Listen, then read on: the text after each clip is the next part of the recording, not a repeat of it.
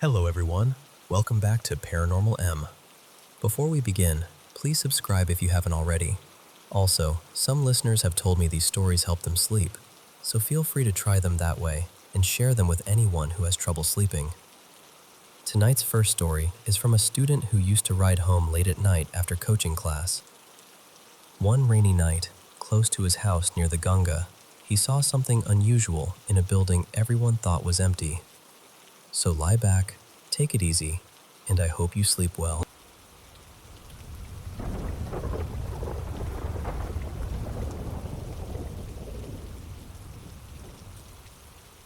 I've always been the kind of person who trusts logic first.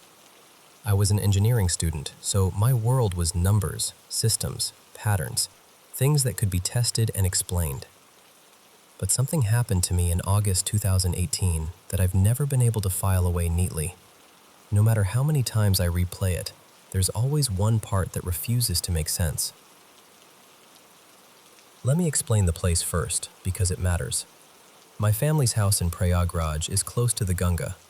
During the monsoon, the river rises so much that the water starts creeping into the lanes nearby. Our road was almost empty back then. Just a few houses, maybe 3 at most. And after that, there was this thick stretch of trees and wild growth. It felt strange, honestly, having something that dense and dark right there inside the city. At night, that road changed completely. There were no streetlights, no people walking around, no shops open. Just the sound of the wind moving through the trees and the river somewhere beyond them, always murmuring in the distance. I was 17 at the time. I used to go for JEE coaching in civil lines, and most evenings I came home late on my bicycle. It was about a 20-minute ride, and I knew that route well. I knew the turns, the broken patches of road, even the houses where dogs would bark as I passed. So I thought I knew that road. That night, it was raining lightly. Not a storm, just a soft monsoon drizzle, the kind that makes everything feel quiet and washed clean. I remember actually feeling calm. For once, my head wasn't full of formulas or pressure or deadlines. It was just me, the rain, the sound of my bicycle tires on the wet road. I was maybe 200 meters from home when I saw the light. There was a small old building near the bend before my lane. I had passed it hundreds of times. It was a single-room structure with a rusted iron door, no front windows, and it had always looked abandoned. Nobody used it. Nobody talked about it. It was one of those places people notice once and then carefully avoid noticing again. But that night, there was light coming from under the door. Just a thin yellow line through the gap at the bottom. I stopped. I don't even remember deciding to stop. My body just did it. I stood there with one foot on the ground, holding my bicycle, staring at that strip of light. My mind immediately started trying to explain it. Maybe someone had moved in. Maybe a worker was inside. Maybe some local person was using the place for storage. Something ordinary. Something harmless. Then the light moved. Not much. Just a slight shift, like something inside had passed in front of it. And then it went out. Not slowly, not like a bulb failing. It was there, and then it was gone. The whole road dropped back into darkness. I can't properly describe what I felt in that moment, but I'll try. It wasn't just fear. It was like the air around me had changed shape. A few seconds earlier, the silence had felt peaceful. Now it felt full, occupied. Every hair on my body stood up. My hands tightened on the handlebars. I became aware of everything at once. The trees on one side, the swollen river somewhere behind them, the empty road, the rain on my face, and that locked door in front of me. And I suddenly had this terrible feeling that whatever was inside knew I was there. I wanted to look back as I started moving. I really did. The urge was almost physical. But something deeper in me said, Don't turn around. don't acknowledge it. So I didn't. I looked straight ahead and started pedaling. I wasn't screaming or racing wildly. That's what still feels strange to me. I was quiet, focused, almost mechanical. I just kept pedaling, steady and fast, until I turned into my lane, reached my gate, and got inside the house. I didn't sleep that night. It wasn't because I was scared of the dark. I kept the lights on. I couldn't sleep because every time I closed my eyes, I saw that yellow strip under the door. I saw it shift. I saw it vanish. And then I remembered something I hadn't fully understood while I was standing there. Just before the light went out, there had been a shadow in it. Not outside the door. Inside. Something had been standing close enough to block part of that narrow strip of light. Something low enough, or near enough, to be right by the gap. The next morning, I asked an older neighbor about the building. He had lived on that lane for years. When I mentioned it, he didn't answer right away. He looked toward the structure, then back at me, and asked, "You came home late last night?" The way he said it made my stomach tighten. Then he told me that many years earlier, something bad had happened in that room. He didn't give details. He just used that vague phrase people use when they don't want to disturb old things. Kuch bura hua tha. Something bad happened. He said the place had been locked ever since. Then he added that there was no electricity connection there. There hadn't been one for years. Before going back inside, he looked at me and said, "You did well to come home quickly." And then he shut his door. I've gone down that road many times since then. The little building is still there. The iron door is still rusted. I've never seen that light again, but I've also never passed it alone after dark. I don't know what I saw that night. I don't know where the light came from. I don't know what was standing near the bottom of that door, watching through the gap. Maybe if I had looked back, I would have seen nothing. Or maybe I would have seen something I was never meant to carry home with me. All I know is this: some places hold on to what happened inside them. They don't forget just because people stop talking about them. And sometimes, on a rainy night, they remind you they're still there. Years later, I visited home again and drove past that same lane. The door was open. Only a little, just a few inches. I didn't stop the car.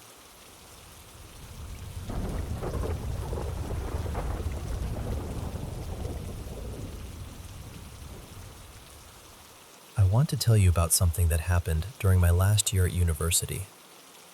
I'd moved into a new student house in a city in West Yorkshire around February.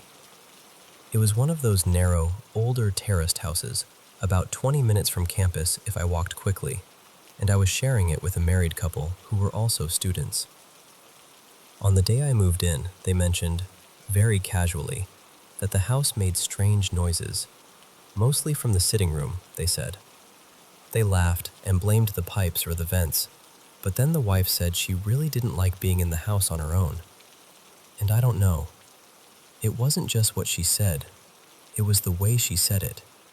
Like she wanted the boring explanation to be true, but some part of her didn't believe it. For a while, nothing dramatic happened. No doors flying open, no objects moving, nothing like that. But from the first night, I had this feeling that I wasn't alone.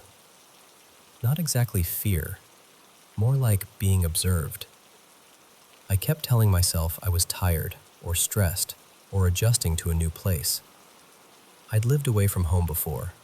I'd even lived abroad. I wasn't someone who scared easily. But in that house, I could not sleep properly. Every night felt heavy, like the air was waiting for something. Then I started hearing the voices. I'd wake up very early, usually sometime between 4 and 5 in the morning, and I'd hear what sounded like two people talking. One voice was deeper, probably a man's voice, and it was clearer than the other one.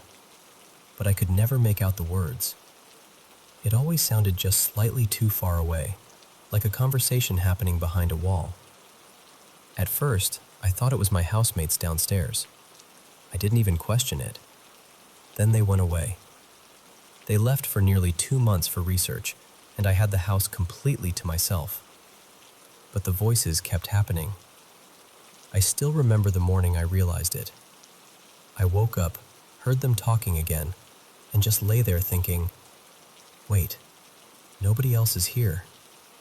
And the second that thought settled in my mind, the voices stopped. Immediately. Not gradually. Not like someone walking away. They just stopped. After that, it didn't happen every morning anymore. Maybe once or twice a week. It felt almost as if whatever it was had realized I was listening back. A few weeks later, something happened that I still struggle to talk about without feeling that old coldness in my chest. It was a Saturday. I'd spent most of the day tidying and doing laundry, and around early evening, I went up to my room. I had a migraine, so after a call with my boyfriend, I switched the lights off and lay down, waiting for the painkillers to work. Then I heard footsteps. Slow, clear footsteps coming up the stairs. My room was on the top floor. There was only my bedroom and a tiny landing up there, and I knew, absolutely knew, that no one else was in the house. I got up and went to my door. It was locked. I stood there in the dark, staring at the handle, listening. The footsteps reached the landing outside my room, and then they started pacing, back and forth, back and forth. I could hear something else too, almost like cloth dragging lightly against the wall as it moved. It wasn't rushed. It wasn't chaotic. It was deliberate. Someone or something was walking outside my door. It went on for a couple of minutes, then stopped, and somehow, the silence after it stopped was even worse. I called my boyfriend right away and whispered that I thought someone had broken in. We tried to reason through it. Maybe it was the neighbors. Maybe sound carried strangely through the terrace. Maybe someone had a key. None of it felt right. Then, while I was still on the phone, the footsteps started again. This time they were louder, loud enough that my boyfriend heard them through the call. That was when I called the police. They arrived pretty quickly and asked me to come downstairs to let them in. I didn't want to leave my room. Every part of me believed someone was waiting outside, but staying there felt just as unbearable. So I opened the door. I had my laptop with me, my boyfriend still on the call, and I started down the stairs. The house was completely quiet. Then, halfway down, just as I lifted my foot for the next step, I felt something grab my leg. Not a trip, not my foot catching. A pull. It was sharp and sudden, right at the moment I couldn't steady myself. I fell hard down several steps and landed on my back. The pain was awful, but honestly, the shock was worse. My boyfriend heard the whole thing happen. I told him I'd tripped. I don't know why. I think saying the real thing out loud would have made it too real. I managed to get up and let the police in. They searched everywhere. Every room, every cupboard, the cellar, all of it. Nobody was there.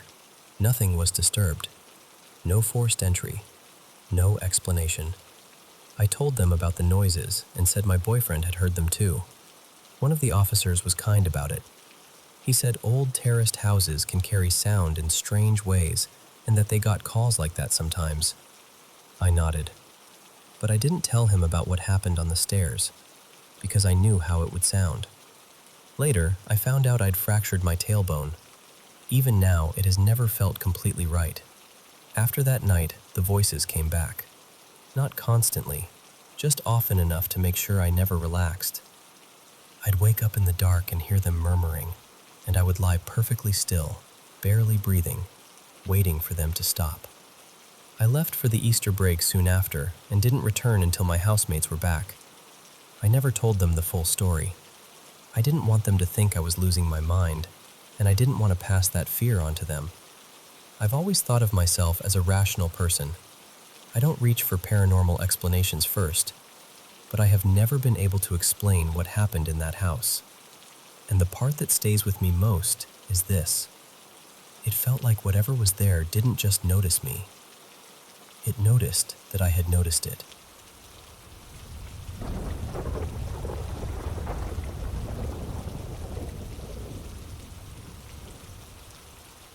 I'm 21, and lately my mind has just been really heavy. I've been stressed, overthinking everything, and my life honestly hasn't felt very steady for a while. That night I was trying to sleep, but I just couldn't. I had recently stopped taking my medication, so I already knew sleep was probably going to be difficult. My whole body felt stiff, almost like I couldn't relax no matter what I did. I kept tossing around, trying to calm myself down, and I think I finally fell asleep at around 4 in the morning. Then I woke up at about 5:15. Before that happened, I remember having this strange dream. In the dream, I was on the rooftop or upper side of a building with someone I didn't recognize. We were kind of messing around near the edge, almost hanging from ledges, and at first it felt playful. But then I suddenly became really aware of how high up we were, and I got scared. I remember thinking, how am I supposed to get down from here? Inside the building, I could see a couple of people jumping from the floor I was on. I don't know if it was supposed to be suicide or something else, but it felt really disturbing. Then the dream skipped forward, the way dreams do. Suddenly I was on the ground floor, and my mom was there. She was talking to me in this serious way, warning me to be careful, saying something about possession or spirits, like I either was possessed or could become possessed. That was basically the dream.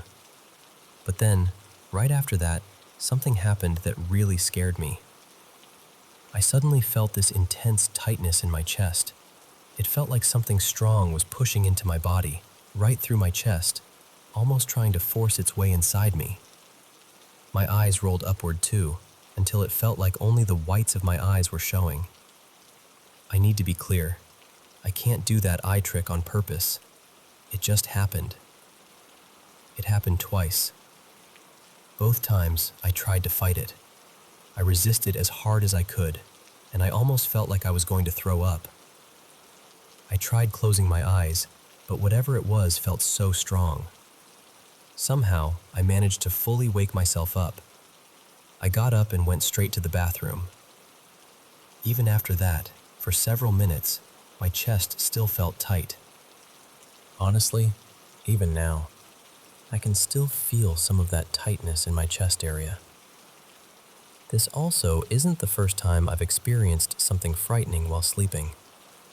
A while back, I had sleep paralysis. My body was completely frozen. I couldn't move, scream, or even speak. And from the corner of my eye, I saw this dark figure coming toward me. That experience stayed with me. I've also heard people say that spirits are more likely to attach themselves to someone who is mentally weak or emotionally vulnerable, and that thought has been scaring me even more. Lately, I've been having suicidal thoughts, mostly passive ones, but they're still there. So when this happened, it shook me badly. I don't know what happened to me. I don't know if it was a dream, sleep paralysis, something spiritual, or my mind and body reacting to stress. But I'm really scared. Has anyone experienced something similar? Does anyone know what this could have been? I'm trying not to panic, but I'm genuinely freaking out.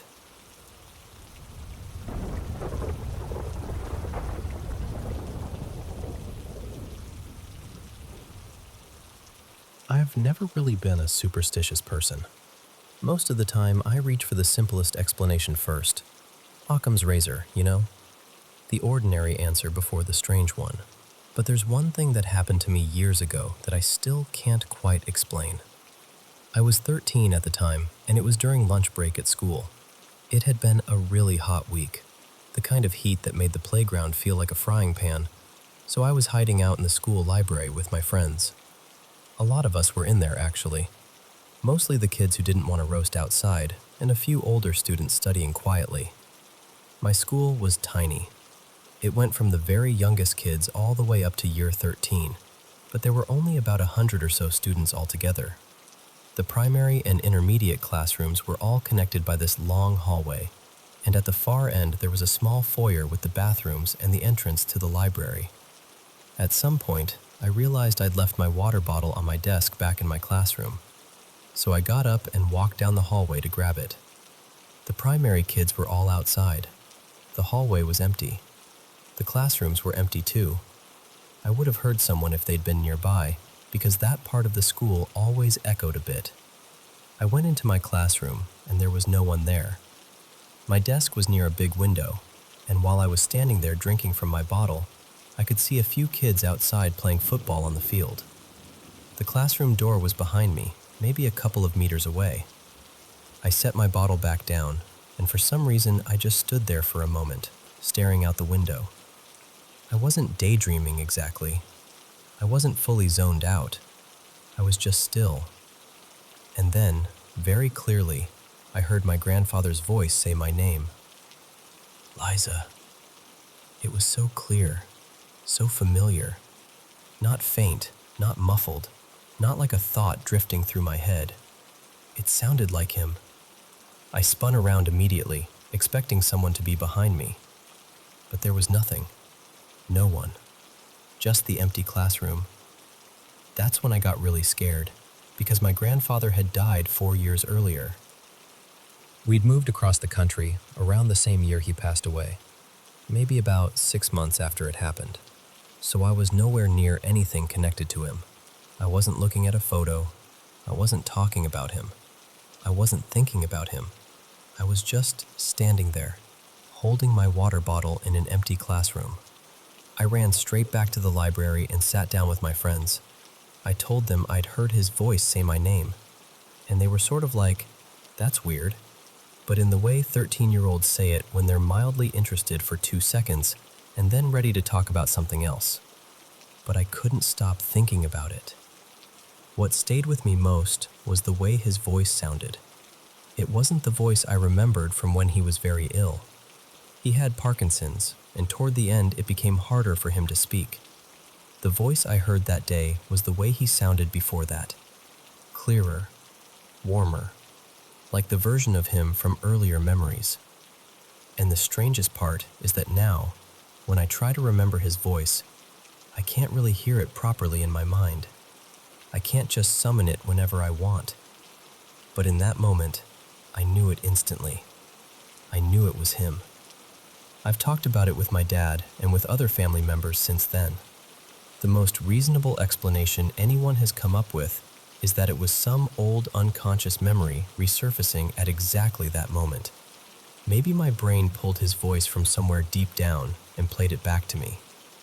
And honestly, that probably makes the most sense. But I'm still not completely satisfied with it. A cousin of mine once described having a strange experience of her own, where she saw someone who wasn't really there. She said her mind felt like a mirror ball in that moment, all clear and bright and quiet. I think I understand what she meant. For me, it was like every other thought in my head went silent, and then my name was suddenly louder than everything else. Not loud like shouting, more like the volume of someone standing right there. I don't know if it was paranormal. I don't know if it was grief, memory, or my mind playing tricks on me. But I know what I heard. And even now, years later, it still unsettles me.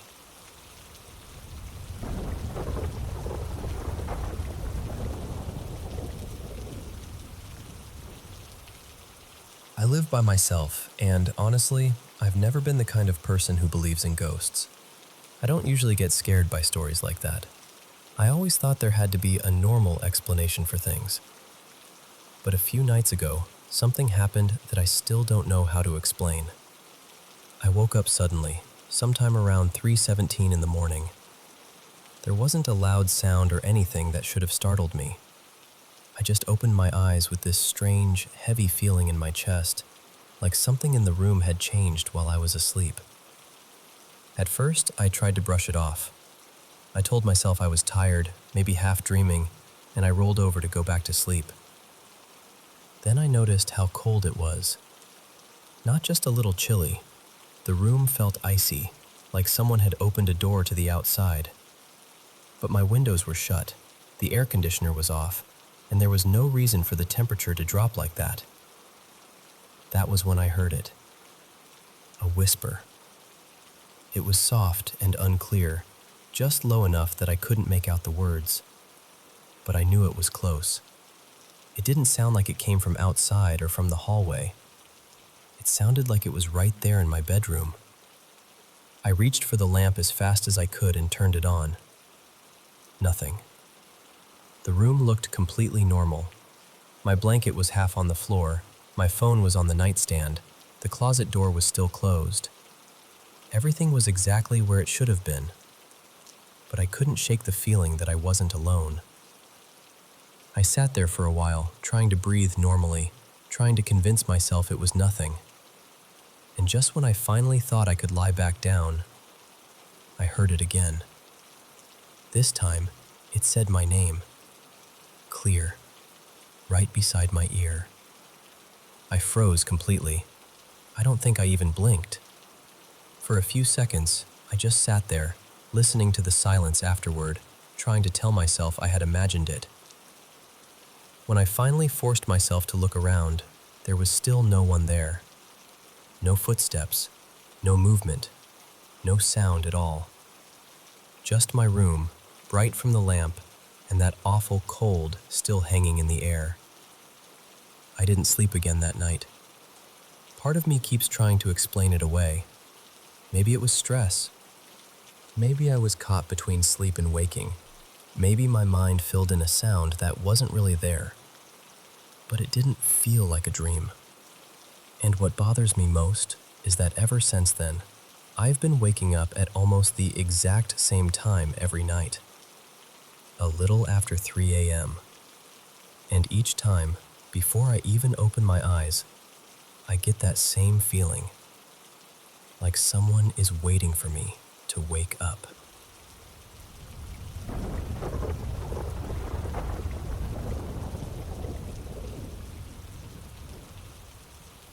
I was driving through Queensland one summer night, heading from my hometown toward my mom's place. It was around 11 p.m., and honestly, traveling at night made more sense. The air was cooler, the roads were quieter, and I didn't have to deal with the daytime heat sitting on the bitumen like a furnace lid. The trip usually took about 5 hours, going the back way between Maryborough and Toowoomba, through Biggenden and the ranges. I had a friend with me, Laura, who was catching a lift so she could visit her sister for a few days. Now, Laura is one of those very practical people, straightforward, no nonsense. She does not believe in anything strange unless it is standing right in front of her, waving paperwork and holding identification. We were about halfway through the drive when the roads started getting darker and tighter. Narrow mountain roads, blind corners, no streetlights, no houses, just bushland pressing in from both sides. That time of night can be risky because of the wildlife, especially roos, but I was in a big 4x4 ute with a solid bull bar on the front, so I felt reasonably safe. I had plenty of lights on that ute too, light bars, spotlights, the whole lot. But I wasn't using the full setup because of the blind corners. I didn't want to come around a bend and blind someone coming the other way. We were doing about 80 kilometers an hour, just coming into another stretch of ranges, when I rounded a corner and saw something standing right in the middle of the road. And I mean, standing. For a split second, my brain couldn't make sense of it.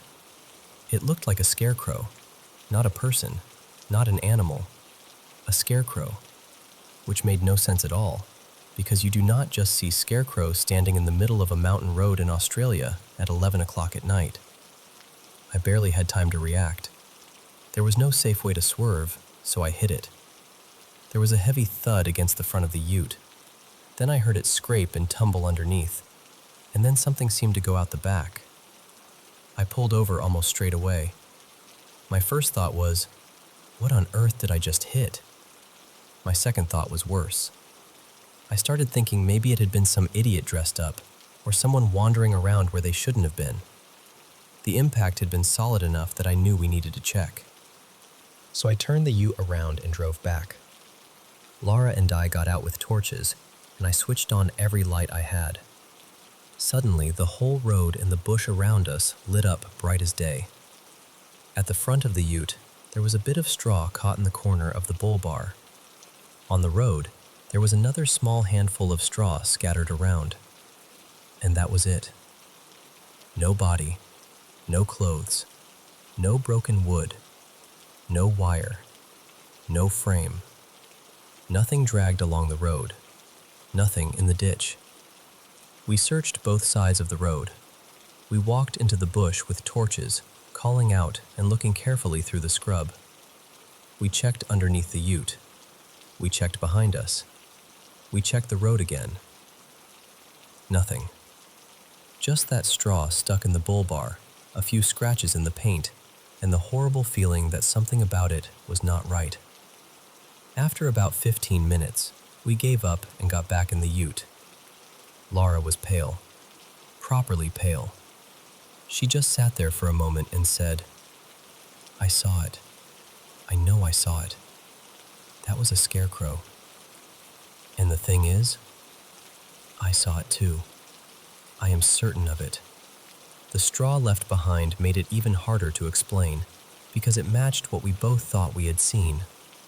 But there was no sign of where it had come from, no sign of what it had been attached to, and no sign of anything nearby that could explain it. To this day, we still do not know what we hit on that road. And every time I think back to that dark corner in the ranges, with the bush all around and that thing standing in the headlights, I still get a cold shiver through me.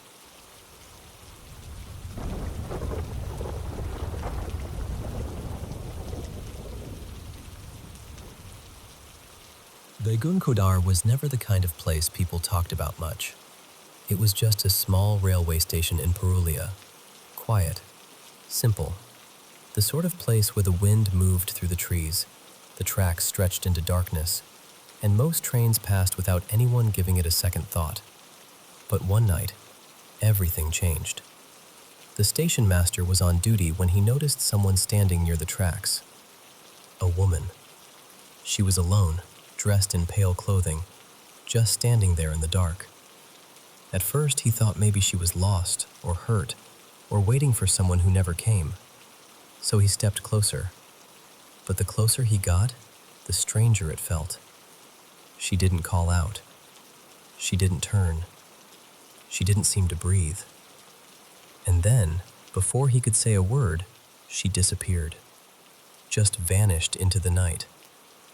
The next morning, he told people what he had seen. He tried to explain it plainly, honestly, but nobody took him seriously. Some laughed. Some said he was tired. Some said the mind can play tricks after midnight. Then, only a few nights later, he was found dead.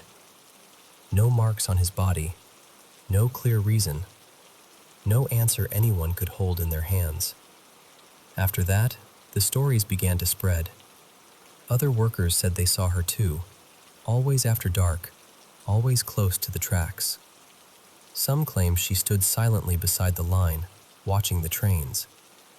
Others whispered that she would run beside the coaches, keeping pace with them, smiling through the windows as if she knew exactly who was looking back. And slowly, fear settled over the station. Railway staff stopped wanting to work there. Passengers avoided it. The name Begunkodar became something people lowered their voices to say. Eventually, the station was abandoned. Not for a few weeks. Not for a few months. For 42 years. Trains still passed through, of course. The tracks were still there. The station boards still stood. But the trains didn't stop, and no one stayed there long enough to find out what waited in the dark. Even now, some locals say that if a train slows near Begunkodar after midnight, you should be careful where you look, because she may still be there, standing in the same place.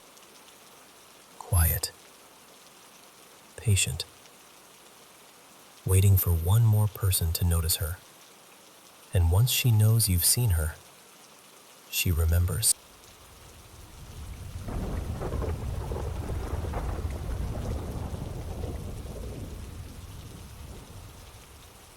Hey, I want to share something that happened to me a little over a year ago. I was 21 at the time, and honestly, I was not doing well mentally. I had just gotten into a relationship with my girlfriend, Lena, and instead of feeling happy and secure, I was terrified all the time. I kept thinking I was going to lose her. That fear slowly turned into this heavy anxiety that stayed with me for months. Most days, I felt sad, tense, and sometimes angry for reasons I could not even explain. It felt like my own thoughts were crowding me out. Around that same period, I had started learning more about Islam. I was reading the Quran, trying to understand the faith better, and I think part of me was looking for peace anywhere I could find it. One night, I was home by myself, and I was feeling especially low. I decided to pray. I asked Allah for a sign. Specifically, I asked whether I should keep going with that relationship or let it go. I know that might sound desperate, but that is exactly where I was emotionally. I felt lost, and I needed some kind of direction. After that, I went to bed like I normally would. At some point during the night, I began dreaming about this incredibly bright light. I cannot really explain where it was coming from. It was just there, strong, and almost surrounding everything. But what stood out more than the light itself was the feeling that came with it. I felt peaceful. I felt safe. And I had not felt that way in a very long time. Then I slowly started waking up, but the light did not go away. I was awake in my bedroom. I knew I was awake. But that same bright light was still there in the room with me. It was the middle of the night, the curtains were closed, and there was no light coming in from outside. There was no reason for the room to be lit up like that. But it was. And that same calm, safe feeling was still with me. Then, all of a sudden, I felt this strong urge to look toward my bedroom door. It was not really a thought. It felt more like an instinct. A few seconds after I opened my eyes, my bedroom door, which had been completely shut, suddenly slammed open. Not gently. It flew open with force, almost like someone had kicked it. Right then, I saw something dark leaving my room. The best way I can describe it is that it looked like a black shadow, or maybe a cloud-like shape, moving out through the doorway. As it left, the bright light seemed to fill the room even more. And then, once that dark shape was gone, the light faded too. The strangest part is that while it was happening, I was not scared. Not at all. I felt completely calm, protected, and peaceful. The fear only came afterward, once everything was normal again, and my mind started trying to understand what had just happened. I grabbed my phone to check the time. It was exactly 3 a.m. That experience never really left me. About half a year later, I was talking to my mom on the phone, and she mentioned something that made me pause. She said one of the neighbors had told her that the family who lived in our house before us had a daughter who died by suicide there. I do not know if that has anything to do with what I experienced. Maybe it does, maybe it does not, but I still think about that night. I still remember the light, the door, the shadow, and that feeling of being completely safe. And honestly, I still do not know what to make of it.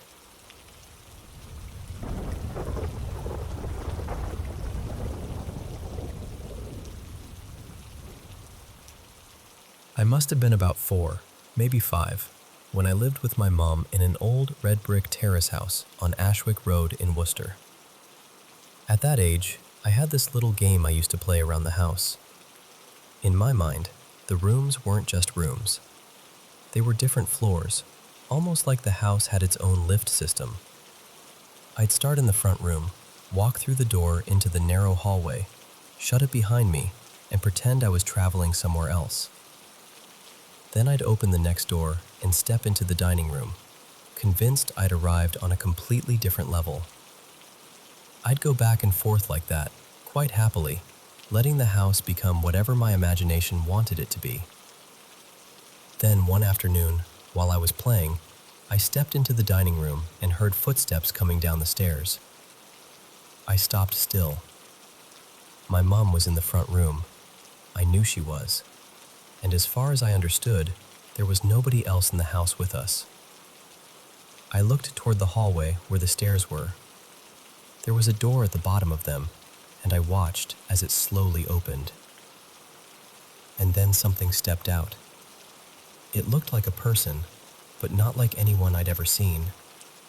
It was tall, solid, and wrapped completely in bandages, from its head all the way down. It wasn't misty. It wasn't see-through. It was just there. I didn't have words for ghosts at that age. I didn't really understand burglars either. But I did know about mummies from picture books and cartoons, and that was the only thing my little mind could make sense of. I thought there was a mummy standing in our house. The strangest part is that when it noticed me, it seemed just as startled as I was. For one tiny moment, we both froze and stared at each other.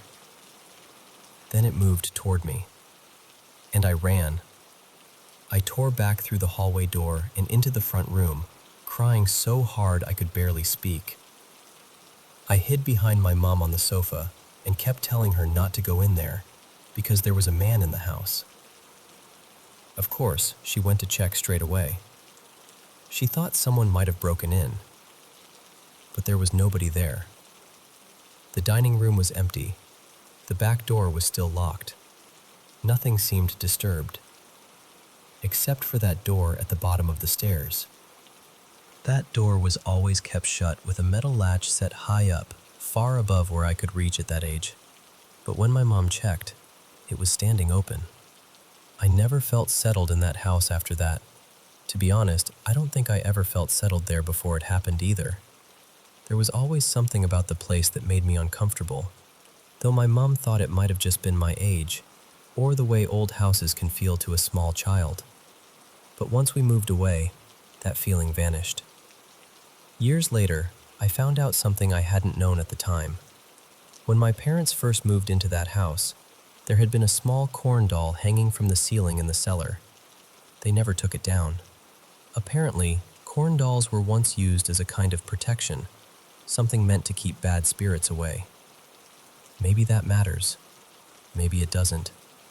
I'm not someone who naturally believes in the supernatural.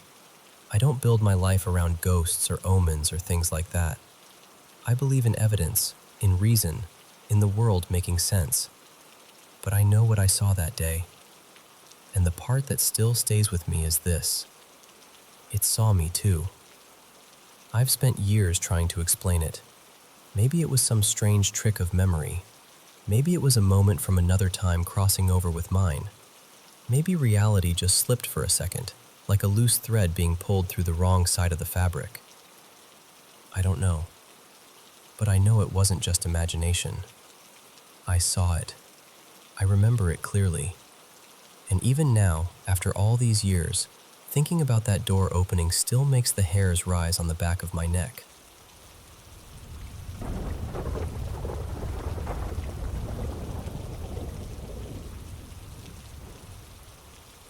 We moved into that old house in December of 2010, and I can't tell you my exact age when all of this happened, but I was definitely still in elementary school. And I know how this sounds, but that house was either fully haunted or there was something in there that really, really did not want us living there. I don't have one big dramatic story with a clean beginning, middle, and end. It was more like a bunch of smaller things that happened over the years. Little moments that stuck with us. The kind of things you try to explain away at first, until there are too many of them. The house itself was pretty small. Upstairs, there were 2 bedrooms and 1 bathroom. When you walked up the stairs, the bathroom was straight ahead.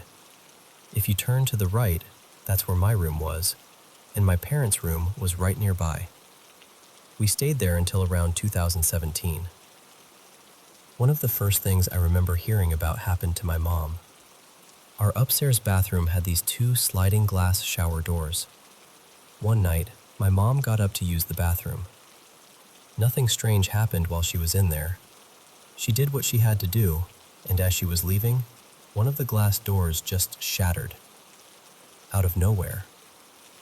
Not both of them, just one. It wasn't like someone slammed it or hit it. It just burst apart.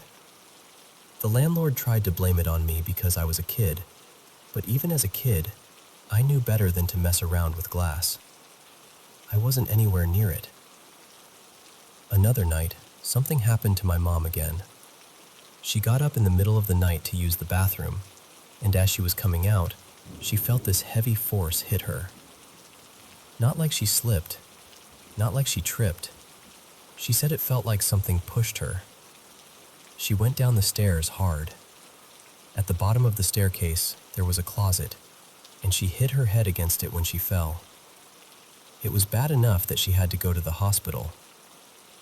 That was one of those moments where the house stopped feeling weird and started feeling dangerous. Downstairs in the living room, we had this heavy stone coffee table. It had a really specific sound when anything moved across it, because of the texture of the stone. You just knew that sound. One night, while everyone was supposed to be sleeping, we heard something sliding across the table. That scraping sound. The only thing on the table was the TV remote. Nobody was downstairs. Nobody was touching it. But you could hear it moving, clear as anything.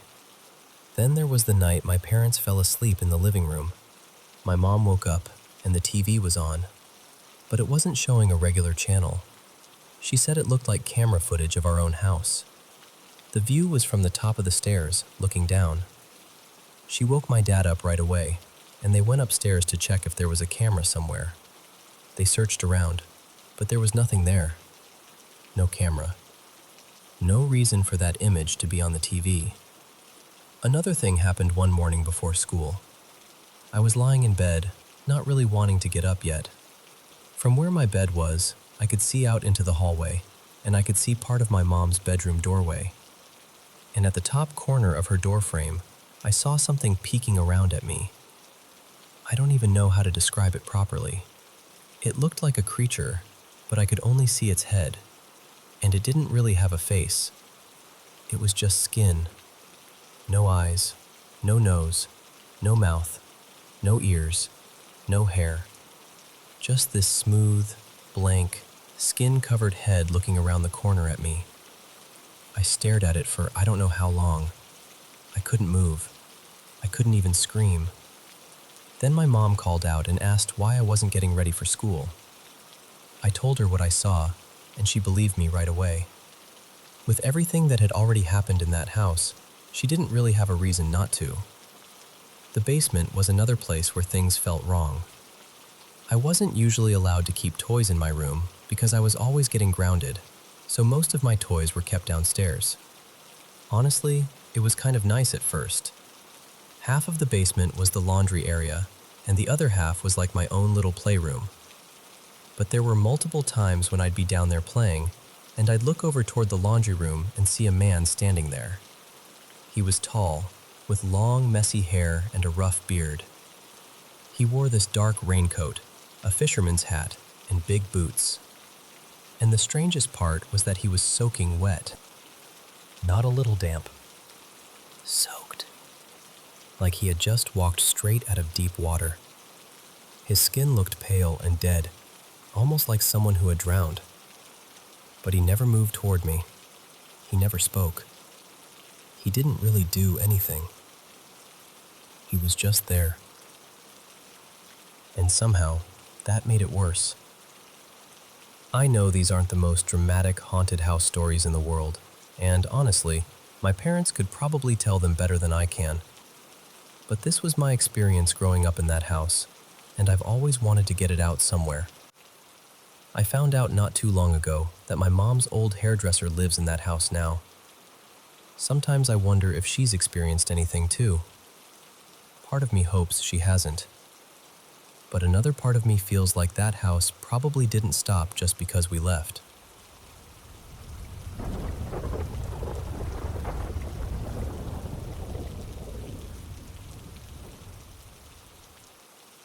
Let me take you back about 10 years, to when I had just started university. Back then, all first-year students had to live in the dorms, and the buildings were separated by gender. I was assigned to dormitory 8 on the 6th floor. It was one of those long, plain buildings with a main staircase in the center, rooms stretching out on both sides, and way too many students packed into each floor. Each room had around 4 or 5 people, so there were easily close to 100 students on one floor. And somehow, for all of us, there were only 2 washing machines. 2. So doing laundry wasn't just a chore. It was a strategy game. You had to plan it carefully, almost like sneaking into battle. If you went at the wrong time, both machines would be full, and you'd have to wait forever. So one night, I decided I'd do mine really late, sometime after midnight, when I thought everyone else would finally be asleep. The laundry area was at the far end of the hallway, near a narrow side staircase that connected all the floors. I remember carrying my basket down the corridor, passing room after room. Even though it was late, the dorm was still alive. Lights were on. People were laughing. Someone was talking loudly behind a door. It felt normal. When I got to the machines on my floor, both were already being used. So I went down the side staircase to the 5th floor. Same thing. Full. Then I went down again to the 4th floor. Still occupied. By then, I was a little annoyed, but not scared. I just wanted to wash my clothes and go back to my room. Then I reached the 3rd floor. And the moment I stepped out near the laundry area, something felt wrong. The whole hallway was dark. Not completely black, but dim, like the kind of light you see under an old street lamp. Quiet, too. Too quiet. No voices, no doors opening, no footsteps, nothing. It felt like that entire floor had been emptied out. I stood there for a second, holding my laundry basket, and looked down the hallway. That's when I saw her. A young woman with long hair, wearing a pale dress, standing completely still in front of one of the rooms.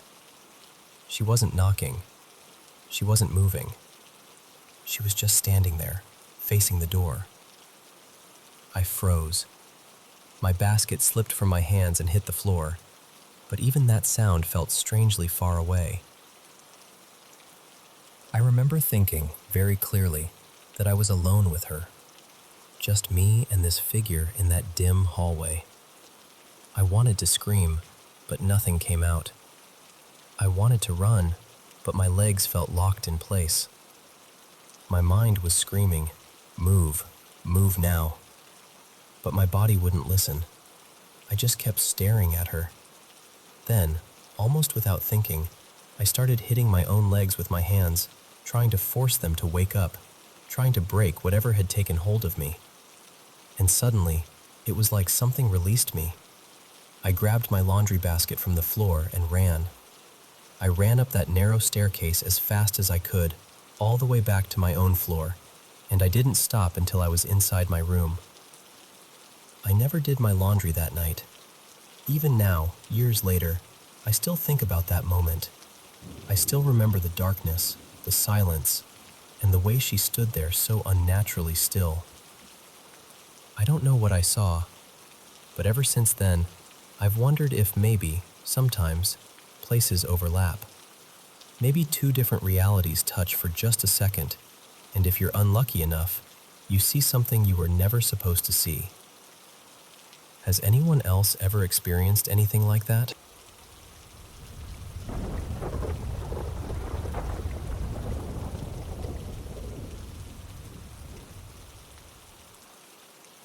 About a year ago, around January or February of 2025, something happened to me here in Mualboal, Cebu, and honestly, I still think about it a lot. It started with my body trembling. At first, I thought maybe it was just something physical, maybe stress or exhaustion. But then the shaking became stronger. My muscles were moving intensely. and the sensation seemed to gather around my solar plexus before spreading through my whole body. It felt like my body was vibrating from the inside. For several days, it kept getting worse. The pain was intense, and little by little, it stopped feeling like an ordinary physical problem. It felt deeper than that, almost like something inside me was being shaken too. I don't really know how else to describe it, except that it felt like waves moving through the air and into my body. At some point, I started feeling like those waves were coming from our neighbor's house. That neighbor is a police officer, and for some reason, I felt very certain that the sensation was connected to that direction. Then one day, I heard a voice in my head. It sounded like my neighbor. The voice was telling me to go hide in their house. I tried to stay logical. I kept asking myself, why would I need to go there? What would that even solve? But the pain and the vibrations kept getting stronger, and the voice felt like it was speaking through my thoughts. Still, I couldn't just walk into someone's house. I was afraid they would think I had lost my mind. So instead, I went to nearby relatives. I talked with them, hoping the conversation would distract me from what I was feeling. But I didn't tell them what was really happening. I was too scared of being judged. The strange thing was, the more I interacted with people, the stronger the vibrations seemed to become. So I started wondering if maybe they were somehow connected to it. I visited a few friends too. Sometimes the pain would lessen for a little while, but then they would leave me alone, saying they had somewhere to go. That happened with several friends, maybe 4 or 5 times, and each time I ended up going back home. Around then, I started noticing other things. Some neighbors were cooking garlic, and the smell was very strong. Others were revving motorcycles, and it felt like I was being made to inhale gasoline fumes. Every time these things happened, the vibrations seemed to get worse. Eventually, I couldn't handle it anymore. I felt like I was either going crazy or dying from the pain. When I went back home, the feeling became even stronger because I was closer to the place where I believed the waves were coming from. Then the voices started again. They told me to go to the neighbor's house. They said they would kill me. They said the world I was living in was only an illusion and that they were the ones controlling it. I still couldn't just go there without a reason. I was afraid of looking unstable. But then it felt like something was controlling my body, almost like some kind of high-tech force was guiding me. One night, my body started walking toward their house. I was still aware. I still felt conscious. Part of me felt like I could stop, but another part of me allowed it to happen because I was curious. It was my first time experiencing anything like that, and I wanted to know if what I was hearing was real. I remember thinking, there must be so much about this world that I don't understand. I was supposed to go straight inside their house, but when I reached the gate, their dog started barking loudly. I got scared it might bite me. Then someone opened the door. It was the police officer. He told me to go back home. He said his child would come wake me up, or at least explain the truth to me. So I went home. But no one came. Later, I thought about going back again because I still wanted answers. This time, I went by my own choice. When I reached the gate, the dog barked again, and someone else came out, not the police officer. They asked me why I was there and what I was doing. That was when I felt they really thought I was crazy. I was embarrassed, so I went home without asking anything. But after that, especially at night when everyone was asleep, I kept feeling like something was pulling me toward their house. Sometimes I resisted because I didn't want to be judged. Other times, my curiosity won, and I let myself go there again. Each time, the same kind of thing happened. Someone would see me, I would feel embarrassed, and I could tell they thought something was wrong with me. Eventually, they contacted my parents and suggested I be taken to a mental hospital. And I was. But when I got there, I answered clearly. I spoke normally. I looked calm and aware. The doctors and nurses even seemed confused about who the patient was. I didn't tell them everything I had experienced because I was afraid they would label me as crazy, so I kept it inside. I was supposed to stay for at least 2 weeks, but I was discharged after 3 days because I passed their tests. After that, I still didn't confront anyone. I still kept everything to myself. But the questions never really left me. I wish there were CCTV footage from the first night when the police officer himself came out and spoke to me. Maybe then I could understand what really happened. Even now, I don't know how to approach them. I'm afraid they'll judge me again or send me back to the hospital. But my mind keeps circling back to it. I just want answers. I want peace. And more than anything, I want to understand what really happened to me.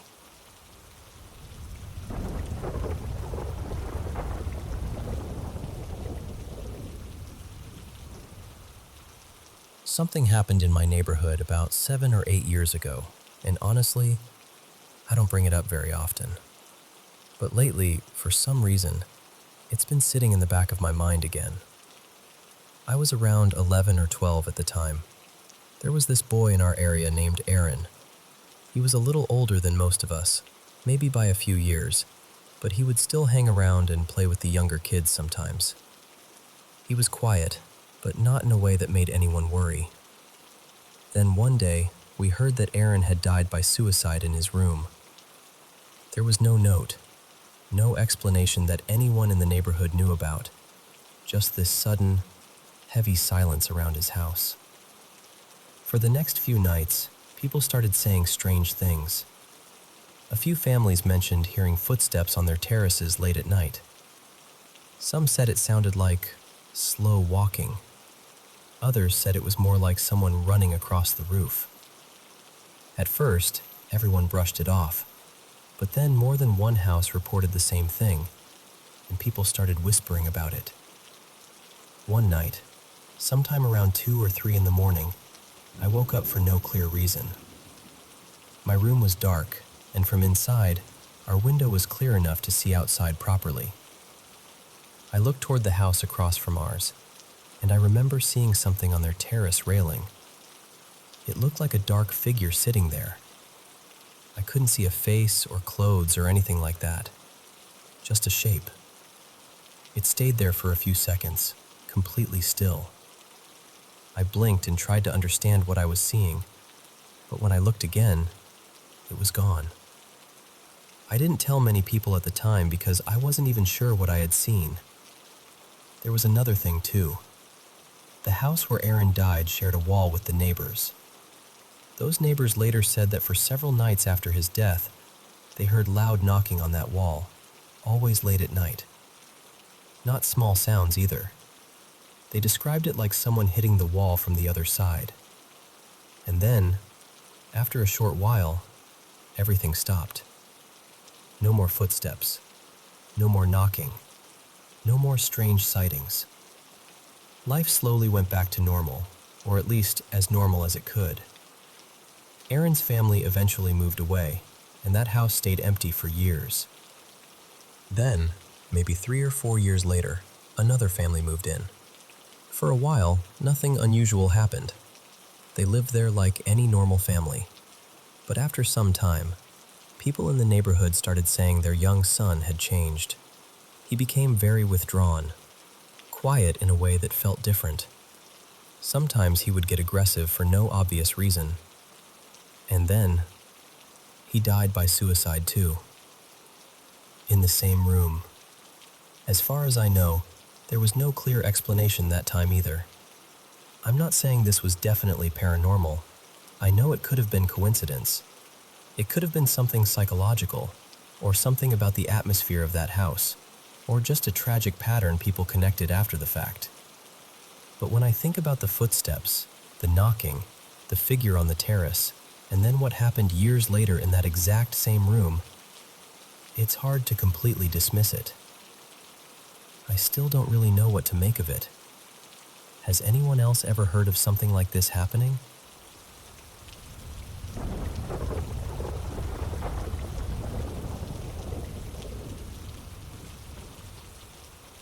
I'll be honest with you right from the start. I made a pretty bad call that night. For my first real ghost hunt, I picked a place that was way too big, way too dark, and way too heavy with history. And somehow, I thought it was a good idea to go alone. I had the place from about 8 at night until 3 in the morning, and since it was only a short drive from where I lived, I told myself it would be exciting. The place used to be a tuberculosis sanatorium, built back in the early 1900s. It had everything: a chapel, a school, a children's ward, a power plant, underground tunnels, even a little store and post office. Later on, it became a mental hospital, and after that, a state prison. By the time it finally shut down, a lot of suffering had passed through those walls. My aunt, Marla, had worked there years ago when it was still a prison. She used to tell me stories about radios turning on by themselves, televisions flickering to life, lights blinking in empty halls, voices coming from rooms nobody was in, children laughing where no children should have been.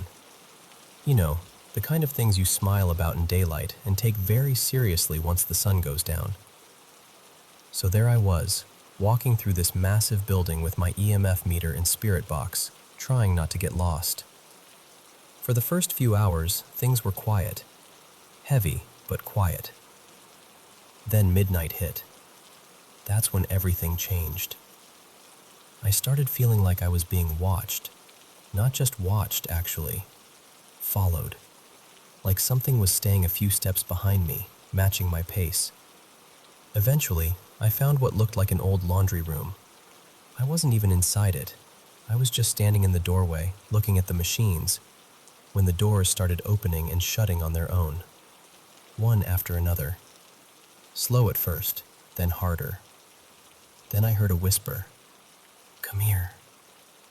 And listen, I've seen enough horror movies to know that when something whispers, "Come here," in an abandoned building, you absolutely do not go there. So I backed away. That's when my flashlight died. It had been fully charged, but suddenly I was standing there in total darkness, digging through my backpack for the spare battery while those laundry doors kept slamming behind me. Then, because apparently the night wanted to be dramatic, a thunderstorm started rolling in. So now I'm alone, in the pitch black, inside this huge abandoned place, with something making noise behind me and thunder crawling closer outside. It felt like the setup to the final scene of a horror movie, except I was very much not interested in being the main character. I finally got the flashlight working again and got out of that section. And the strange thing is, once I was away from it, I felt excited. Shaken, yes, but excited. I'd always wanted to experience something I couldn't explain away. I'd had odd things happen before, but there was always some little doubt. This felt different. Later in the night, maybe a couple of hours before I had to leave, I ended up near the kitchen area. I didn't really know where I was on the property anymore. I just knew I had found the kitchen. There was this hallway with a chain link fence forming part of the wall, and the rest was old brick. I followed it down until I reached a dead end with a door on the left. I opened it, and outside was nothing but thick brush. Beyond that was the back edge of the property, and past that, miles of dark woods. That was the moment I realized I was probably as far from other people as I could possibly get. I turned around and started heading back. Then I heard a loud crunch from the back of the kitchen. I stopped and shined my flashlight around. Nothing. I tried to tell myself it was probably just the sound of my own shoes echoing off the debris-covered floor. So I stood there for a minute, asked a few questions, and waited. Nothing answered. Then I lowered my flashlight, and right in front of me, I heard footsteps. Not little scratching, not a mouse, not a rat. These were heavy, clear steps crunching across the debris, like a grown person was walking straight toward me. But there was nobody there. I turned and ran for the door. Once I got outside, I spun around and pulled out my EMF meter. It started low, just a green light. Then it climbed to yellow, then higher. One light at a time until it hit solid red. No flickering, no bouncing around, just solid red. The power was off across the whole property. Then I looked back at that doorway, and this wave of dread hit me so hard I can still remember it. It wasn't normal fear. It felt deeper than that. Like my whole body knew I needed to leave before my mind could catch up. So I ran. I pushed through that thick brush, barely able to see, barely able to move, and my EMF meter was still going crazy in my hand. It would dip a little, then spike again while I was running. When I finally broke out of the brush, I realized I was stuck at the far end of the property. I was on the longest side of the building, nowhere near the entrance, with fencing and woods around me. I found a road and followed it, hoping it would lead back to the parking lot. It led to a locked gate. Somehow, I ended up between two layers of fencing. At that point, I had two choices: go back the way I came and try to find the road again, or keep following the fence line through the dark, right beside the woods, and hope there was a way out. I kept going. Eventually, I found my way out, but after that, I was done. I left. And I don't mean I was just tired. I was mentally drained in a way I've never felt before. For a few days afterward, I couldn't focus. I couldn't think clearly. I didn't feel like myself. I kept replaying what happened in that kitchen, trying to make it fit into some normal explanation. I still don't have one. And the wild part? I'm going back in a few days. This time, I'm recording everything. Because even telling it now, I know it sounds confusing. But when you're in it, when you're standing there alone and something invisible is walking toward you, there's nothing confusing about the fear. It feels very, very real.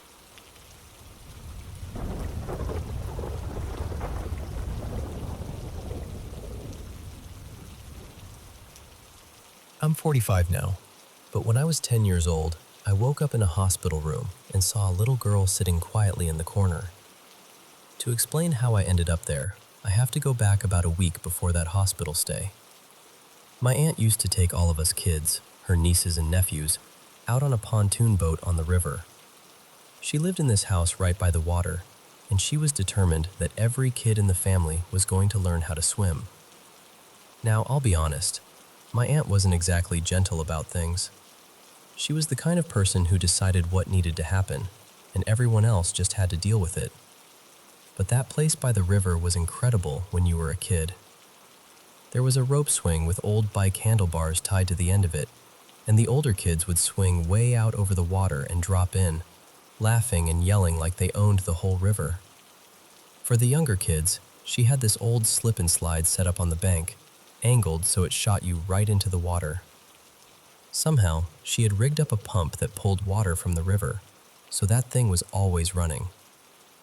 We all wore life jackets if we couldn't swim well, and honestly, it felt like heaven. A couple days later, we were going tubing. I was excited because I had watched the bigger kids do it, and they were having the time of their lives. The boat stopped closer to the bank, but the water was still deep enough that I couldn't touch bottom. My aunt looked at me and asked if I was ready to get on the tube. I told her yes. I was grinning, probably bouncing in place, saying I couldn't wait. And then she pushed me into the river. She said, "In this family, you swim or you sink." I panicked instantly. My life jacket wasn't fully fastened because I had been trying to adjust one of the straps, and when I hit the water, I slipped right out of it. I remember thrashing, trying to grab anything, trying to get air. Then I remember the world getting quiet and dark. When I woke up, I was on the shore with my uncle beside me. I had nearly drowned because of her, but that wasn't even the part that stayed with me the longest. A few nights after that, I was sleeping on the top bunk of an old set of bunk beds. There wasn't any railing on it. I had a nightmare that I was drowning again, that something was pulling me under the water. In the middle of that nightmare, I fell out of the bed head first. I hit the floor hard, right into a pile of old metal toy trucks. If I hadn't had such a hard head, I honestly don't think I'd be here telling this story.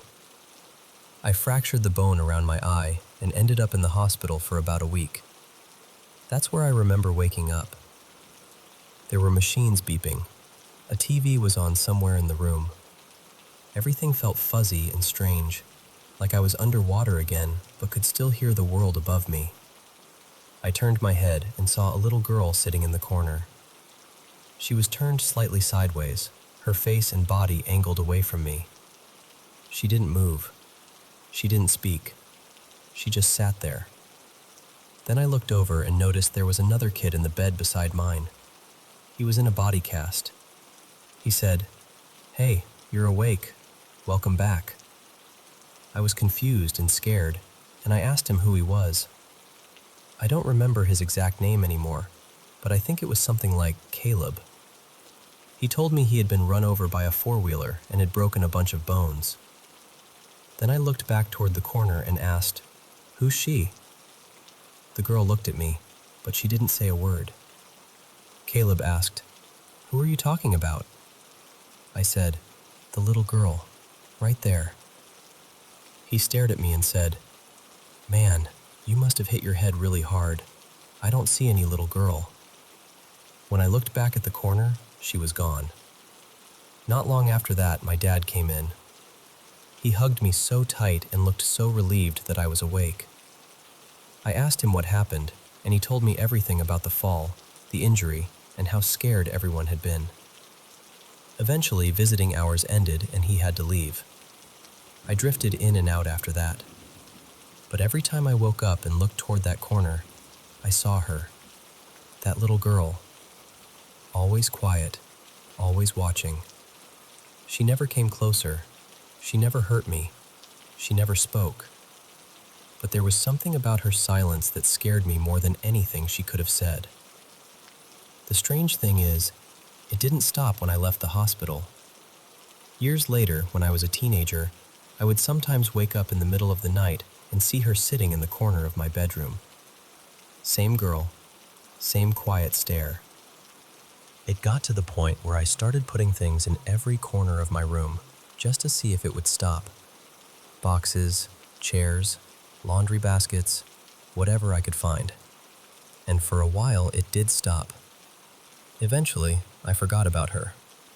Then I had my first child, a little girl, and I was so proud of her. Watching her grow up was one of the best parts of my life. She was bright, sweet, and talked really well for her age. One night, when she was around 5, I heard her through the baby monitor. She was talking to someone. At first, I thought maybe she was just playing. Then I heard her giggle and say, "My daddy." Something inside me went cold. I ran straight to her room. She looked up at me with this big smile, completely calm, like nothing was wrong. I asked her who she was talking to. She just giggled a little and pointed to the corner of her room. Then she said, "Her, over there." I can't explain what that did to me. It was like every memory I had tried to bury came rushing back at once. The hospital room, the beeping machines, the body cast, the corner, the little girl. My daughter is 18 now, and thankfully she doesn't remember any of that. I've never been able to forget it though. I still wonder who that little girl was. Was she a spirit waiting for me when I almost crossed over? Was she some kind of guardian watching over me? Or was she something else entirely? I don't know. All I know is that she never hurt me. She only sat there and watched.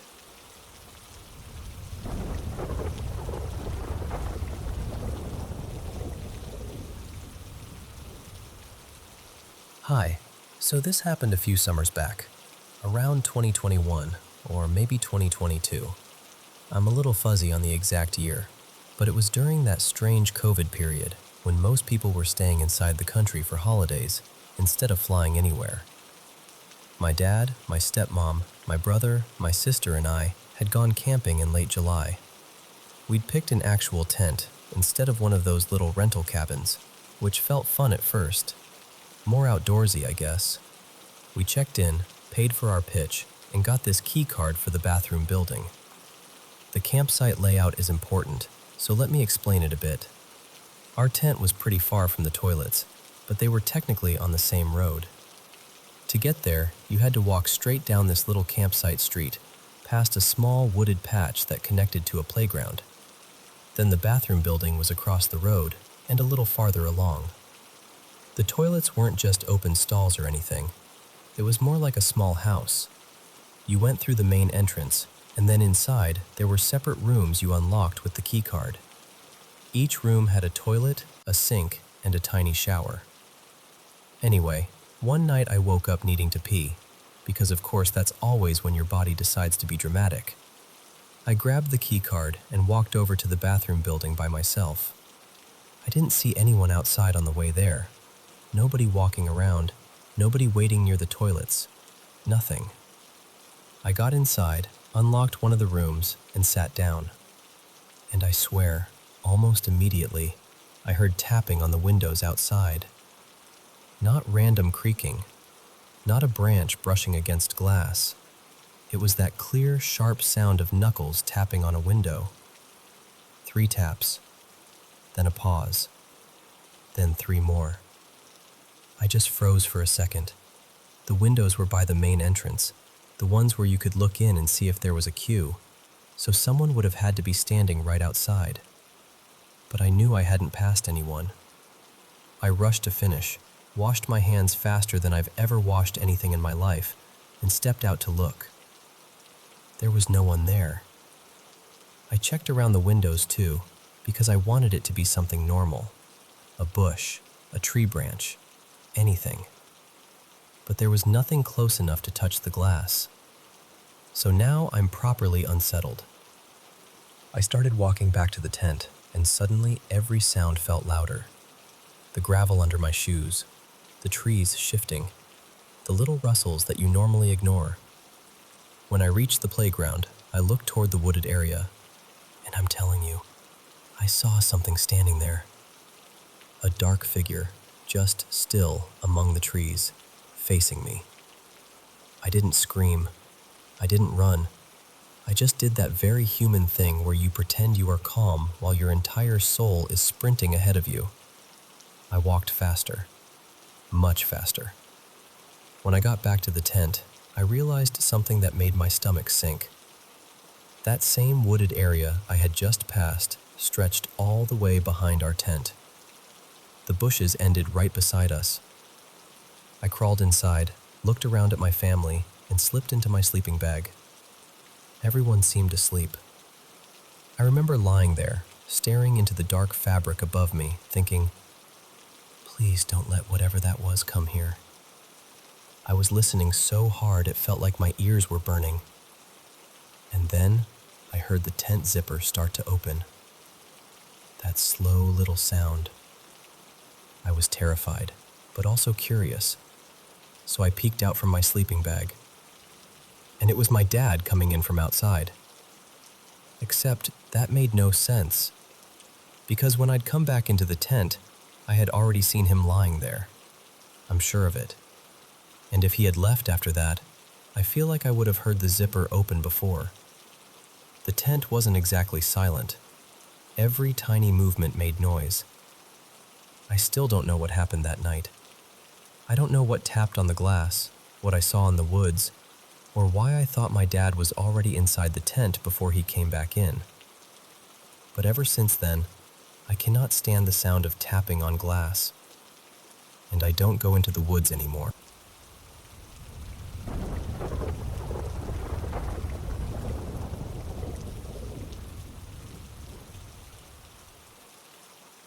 I'll try to keep this short, but there's something that happened to me during a field training exercise at Fort Midland that I still can't explain. It was the first night we were there, sometime between 10:30 at night and a little after midnight. We were doing land navigation, and for anyone who hasn't done that before, you're basically sent out alone into the woods with a map, a compass, a protractor, and a red lens light. You plot your points, move through the terrain, and find each marker on your own. That night was miserable. Rain was coming down hard, the woods were thick, and the ground was nothing but hills, roots, mud, and slick leaves. We were told not to use our lights unless we absolutely had to, so for most of it, I was moving through the dark with the rain in my face and the trees closing in around me. I only had 3 points to find, so I figured it would take me maybe 2 hours. I stepped off around 22:30, and honestly, the first 2 points went fine. No issues. I found them faster than I expected. Then I started moving toward my third and final point. At some point, I tripped over something solid. Not a root, not a rock. It felt too squared off, too deliberate. I got down, brushed away the wet leaves, and realized I had tripped over a tombstone. There was a name on it, and dates, though I couldn't make them out clearly in the dark and rain. I had no idea there were graves out there. Nobody had mentioned anything like that. I told myself it was strange, but not impossible, and kept moving. Then I hit another one. And another. After a few more steps, I realized they seemed to be arranged in some kind of wide circle, half sunken into the ground, hidden under leaves and moss. That was when the woods started to feel different. Heavier somehow, like the trees had leaned in to listen. I stopped to check my compass. Before I even got it open, I felt something tap me on the back. Not a branch brushing my gear, not rain, a tap, clear as a hand. I froze, then snapped on my red light and turned around. There was nothing there. I stood there, staring into the trees, trying to make sense of it. Then, maybe 10 or 15 meters away, I saw something in the dark. It was tall and thin, just standing there between the trees. It looked almost human, but wrong. Too stretched out, too narrow. I couldn't see any arms. I called out, thinking maybe it was another guy from my unit, maybe Mason or one of the others who had gotten turned around and ended up near my point. It didn't answer. It didn't move. I could barely see it with the red light, and my brain kept trying to turn it into a tree, a shadow, a person, anything normal. So I reached for my white light. The second I went to click it on, that thing dropped low and scurried away into the dark. Not ran. Scurried. I don't know how else to describe it. I opened my compass fast, trying to get my bearings and get out of there, but the needle was spinning in circles. Just spinning and spinning like it had lost its mind. I told myself maybe there was metal underground, maybe old caskets or some kind of buried debris, and that was messing with it. But I didn't really believe that. I was scared. Not nervous, not uncomfortable. Scared in that deep, cold way where your body knows something before your mind can explain it. Since I couldn't trust the compass, I backtracked about 50 meters the way I had come. I stopped again and checked it. Still spinning. That had never happened to me before during land nav. Not once. So I sat down for a second, pulled out my map, and tried to think clearly. That was when I started hearing movement around me. Twigs snapping, wet leaves crunching, fast little bursts of sound like someone was running circles around me in the dark. I just sat there, completely frozen, listening. It went on for what felt like 10 minutes, maybe less, maybe more. Time got strange out there. All I knew was that something was moving around me, and every instinct I had was screaming at me to leave. Finally, I got up and decided I was done. I wasn't finding that third point. I wasn't going deeper into those woods. I was going to backtrack to the hardball road and follow it back to base. As I started walking, I heard movement behind me. Then above me. Branches shifting, leaves shaking, something keeping pace. That was enough. I ran. I was probably 300 meters from the road, maybe a little more. I was tripping over roots, slipping in mud, crashing through brush, and I could still hear it behind me. I didn't look back. I couldn't. I just kept moving forward. When I finally hit the road, the noises stopped all at once. That was almost worse. The woods went completely silent. No animals, no wind, no branches moving. Just rain hitting the pavement and my own breathing. I ran the entire way back to base. By the time I got there, I was shaking so badly I thought I might fall apart right there in front of everyone. I never told anybody what I saw. I didn't want them thinking I had lost it out there. I just said I got turned around looking for my third point, thought I was going to run out of time, and came back early. And sure, maybe fear got to me. Maybe my mind turned shadows into something worse than they were. But that doesn't explain the tombstones. It doesn't explain the compass. And it definitely doesn't explain whatever I saw standing in the rain that night.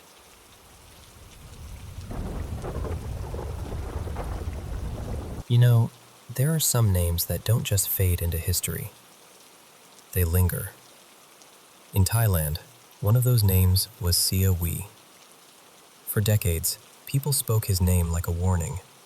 To many, he was remembered as something terrifying, a child killer, a cannibal, a man turned into a symbol of pure evil. Parents would even frighten their children with him, saying, "Behave, or Sia Wee will come and get you." But when you look closer at his story, something starts to feel uneasy in a different way. Not only because of what he was accused of doing, but because of what people may have misunderstood. Sia Wee was not born in Thailand. He was born around the late 1920s in a poor village in Guangdong, China. His childhood was marked by hunger, hardship, and being treated cruelly by others. Then war came, and like many young men of that time, he was pulled into violence he never asked for, surviving years of conflict and instability.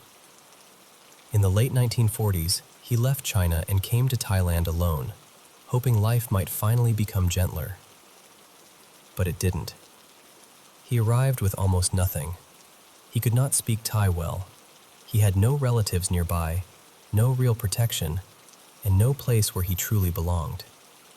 He moved from town to town, taking whatever work he could find, carrying goods, tending gardens, helping in markets, doing exhausting jobs his body was barely strong enough to handle.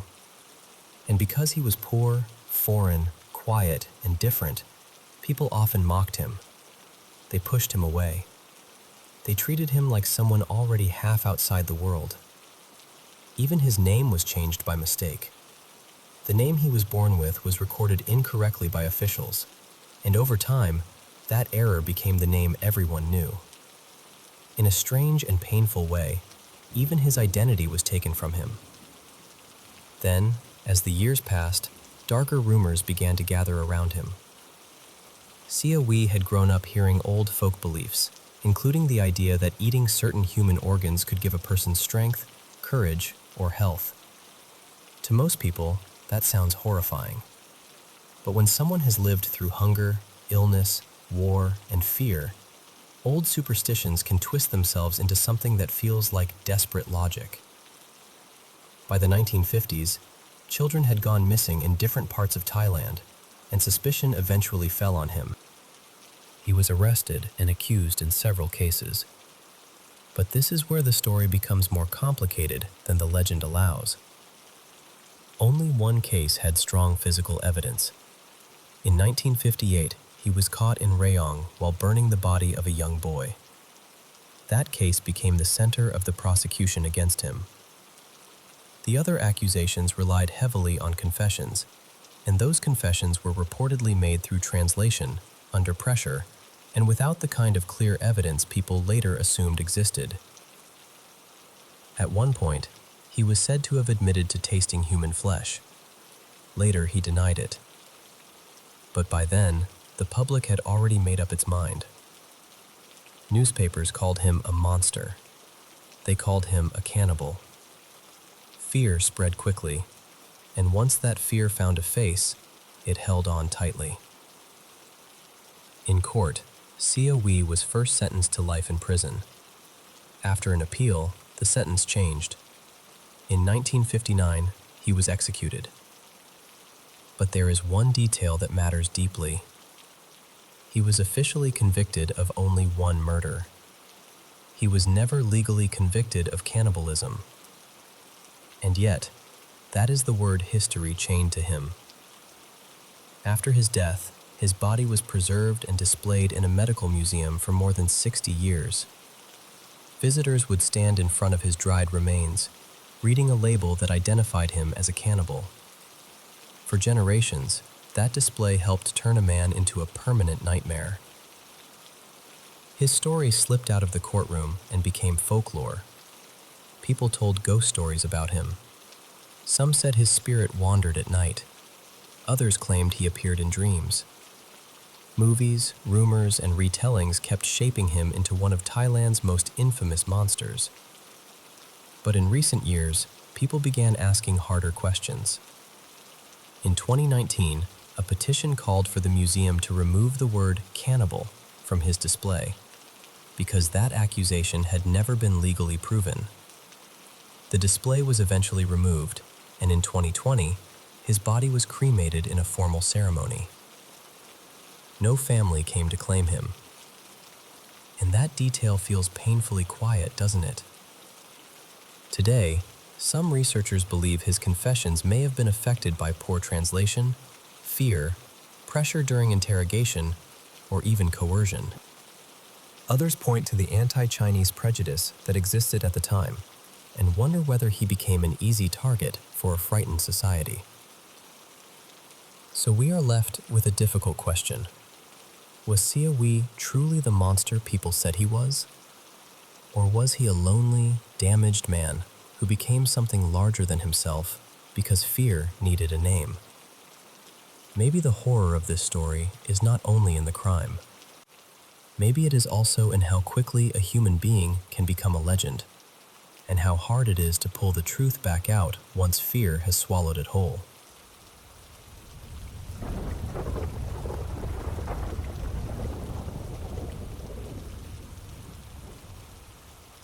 I've always felt like my family carries something unusual with them. Not in a loud way, not in a way anyone really tries to explain. It's just there, woven into both sides of where we come from. My dad's side is Irish, and my mom's family is Greek. And growing up around both of those cultures, I always had this sense that people didn't treat the unseen as impossible. They took certain feelings seriously. Dreams, instincts, warnings, strange little signs. Things like that weren't brushed off as quickly in my family. My grandmother, especially, has always had this strange ability to sense when something terrible is about to happen. It's happened more than once, but the story that always stays with me is what happened to my mom when she was younger. My mom used to ride horses, and one day, out of nowhere, my grandmother got this overwhelming urge to drive along the route my mom usually took. She didn't even know for sure that my mom was out riding that day. She just felt like she had to go. And when she got there, she found my mom unconscious on the ground, bleeding, after she'd fallen head first from her horse. The part that still gives me chills is that earlier that same morning, my grandmother had randomly thought, what if she doesn't wear her helmet today? Which made no sense, because my mom always wore one. But that day, the strap on her helmet had broken, and she decided to ride without it. Then there's my dad. He's always had these odd little flashes of knowing. He'll wake up and think something like, I hope the car battery isn't dead. And then, of course, he'll go outside and the car won't start. One time, that instinct may have saved me. I'd told him I didn't need a lift home from school because it was a nice afternoon, and where we lived, the walk was actually beautiful. Quiet roads, fields, that kind of countryside stillness. But while he was working, he suddenly got this urgent feeling that he needed to go look for me. He couldn't explain it. He just got up and went. He drove the whole route from school to our house, and eventually, he found me being followed and chased by two men. I don't really like thinking about what might have happened if he'd ignored that feeling. There's also something strange about the way my siblings and I were named. After my oldest brother was born, my dad bought our family home. At the very back of the garden, there was an old well. He hated the idea of a child falling into it, so one day, he decided to take it apart. As he was removing the bricks, he found 5 of them with names carved into them. First, he found one with my oldest brother's name. Then 2 bricks fell together, both with boys' names on them. After that, he found one with a girl's name, and then another girl's name. And that's the exact order we were born in. My oldest brother first, then twin boys, then me, Clara, then my younger sister. So yes, technically, I was named after a brick. Which sounds ridiculous until you hear the rest of it. The boys' names were very Irish. My name was connected to Francis, which is a name that runs through the men in my family. And my sister's name meant Ireland. My dad had moved away from Ireland when he was about 9, after his father died. So it always felt like those names were somehow tied back to him. Then, when I was 8, I saw someone in the house. I remember seeing a man standing by a window, waving at me. I didn't know who he was. I didn't even really think about the grandfather I'd never met. He felt almost unreal to me, like someone from a story no one had fully told. But when I described him to my dad, he went completely still. I described his clothes, his hair, the way he looked. And then I mentioned that there was foam on one side of his face. That was when my dad froze. His father had died while shaving. I had never been told that. I didn't know what he looked like.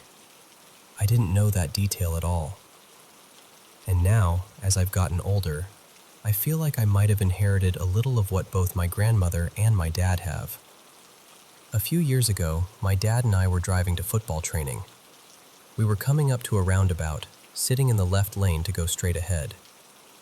A large black Mercedes pulled up beside us in the right lane. And suddenly, I just knew.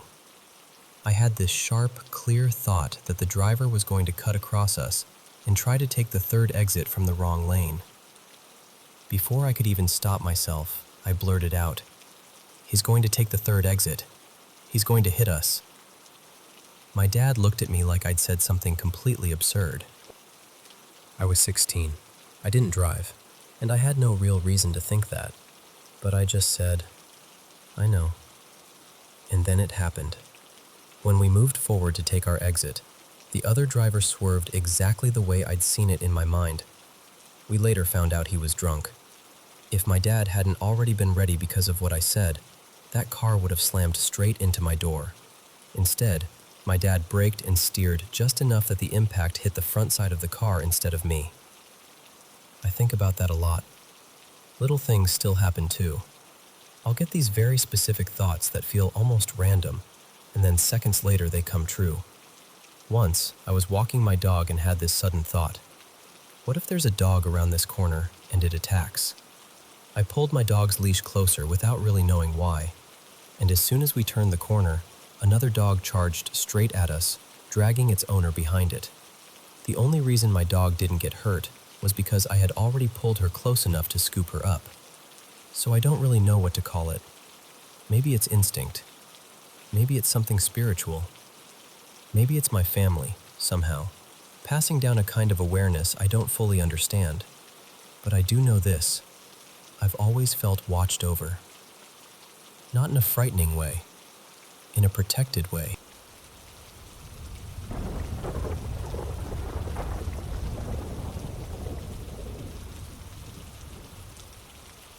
I live in one of those small apartment buildings where life just sort of repeats itself. Same neighbors passing each other in the hallway, same footsteps overhead, same elevator that groans like it's tired of everyone's problems. Nothing ever really changes there, so when the couple in the apartment next to mine suddenly disappeared, I noticed right away. They didn't say goodbye to anyone.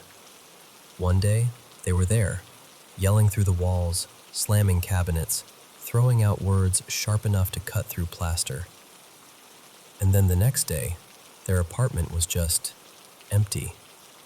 No moving van outside, no cardboard boxes stacked by the stairs, no awkward little farewell in the lobby. Just gone. At first, I told myself they must have left in a rush. People do that, right? Relationships fall apart, rent gets missed, someone makes a decision at midnight, and by morning, there's nothing left but nail holes and dust. And honestly, part of me was relieved. I know that sounds cold, but their arguments used to keep me awake. Almost every night, I'd lie there staring at the ceiling while Marcus and Elena went at each other through the wall. So when they left, I thought maybe I'd finally get some sleep. But the silence after they were gone didn't feel peaceful. It felt wrong. The first night, I woke up a little after 2 in the morning. At first, I didn't know what had pulled me out of sleep. I just sat there in the dark, heart beating too fast, listening. Then it happened again. A heavy thud against the wall. Not a tap, not a knock. Something solid, something big, like a chair being shoved over, or a body hitting plaster. I stared at the wall between my apartment and theirs. Then I heard voices, muffled at first, but angry. A man and a woman. And the strange thing is, I knew those voices. I knew the rhythm of them. The way his voice would rise first, low and hard, and then hers would cut in, trembling but furious. It was them. It was Marcus and Elena. I grabbed my phone from the nightstand. 2:14 a.m. I got out of bed and pressed my ear to the wall like an idiot in a horror movie, but I couldn't help myself. The voices got clearer, though not clear enough to make out the words. Still, there was no mistake. They were arguing. Again. Except they couldn't have been, because they had moved out. The next morning, I found the building manager in the lobby and asked him about it. I tried to sound casual, but I'm pretty sure my face betrayed me. He frowned and said, "They moved out 3 days ago. Locks were changed yesterday." I asked him if maybe someone else had gotten inside. He looked almost offended. "No one has the keys," he said. "That apartment is empty." I let it go, but something about the way he said that word stayed with me. Empty. Like he was trying to convince both of us. That night, I didn't sleep. I sat upright in bed with my phone in my hand, staring at the time as if I could scare the minutes into behaving. And at exactly 2:14 a.m., it started again. The voices, the anger, the same argument spilling through the wall like it had been waiting all day to begin. This time, I recorded it. My hand was shaking so badly I almost dropped the phone. It was louder than before, more violent. I heard something smash, glass maybe, and then Elena screamed. Not shouted, screamed. Then, all at once, everything stopped. No fading out, no door slam, no footsteps, just silence. Like the whole room next door had been swallowed. I played the recording back immediately. There was nothing on it. No voices, no crash, no scream. Just a flat hiss of static. The timestamp was right there on the screen. It had recorded at the exact moment I heard everything, but the audio was empty. That was when the fear really settled in. Not the sudden kind, the slow kind. The kind that pulls up a chair and makes itself comfortable. On the third night, I made a choice that I still wish I could take back. I went into the hallway. The building was dead quiet at that hour. Even the pipes seemed to be holding their breath. The ceiling lights flickered once, then steadied, leaving long shadows stretched across the carpet. I walked toward their door. apartment 302. And as I got closer, I heard the argument again. Not muffled anymore. Clear. Loud. Coming from inside.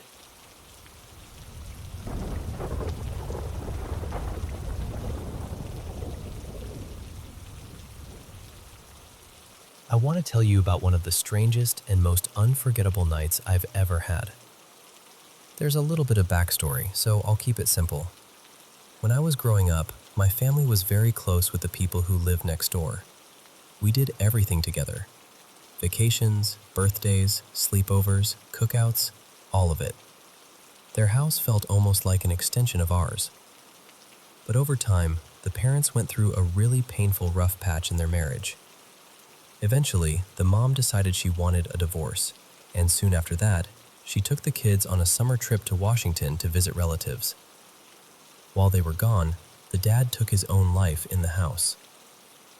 It was devastating, not just for his family, but for us too, because we had known him for years. After that, the family moved away, and the house sat quiet for a while. About 8 months later, a new family moved in. They had 3 young kids, and since I was babysitting for extra money at the time, they asked me one evening if I could watch the children while they went out for a late movie. When I got there, the baby was already asleep. I only needed to put the toddler to bed and then let the oldest, a little girl named Lily, stay up until around 9. Everything was normal at first. I got the toddler tucked in, and when 9 o'clock came around, I took Lily upstairs. She asked if I could read her a story, and of course I said yes. But while I was reading, she kept looking past me. Not just glancing. She was staring over my shoulder, making these nervous little faces, like she was trying not to react to something. So I finally stopped and asked, "Sweetheart, what's wrong?" And she said, very quietly, "The sad man is back." I remember feeling this chill move through me. I said, "The sad man?" She nodded and pointed behind me. "He's right there. He keeps making my baby upset." She had this little baby doll tucked beside her, and she kept insisting that the sad man was bothering it and making it cry. I didn't know what to say. I didn't want to scare her, so I just asked if she wanted me to close the bedroom door. She said yes. So I closed it, finished the story, and sat with her until she finally fell asleep. After that, I went to check on the actual baby. And the baby's room was the same room where our old neighbor had died. The second I opened the door, the air felt freezing. Not just a little cool, but icy in a way that didn't make sense. There was a small nightlight glowing near the crib, barely enough to see by. I leaned over to check on the baby, and while I was standing there, I felt what seemed like fingers press onto my shoulder. I turned around immediately. No one was there. The baby was still asleep. The room was silent. I left and went downstairs as calmly as I could, though inside I felt like my nerves had turned into glass. I sat on the couch and turned on the TV, trying to convince myself I was just creeped out because I knew what had happened in that house. But from where I was sitting, I could see the staircase. And I kept seeing something at the top of it. It looked like a head peeking around the corner. At first, I thought it had to be one of the kids, so I got up, went upstairs, turned on the light, and checked everything. All the bedroom doors were still closed. The bathroom was empty. Nobody was out of bed. So I went back downstairs and told myself I was imagining things. Maybe 20 minutes later, I heard footsteps above me. Slow, steady pacing. Back and forth. Then the footsteps came toward the stairs and stopped right at the top. I stared up there, waiting. Nothing moved. The kids' doors were still closed, so I knew it wasn't them. Then, a few minutes later, Lily came running out of her room, crying.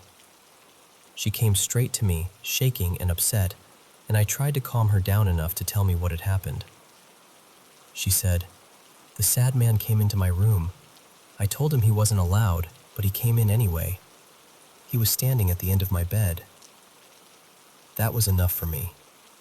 I took her upstairs only long enough to grab her pillow and blanket, and then I brought her back down to the couch. I wasn't going to make that child sleep in that room again.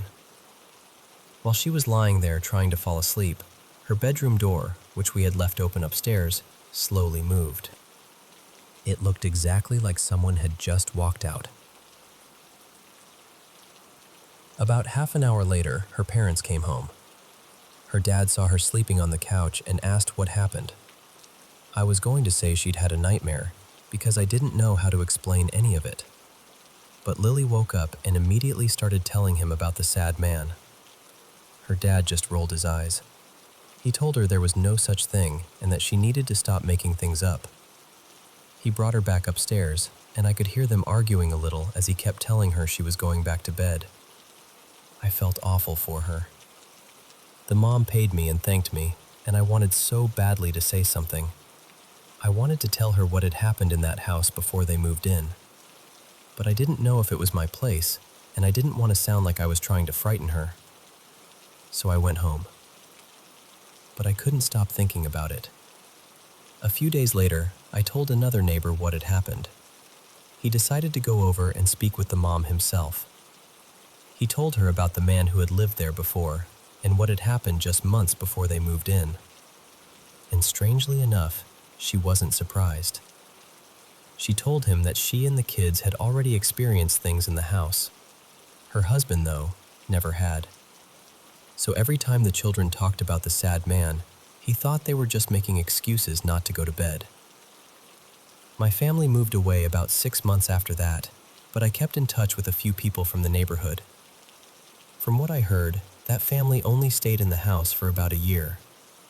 After they left, it sat empty for a few months before it was finally sold. That's the last I ever heard about it.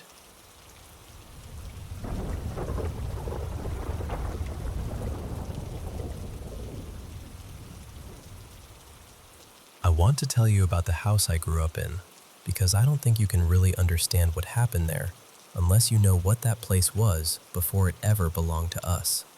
The land used to hold a little one-room schoolhouse, built sometime around the late 1800s. By the 1950s, the school had closed, and a couple bought the property.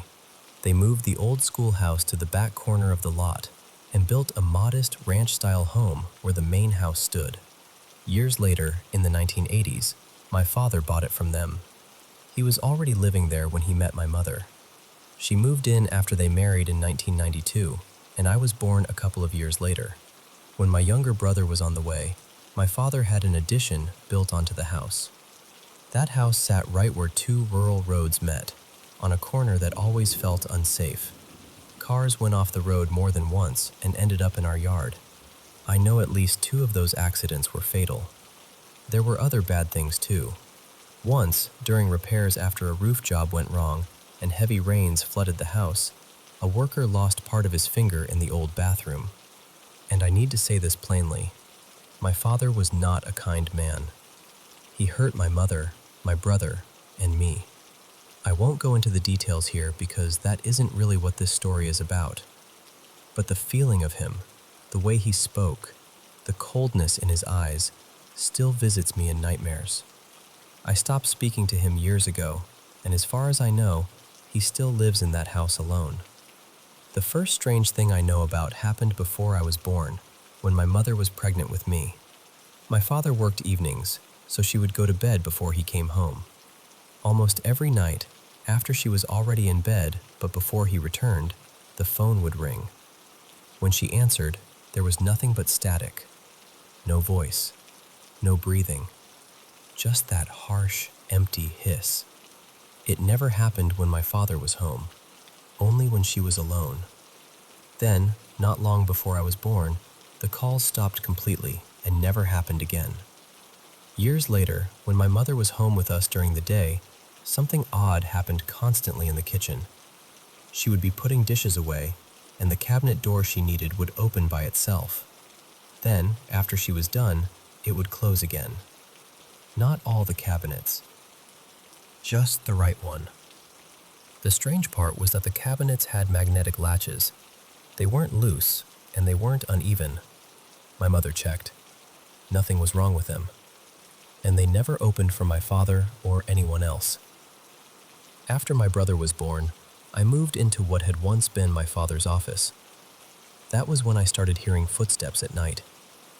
I would wake up and hear someone pacing in the hallway outside my bedroom door. Back and forth. Back and forth. The steps were too heavy to be my mother's, and I could hear my father snoring through the wall between my room and theirs. So whoever, or whatever, was walking outside my door was not either of them. I remember lying there, frozen under the blankets, staring at the doorknob. I was sure it was going to turn. It never did. But that didn't make it feel safer. At some point, I became aware of something else in that room. This was different from the footsteps. This felt like a presence in the corner near the window. It felt dark there, even in a room that should have had light. And whatever was in that corner felt like it wanted to hurt me. I kept a nightlight in that room long after I stopped needing one anywhere else. I believed, with my whole little heart, that if the room ever became completely dark, something terrible would happen. The whole house had a heavy feeling to it. Oppressive is the best word I can use. But the addition felt different. In there, I could breathe easier. It felt lighter. I remember standing in the addition after dark, looking toward the older part of the house, and feeling absolute terror at the thought of walking back into it. There was no clear reason for it. No sound, no shadow, nothing I could point to. Just fear, sudden and huge.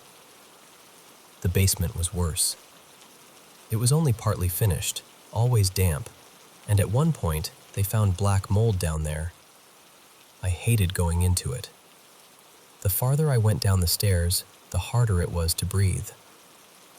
One time I saw glowing eyes on the landing where the stairs turned. I thought it was my father's cat watching me from the dark. Later, I found out the cat had been put down the week before. Then there was the old schoolhouse. My father was a photographer, and he converted it into a studio. I spent a lot of time there as a child, but I never felt alone in that building. Not once. It always felt like something was watching me. And somehow, I felt like it was above me, on the ceiling. One day, my brother and I were playing in the studio when something happened that I still don't know how to explain. Suddenly, I wasn't looking out through my own eyes anymore. I was above us. I could see my brother and myself playing down below, as though I were the thing on the ceiling, watching us. It lasted for a few minutes. Then, just like that, I was back in my body, standing on the floor as if nothing had happened. Those are the things I remember most clearly from that house. There may have been more, especially things that happened to my mother, but if there were, she never told me. My brother later said he felt something watching us from the ceiling in the studio too. He also said things happened in his room, though I don't know the details.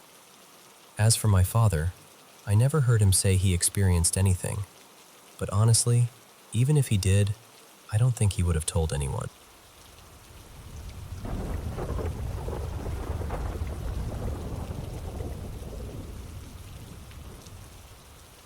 I was 9 years old when my father died by suicide in our family home. For years before that, life had already been heavy. My dad's drinking had taken over so much of our world, and everyone in the house had been carrying more than any of us knew how to carry. The first night after he was gone, the rest of us slept together in one large bed. It was my mom, my older brother, my sister, and me. I think none of us wanted to be alone. The house felt too quiet and too full at the same time. I barely slept that night. I kept drifting off, waking up, then drifting off again.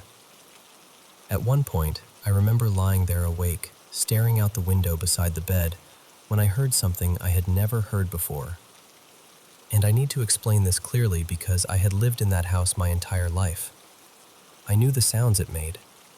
I knew the creaks, the wind, the animals, the pipes, the old farmhouse noises. But this was different. It sounded like drumming. Not a drum exactly, but a rhythm being tapped against something metallic, maybe sheet metal. There were no voices, no footsteps with it, just this pattern on metal.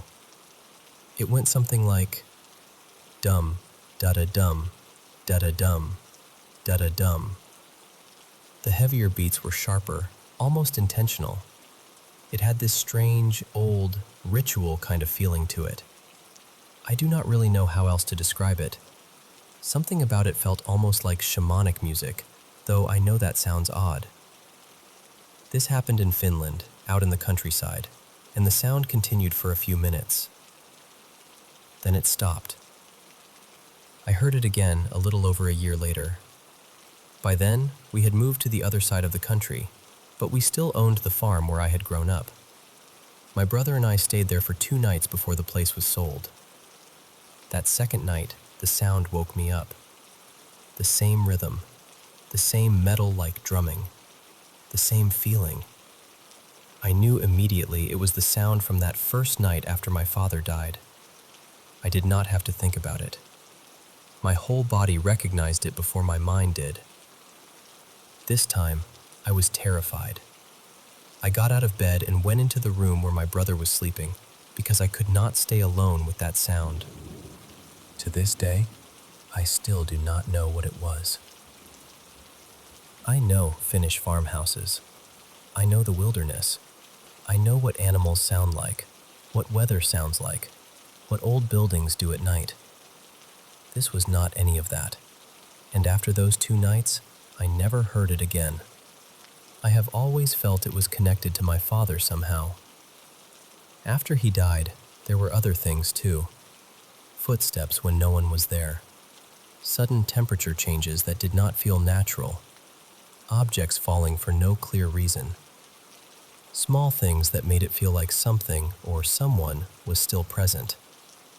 My mother even said she saw him a couple of times. I am older now, 27, and some questions have only grown louder with time. This is one of them. I feel like that rhythm meant something. I do not know what, and maybe I never will, but it has stayed with me all these years. So if anyone has ever heard of something like this, or has any knowledge, experience, or even a theory, I would be grateful to hear it.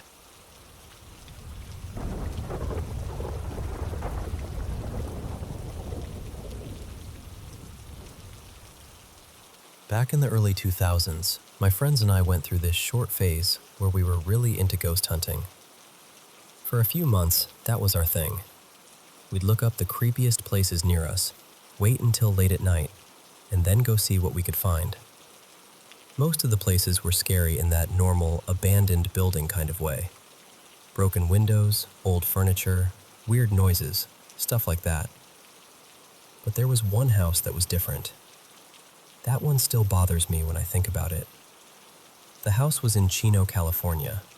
It's gone now, but at the time it was still standing. People around there called it the Copeland House. The story we heard was that sometime in the 80s, a man escaped from the nearby prison and broke into this house to hide. Back then, that area was a lot more rural. Mostly farmland, cows, open space, and houses spread far apart. A family lived in that house. A mother, a father, and 2 children. A boy and a girl. From what we were told, the escaped prisoner attacked the family and killed them in a terrible way. The boy was badly hurt, but somehow managed to crawl into a hallway closet and survive. The rest of the family didn't. I don't know how much of every detail was true, but that was the story we had heard before going there. So one night, of course, we decided to go. There were 5 of us. We pulled up in the middle of the night, and the place looked exactly like the kind of house you'd regret entering. It was fenced off, the windows were boarded up, there were old warning signs, and graffiti covered the outside. The whole place had this heavy feeling before we even stepped inside. We found a way through the fence and got around to the back. One of the windows already had the boards ripped off, and the glass was broken, so we climbed in one at a time. A couple of us had brought things for protection, just in case there were people inside.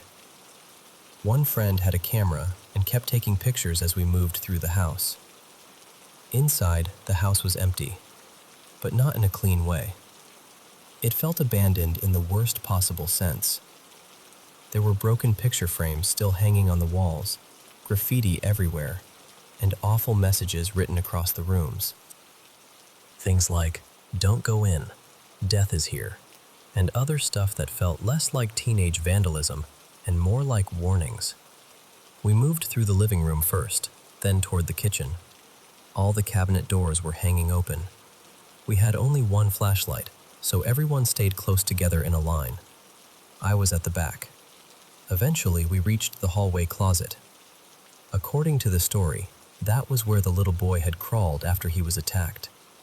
Someone opened the closet door, and I remember looking down at the carpet.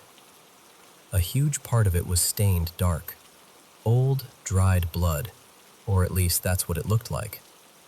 That was the first moment where the whole thing stopped feeling like a scary adventure. We kept going down the hall and checked the rooms. Every room had something written on the walls or ceiling. Some of it was just crude graffiti, but some messages felt personal, almost desperate. Then we got to the master bedroom. That room felt colder than the rest of the house. I know that sounds dramatic, but I really don't know how else to describe it. It felt like pressure, like the air in there was heavier.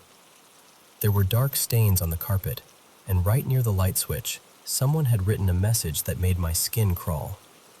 I don't remember the exact words, but it was something close to, "Do not lock anyone in this room alone. Please don't. This is not a joke." None of us laughed at that. The house wasn't big, so it didn't take long to see most of it. After a while, we started heading back out. I was still at the end of the line, and my friend with the camera was still taking random pictures. That's when I heard it. It was a little girl's moan. Clear as day. Not a scream, not a whisper, just this sad, aching sound that seemed to come from somewhere deep inside the house. The hair on the back of my neck stood up immediately. I was about to ask the person in front of me, "Did you hear that little girl?" But I stopped myself because I didn't want to put the idea in their head. So instead, I just asked, "Did you hear something?" They turned around slowly, eyes wide, and said, "I just heard a little girl moan."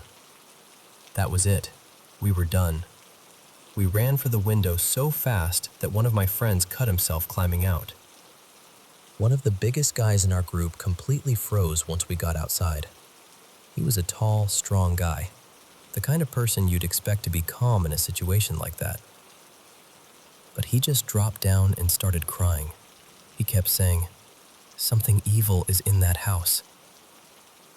One of the girls with us had to sit with him, hold his hand, and talk him through it before he could stand up and get back to the car. That was our last ghost hunting trip. None of us wanted to do it anymore after that. A few days later, my friend uploaded the photos from his camera. The pictures from before and after that house were normal, clear, ordinary pictures. But the photos from inside the Copeland house were filled with orbs. Dozens of them, floating in the rooms, in the hallway, all over. I know people explain those away as dust or camera glare, and maybe that's true. But after what we heard in that house, those pictures felt different. I wish I still had them, but it wasn't my camera, and this was before smartphones were everywhere. Years later, maybe around 2020, I was at my mom's house and saw a newspaper sitting on her dinner table. I remember thinking that was strange, because hardly anyone I knew still got newspapers. Then I noticed a small story on the front page about the escaped convict from that old case finally being put to death. It felt like the whole thing had come back around after all those years. I still think about that house sometimes. I think about that sound in the hallway. I think about how both of us heard the same thing at the same time. And even now, it still gives me chills.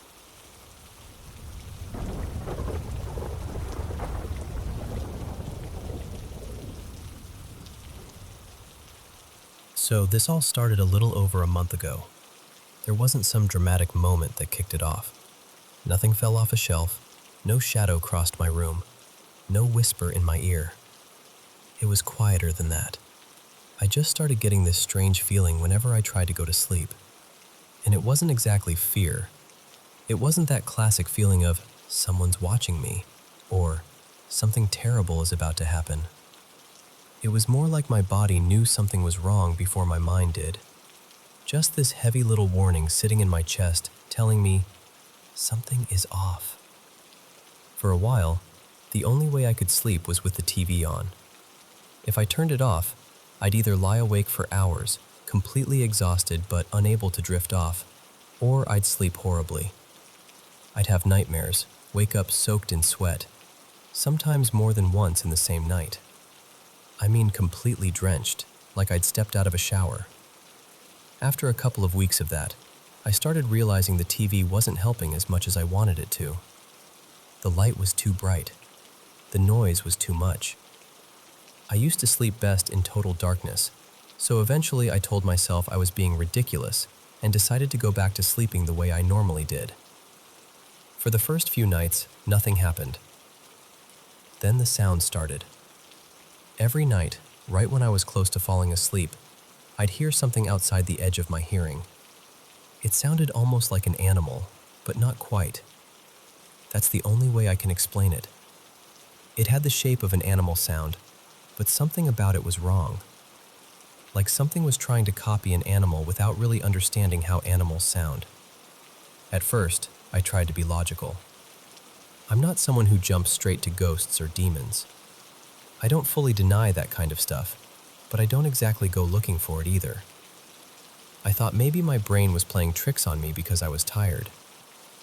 But then I realized I could hear it even when I was fully awake. Eyes open, body moving. Not dreaming, not stuck in sleep paralysis. Just lying there in the dark, listening to something that should not have been there.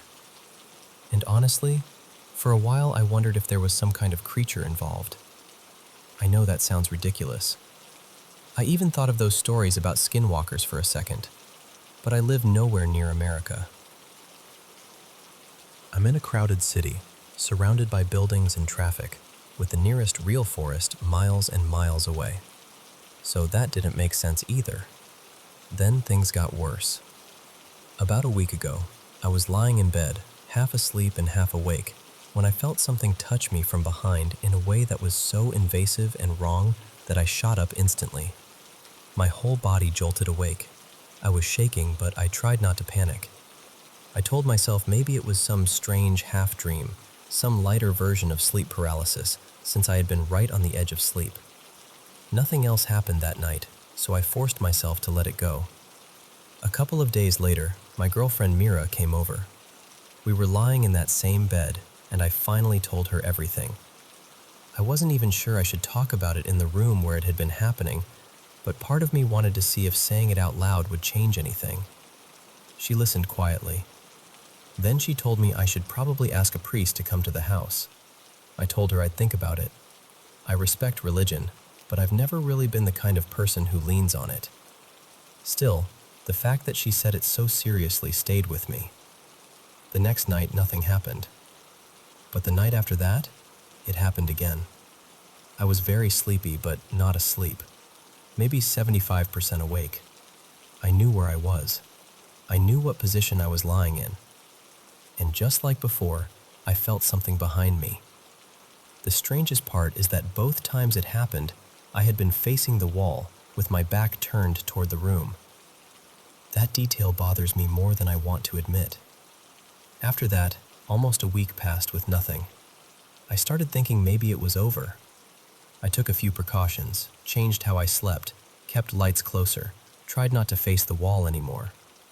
For a few days, life felt normal again. Then today, it started up again. And this time, I wasn't even home. I was with some friends at another apartment I own. We were just hanging out, talking about random stuff, and eventually the conversation drifted into paranormal stories. So I told them mine. I told them about the sounds, the feeling in my room, the things that had happened at night. About an hour later, we decided to leave and go walk around the city for some air. My apartment is on the 3rd floor. Usually when we leave, my friends wait for me while I lock up. But this time, for some reason, they all rushed ahead and went downstairs without me. The moment they were about 2 floors below, the hallway lights flickered. Not once, twice. And I just remember thinking, absolutely not. I locked the door as fast as I could and got out of there. Later, we all headed home. I called a ride, got dropped off near my street, and started walking toward my house. Now, my house is strange. It's basically one building split into 2 halves. My side is lived in, but the other half is abandoned. Empty. Dark. The kind of place you try not to look at too long when you pass it at night. Right in front of that abandoned half, under the streetlight, I saw something. It was completely black. At first, I couldn't understand what I was looking at. It was standing partly in the light and partly in the shadows. From the waist up, I couldn't see anything clearly. It was swallowed by darkness. But the lower half was visible enough. It looked like a torso with 3 legs. I know how that sounds. I know it sounds impossible. But I stood there about 5 meters away, staring at it for a few seconds, trying to make my brain correct the image into something normal. It didn't. One of the legs moved, and when it moved, it almost looked like it was splitting or bending in a way that didn't belong to a person or an animal. Usually, when something like this happens, I freeze. My stomach drops, my skin crawls, and I get this wave of sickness through my whole body. But this time, I felt nothing. That might be the scariest part. I just stared at it. Then I unlocked my door, stepped inside, locked it behind me, and went straight to the window to look out. Whatever it was gone.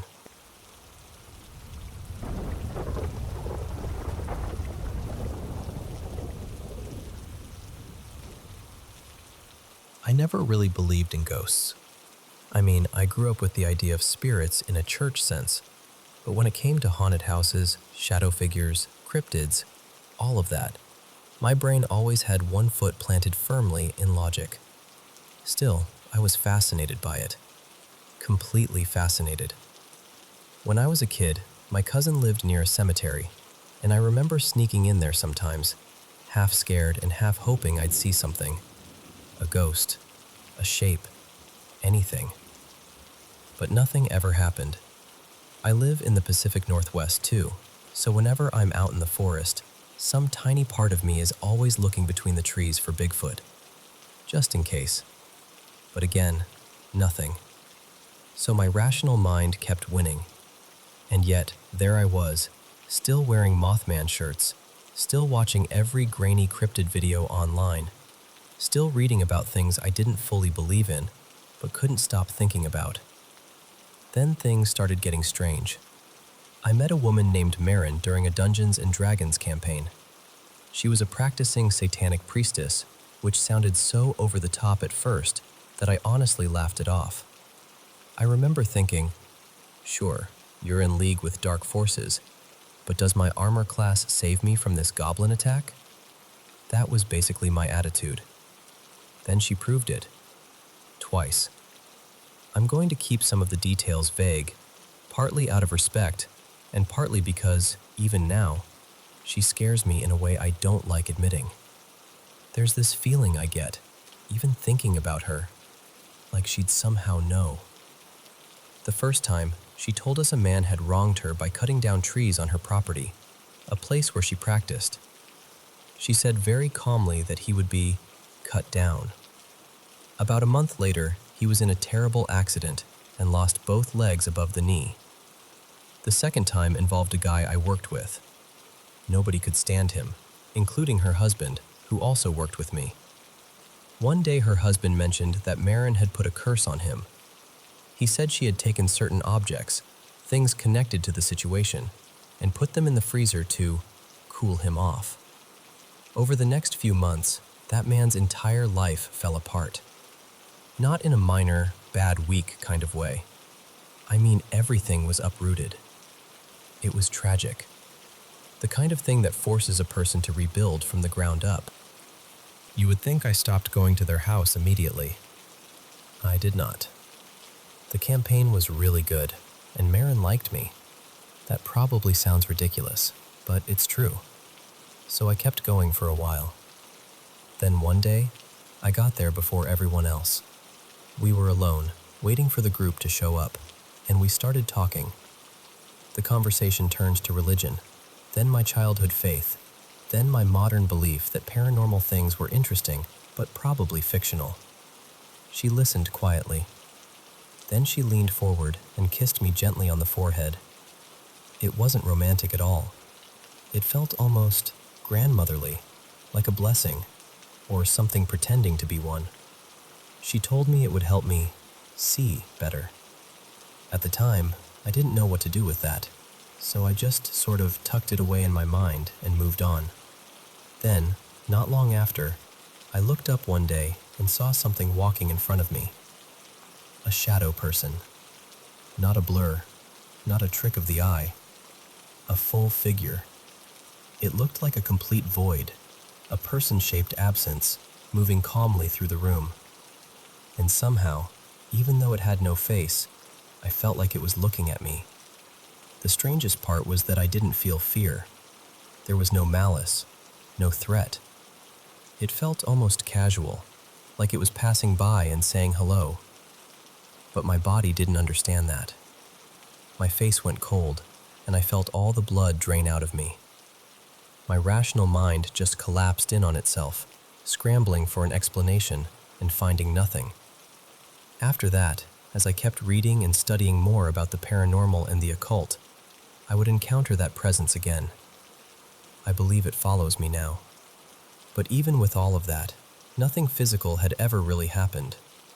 Not in a way I could point to and say, there, that happened outside my head. Until tonight.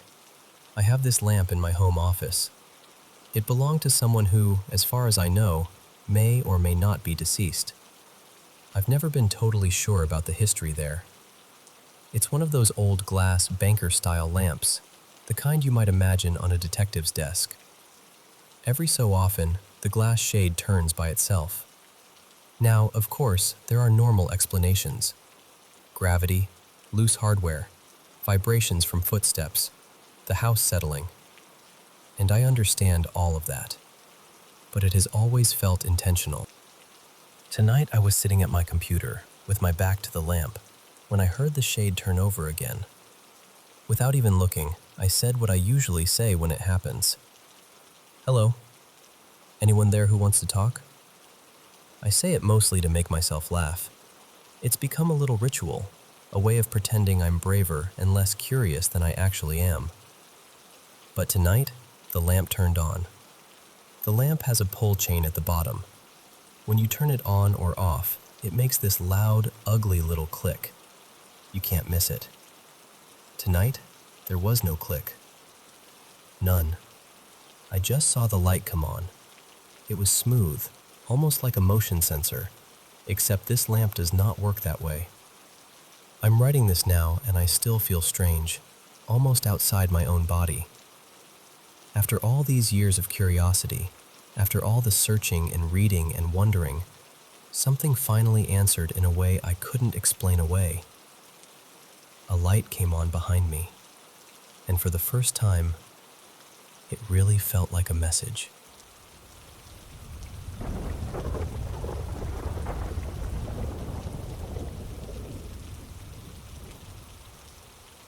I'm a 36-year-old man living in Northern Europe. I had a pretty ordinary childhood, really. Middle-income family, stable home, nothing dramatic on the surface. I did well in school, though I never felt like I was trying very hard. Answers just seemed to come to me. I didn't know how I knew certain things, but I did. And at the time, I never questioned it much. As an adult, I became a clinical psychologist, with a focus on psychiatry and trauma-related disorders. I got married, had children, bought a house. From the outside, my life probably looks very normal. But I've always felt different. Not lonely exactly, because I've always had close friends and people around me.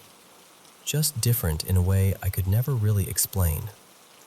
And I suppose the reason for that becomes clearer when I talk about what happened when I was younger. It still feels strange saying all of this out loud. My experiences started as far back as I can remember. The first things I saw were lights. Orbs, I guess you could call them. Even thinking about it now gives me goosebumps. But back then, at first, it didn't feel frightening. There was one presence in particular that I somehow felt I could communicate with. I remember seeing it in my bedroom, always as a bright little mass of light moving through the air. Sometimes I'd notice it at preschool too, drifting near the corners of the room or hovering just out of reach. I don't know when it changed, but at some point I became afraid. I stopped seeing things, or maybe I stopped allowing myself to see them. At night, once I closed my eyes, I didn't dare open them again. I often had the feeling that something was watching me. I hated being alone. I hated the silence of my room after everyone else had gone to sleep. When I was around 11, I developed a severe headache that lasted nearly a year. I missed a lot of school. Doctors ran tests, tried different treatments, but nothing helped, and no explanation ever came. Painkillers barely touched it. Honestly, I don't remember much from that period. I remember my parents being scared. I remember the house feeling heavy. And I remember waking up one morning to find a note beside my bed, written in English, in handwriting that looked like mine, though I had no memory of writing it. Eventually, when my parents were nearly out of options, they contacted an older woman named Elna. She was known quietly in our area as someone who worked with things people didn't really talk about. Spiritual things, energy, whatever name you want to give it. She came to the house once, just once, and after that, the pain was gone. For a while after that, things became very strange again. People mostly noticed the cats. Cats would follow me around constantly, even ones I didn't know. It was bizarre, honestly, but also kind of funny. I'd walk somewhere and there would be this little parade of cats trailing behind me like I owed them rent. Then I started feeling something in my hands whenever someone nearby was in pain. A sort of pressure or warmth or buzzing under the skin. I told my mother about it. She was open-minded, much more than the rest of our family. One day, when she had a migraine, I put my hands on her head, and the migraine disappeared. She never had another attack after that. Afterward, I did the same thing for a few relatives. I don't know what to call it. Healing sounds too big, too dramatic, but that's what it seemed like. And it was strange because my family wasn't religious. We weren't spiritual people. We didn't have language for any of it. Things just happened, and then everyone quietly tried to return to normal. A few years later, though, the experiences changed again. I began seeing darker things, violent things, brutal images I didn't want in my mind. I started feeling awful, like something had opened too wide and I couldn't close it. At some point, I made a decision. I was still young, but I remember it clearly. I decided I was going to shut it all down, lock it away, refuse to look. And in a way, it worked. I don't see things anymore, not directly, but I still feel them sometimes. Now, working in psychiatry, I've met certain patients who describe experiences that sound painfully familiar. They talk about lights, orbs, but more often they talk about shadows, figures watching them, and the details are what unsettle me. The same details again and again. A tall shape, a hat, something standing in the corner, something waiting. These patients are treated as mentally ill, and maybe that's the correct framework. I know the diagnostic language. I know the clinical explanations. I use them every day. But there is still a part of me that wonders, because some of them don't sound like the others. Some of them describe things with a clarity that feels different. And when they speak, I recognize what they're talking about. Not intellectually, not professionally. Somewhere deeper than that. I know those shadows. I know those lights. And I know that whatever they are describing is the same thing I once saw, and the same thing I still sometimes feel near me. I just don't look anymore.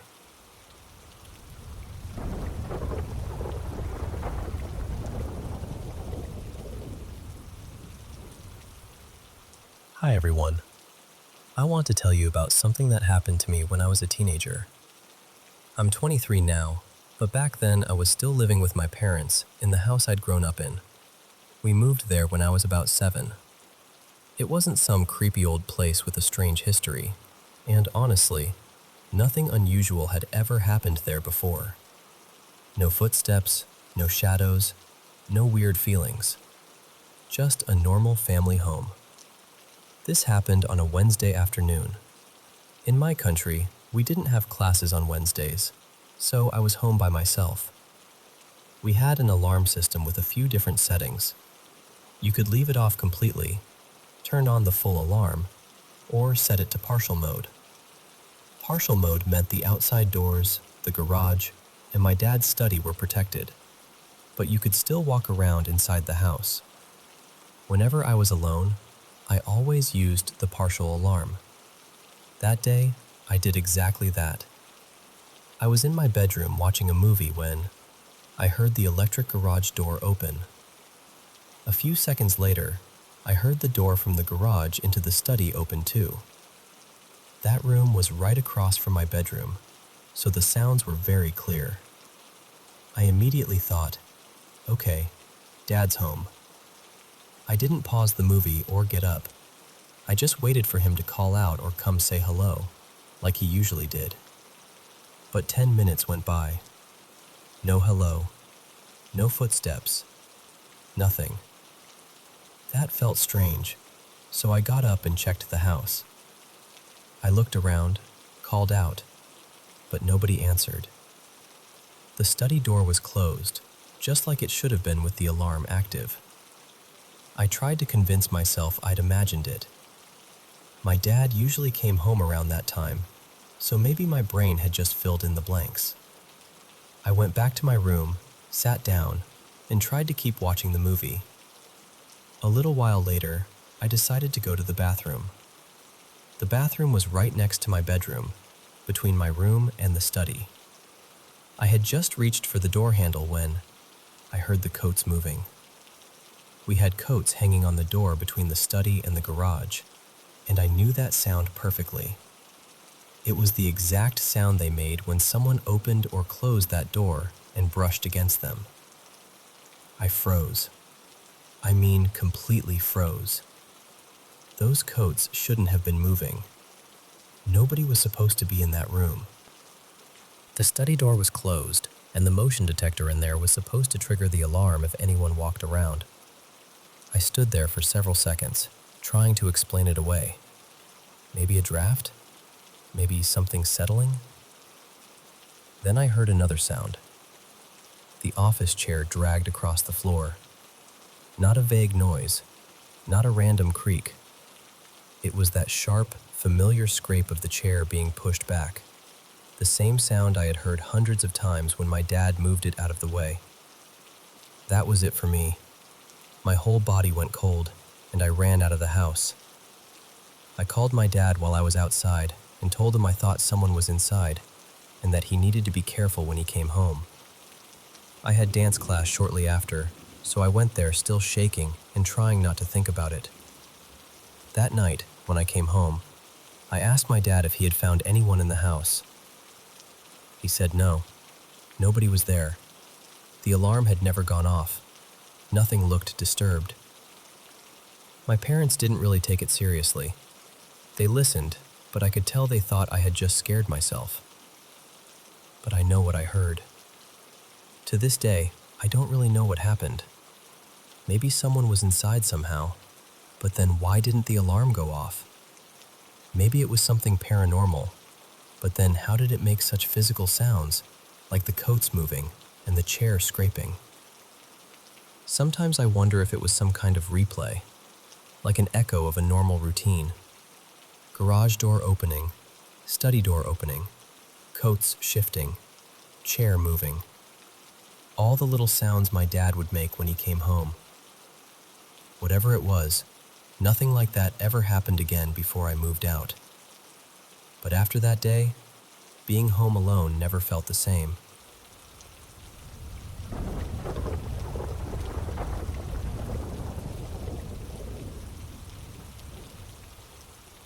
I've always been skeptical about the paranormal. Not dismissive exactly, just skeptical. I've always found it interesting though. I used to watch those strange videos online and try to figure out the trick behind them. The shadow, the edit, the sound, whatever could explain it. But about 9 years ago, things started happening in my own home that I couldn't explain away so easily. At the time, I was 37 and I had 3 kids. My husband and I, he's my ex now, had moved into this little ground floor apartment. I loved it at first. It felt cozy, simple, the kind of place where I thought we could settle for a while. Then, my middle child, my son Elias, started sleepwalking. At first, I didn't panic. His cousin had done the same thing when he was little, so I told myself it was probably just one of those childhood things. Nothing strange, nothing dramatic. But then, when Elias was about 3, he started asking me, "Who's that man?" And I said, "What man?" He looked at me so calmly and said, "The one with the hat." I thought maybe he meant someone from outside. There was a playground right beside our building, so I asked, "Did you see him at the playground?" And he said, "No, at night, in our home."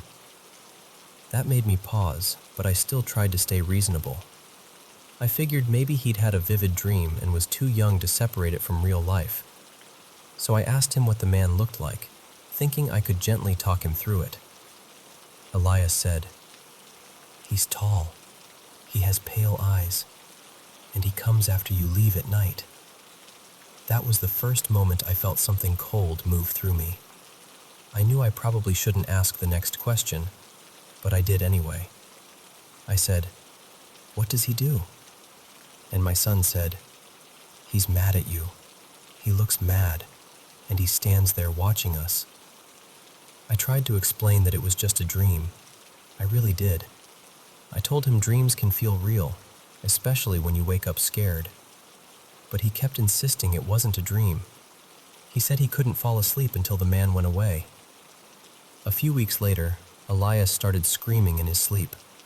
Not crying, not fussing, screaming, full terror, like something horrible was happening to him. One night it got so bad that I brought him into our room to sleep beside us. I was already shaken and wide awake, just lying there, listening to him breathe. Then, I heard it. Heavy footsteps in the hallway. Not creaks, not the building settling. Boots. Slow, heavy boots moving through the corridor outside our bedroom. I woke my husband and told him someone was in the apartment. I was completely sure of it. He got up and checked everything. Every room, every corner, the front door, the windows. There was nothing. Nobody was there. For weeks afterward, I tried to find a normal explanation for those sounds. Pipes, neighbors, old flooring, anything. But I know what I heard, and I know I was awake. I wasn't half dreaming. I was too worried about my son to sleep properly at all. And that was when it really began.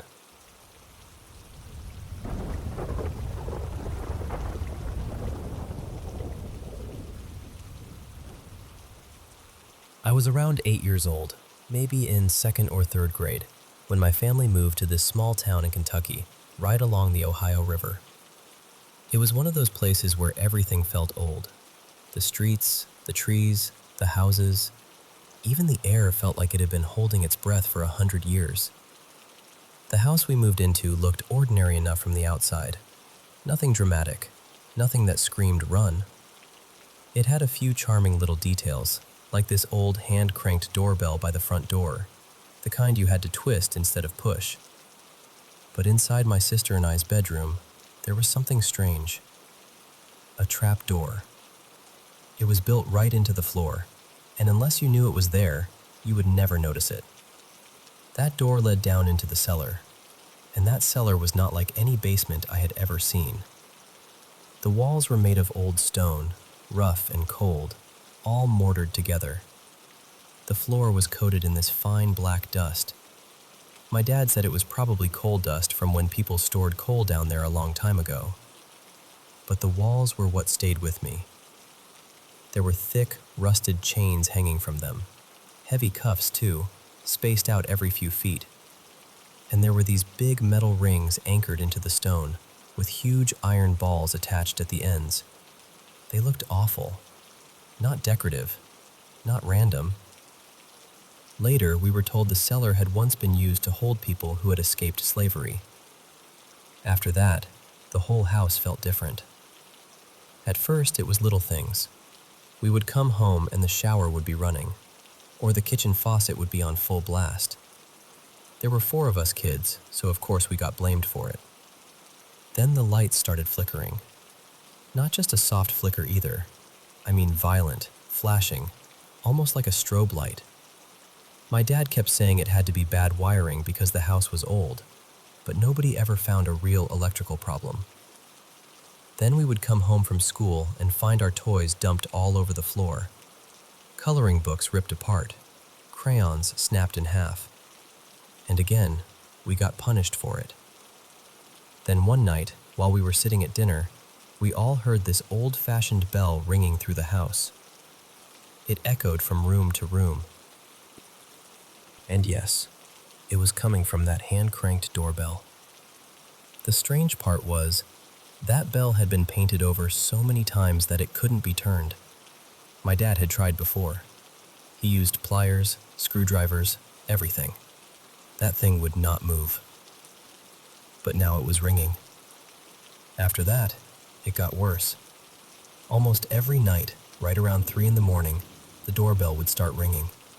Back then, we didn't have cameras everywhere like people do now, so my dad actually stayed up outside, trying to catch whoever was doing it. He never saw anyone. Not once. Then we started hearing the chains. The bell would ring, and then from beneath our bedroom floor, we would hear those chains slamming against the cellar walls. Bang, drag, bang. It was the kind of sound that made your whole body go cold before your brain even understood why. We were so scared that we begged our dad to push a dresser over the trap door, just so nothing could come up through it. Eventually, all 4 of us kids started sleeping together in one full-size waterbed because nobody wanted to be alone. Things kept happening. Stuff vanished. Lights went wild. Faucets turned on. The refrigerator door would be left wide open. And my parents started changing too. They became angrier, harsher. They kept accusing us kids of causing everything, even when we swore we hadn't touched a thing. Then one morning, everything broke loose. My older sister, Marla, used to get up early to do her hair. This was the 80s, so hair was a serious project. Curl it, tease it, spray it until it could survive a windstorm. Half a can of Aquanet was basically the entrance fee. That morning, she switched on the lamp. The bulb exploded. It woke all of us up instantly. Then the waterbed started moving.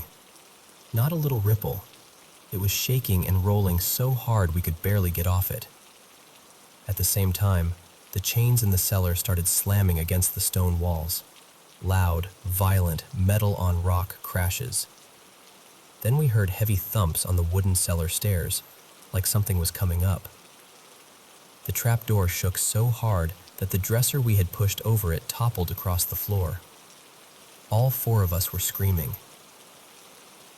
My mom came running down the hall, but just as she reached our room, the bedroom door slammed shut in her face. She couldn't get in. We couldn't get out. Then everything in the room seemed to go crazy. Toys started moving. Papers whipped around in the air. Books flew off shelves and slammed into the walls. My brother's remote control car started tearing across the floor by itself. And I remember seeing my light bright move. It didn't just slide. It skittered across the floor like some little plastic animal. That image has never left me. I covered my ears, squeezed my eyes shut, and screamed for my mom. The noise was everywhere. The chains, the banging, the toys, all of us crying. And then, just like that, it stopped. The room went still. The bedroom door flew open. We left immediately. No packing, no discussion. We were still in our pajamas. I never stepped foot in that house again. And to this day, I cannot look at a light bright without feeling like something cold is crawling up my back.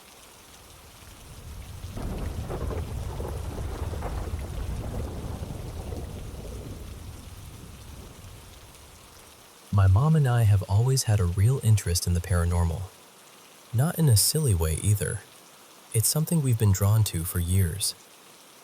Before my son was born, we used to go on paranormal investigations together with people who actually knew what they were doing. We'd visit old buildings, listen for strange sounds, watch for things we couldn't explain. And when we weren't doing that, we were usually at home watching paranormal shows. Reenactments, documentaries, investigations, all of it. So this one night, we were sitting together on the sofa like we often did, watching a show called Haunted Stays.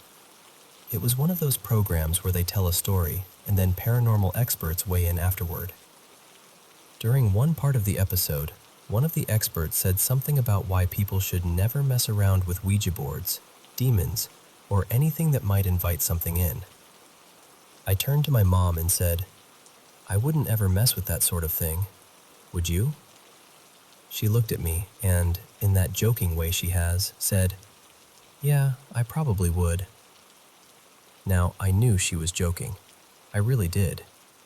But something about it made me uneasy straight away. I told her, "Don't joke like that. Seriously, you don't know what might take it as an invitation." We had never had anything happen in that house before. No footsteps, no voices, no strange shadows. Nothing. There was no reason for me to think our home was haunted. But I still felt like it was better not to say things like that out loud. Then I started telling her how some people believe spirits or entities can use electricity to make themselves known. My mom just shook her head and said she didn't believe that was possible. I told her again, "Just don't say things like that. Please." And then, not even a minute later, something happened. We were still sitting there watching the television when the top of my left arm suddenly started to burn. It wasn't an ordinary sting. It wasn't like a bug bite or a little scratch. It was this sharp, hot, burning feeling that came out of nowhere. I remember knowing instantly that it wasn't normal. I looked at my mom and said, "My arm is burning.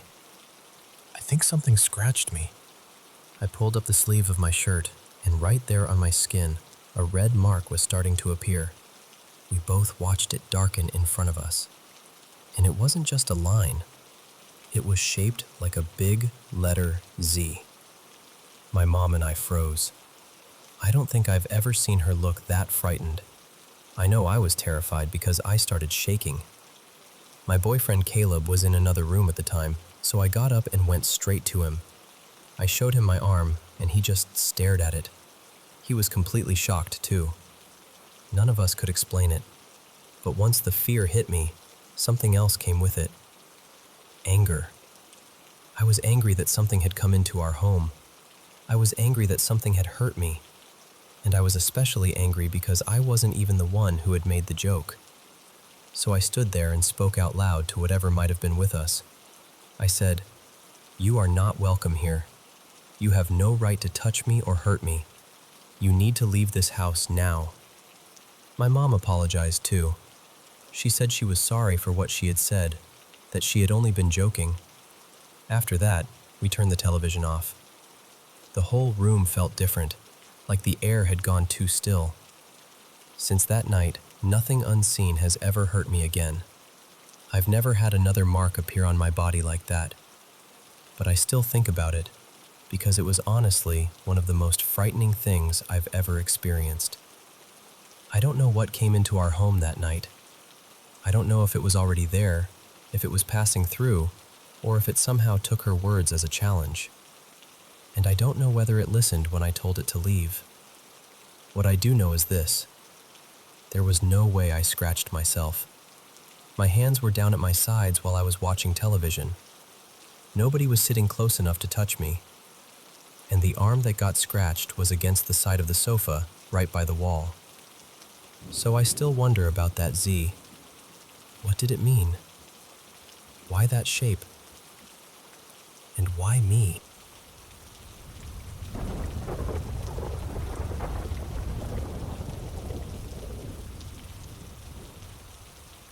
Today I turned 15, and I guess I should start by saying that there's no history in my family of schizophrenia, hallucinations, or anything like that. I've never been diagnosed with anything like that either. My family, though, has always been very spiritual. Faith was a big part of our home. This all started when I was around 12. Back then, I still considered myself Christian, but my faith was fading. It was during COVID, so we weren't going to church anymore, and honestly, we had all kind of drifted away from God. One night, sometime after midnight, I had been playing a game for hours and went to the bathroom. As I was walking out, I saw something near the doorway. It looked like a small shadow figure, maybe 2 or 3 feet tall. The second I saw it, this heavy feeling hit me. Fear, dread, insecurity, all of it at once. I froze. It didn't last long, but I knew I saw it. I tried to calm myself down and tell myself I was just tired. I went back to my game, still shaken, and later went into the kitchen to grab a snack. That's when I saw another one. This one was tall, maybe 7 feet, maybe taller. It was standing in the kitchen, completely dark, like a person made out of shadow. I froze again, and then it vanished almost immediately. But I knew what I had seen.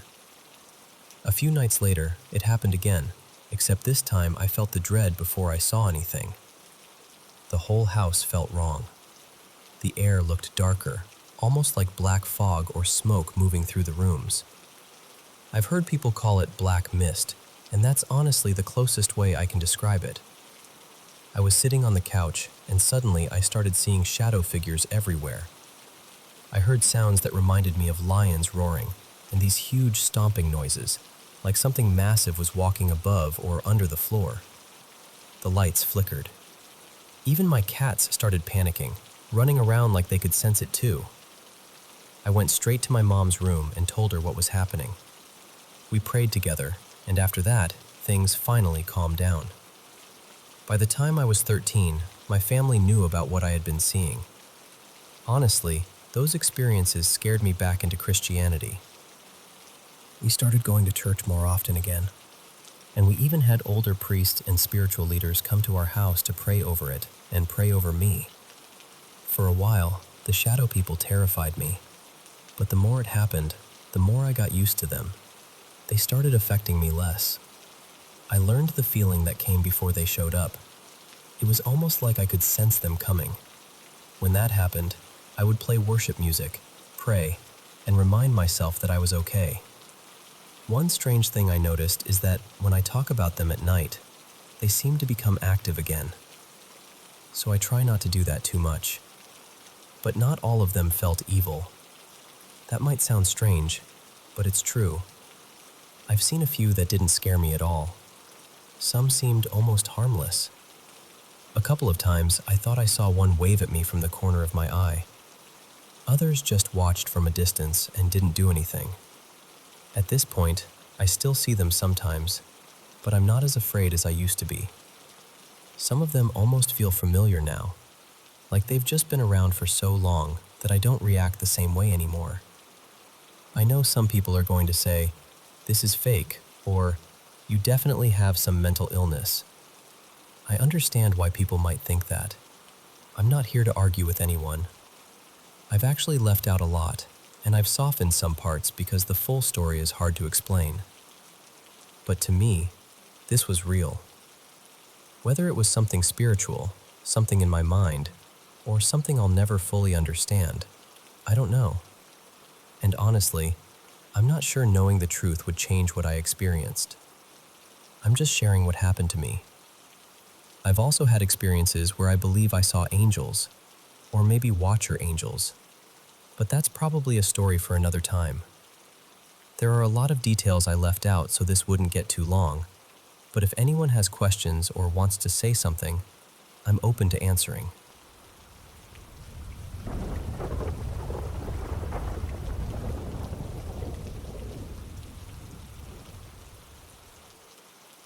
I think this happened about 3 or 4 years ago, and honestly, it has stayed with me ever since.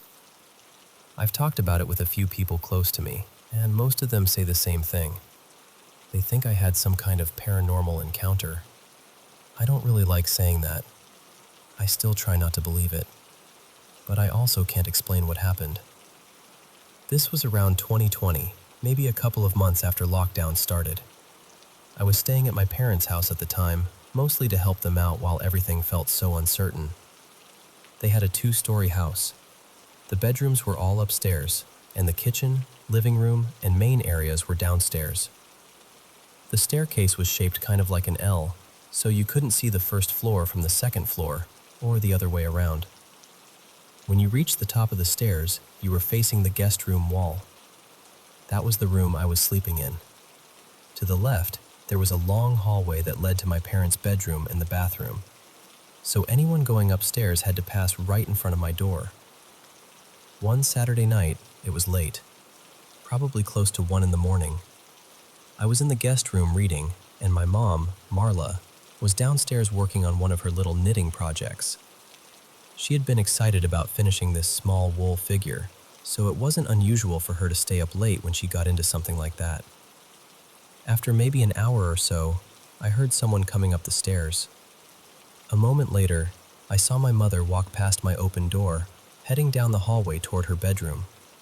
She seemed to be talking on the phone. I could hear her voice, low and steady, like she didn't want to wake anyone. I stepped out because I wanted to ask her something. When I called to her, she stopped and looked at me. And that look, I still remember it too clearly. Her face was exactly my mother's face, but her eyes were empty. Not tired, not annoyed, just blank, like there was nothing behind them. She didn't answer me. She only shook her head once, slowly, then turned and kept walking toward her room. At first, I told myself she was irritated because I had interrupted her call, so I left it alone. I waited maybe 20 or 30 minutes, thinking she would finish talking. But I didn't hear anything from her room. No footsteps, no voice, no door closing. Nothing. Eventually, I went down the hallway and knocked softly. She didn't respond. I opened the door and switched on the light. Her room was empty. I just stood there for a second, trying to make sense of it. I knew I hadn't heard her come back downstairs. I hadn't heard the stairs creak. I hadn't heard the front door. Nothing. So I went downstairs to check. That's when I found my mother asleep on the couch, with her knitting still nearby. I felt this awful cold feeling in my stomach. I woke her up and asked, "Mom, why did you come back downstairs to sleep here? Weren't you just upstairs?" She stared at me, completely confused. Then she asked what I was talking about. I explained everything. I told her I had seen her walk past my room. I told her she had been talking on the phone. I told her I had spoken to her and that she had looked right at me. The more I talked, the more her expression changed. She looked worried first, then frightened, then almost angry, but not at me. More like she didn't want what I was saying to be true. Finally, she said, "I was asleep. I never went upstairs. I didn't call anyone." And that was it. My mother doesn't have any condition that would explain this. I don't either. I was fully awake. I wasn't dreaming. I wasn't half asleep. I know what I saw. Whatever stood in that hallway looked exactly like my mother. It looked me in the eyes. I spoke to it. I still don't know what happened that night. But even now, whenever I visit that house, I feel it the moment I go upstairs. That long hallway feels darker than it should, quieter than it should. And every time I look down it, I get this terrible feeling that I'm not alone. I still refuse to call it an encounter, but I've never found a normal explanation for it either.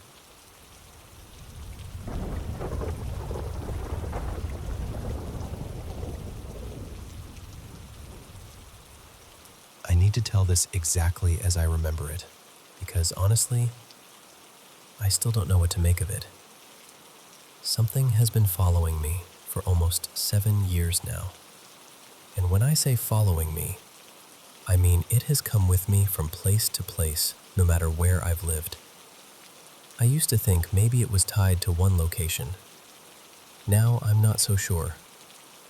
Back in 2016, I was working in Deer Lodge, Montana, at this old motel right near the old Montana State Prison. The place was practically across the street from it. If you've ever looked into haunted prisons or haunted places in the US, you've probably heard of the old pen. It has a reputation. At the time, though, I didn't believe in any of that. Not really. Even while working at this old motel beside a place everyone called haunted, I stayed pretty skeptical. Around that time, we had a paranormal investigation crew coming in from Alberta. They were staying with us because the motel was so close to the prison. One of my coworkers, Marcus, was more open to that kind of thing than I was. He even had a couple of haunted dolls. Nothing dark, at least not from what I could tell. They seemed more playful than anything. Then one day in May, I went to clean room 26. The weather was warm, and as soon as I stepped inside, I heard what sounded like a little girl's voice. At first, I figured there must be a kid outside, so I checked the parking lot, then looked across the street. Nothing. Nobody there. I tried to shrug it off and went back inside, but as I got closer to the bathroom, I heard that same little girl's voice say, "You better be careful." Then she giggled. I froze for a second, but I told myself I was just tired. Maybe my brain had turned some outside noise into words. I kept going.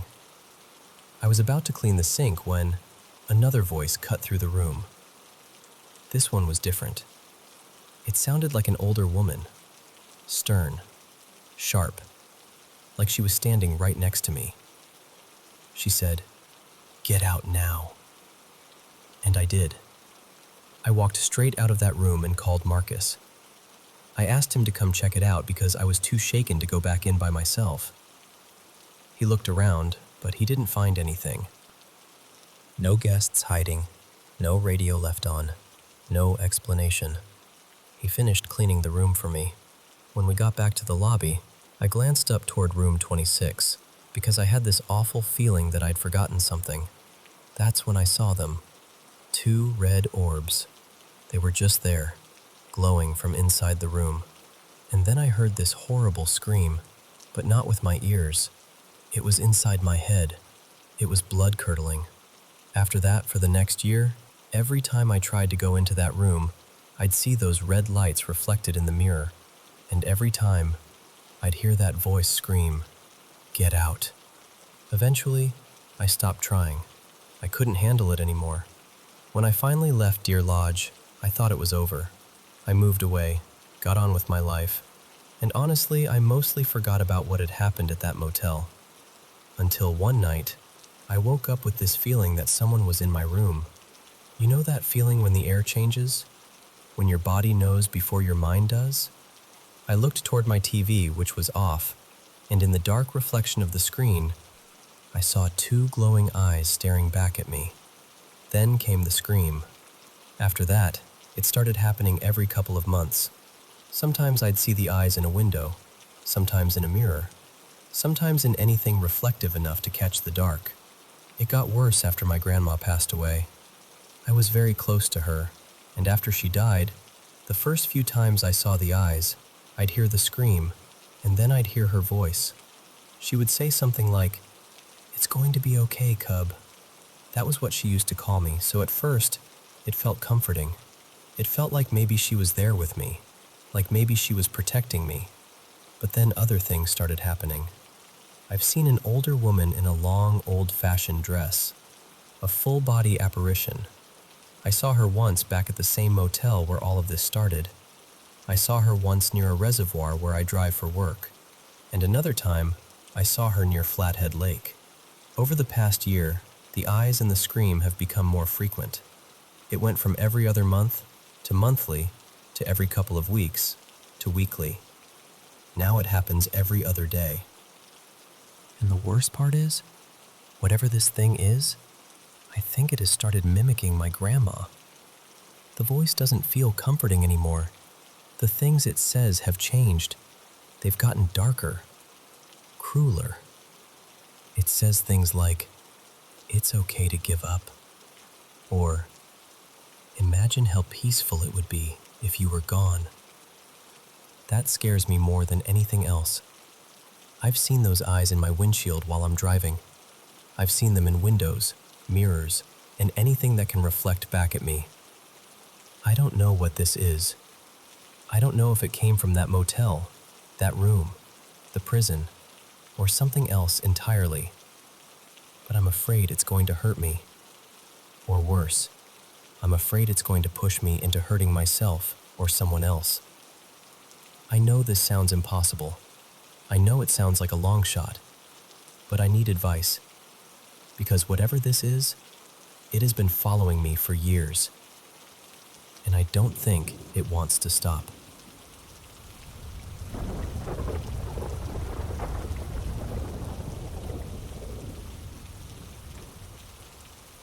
I live out in the Midwest, on a little rural patch of land tucked between a cornfield and a strip of woods.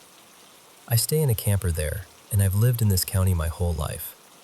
I mean that honestly. I know the back roads, the parks, the old bridges, the fields, the places people forget about. I know this county almost too well.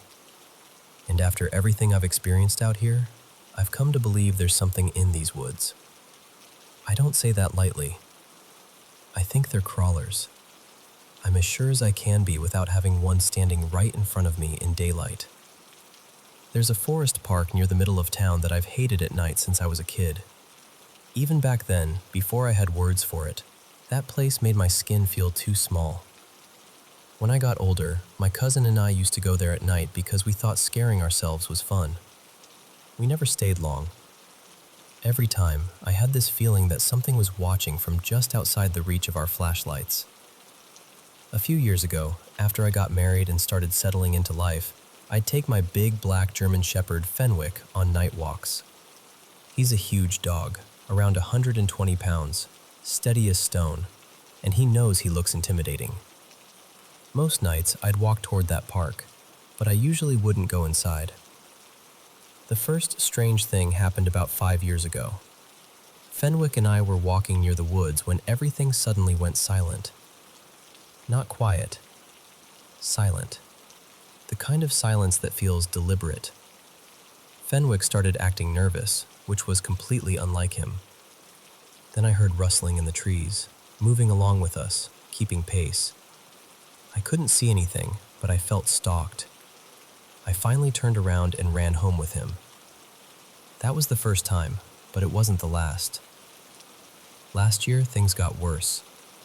One night around 11:30, I was walking with my wife, Fenwick, and our smaller dog, Bixby, who's a little terrier chihuahua mix. We were still a few blocks from the woods when 4 deer burst out of the trees and ran straight into the street, coming toward us like they were trying to escape something. Then we heard this sound. The only way I can describe it is a person trying to imitate a monkey.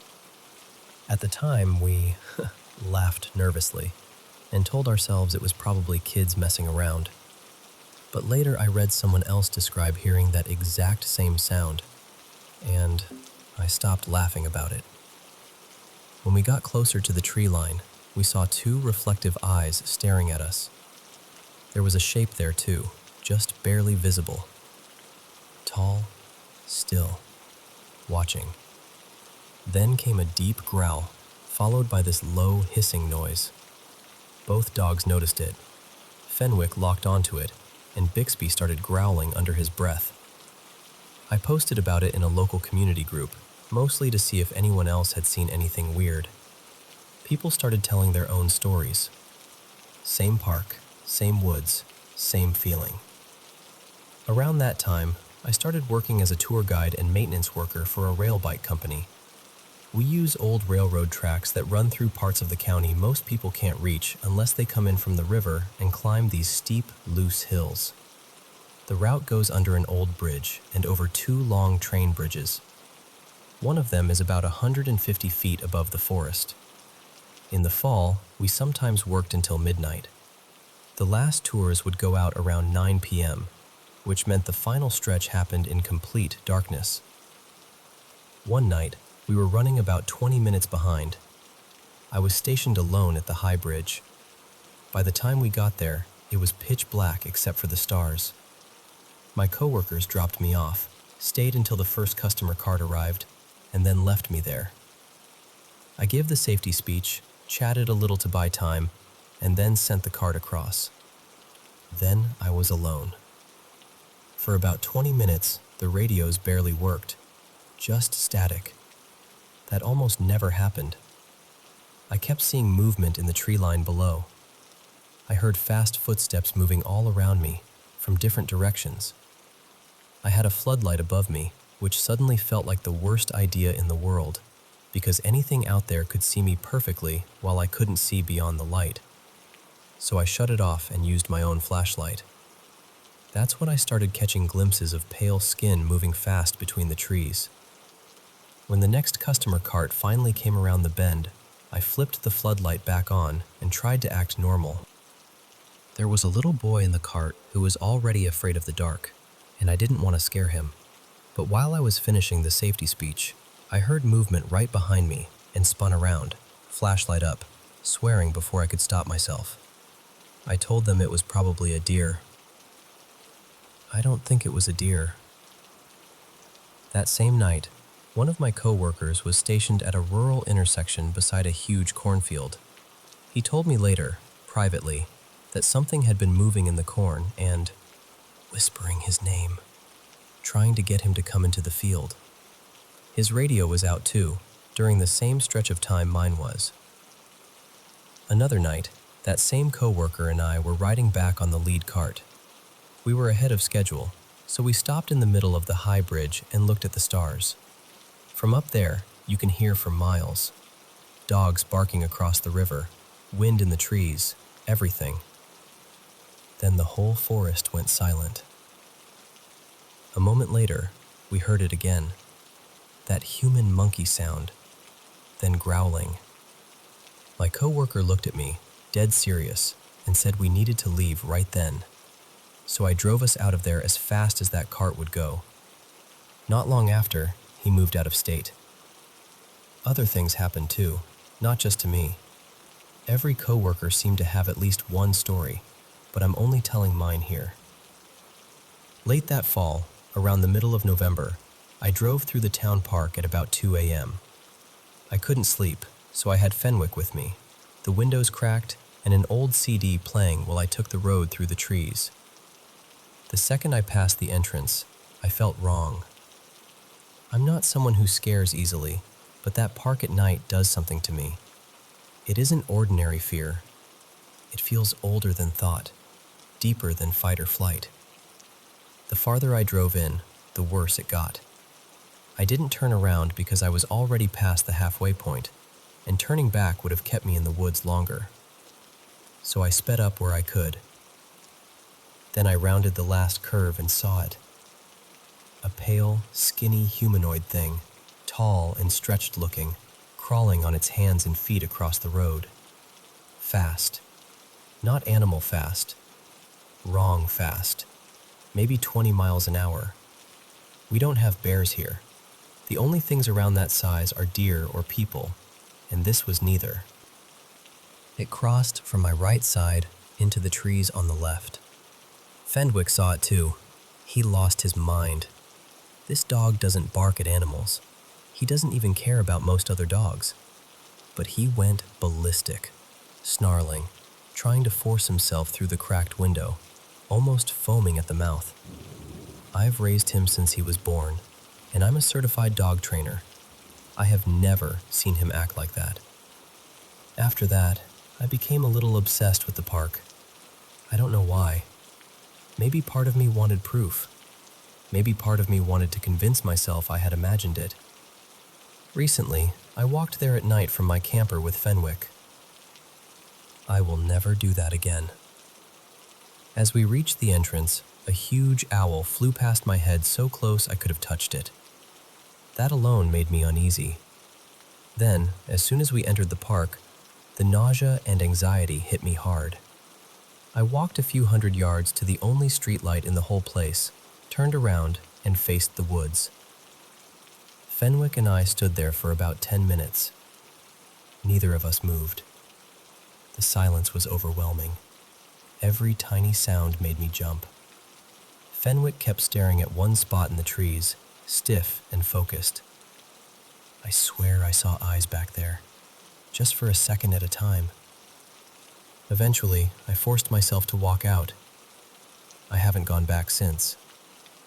The strangest part is that this county is full of abandoned mines. Hundreds of them.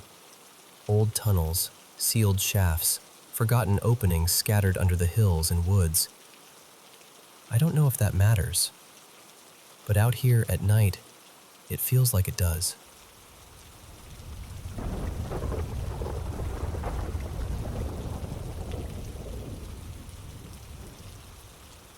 I still think about this night sometimes, even though I've tried really hard not to. It happened about 6 years ago. My husband and I were driving across the country, heading west after leaving North Carolina. We had passed through places like Topeka, Kansas, and somewhere near Salt Lake City earlier that day, so by the time night settled in, we were exhausted and just looking for somewhere quiet to pull over and camp. We were out in this huge stretch of flat, dry land, just endless desert brush, no real landmarks, no towns close by, nothing. We got off the highway and turned down this unmarked dirt road that seemed to keep going forever. Maybe 2 miles, maybe more. It felt longer because it was so dark. Eventually, we came up on a small parking lot off to the right. A little farther ahead, there was a fence with a "No Trespassing" sign, and another sign that said something like "Space Monitoring" or "Space Observation." I remember there being a military symbol on it, though I can't remember which branch. Maybe Air Force, maybe Navy. That part has blurred a little over time. I immediately felt uneasy. I told my husband, "We shouldn't be here." But he pulled into the lot anyway. It was narrow and mostly empty, and he drove all the way to the far left side before stopping. From where we were parked, I could see a fenced entrance and some kind of path beyond it. The path looked almost like train tracks leading farther in, past another fence and up toward a small one-story building. And beside that building was a huge rocket. That's what made the whole thing feel unreal. This little forgotten place in the middle of nowhere, and there was just this massive rocket standing there in the dark. At the opposite end of the parking lot, there was a black car with tinted windows. At first, I didn't notice anyone inside. My husband and I started arguing quietly because I wanted to leave right away, and he wanted to look around. Then I glanced back at the black car, and there he was. A man was suddenly sitting in the back seat on the driver's side. The front door on that side was cracked open. The back door was wide open. I don't remember seeing anyone else in the car. He was just sitting there, staring forward. Then he turned and looked directly at me. He was close, maybe 15 or 20 feet away. The light from the parking lot made his skin look almost pink, but not in a normal way. His face was sharply angled, especially around the cheeks, and his eyes were dark and much bigger than they should have been. Not cartoonishly huge, not something you'd instantly notice from across a room, but once you saw them, you couldn't unsee them. The second he made eye contact with me, my whole body reacted. It felt like electricity went through me. My heart started pounding, my eyes watered, and I couldn't breathe right. I started grabbing at my husband and telling him over and over, "We need to go. Right now. We need to leave." My husband saw the other car, but somehow he did not seem to see the man. That still bothers me. The man was sitting right there, directly across from us. The door was open. He was looking straight at me. But my husband acted like I was panicking over nothing. He actually suggested we get out and explore. Now, my husband has always liked creepy places. So have I, honestly. We used to be the kind of people who would stop at abandoned buildings or take weird side roads just to see what was there. But this was different. He also had a deep distrust of anything military or government-related, so the fact that he wanted to walk toward this fenced-off, military-looking space facility made no sense to me. It was completely out of character for him, and my reaction was out of character for me too. I'm usually skeptical. I'm the person who tries to explain things logically first. I'm not someone who bursts into tears because of a strange man in a parking lot. But that night, I was terrified. My husband laughed a little, like I was being dramatic, and started trying to open his door. I grabbed him hard. I was crying by then, begging him not to get out of the car. Finally, he gave in. But I remember how slowly he pulled away. Painfully slowly. It felt like the car was crawling. As we turned back toward the dirt road, the man got out of the black car. He stood there in the parking lot, and his eyes stayed locked on mine almost the entire time we were leaving. I remember him wearing a plain, light-colored t-shirt and what looked like cargo shorts, though I'll admit that detail might not be perfect anymore. Time does strange little edits to memory, but I know what I saw. For years, I tried to push it out of my mind. I tried to convince myself it was just a weird person, weird lighting, exhaustion, fear, all of it stacked together until my brain made something ordinary feel impossible. Then recently, a friend started talking about some wild conspiracy theory, and it brought the whole memory rushing back. Since then, I've tried to find the place again. I've searched for military space observation sites in that stretch between the Midwest and the Western Desert. I've looked for roads, fences, parking lots, rockets beside small facilities, anything that might match. But I haven't found it. No long dirt road, no little parking lot, no track-like path, no small building with a rocket beside it. I've wondered if it was some kind of restricted facility, or maybe a lesser-known site that doesn't show up easily.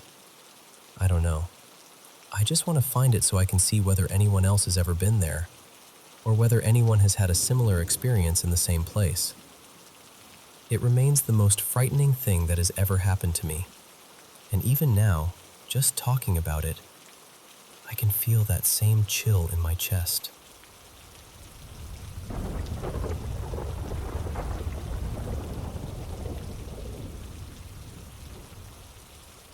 I had been renting a small room in Thailand for almost a month, and honestly, nothing unusual had happened the entire time I was there.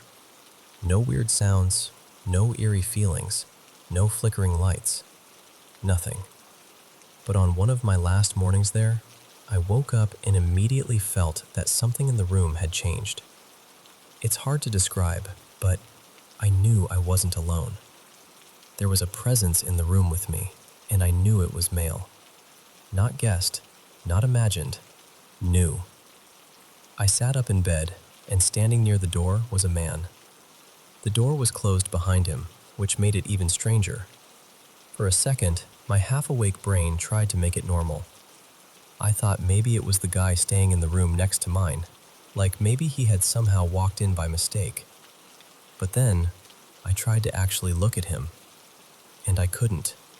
He had no clear face, no sharp outline, no details I could hold on to. It was like he only existed in the corner of my vision. Whenever I tried to focus on him directly, everything about him blurred, almost like my eyes refused to understand what they were seeing. That was when fear really started creeping in.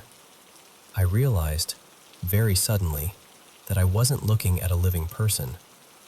I kept blinking because some panicked little part of me thought, okay, this will stop. I'll blink and he'll be gone.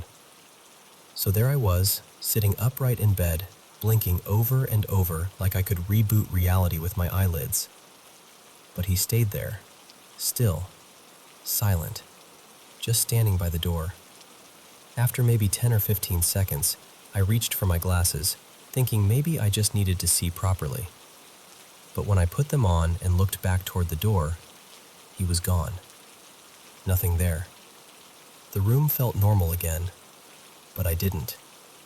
I was scared, definitely, but the strange thing is, I never felt like he was going to hurt me. He didn't feel aggressive. He was simply there, and somehow that was almost worse.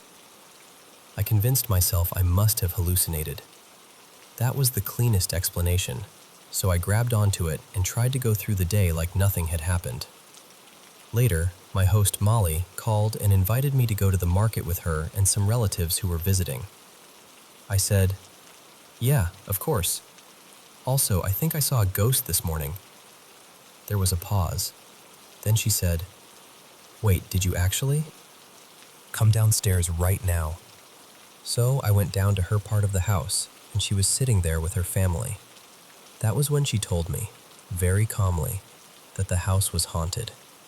She said she didn't exactly put that in the rental listing, for obvious reasons, but over the years, a few guests had seen him. Then she told me that earlier that same morning, before I had said anything, her mother and sister had both noticed strange things too. A little toy truck had moved on its own. Someone had heard a young boy laughing inside the house. According to Molly, the spirit was a young boy who protected the home. She showed me his shrine, and it was full of little gifts.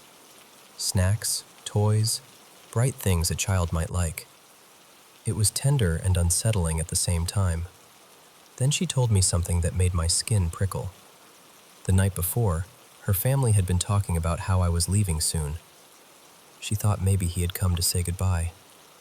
She suggested I buy a small treat and leave it at his shrine as a thank you. So I did. I left the offering, said a quiet thank you, and flew home the next day. But here's the part I can't stop thinking about. I didn't see a little boy. I saw a man. I didn't feel a child's presence. I felt a grown male presence, unmistakably. So I still don't know what happened. Maybe the stories about the boy and what her family saw were just a strange coincidence. Maybe I had some kind of hallucination, even though I've never had one before or since. It didn't feel like sleep paralysis either, because I could move the whole time. All I know is that it felt real. And ever since then, that morning has stayed with me. It shifted something in how I understand the world. Sometimes I still wonder whether I saw something supernatural, or whether my mind created something so vivid that I'll never be able to fully explain it. Either way, I remember him clearly. Not his face, not his features, just the feeling of him standing there, by the door.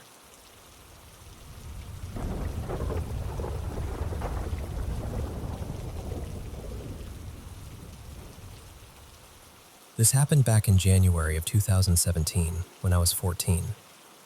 I was staying at my cousin's house for a few days, just a normal sleepover kind of thing. Nothing felt strange at first. That morning, we woke up pretty early and decided to walk around his neighborhood for a bit. One detail matters here. My phone was completely dead. I had forgotten to charge it the night before, so I left it plugged in on the dresser in my cousin Tyler's room while we went out. Now, in his neighborhood, there was this one house that always gave us a bad feeling. It had this huge wooden cross in the front yard, probably 7 feet tall, maybe taller, and attached to it was a pentagram. It looked wrong. Not fake haunted house wrong, but the kind of wrong that makes your stomach quietly step backward. Tyler and I were joking about it because that's what kids do when something scares them. We called it creepy, said it looked demonic, and I did something stupid. I flipped off the house. This was around 9 or 10 in the morning. We kept walking, maybe 5 or 10 more minutes, then went back to Tyler's house and honestly forgot all about it. A few hours later, around lunchtime, I checked my phone and saw a text from a number I didn't recognize. The message was written in all caps, with numbers replacing letters.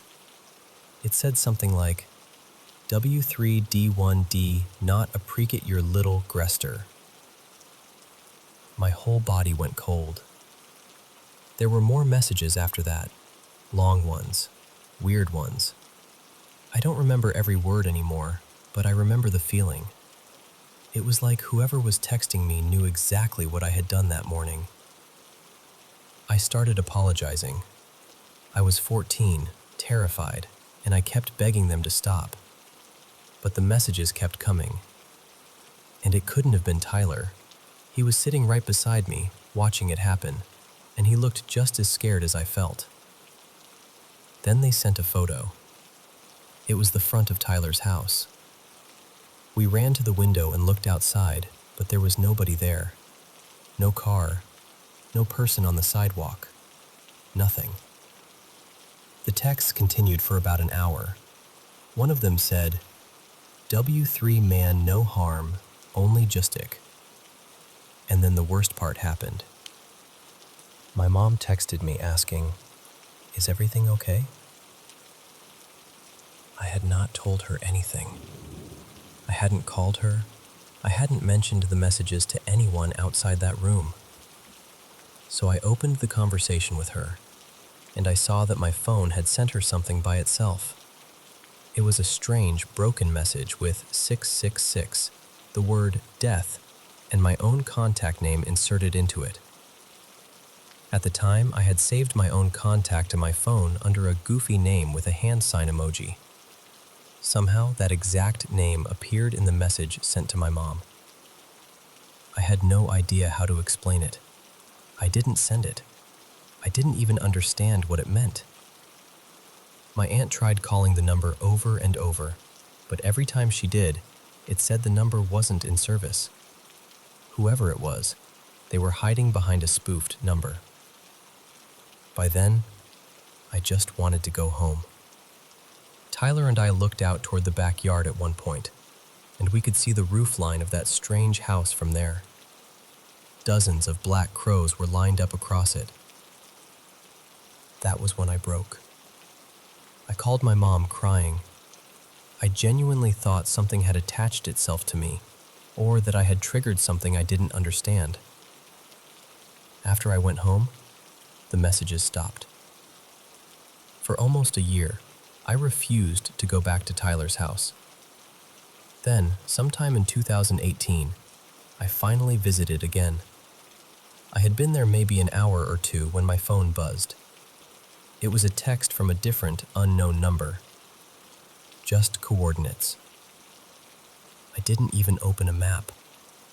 I didn't want to know where they led. I knew in my gut it was connected.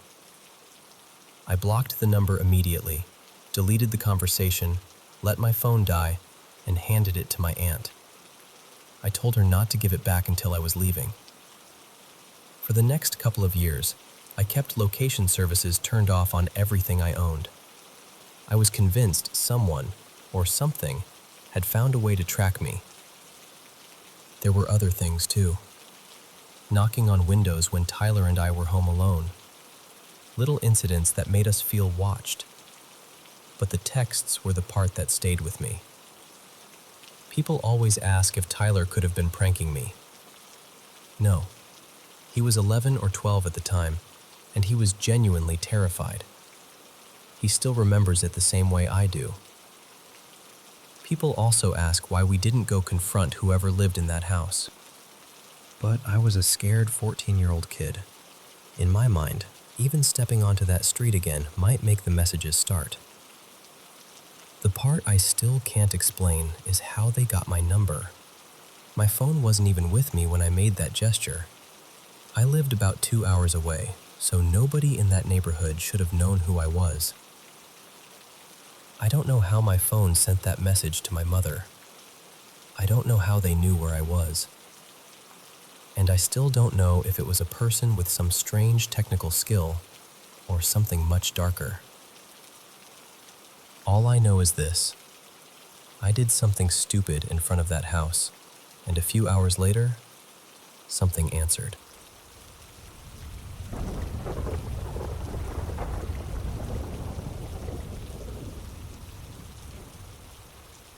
I guess I should start by saying that, for the last several years, I've dealt with some pretty intense sleep paralysis. And I don't mean the kind where you wake up a little scared and shake it off. I mean the kind where your whole body feels locked in place, and there's this tall, dark figure standing nearby with no real face, no clear features, just this shape that feels wrong. Every time it happens, it builds to the same kind of ending. I'm trapped. I'm trying to move, trying to yell, and eventually I scream myself awake, hoping someone hears me and comes to help. I don't know if that connects to everything else I'm about to tell you, but it feels important enough to mention. When I was little, probably somewhere between 4 and 8, I used to have this recurring nightmare. I only know the age range because of the house we lived in at the time. In the dream, our house wasn't really our house anymore. The layout was the same, but everything inside had turned dark and damp, almost like the walls had been swallowed by fog and moss. And there was this figure. It was tall, kind of brownish gray and shadowy, but not exactly transparent. It would wander outside my bedroom door, and somehow I always knew it was looking for me. I'd hide behind the door, holding my breath, and then it would slowly come closer. I'd see its long fingers curl around the edge of the door, one by one, like it was testing whether it could come in. That was always the moment I'd panic. I'd crawl under my bed, wait for it to enter the room, then squeeze out from the other side and run. And as I ran through the house, I'd turn on every light I could reach. The hallway lights, bathroom lights, closet lights, laundry room, my sister's rooms, every single one. I mean, every light in the house. The dream always ended the same way. I'd make it to my parents' bedroom, flip on their light, and start screaming as the thing came toward their door. And then I'd be awake. But the strange part is, the lights really were on. My parents told me later that I used to sleepwalk all the time, turning lights on throughout the house. So I know that part wasn't something my mind invented years later. Maybe it was just a nightmare mixed with sleepwalking. Maybe that's all it was. But those dreams stopped after we moved out of that house, and they never came back in quite the same way. A few years later, when I was around 10 or 11, something happened that still bothers me. It was a normal late spring day, nothing dramatic. I went to school, came home, did my homework, played some video games with friends, and had dinner with my family. After dinner, I took our dog for a walk around the neighborhood. Back then, I loved walking at night. I'd put on my headphones, bring my CD player, and listen to Meteora by Linkin Park from start to finish. That was my little ritual.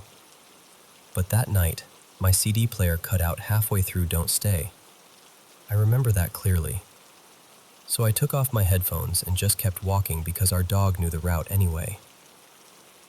About 10 or 15 minutes later, I noticed how quiet everything was. Not peaceful quiet, not normal nighttime quiet. more like the whole neighborhood had been covered with a thick glass dome.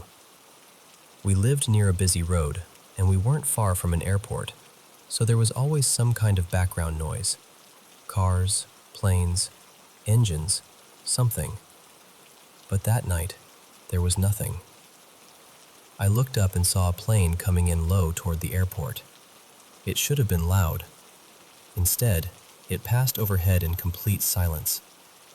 No engine, no rumble, nothing. I could hear my shoes on the pavement. I could hear my dog breathing. I could hear myself breathing. That was it.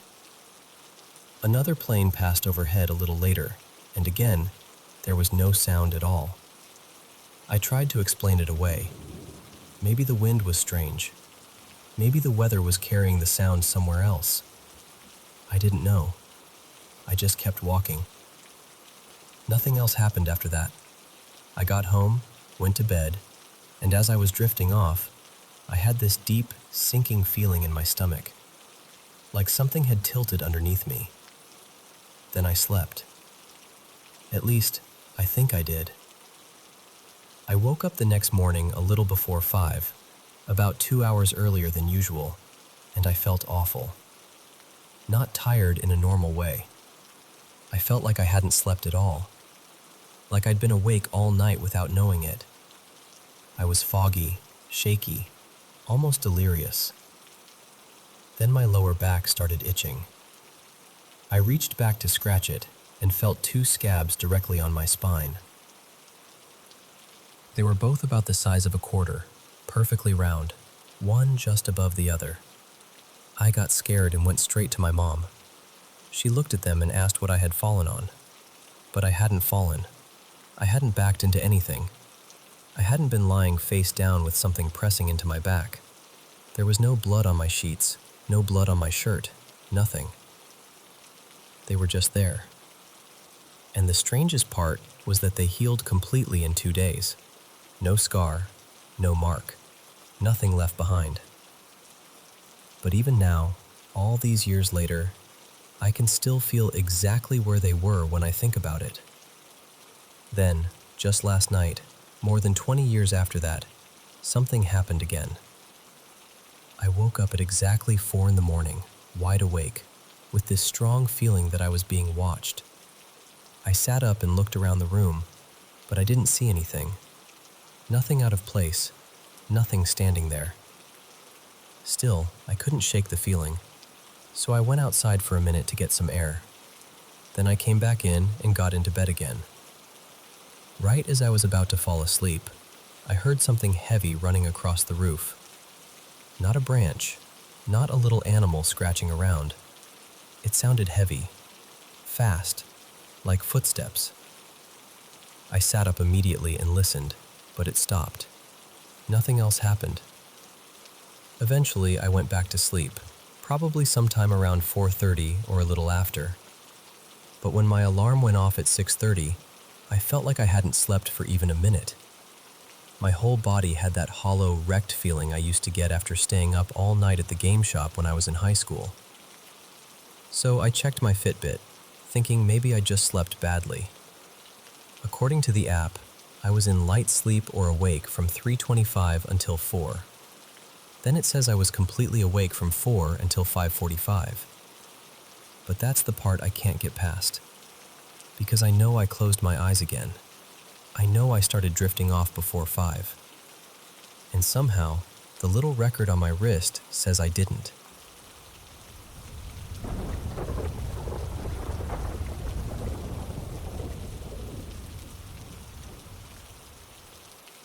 I grew up in backwoods Louisiana, in one of those little apartment rows tucked off a highway that led straight to a church. The other end of the road was a dead end, and that was the side we lived closer to. My childhood was rough. My parents struggled with addiction, and my dad was deeply religious in a way that made the house feel heavy sometimes. One year for my birthday, I got a Furby. I loved that thing. But my dad decided something evil had attached itself to it, so the very next day, we had to throw it away. Across the street from our apartments were 2 big dumpsters. Since trash had just been picked up, we figured the Furby would get buried under everyone else's garbage before the next truck came. So we tossed it in there, and that was supposed to be the end of it. My brother Silas and I spent most of our time outside. We didn't have much, but we had dirt, sticks, grass, and imagination, and somehow that was enough. There was an open patch near the dumpsters where we played, and past that was a big field. Behind the dumpsters, the woods curved around the dead end and ran alongside the apartments toward the church. A day or two after we threw out the Furby, Silas and I were out there making mud patties to throw against the side of a neighbor's house. Then we heard it. A growl. Not a dog growl. We knew dog growls. Loose dogs were everywhere back then. We used to ride bikes with sticks or baseball bats because dogs would come tearing out of nowhere, barking and snapping. But this sound was deeper. It was low, rumbling, almost like it came from under the ground. Silas grabbed a big stick and jumped in front of me. He yelled, "Who's there?" Nothing answered. I remember trying to act tough because I had older brothers and I wasn't raised to be delicate. But that sound shook me. After a minute, Silas picked up a rock and threw it hard against the dumpster. It made this loud metal bang that echoed everywhere. Still nothing. Then he started walking toward the dumpster, like he was about to look behind it. That's when my mom burst through our screen door and yelled, "Y'all get inside! Streetlights are on! Come eat supper!" I honestly don't know what scared me more, whatever was behind that dumpster or my mama flying out of the house like thunder in slippers. That night we ate red beans, again. We were poor, so it was usually beans or potted meat sandwiches, but my mom always made sure there was something on the table. After supper, we went to bed. Bedtime was 10, no arguing. I slept on a mattress on the floor behind the living room couch. We didn't have our own rooms. My parents stayed up late most nights, arguing and doing what they did, and I'd lie there pretending not to hear. That night, I was staring toward the kitchen, looking at the pot of beans still sitting on the counter, when I heard my mom talking to my dad. She told him she didn't want us playing near the dumpsters anymore. Then she said she had seen a big kid crouched behind one of them, digging through the trash and watching us like he was hiding. She said as soon as she saw him, she called us inside. Then she said something I still remember word for word. "Cal, that boy must have been hungry. I think he was eating Miss Janine's rolls out of there. Had to be 5 of them, just crouched down stuffing his face." Miss Janine baked for the church, and she was always giving away leftovers. Apparently, she had thrown out a whole batch of rolls after service. When I heard that, my stomach sank. I started thinking, what big kid? There weren't any new kids in the complex. I would have noticed. Part of me got curious, even excited. Maybe he'd be friends with Silas. But another part of me kept going back to that growl, because what we heard was not a hungry kid. That night, I had one of my awful night terrors. The kind where I felt awake but couldn't move, couldn't scream, couldn't do anything except make this tiny, strange sound. My mom had to shake me awake. The next morning was trash day, and I felt sad knowing my Furby was finally going to be hauled away. While getting ready for school, I opened my drawer and what looked like hundreds of tiny black baby spiders scattered across my shirts. I slammed it shut and ran out. Silas was already at the bus stop by the dumpsters, so I grabbed an old shirt from the floor and threw it on. When I looked out the window, I saw someone crouched beside him. At first, I thought it was a boy, a black boy, maybe twice Silas's size, bent down like he was tying his shoe. I got excited and ran outside, bursting through the screen door. But as I crossed the street, the garbage truck pulled in. I realized I had forgotten my backpack, so I had to run back inside. By the time I came out again, the truck had already emptied the dumpster, and the boy was gone. I ran up to Silas out of breath and asked, "Where did he go?" He looked at me and said, "Who?" I whispered, "The boy, the black boy. He was right here tying his shoe." Silas stared at me like I had lost my mind. Then he said, "You're crazy." And the garbage truck came. "Furby's gone." "Sorry, sis." I looked at the dumpster. It was empty. The lid was open. Just scraps and bits of trash left on the ground. I felt sad, but I was also confused. I knew what I had seen. We got on the bus and I went straight to the back seat because back then, that was the cool place to sit. As the bus pulled away, I looked out the window. The dumpster lid was closed now, and sitting right on top of it was my Furby. Just sitting there, all by itself. My whole body went cold. The bus drove past the dumpsters to turn around in the field, and I stood up to get a better look. That's when I saw him. Only it wasn't a boy. It was a grown man. He was wearing an old, battered suit, blue and gray, hanging on him like it had been dug out of another life. He stood directly across from where we had waited for the bus, and he stared at me the entire time. Then, as the bus pulled away, he opened the dumpster, picked up my Furby, climbed inside, and closed the lid behind him. I never told my mom. I never told Silas. I still haven't. We never saw that boy again. But even now, years later, I remember that growl. I remember the man in the ruined suit. I remember the dumpster lid closing. And I will never forget that cursed little Furby.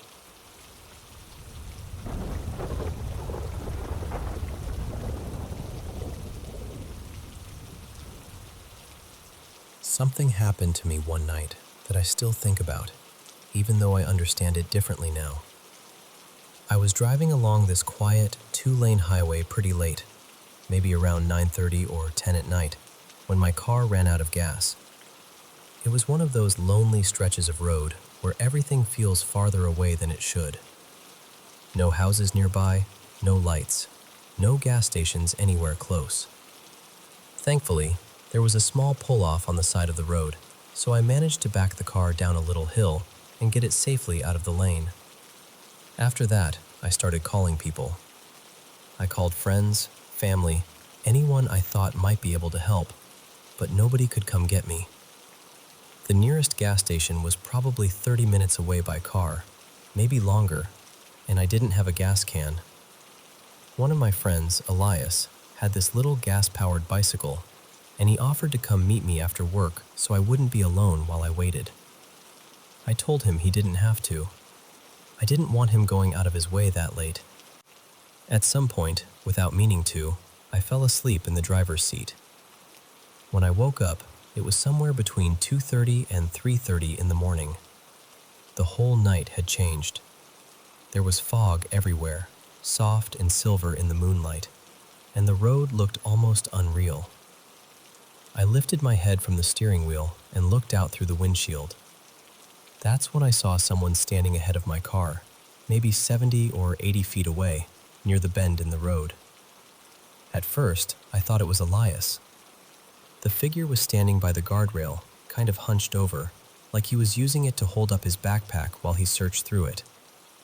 But he looked strange, blurry almost, like my eyes couldn't quite lock onto him. I was still half asleep, so I rubbed my eyes and leaned forward. He was still there. My windows were down, so I called out his name. He didn't answer. That bothered me, so I opened the door, got out, and took a few steps toward him. And then I realized it wasn't Elias. Standing there in the pale moonlight, surrounded by that drifting fog, was something I can only describe as a headless, translucent figure. It had an old, rugged backpack on, open at the top, and it was just standing there in the road. I froze. Then I saw something on the ground in front of it. It was a head. Its head. And there was a leash attached to it, held tight in the figure's hand. I can't explain the fear that hit me in that moment.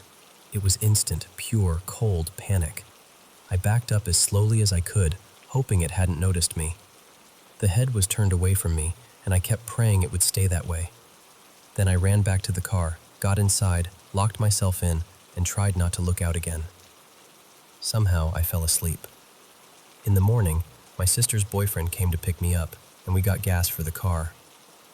I tried to move on from it, but I couldn't shake what I'd seen. About a week later, I was at home in my room.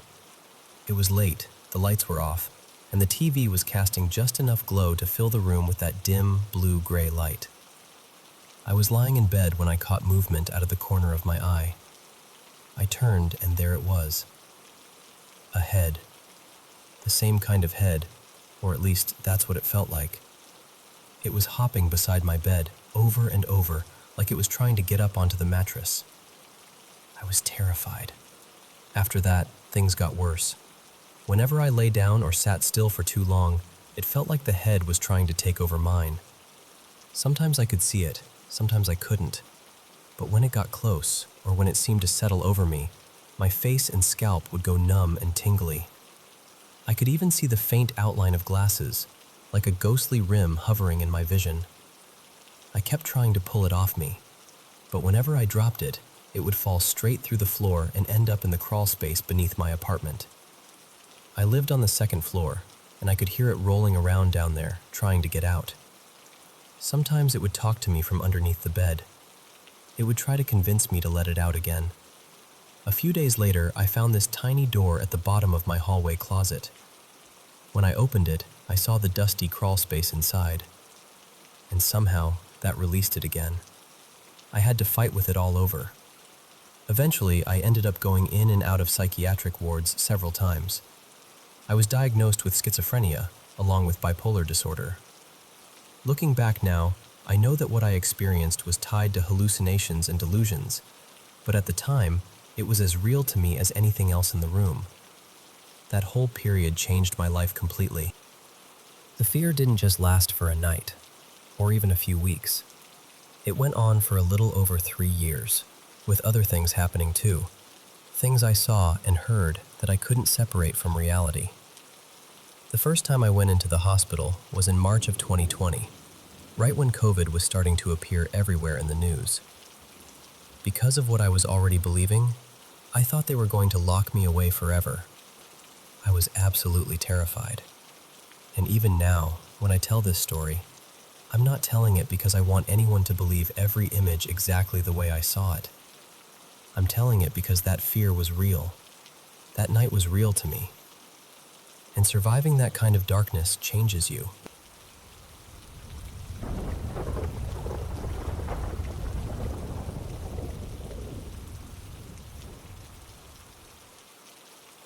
This happened a few years ago, back when I was still a kid.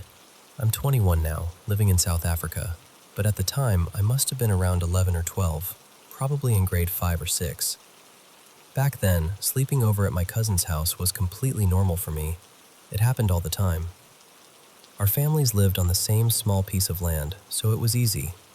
There were 2 houses on the property, and one of them was split into 2 separate little flats. My family lived in one half of that house, while my cousin's family lived across the yard in a double-story house. So on weekends, the routine was always the same. We'd come home from school, finish our homework, and then I'd walk over to my cousin's place for a sleepover. It became such a regular thing that nobody really thought twice about it. One night, around 11, my aunt told us she was going over to my mom's flat with my younger cousin to watch a movie. She told us to be safe, and we watched both of them leave. At about 11:30, my cousin Bella and I decided to go bathe and shower. That was also normal for us. We used to get ready late at night, then sit in the bathroom forever, just talking. Their house had 2 bathrooms upstairs.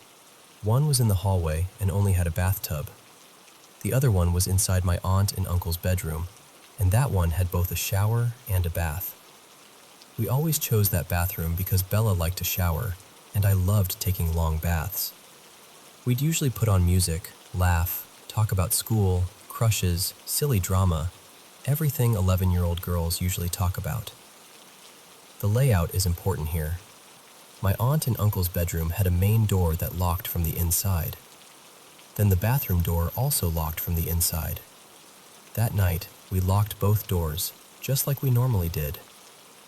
At first, everything felt completely ordinary. We were playing music, joking around, and having fun. I remember checking my phone at one point and seeing that it was midnight.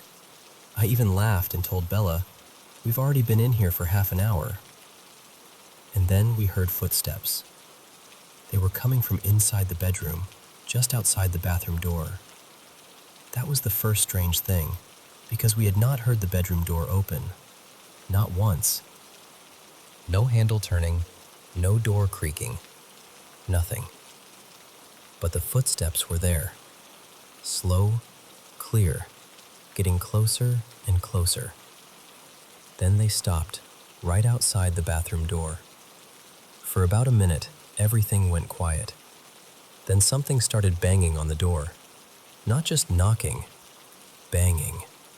And then it screamed in my aunt's voice. It sounded exactly like her. Not similar, not close. Exactly. It shouted in Afrikaans, "Bella, maak oop hierdie deur nou," which means, "Bella, open this door now." The worst part was how real it sounded. It had the same anger in it, the same sharpness, even the same little crack my aunt's voice gets when she is really upset. But something about it felt wrong. Whatever it was, it kept doing everything in threes. 3 bangs on the door, then the same sentence shouted 3 times.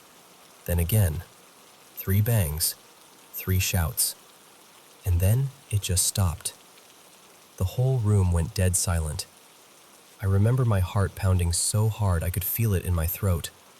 Bella wanted to open the door, but I told her not to. I thought my aunt was furious, and honestly, I was terrified.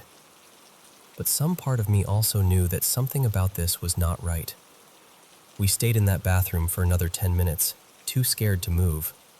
Then, around 10 or 15 minutes past midnight, we heard the front door downstairs open. This time it sounded normal. We heard my aunt and my little cousin talking as they came into the house. Bella and I got dressed as fast as we could. We unlocked the bathroom door, stepped into the bedroom, and immediately realized something that made my stomach drop. The bedroom door was still locked from the inside. Nobody could have walked into that room. We ran downstairs and asked my aunt if she had been upstairs a few minutes earlier, banging on the bathroom door and shouting at us. She looked confused and said no. She said she had been with my mom in our flat the whole time. We told her everything, but like a lot of adults do, she brushed it off and said we must have imagined it. But I know what I heard. Bella heard it too. I told my aunt I didn't care if she thought it was my imagination. I was not sleeping there that night. I went straight back home. To this day, I still don't know what happened in that house, or why something would mimic my aunt's voice like that. But what scares me most is how perfect it was. The tone, the anger, the way her voice cracked. It sounded like her. But it wasn't her. And that was not the only strange thing I experienced there.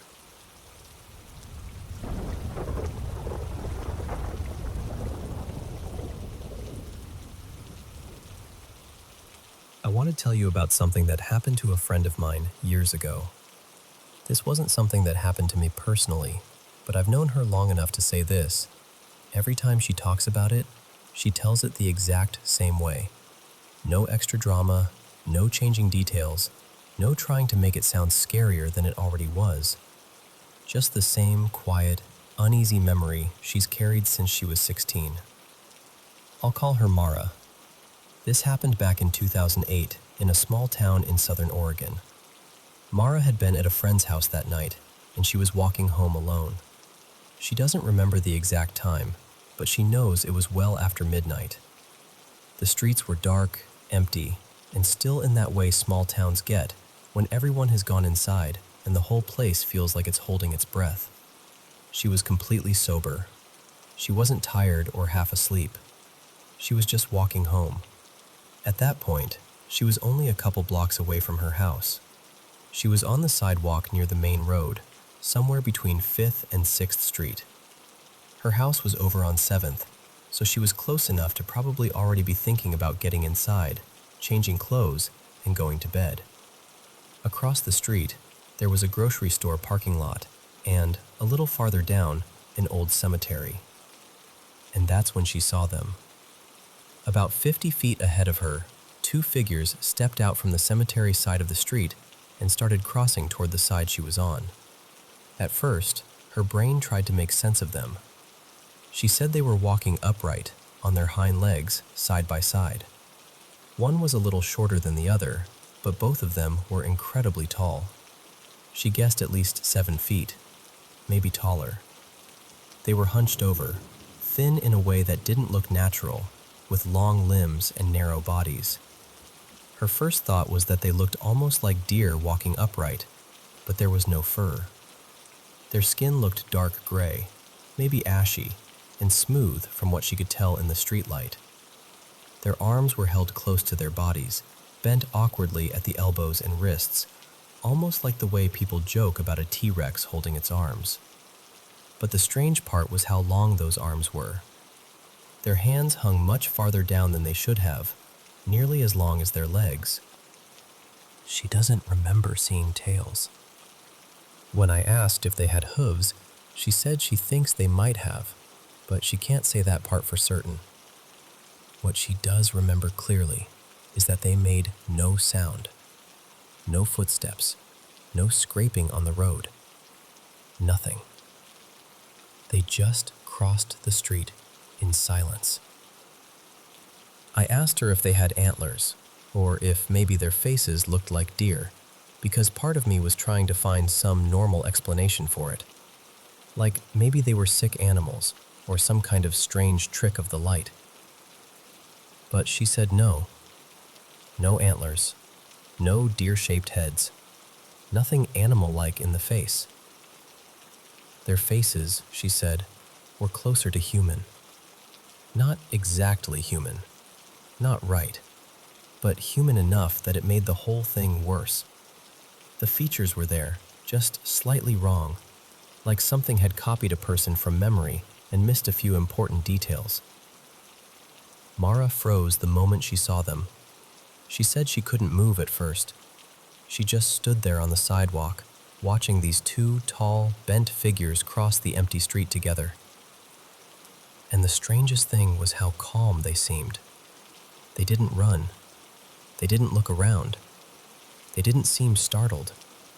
They didn't even seem to notice her. Or, if they did, they gave no sign of it. She said they moved almost casually, like two people out for a quiet walk at night. That part always unsettles me. They crossed onto her side of the road and continued down 6th Street, side by side. Mara watched them pass the first house, and then they slipped out of view. That was when something in her snapped back into place. She suddenly realized she had been standing there frozen, and instead of running straight home, she ran towards 6th Street to see where they had gone. She doesn't really know why. Maybe shock.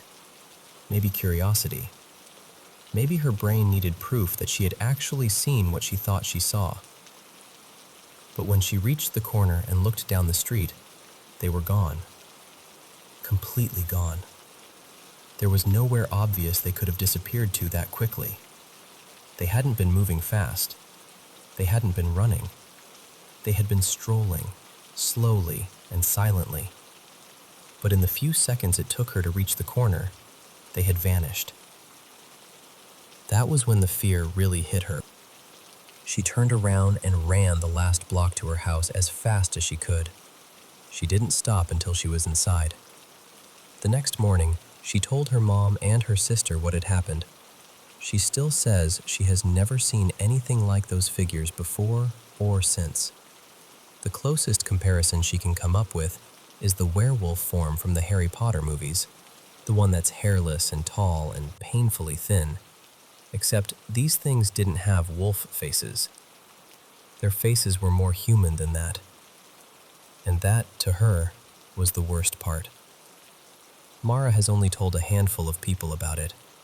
Her family, a few close friends, and me. She doesn't talk about it for attention. She doesn't tell it like a campfire story. She tells it like someone remembering a car accident, something that happened too fast and too clearly to ever fully leave her. Nothing like that had ever happened to her before. Nothing like it has happened since. But even now, all these years later, whenever she describes those two figures walking silently across the road, her voice changes. Because whatever she saw that night, she knows one thing for sure. They were not just animals. And they were not people.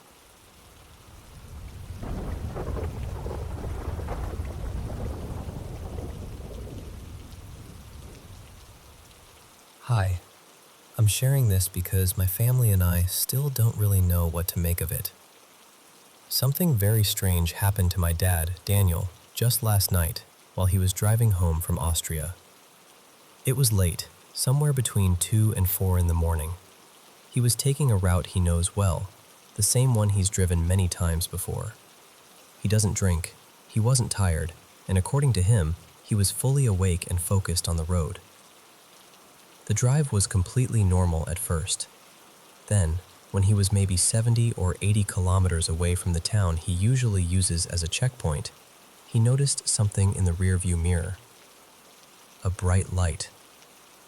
At first he thought it might be a motorcycle behind him, maybe 400 or 500 meters back. But almost right away, something about it felt wrong. The light wasn't behaving like headlights. It didn't sway naturally, didn't drift, didn't move the way another vehicle should. When my dad eased the car slightly to the left, the light moved left at the exact same moment. Not a second later, not gradually, exactly with him.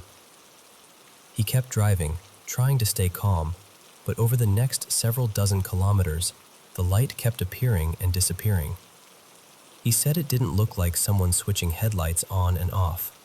It was more abrupt than that, almost like the light was being erased from the road and then placed back again. It flashed a few times behind him, vanished, then later appeared much closer. This time it was maybe 200 meters back. Again, it blinked in and out. Then it was gone. For a while, everything seemed normal again. The road was quiet. The sky was still dark. My dad thought maybe it was over, or maybe he had misunderstood what he'd seen. Then the light appeared in front of him. Very close. He thinks it was only about 10 or 20 meters away.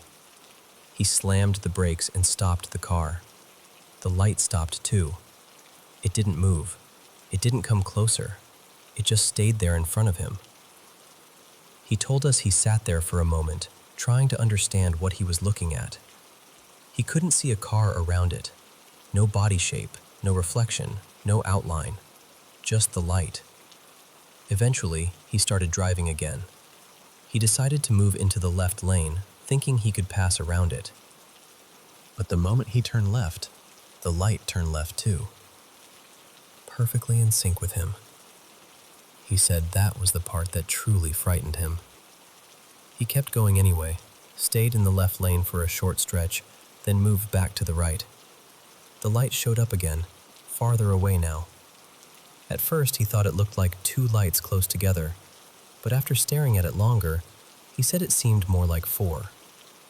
The farther he drove, the farther away it became, until finally it disappeared again. He drove quietly for a while after that. Then it came back one more time. This time, it was ahead of him, maybe 300 meters away, and it looked like it was coming straight toward him at high speed. He honestly thought he was about to crash into whatever it was. He turned on his high beams. Usually, when he does that, the road lights up far ahead. He can see signs, trees, rails, anything in front of him. But this time, he couldn't see anything around the light at all. It wasn't illuminating the road. It wasn't casting light on the surroundings. He said it felt like the light was somehow stuck in his vision, but still real at the same time. When his high beams came on, the light started moving farther and farther away from him, until it finally disappeared. By the time he reached the town he was aiming for, the sky was beginning to brighten. After that, he didn't see it again for the rest of the trip. I know how strange this sounds, I really do. What worries us most is not only what he saw, but how he sounded when he told us about it. My dad is 67, and he has never spoken the way he did this morning. He was stuttering, speaking slowly, and some of his words seemed to fade before he finished them. My mom and I both noticed it immediately. She's planning to take him to a doctor because this has never happened before, and we don't want to ignore the possibility that something medical could be involved. My parents are also very religious, and they've already reached out to a priest. I don't personally know what to think about that side of it, but I'm mentioning it because it matters to them, and maybe it's part of how they're trying to process what happened. I'm not saying this was paranormal. I'm not saying it wasn't. I honestly have no idea. I just know my dad came home shaken, and my family is worried. So if anyone has any idea what could explain something like this, whether it's a medical issue, something with the road, lights, reflections, another vehicle, anything at all, I'd really appreciate hearing it.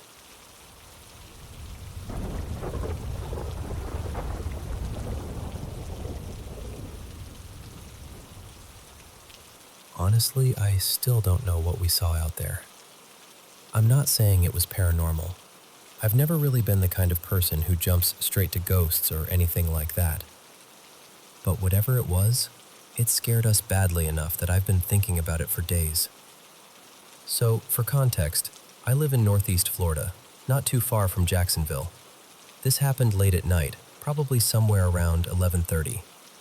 It was dark out there. I mean really dark. We were deep enough in the woods that there wasn't much light around at all, and we were standing near the car with every light turned off, so I don't think it could have been a reflection.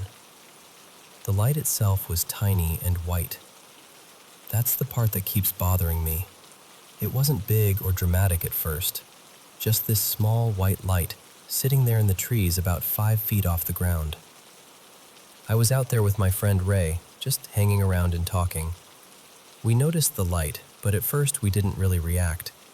We just kind of stared at it while we kept talking, trying to figure out if it was a person, a bug, or maybe something reflecting off something else. Then, after a few seconds, it blinked out. And when it came back, it had shifted a little to the left. That was the first moment where both of us went quiet. You know that feeling when your body understands something is wrong before your brain catches up? That's what it felt like. We didn't discuss it. We just got in the car and left. But curiosity is a dangerous little engine. After we calmed down, we decided to go back. We picked up another friend, mainly because we wanted someone else to see it too. Maybe we wanted proof. Maybe we wanted to scare him. Maybe we were just being stupid. Probably all three. About 20 minutes later, we were back in the same spot. This time, we were ready. Phones out, cameras on, watching every direction. And that's when I saw it again.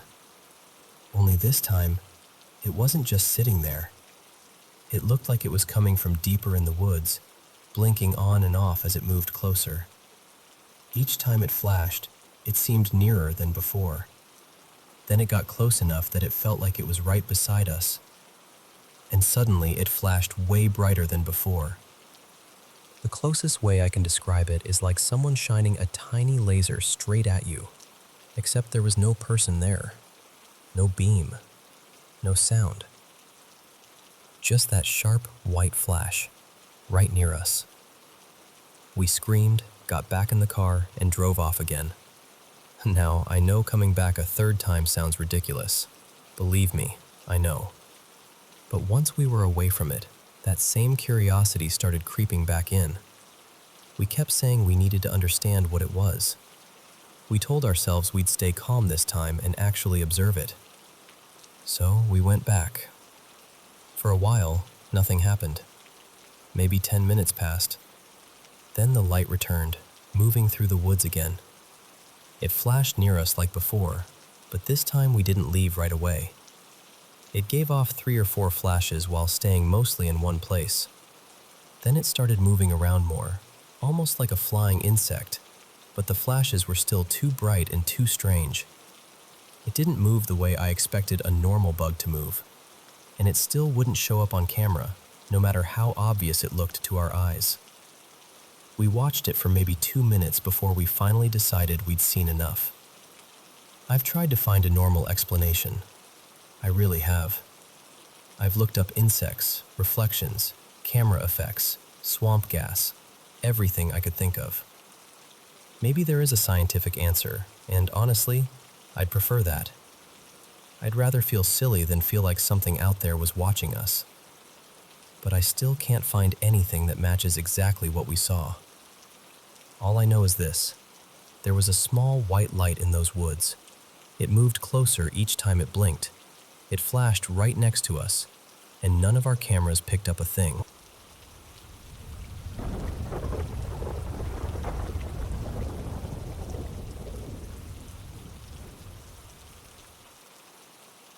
I grew up in the Bible Belt, so church was just part of life.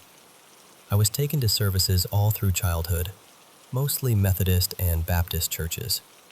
I remember stepping inside a Catholic church once when I was very young, but the memory is hazy, more like a photograph left in the sun. I also went to one of those big, modern evangelical churches at one point, the kind that feels almost like a shopping mall. Honestly, the most supernatural thing about that place was looking around and thinking, wait, why is there a coffee shop in here? I haven't been inside a church in years now, but sometimes, when I think back on it, there are certain moments that still hook into my curiosity. A part of me wonders what I'd feel if I walked into one again. Would it feel normal? Would it feel empty? Or would I notice the same strange things I noticed back then? When I was around 12, I was already starting to doubt a lot of what I'd been taught. Christianity had begun to feel full of cracks to me. One thing that always bothered me was prayer. I would sit there silently, trying so hard to feel connected to God, and nothing ever answered back. I know some people might say actually hearing God would be terrifying, or maybe even dangerous, depending on how literally you take the Bible. But from the way everyone talked about having a relationship with Him, I thought I might at least get one quiet moment that felt real. I remember one service where a woman suddenly dropped to her knees and started sobbing in the middle of the sermon. People rushed around her, excited, saying she had felt the touch of God. They placed their hands on her like they were hoping some of it would pass into them too. I just stood there, watching. I remember feeling unsettled, not just uncomfortable, but deeply out of place. It was a small church, and somehow it felt even smaller in that moment. I had this strange feeling that something was watching the whole thing unfold from somewhere behind the pews. Not watching with reverence either, more like it was amused. I couldn't prove that feeling came from anything outside of me.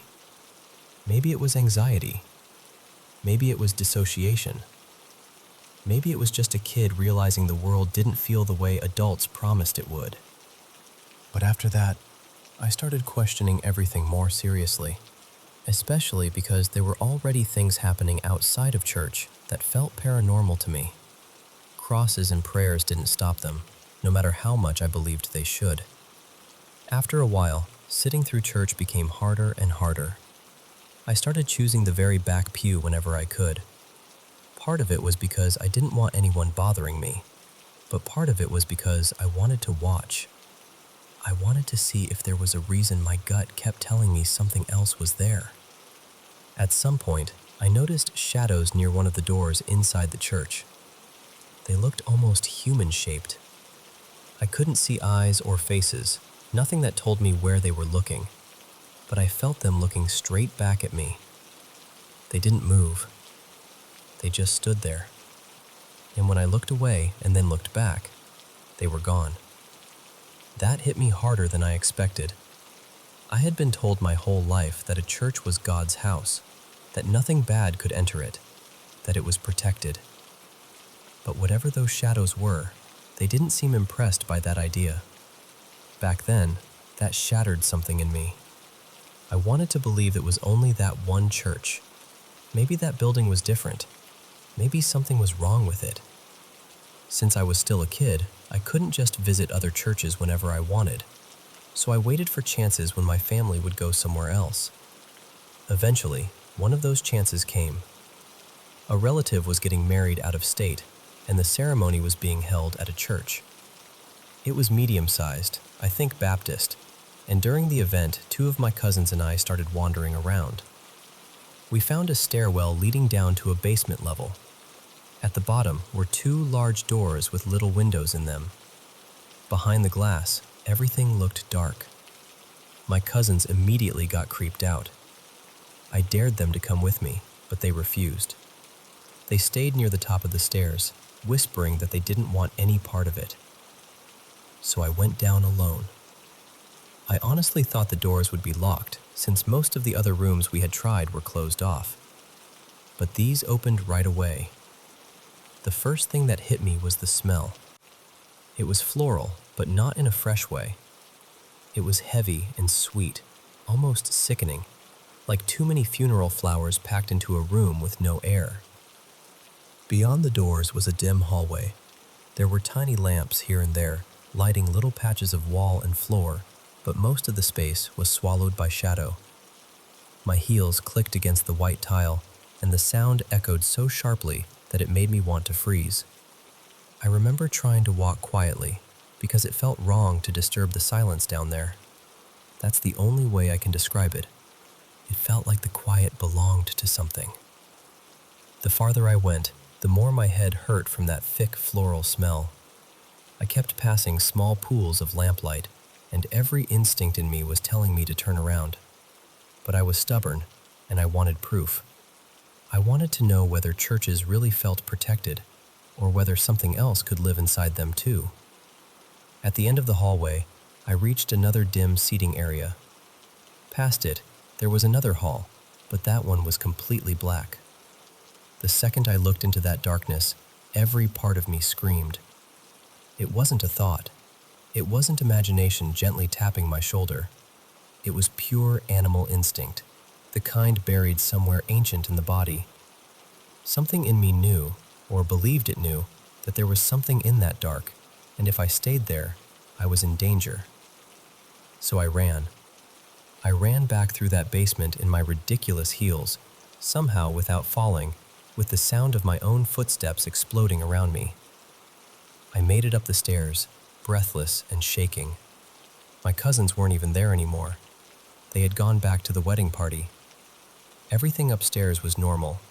People were talking, laughing, eating, celebrating. Meanwhile, my heart was still pounding like I had escaped something. My family stayed in town one more night to visit with relatives. It was actually a nice evening. Nothing strange happened while I was awake.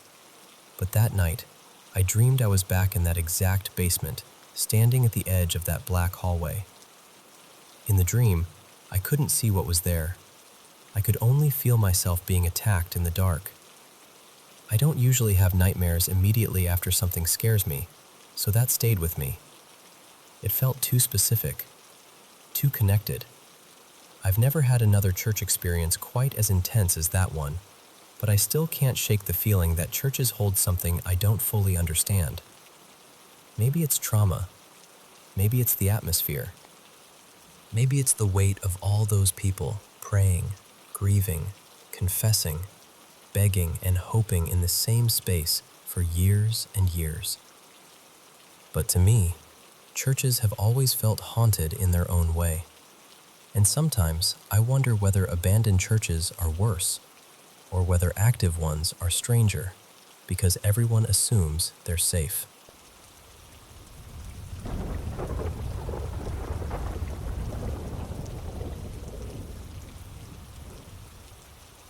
I want to tell you about my grandfather, though calling him that still feels strange, because I never really knew him. He died when I was a baby, so I don't have memories of him the way other people might. What I have are the stories people told, the silence people kept, and the times I believe he showed himself. For privacy, I'll call him Ivor. Ivor inherited an old family farm that had been passed down for generations. It was the kind of place people in town talked about with respect, even pride. But inside the family, it was something different. He was cruel, arrogant, and violent, especially toward my father. Part of that hatred came from something my father didn't even know until he was around 50 years old. Ivor wasn't his biological father. My grandmother, who I'll call Pearl, had been involved with another man before she married Ivor.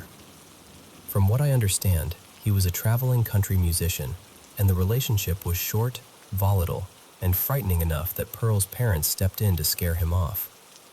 Pearl was young and pregnant with my dad when it ended. The strange part is that my dad's real father apparently sent birthday gifts for years. Pearl never gave them to him. She hid them away in the attic, where they sat for decades, collecting dust. Eventually, Pearl married Ivor, and they had 2 sons together. I'll call them Arden and Miles. Ivor treated my father and Arden terribly. He worked them hard on the farm, and from what I've been told, he beat my father with whatever was nearby, sometimes even metal tools. But to the people in town, Ivor was a respected Christian family man. Someone helpful, someone generous, someone good.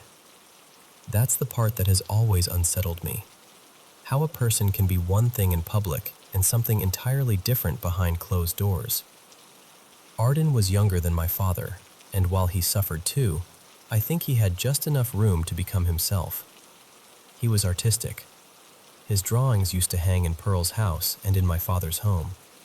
I barely knew him because he left as soon as he could and built a life far away in New York. I heard he worked restoring old stone figures, things like gargoyles, which always felt oddly fitting to me. Then there was Miles. Miles came along much later, and from everything I've heard, Ivor adored him. He was funny, bold, spontaneous, the kind of kid who could make people laugh without trying. He was also spiritual in a way that seemed unusual for someone so young. My dad once told me Miles wrote a poem about going to heaven. I never got to read it, but I've thought about it more than once. One day, Miles brought some friends out to the farm. They had recently watched Teen Wolf, and there was a scene where Michael J. Fox rides on top of a car like he's surfing. Miles wanted to do that. He wanted that same wild, reckless freedom. So his friends got into one of the farm trucks, and Miles climbed onto the hood. They drove down a country road. For a few moments, I imagine he felt fearless. Then the driver hit the brakes. Miles flew off the hood and struck his head on the road. He died right there. I never met him, but his absence was one of those things that lived in the house like another person. You could feel the shape of the hole he left. After that, Ivor blamed my father for Miles's death. I don't know how that made sense to him, but grief and cruelty can twist together in ugly ways. Their relationship became even worse. By then, my father had children of his own, including my brother and eventually me, and he was still trying to hold on to the farm, no matter how badly Ivor treated him. Then Ivor gave my father an ultimatum: leave the farm with his family, or else. My father had only a couple of days before everything would be taken from him. And then Ivor died. He was electrocuted while working on the water pump. Supposedly, he forgot to shut off the power at the box nearby. The town mourned him, but my family didn't. My father said he had been in another town getting supplies when it happened, though I've never known what to believe. The farm was remote. Emergency responders would have taken a long time to get there, especially back then. My father was the one who found Ivor's body. Later, he used to point out the place near the pump and the power box, explaining how Ivor had forgotten to turn it off. There was something in his voice when he said it. Not exactly joy, more like a cold satisfaction he tried to bury, but couldn't. After Ivor died, he didn't leave the farm. My brother was the first one to see him. He was about 12, staying overnight at Pearl's house.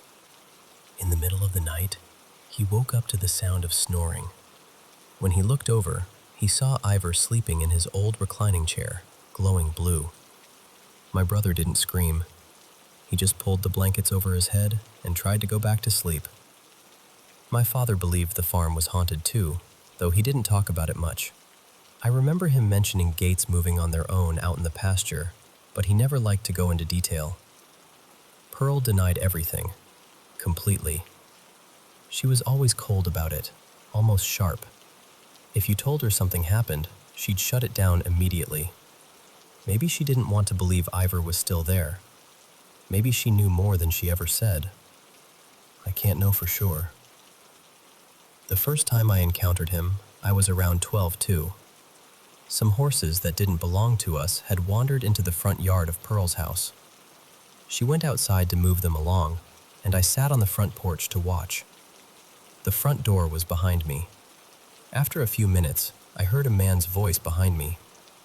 It was angry, low, guttural. At the same time, this cold rush of air went straight through me from the direction of the door. I screamed and ran toward Pearl. When I tried to tell her what happened, she said it was only the wind. But it was summer. There was no wind hitting me from where I sat, and the cold came from behind me, from the closed door. Closed doors don't breathe voices. There was another night I believe I saw him in my own house. I heard moaning in the hallway, and when I looked, there was an old man standing near my bedroom door. The door was open wider than I had left it. He was tall and thin, almost bent over. His face was bony. His hair and beard looked dry and stringy, like old straw. His eyes were sunken but sharp. He had that same blue glow my brother described, but around the edges of him, there were streaks of orange, almost smeared like paint. The last time I saw Ivor was during the day. I was running around the farm with my old best friend. We were probably ghost hunting, or at least pretending to. We were kids, and we already knew the place had a reputation, so we were doing what curious kids do. Behind Pearl's house, there was an old white shack with peeling paint. It was full of junk and half falling apart. I had seen it plenty of times before, and it never bothered me. But that day, everything stopped. My friend and I were laughing, then suddenly we both went quiet and looked toward the shack. There was a dusty window, cloudy and cluttered from the inside, but behind the glass, I saw a face. Ivor's face. He wasn't glowing that time. He looked pale, gray, and dead. His eyes looked like empty sockets, but somehow they were furious. My friend screamed before I did. My brother was nearby on a tractor, and we ran for him. We cut across fences and pasture lands so fast we could have gotten hurt. He was angry because we could have been run over, but he let us climb into the tractor anyway. We stayed with him while he fed the cattle. For a long time, I forgot that part. I think it scared me so badly my mind packed it away. Years later, my brother mentioned that there had been a day when my friend and I came running to him, quiet and shaken, insisting we stay on the tractor. That brought it all back. I haven't seen Ivor since, and honestly, I'm grateful. I haven't stepped foot on that farm in about 10 years. A few years ago, my brother told me Ivor appeared in one of his dreams, begging him to come back. The farm has been falling apart ever since we left it, and I don't know whether that place is haunted, cursed, or just soaked through with everything that happened there. But I know this much. Some places remember, and that farm remembers everything.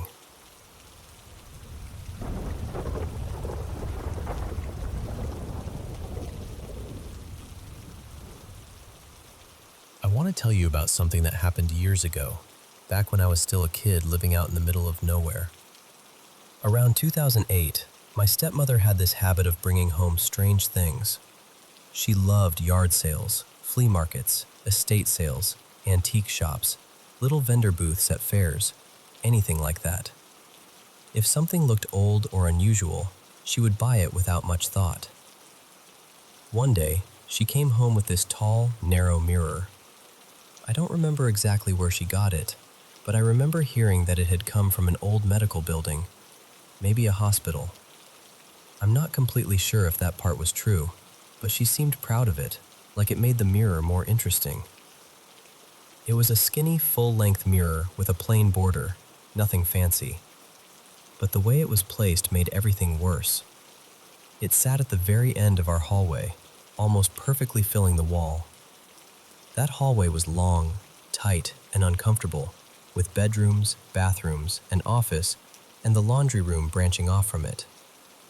There were doorways on both sides near the mirror too, so when you looked down the hall, the reflection seemed to stretch forever. You couldn't really avoid looking at it.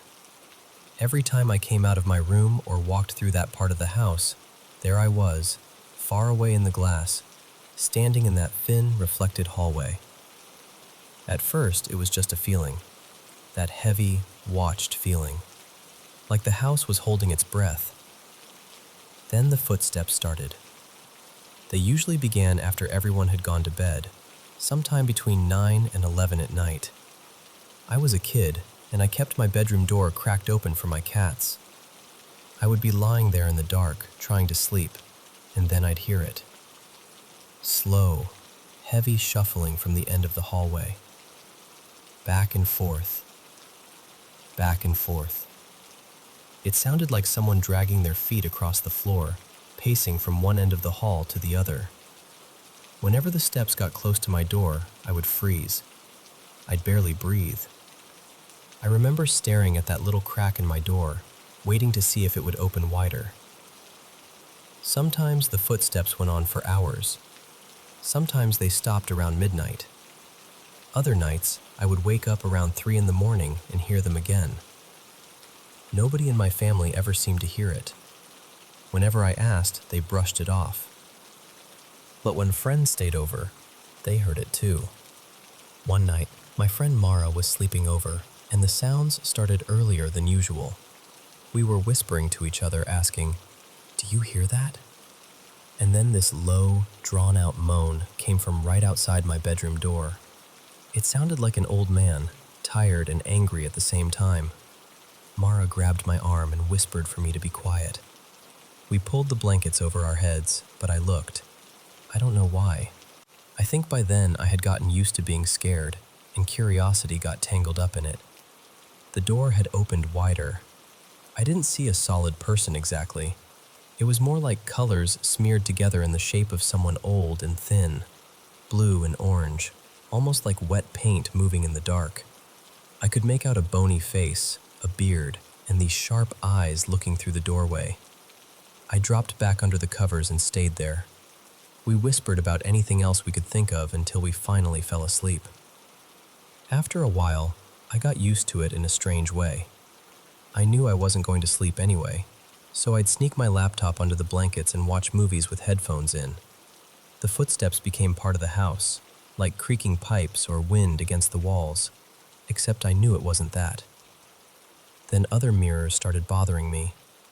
In 6th grade, some girls at school locked me in the bathroom with the lights off and told me I had to do the Bloody Mary ritual before they'd let me out. I was terrified of the dark, and I just wanted to leave, so I did it. I turned 3 times and faced the mirror. The reflection looking back wasn't mine. I had wild, frizzy hair back then, but the figure in the mirror had smooth, straight hair.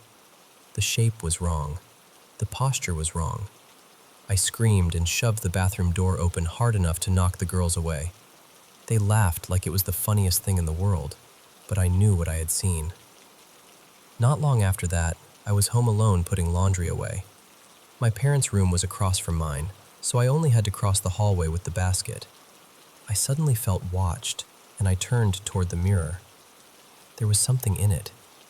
It was pressed close to the glass, blocking where my reflection should have been. Just a dark shape, but wrong in a way I don't like describing. I don't want to give it too much detail, even now. I'll just say it didn't look human. I screamed, ran into my room, and slammed the door. Then I panicked even harder because I had a mirror in my room too. I thought it might show up there next. It didn't. Not that day.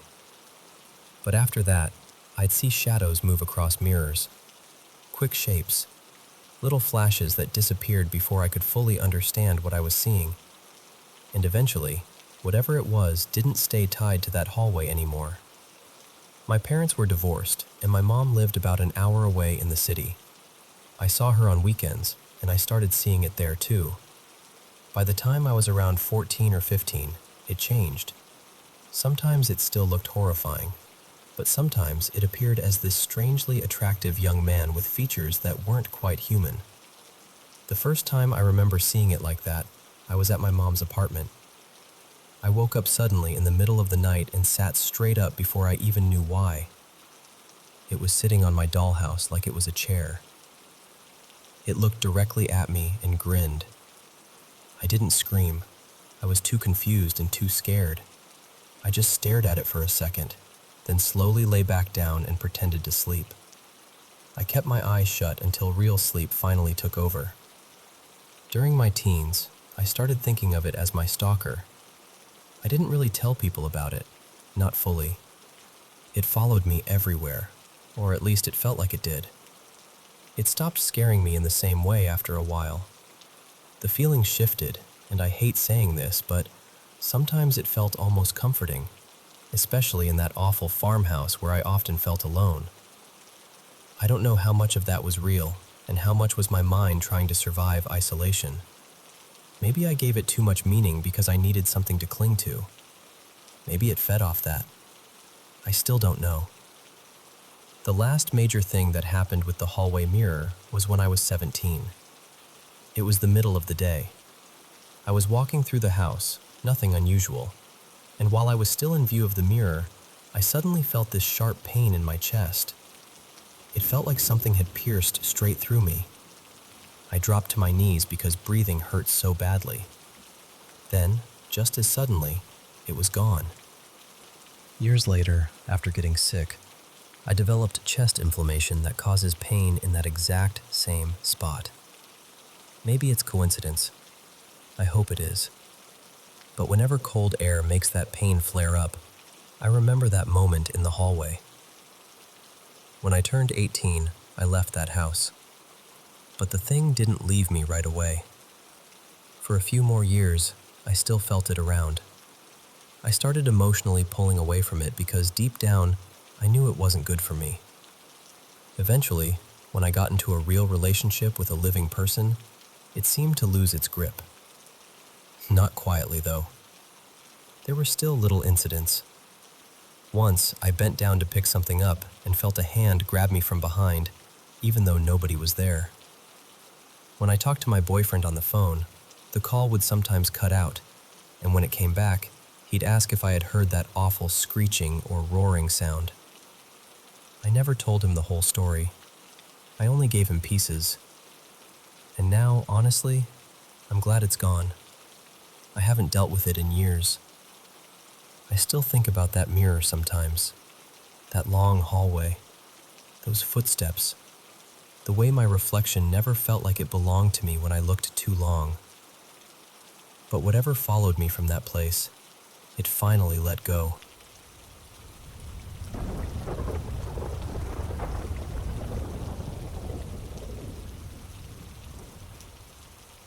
I'm 42 now, but there's one night from when I was little that I still remember with frightening clarity. I must have been about 4 years old, and my younger brother Jame was around 2. We shared a bedroom back then, each of us in our own twin bed. His sheets had spaceships and little movie characters all over them, and mine were bright and cheerful, covered in rainbow colors and cartoon faces. It was the kind of room that should have felt safe.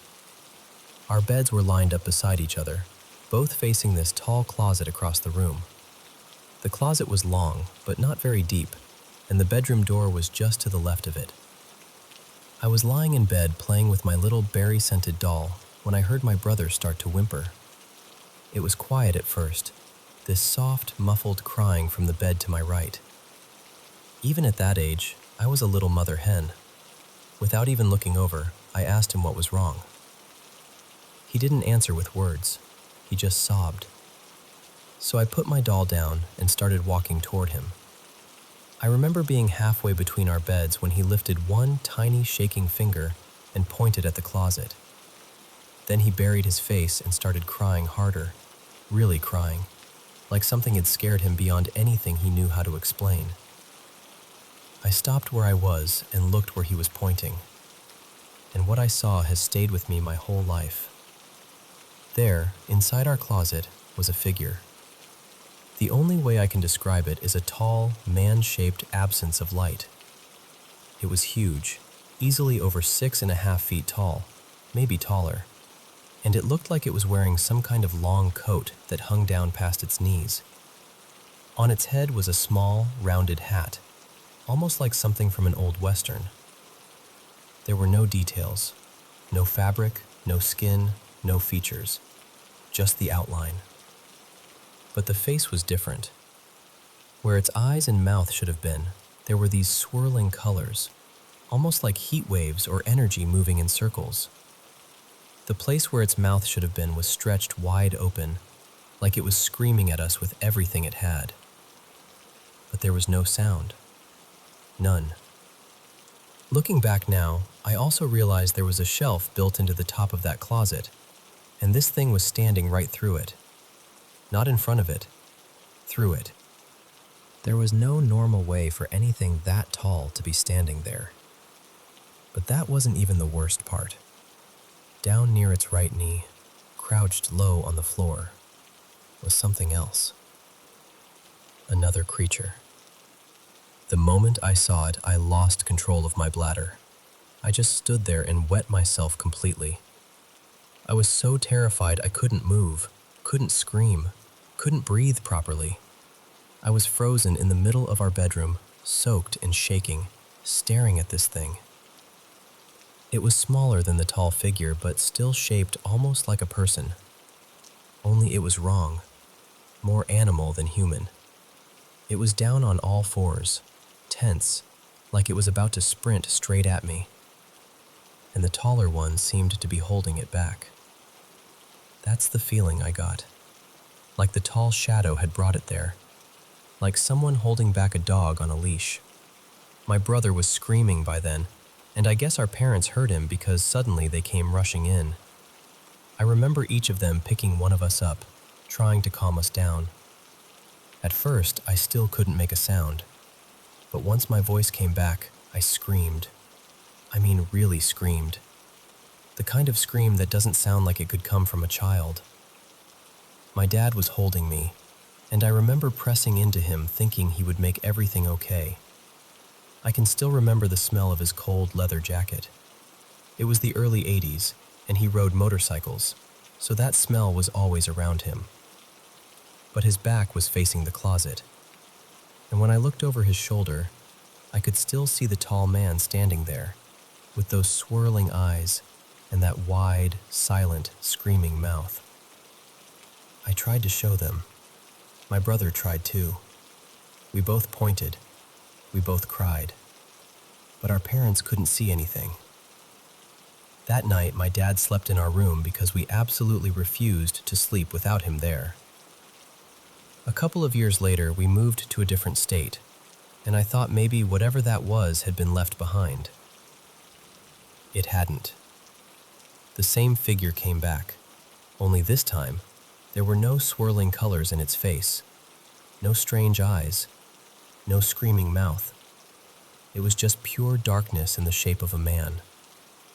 And for years, it terrorized me. Sometimes it would stand in the corner of my room while I lay in bed, watching me. Sometimes it would glide down the hallway past my door and turn its head toward me as it went by. Other times, it would peek around my doorway from up near the ceiling, as if it were lying flat above the doorframe. I would see its head and that hat slowly appear from the top corner, then slide back out of sight. I know how strange that sounds. I know. But I was there. I was a child, and I was terrified almost every night. I started having horrible nightmares, though calling them nightmares feels too small. They were more like night terrors, and I truly believed this thing caused them. One of the worst ones was of that figure using a meat hook on my sister and hanging her from the bathroom door. Another dream had these little hooded beings crawling out of a hole beneath a huge live oak tree in our backyard, catching cats and eating them. My childhood was full of fear in a way I still don't fully know how to talk about. And before anyone asks, I wasn't allowed to watch scary movies. I only watched cartoons and gentle kids shows. Nothing that would have put images like that in my head, at least not that I can remember. Nobody really believed me. Nobody except my brother. And this might sound odd, but I gave the tall shadow man a name. I called him Cotterhead. I don't know why. I don't remember deciding it. That was just his name to me.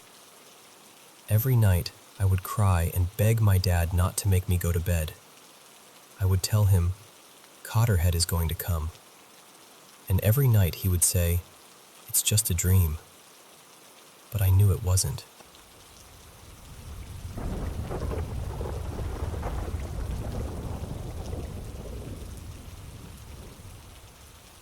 I want to tell you a few stories my grandmother used to share with me, and I can still hear the way she told them.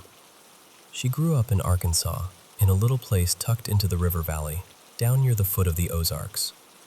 The kind of place where everybody knew the land, and the land seemed to know everybody right back. She always said these things happened. Not maybe, not could have been. She swore they were true. The first thing she used to talk about was from when she was a girl picking cotton. A lot of families in the South have stories like that. Grandparents or great-grandparents working those long, hot rows. She said that sometimes, while the kids were out in the fields, they'd see a big black cat standing near the edge of the tree line. Not a house cat. Not anything ordinary. It would just watch them. Her daddy would take a shot at it now and then, but he never hit it. The thing would bolt off into the brush, and later that night, they'd hear it scream somewhere out in the dark. My grandmother always said it sounded just like a woman screaming.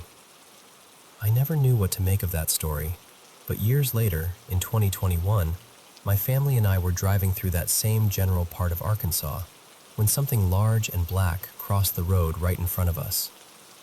We all saw it.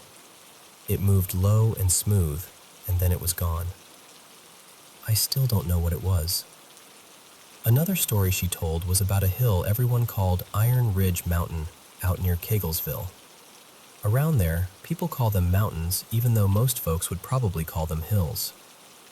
That was just the way it was. My great-grandfather, whose name was Jack Grayson, was riding horses up there one day with a friend. As they came down a slope, he saw what he described as a ball of fire burst out of the ground and fly right under his friend's horse. Jack hollered for him to look out, but his friend hadn't seen a thing. That night, Jack went home and told my grandmother what happened. She said she knew right then that something bad was coming. About a week later, that friend died in an accident at a sawmill. Now, maybe that was coincidence. Maybe it was just one of those strange things people remember because of what came after. But my grandmother never told it that way. To her, that fire was a warning. There was another time on Iron Ridge when my grandparents had been out cutting firewood. They were heading back down a muddy dirt road, still a few miles from the main highway, when they came up on what looked like a log stretched across the road. My grandmother said it was thick, maybe as wide around as a fence post. My grandfather got out of the truck to move it, and then the log moved on its own. It was a snake. A huge one. She always said it must have been close to 30 feet long. It just slid across the road, slow and calm, not bothering anybody, like it owned that whole patch of earth. And that was the part that troubled her most. Arkansas doesn't have snakes like that. At least, it's not supposed to. Then there was the house near Hector. When my mother was born, my grandparents moved into a small place just outside town. Almost every morning, they'd wake up and find the front door standing open. At night, the bathroom faucet would turn on by itself, and in the morning, there would be wet footprints leading from the bathroom toward the door. They never heard chains rattling. Never saw shadows floating around. Nothing dramatic like that. Just the open door, the running water, the footprints. Years later, my mother said a neighbor told her an old woman had lived in that house before them, and people around there had called her a witch. Whether that meant anything or not, I don't know. But nobody in my family ever forgot that house. The last story was about my grandmother's sister, Lenora. Lenora was married to a man named Carl, and they'd been together for more than 30 years. They lived up in Poplar Bluff, Missouri. At some point, an older woman moved into the house across the street. Lenora said from the beginning that something about that woman didn't sit right with her. She couldn't explain it, just a feeling. After a while, Carl started spending more and more time over there. Then Lenora's health began to fail. In the family, people whispered that the woman across the street was a witch and had put something on Lenora so she could take Carl for herself. Lenora eventually passed away. Not long after that, Carl moved in with the woman across the street. They were together for maybe a month and a half. Then one morning, Carl was found dead out in the yard. They said it looked like a heart attack. After he died, the woman wouldn't let any of the family come inside to collect his things.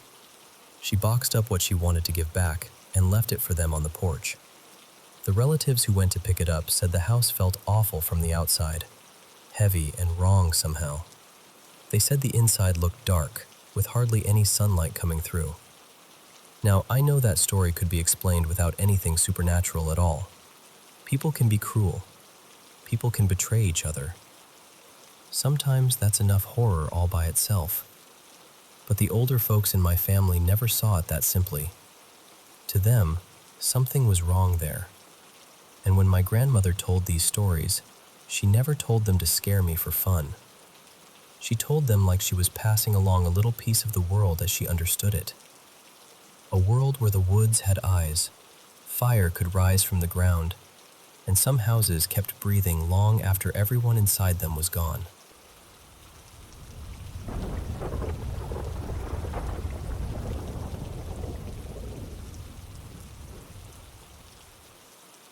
I work as the maintenance manager at a large 55-plus apartment community. We've got a little over 800 apartments here, so over the years, I've seen a lot. It's not unusual for me to get called for a welfare check or to go in for a regular service call and find that someone has passed away.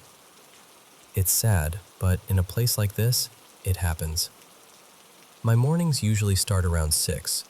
I park my truck, grab my coffee and lunch, and walk over to the main fire gates where my work cart is kept. On the way, I wave to the early risers, say good morning, make a little small talk. That part of the day is usually calm. That Monday morning, while I was doing my usual walk-in, I noticed a man standing near the fire gate. He looked younger than most of the residents, maybe mid-40s or so. He was wearing a faded red shirt and blue jeans. He had this distant look about him, almost like he was lost or trying to remember where he was supposed to be. Around here, that doesn't immediately set off alarm bells. Some folks wander, some are waiting for rides, some just like standing outside in the quiet. So I tipped my hat and said, "Good morning." The man looked at me like I had startled him badly. Not scared exactly, but shocked. Like I had done something I wasn't supposed to do. He didn't answer. I kept walking because, honestly, that still wasn't too strange for this place. Some residents keep to themselves. Some are in their own little world. I got to my cart, and when I looked back toward the fire gate, he was still there. He glanced over his shoulder at me with that same strange expression. I nodded to him again. He turned his eyes back toward the gate. Something about it felt odd, but not odd enough for me to stop everything. I just figured he was confused, maybe dealing with dementia, maybe waiting for someone. The next morning, Tuesday, I saw him again. Same place, same time, same red shirt, same jeans. This time he was standing in the middle of the main parking lot entrance, just still as a post. I called out, "Morning." You doing all right?" He didn't turn around fully. He just looked over his shoulder at me. And there it was again, that look. Like I had offended him somehow, but also like he didn't understand what I was doing there. His face was confused, almost irritated. I told myself not to overthink it. Around here, you learn that people have their routines, their habits, and sometimes their own storms going on inside them. Later that afternoon, around 2:30, I got called for a welfare check at an apartment near the fire lane, close to where I had seen that man. When I got to the door, I noticed Meals on Wheels had left 2 missed meal notices hanging there. 2 days' worth. That's never a good sign, but it's not always the worst either. Sometimes people don't feel like eating. Sometimes they're in the hospital. Sometimes they just don't answer the door. But when we went inside, I saw him. The same man. He was lying in bed, and it was clear he had been gone for a while. Same face, same build, same man I had seen standing by the gate that morning. Later, when the coroner handed me the paperwork, I looked at the estimated time of death. It said late Sunday night or early Monday morning. I asked if that was right. The coroner looked at me and said he could be even more specific. The man had been wearing a health watch, and it recorded his time of death. Monday morning, 5:51 a.m. I just stood there for a second. Then I said, "No, I saw him this morning." The coroner didn't really know what to say to that. Neither did I.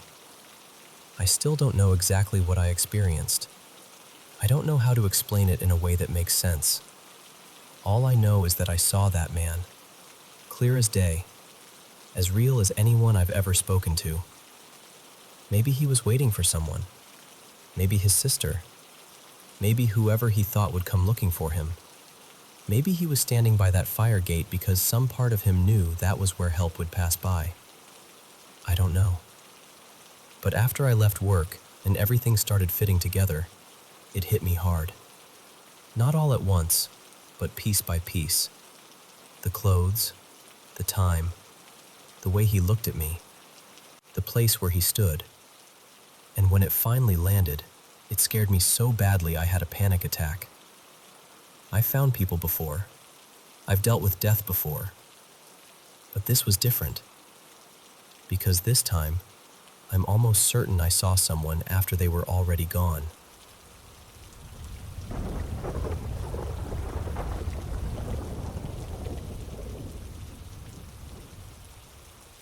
I want to tell you about something that's been happening to me for a while now, and honestly, I'm still trying to make sense of it. Back in 2021, my family moved into this old trailer park. It's been around for a long time, since my stepdad, who's in his 50s now, was just a kid. He actually used to live there when he was younger. I moved in with them too, because I'm still living at home, and at the time, I was carrying a lot from my past. I was struggling pretty badly then, and I've only really started trying to get better this year. Before we even fully moved in, we were checking the place out. I remember standing there and looking down the hallway, and that's when I saw it for the first time. A pale, round face peeked out at me from behind the bathroom door. It was only there for a second, but I knew what I saw. Later that same year, during summer school, I started seeing the same figure again. For about 3 days straight, it kept showing up. I would be lying in my loft bed, and I'd see its head moving just above the edge of my blankets, like it was peeking over at me. I saw it staring at me from the darkness outside the house, too. There may have been another time, but honestly, some of it is blurry now. Then, a few months ago, maybe 4 or 5 months back, I saw it again. This time, it was behind me in the reflection of my TV. Same face, same shape, same feeling. I ended up naming it Vesper. A few nights ago, around 12:30 at night, I came out of my room to talk with my mom. She was sitting on the couch with a beer, and everyone else was asleep. My little brother was asleep. My little sister was asleep. My stepdad was asleep. It was just me and her in the living room. My mom and I love talking about paranormal stuff. I love hearing her stories, even when they scare me. There's this toy car we have under the coffee table. Its battery is low, so sometimes it makes noise, but not usually in a way that feels strange. That night, my mom was in the middle of telling me a story about my grandmother, who passed away. She was talking about how my grandma once saw this freakishly tall shadow figure wearing a hat, just a few nights after my mom had seen the same thing. My grandma thought it might have been Morley, my grandfather who died back in the 80s, I think. And right when my mom imitated my grandma saying, "Morley, is that you?" the toy car went off. I froze. My mom told me it had already gone off once about an hour before I came out of my room. We grabbed each other's hands and just stared at each other with this scared look. But I started laughing because that's what I do when I'm nervous. Then I said, "If that's you, Vesper, or whoever you are, do it again." And it did. Right after I said it, the toy car went off again. That car has never gone off twice in a row like that. Not ever. Since that night, everything has felt different. I've been having a harder time falling asleep, especially when the house gets completely silent. It's worse when I'm in my room or when I'm walking back down the hallway. That's where the feeling is strongest. And then, just last night, something else happened. It was around 11, and I was going to take a shower. I left my bedroom light on because I really don't like my room when it's dark. My parents were still awake, so the living room lights were on, and I could see where I was going. When I got out of the shower, I wrapped a towel around myself and turned the bathroom light off without thinking. I forgot my parents usually go to bed around that time, and when they do, they shut off the living room lights. So I stepped into the hallway, and it was pitch black. I turned to my right and opened my bedroom door. My light was off. So was my TV. But I know I left them both on. I had left my TV on purpose because I didn't want my room to be dark.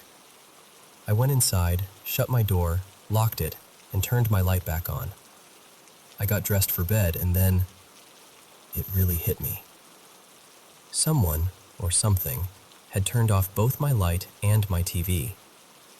My brother didn't do it. He was asleep. I asked my mom, and she said she didn't. My stepdad never goes into my room. My little sister was in bed, and she's only 2. I barely slept after that. I called my best friend at 1 in the morning and stayed on the phone until around 2 when she had to sleep. I tried to sleep too, but I couldn't. At one point, I checked the time, and it was 4:11 in the morning. I was exhausted. I finally fell asleep and woke up around 10 because my brother woke me up. Now I'm starting to dread nighttime. I hate admitting that, but I'm scared. I've seen shadow figures before, and lately I can't shake the feeling that one of them is near me. I know Vesper has been around, but I don't think Vesper is what I'm most afraid of. This feels like something else, something heavier. My stepdad even found scratches on himself after saying he didn't care if whatever was here didn't like him. I don't know what to do. I can't tell if I'm just paranoid or if something is really happening. But I feel watched constantly, all the time, especially in my room. There's this strange feeling in my gut that won't go away. I just want to know what this is because not knowing is making everything worse. Lately, I've been staying up until 2 in the morning and waking up early, sometimes around 6. I dream every night, and the dreams are always strange. I even had one where I moved into a house with 2 roommates I didn't know, and that house was haunted too. I've put salt in my room before, and it seemed to help for a while, at least until my room got vacuumed. But even now, I can feel it. That feeling of being stared at. I never feel fully alone, and I never really feel at peace.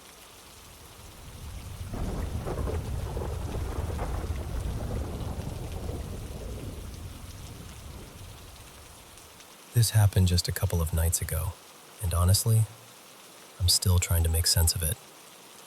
I want to say this up front. I was completely sober. I hadn't been drinking, I don't use anything, and I wasn't exhausted or half asleep either. I was switching over to night shifts, so I was intentionally staying up through the night to keep my sleep schedule from getting wrecked. It was around 12:45 in the morning.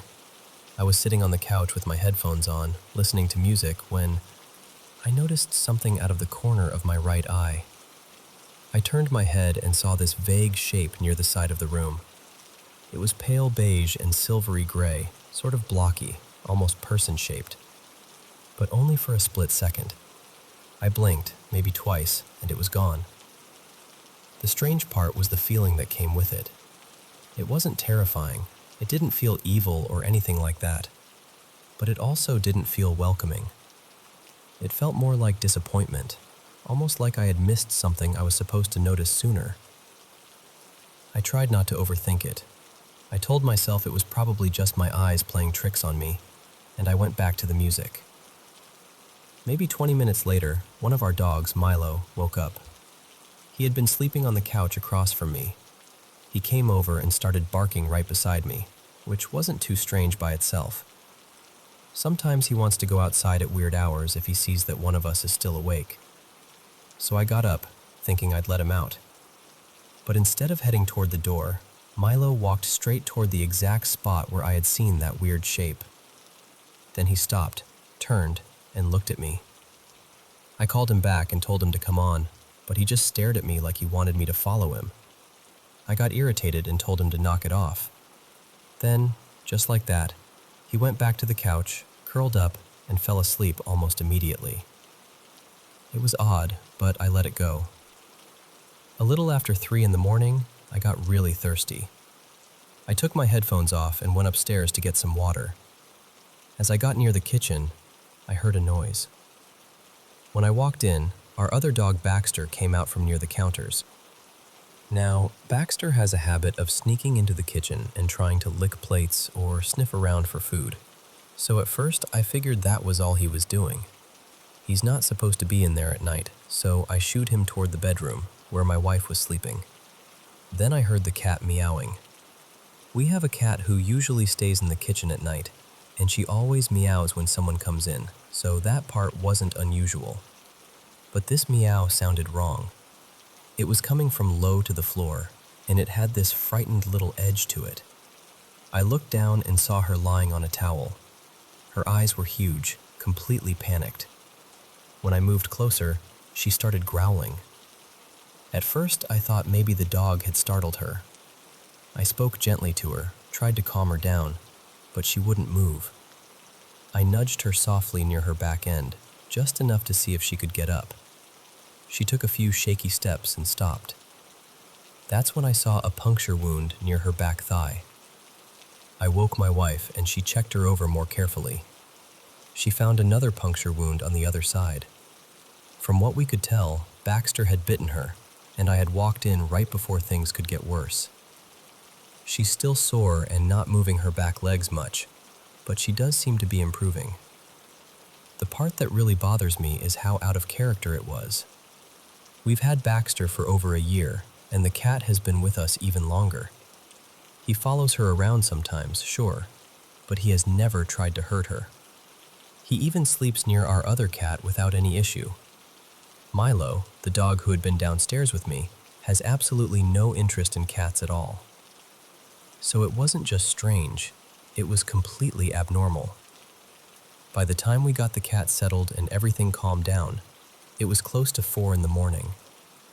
I went back downstairs, but I couldn't focus on the music anymore. I just kept thinking about the cat, the shape I had seen, and Milo staring toward that spot. Eventually, around 5:30, I went to bed. That's when I had this strange early sleep dream. I was standing in front of a mirror. There was nothing around it, no room, no background, no real light source, but I could see the reflection perfectly. And in the mirror, I saw myself, but younger, healthier, better looking, honestly. The image was unbelievably clear. I remember saying, "Yeah, that's me," and I reached out to touch the reflection. Right before my fingers made contact, I jolted awake so hard it felt like my whole body snapped back into place. After that, I just lay there, wide awake. I tried to fall back asleep, but it took hours. If it had only been one strange thing, I'd probably brush it off. Even two things, maybe. But four separate things happening in the same stretch of night feels harder to ignore. The shape in the room, Milo reacting to that exact spot, Baxter suddenly attacking the cat completely out of character, then that vivid mirror dream. I don't know whether it was coincidence, stress, something paranormal, or just a weird chain of events that my brain is trying to connect. But I can't shake the feeling that something passed through my house that night, and for whatever reason, I noticed just enough of it to be left wondering.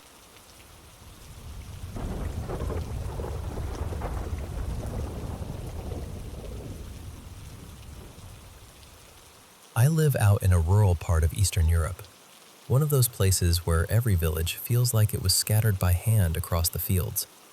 You get a few houses, a church tower, maybe a little shop, and then nothing but dark roads, farmland, and silence until the next town. And lately, I've started to wonder if something strange is moving around out here. I work for a company not far from home.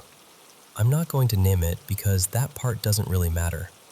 What matters is that I usually work the late shift, from 3 in the afternoon until 11 at night. During those shifts, I've gotten into the habit of walking to the nearest village shop when the food at work doesn't look good, or when I just need a little break from staring at the same office walls. It's not a long walk, but in winter, it means crossing a stretch of road after dark. My workplace sits right on the edge of town. There's a lamp at the entrance gate, and then another one near the first houses in the village.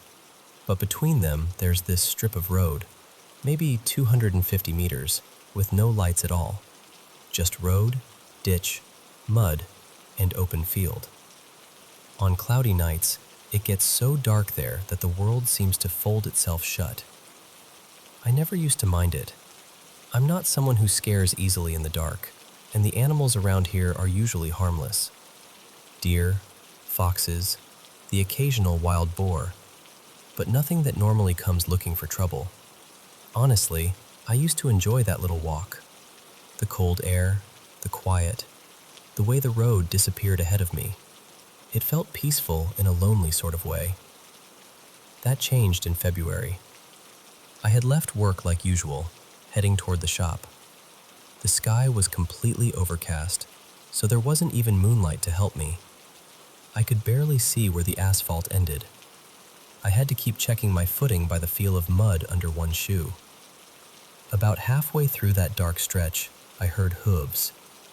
Not far away either. They were right beside me, matching my pace from somewhere in the field. At first, I told myself it had to be a deer, maybe a boar, something ordinary. But the sound was too steady, too close, and animals here usually move away from people, not alongside them. So I did the only thing I could think of. I made myself loud. I stomped harder, coughed, scraped my shoes against the road, hoping whatever it was would get spooked and leave. For a few seconds, the hooves kept following me. Then, just before I reached the next lamp, the sound faded off into the field. I never saw what made it. That was unsettling, but I could still explain it away. Animals behave strangely sometimes. Maybe it was confused. Maybe the darkness made it seem closer than it was. But on the way back, it happened again. This time, I was walking on the opposite side of the road, carrying my snacks, trying not to think too much about what I'd heard earlier. Then those same hoofbeats started up again, now on my left. Same rhythm, same distance, just out of sight. I stomped again, louder this time. And then it spoke. At least, I think it spoke. It sounded like a man's voice right beside me in the black field, repeating one nonsense word over and over. I couldn't make out what it was. It wasn't a language I recognized. It rose and fell in pitch, almost playful at moments, then flat and low, then high again. The hoofbeats kept going underneath it.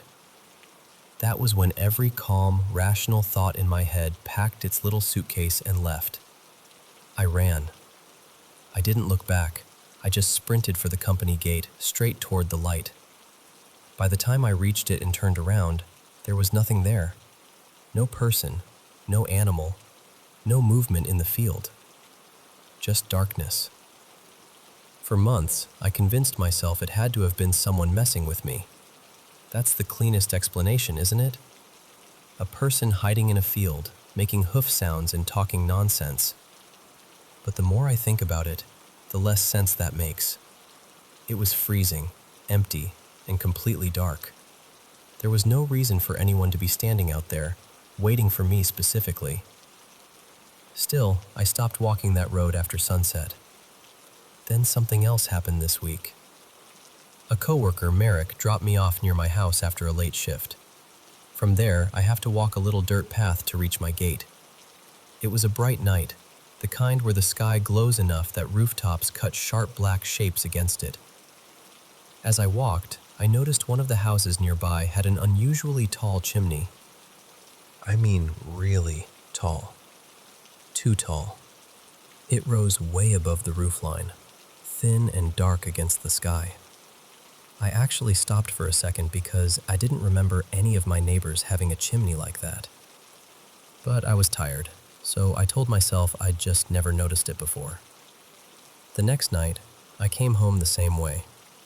The sky was just as bright, and I looked at that same roof again. There was no chimney. Not a short one, not a broken one, nothing in that spot at all. Just the clean slope of the roof against the night sky. So now I don't know what to think. Maybe there's a rational explanation for both things.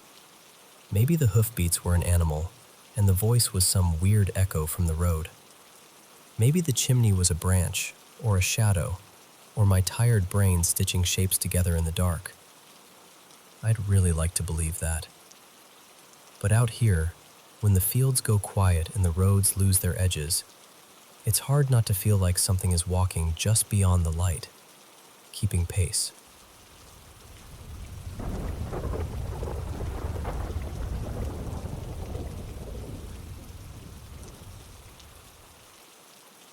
I had the strangest dream, and it felt so vivid that I'm still carrying pieces of it around with me.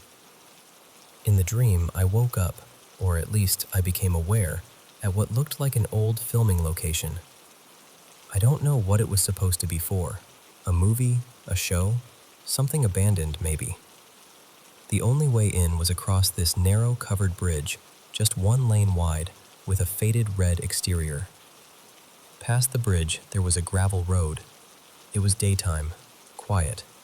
Nothing felt wrong yet. But after I crossed over, I saw a group of kids walking back toward the bridge, maybe around early high school age. They looked like they were leaving. When they got close to me, though, they didn't say anything. They just turned off into the tall grass beside the road and kept walking until I couldn't see them anymore. Then they were gone. Not in the usual dream way where something disappears because the scene changes. They disappeared because they went out of sight, and somehow that felt much worse. It felt deliberate.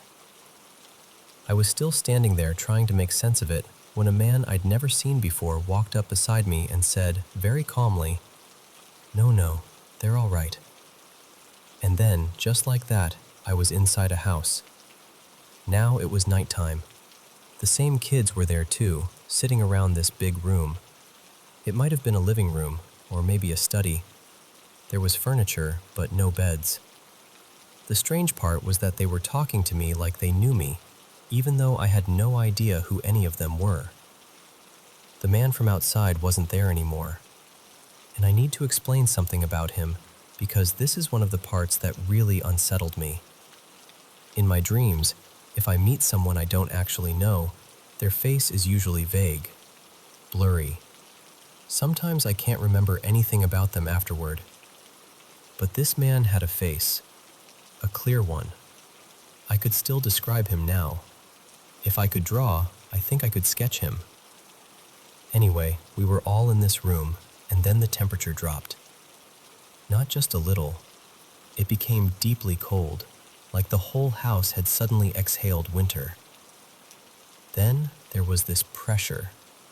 It wasn't exactly a sound, but it felt like one. Almost like when your ears pop while driving up or down a mountain, except I could feel it through my whole body.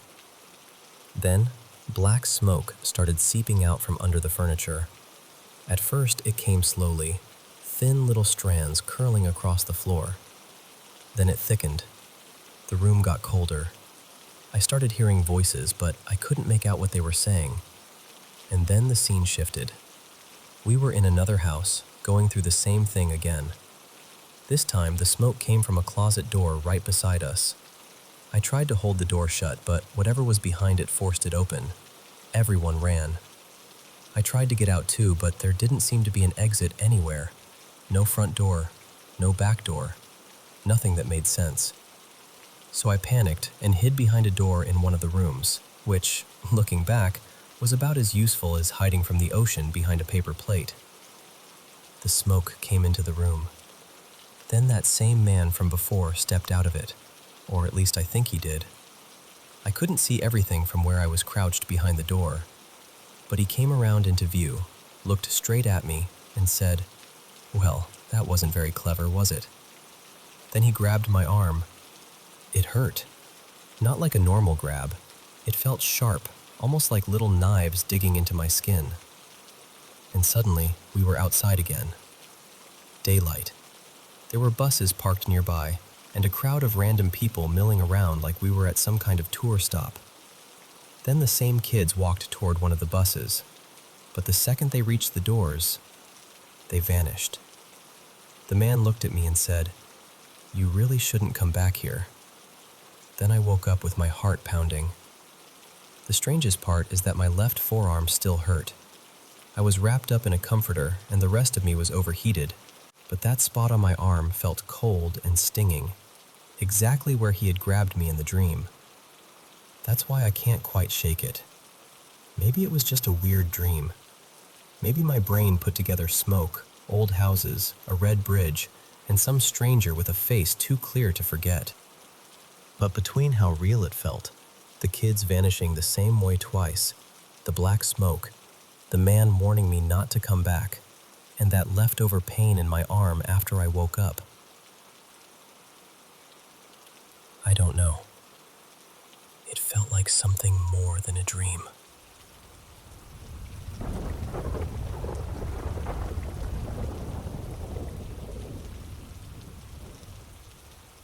About 13 years ago, when I was 14, my family and I were living in this old house in Mount Clemens, Michigan. The first thing that happened was actually something my stepmom heard. She was home alone with my little sister, who was 4 at the time, and my sister was asleep upstairs. Out of nowhere, my stepmom heard a baby crying. Not just a little sound either. She was sure it was coming from upstairs. But there was no baby in the house. After that, things just kept happening. Over the 10 years we lived there, pretty much everyone in the family saw her at least once. A woman in white with long black hair. She usually showed up in the master bedroom upstairs, or right at the top of the stairs. And from the living room couch, you could see that spot clearly. So sometimes you would just be sitting there, watching TV or talking, and there she'd be. The strange part is, back then, she never felt evil. I know that sounds odd, but it's true. None of us felt threatened. It was more like we all understood she was there, the same way you know the weather has changed before you look outside. She was just part of the house. Then about 5 years ago, I moved out with my girlfriend at the time. My family stayed in that house for a few more years after I left. And somehow, she came with me. At first, it felt the same. I would sense her around. Sometimes I'd see her. Still, nothing about it felt dangerous, just familiar. But then she started showing up in my dreams. In the beginning, even that wasn't bad. She would just be there, somewhere in the dream, not doing anything. But over time, something changed. The feeling around her became different, heavier, wrong. Instead of just appearing, she started following me, and it felt like she wanted me to be afraid. About a year ago, I had the first dream that really shook me. In the dream, I was at some kind of haunted attraction, like a scare park, with a few friends. One of them, Elias, had actually seen the woman in real life before, back at the old house. He was so unsettled by it that he refused to ever stay there again. In the dream, we were walking around, trying to decide what to do, when Elias nudged me and said, "She's watching you. She's following us." I remember telling him, "Just ignore her. Keep walking." But she kept getting closer. Then I had this stupid thought. I thought, this time I'm going to scare her before she scares me. I know, bad idea. She stopped following us, and I told Elias, "Now's my chance." I tried to sneak up on her. I ran toward her, reaching out like I was going to grab her. But right before my hands touched her, she turned around faster than anything I've ever seen. She had the worst smile on her face. Not a normal smile, not human, just this awful, knowing grin. Then she grabbed me. She lifted me straight up into the air while staring into my eyes, still smiling. It felt like I was falling upward, like the sky had turned into a trap door. I woke up screaming and gasping for air. After that, everything seemed to stop for a while. I didn't see her. I didn't feel her. I honestly thought maybe I was finally free of it.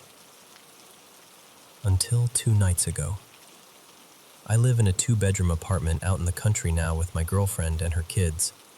That night was really warm, and I was having a hard time falling asleep. Sometime in the middle of the night, my girlfriend woke up because she heard what sounded like a baby crying. But she said it didn't sound like a normal cry.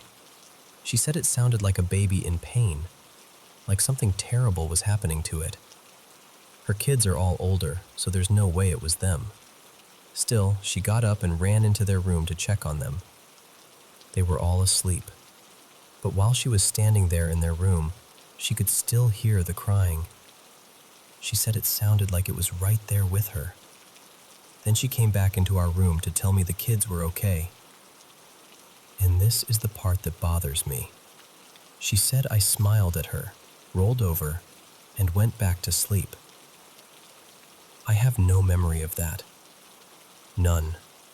I've tried to remember it. I've gone over it again and again. She even told me what was on the TV at the time, little details that should have helped jog something loose in my head. But there's nothing there. That same night, within about an hour of her hearing the baby, the woman came back in my dream. I don't remember most of the dream, but I remember the ending perfectly. I was getting into my car. I jumped into the driver's seat, and when I looked into the driver's side mirror to back up, she was there, in the mirror, looking straight at me. Same black hair, same white clothes, same awful smile. And for some reason, I reached out for her again. The second I did, I started choking. I couldn't breathe at all. It felt like hands were around my throat, or like I'd been held underwater too long. Then I woke up gasping so loudly that I woke my girlfriend. I spent the next morning trying to look into it, trying to find anything that might explain what's been happening. But I keep coming up short. I don't feel like I'm losing my mind. That's the hard part. Other people have seen her. People who had no reason to lie. People who still believe, firmly, that what they saw in that house was real. What I can't understand is why she stayed with me. Why, after all these years, did she follow me? And why does it feel like whatever she wants from me has changed?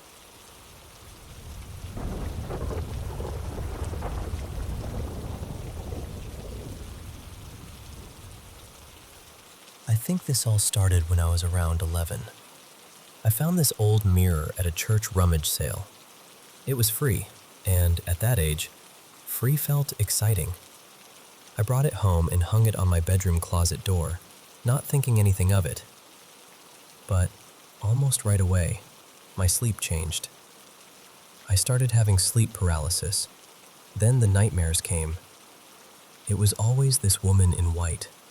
She looked ruined somehow, like her body had been torn open, and I could see things hanging from her stomach. I know how awful that sounds, but that's what I saw. And I was so young. I didn't have the words for it. I just knew I was terrified. I got to the point where I wouldn't sleep alone. I either slept in my parents' room, or I begged someone to stay in my room with me. The only person who seemed to believe me was my grandfather, Martin, who was living with us then. He had a drinking problem, so when he said he believed me, it didn't exactly make me feel safer. It just made everything feel stranger. While we were in that apartment, my mom and I both heard things. Banging, scratching, whispering from places where nobody was standing. But my mom was struggling with addiction at the time, so even though she heard it too, I still felt like no one would take us seriously. Around then, I also messed with a Ouija board once. Nothing dramatic happened that I can remember, but I've always wondered if that mattered somehow. I started sleepwalking too. Not just wandering around my room either. I would try to walk toward the stairs outside our apartment. It happened so often that my parents put a baby gate in my doorway and another one near the kitchen, just to keep me from getting out while I was asleep.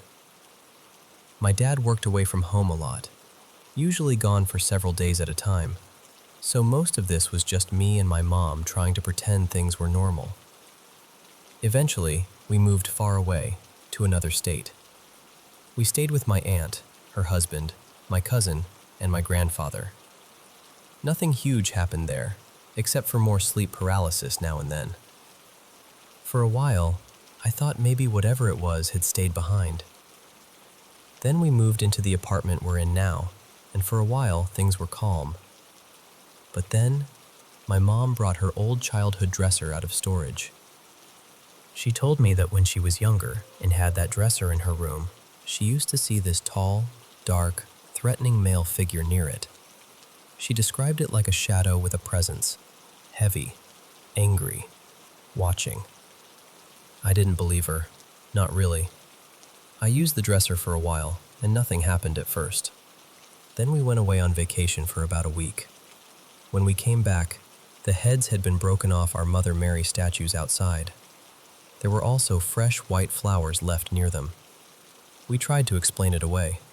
Maybe a neighbor had knocked them over and felt bad. Maybe the flowers were an apology. We buried the broken statue in the backyard and placed the flowers over it. A couple weeks later, during quarantine, I got bored and decided to sand and repaint the dresser.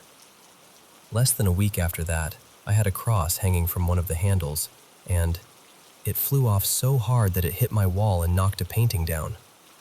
That's when I started feeling like maybe my mom had been telling the truth. Another weird thing happened around that time. We had a roommate then, and one evening my mom and I both saw him walk downstairs and go out the front door. A few minutes later, we called him to ask what he wanted for dinner, and he came out of his bedroom, confused, like he had never left at all. We both saw him leave, both of us. After that, it became smaller things, but still unsettling. Bruises I couldn't explain, scratches, the occasional burn. Nothing life-threatening, but enough that I couldn't ignore it. Then my mom passed away from a drug overdose in late 2021, right when I was starting my freshman year of high school. After that, I was destroyed.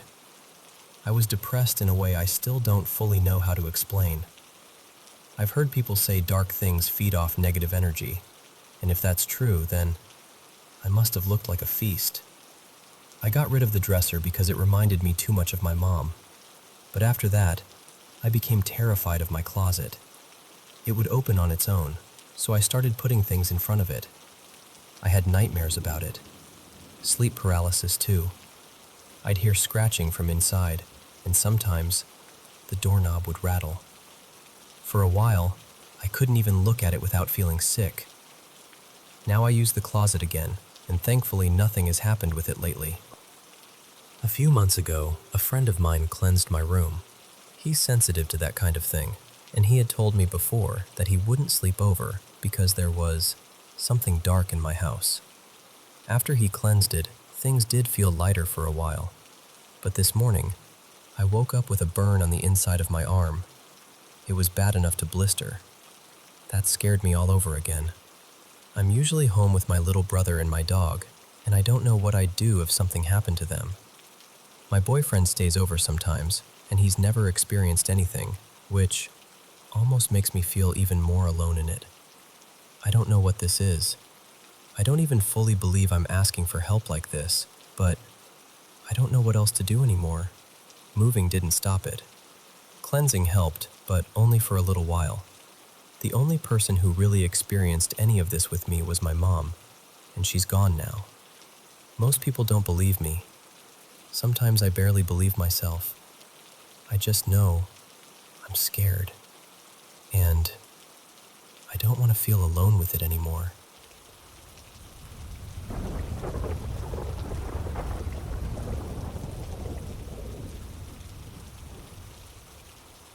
I've got an 18-month-old little boy, and even though he has his own bedroom, we don't actually sleep in there right now. His bed is a little too high for my comfort, and I'm always worried that if he wakes up before I do, he might try to climb down and hurt himself.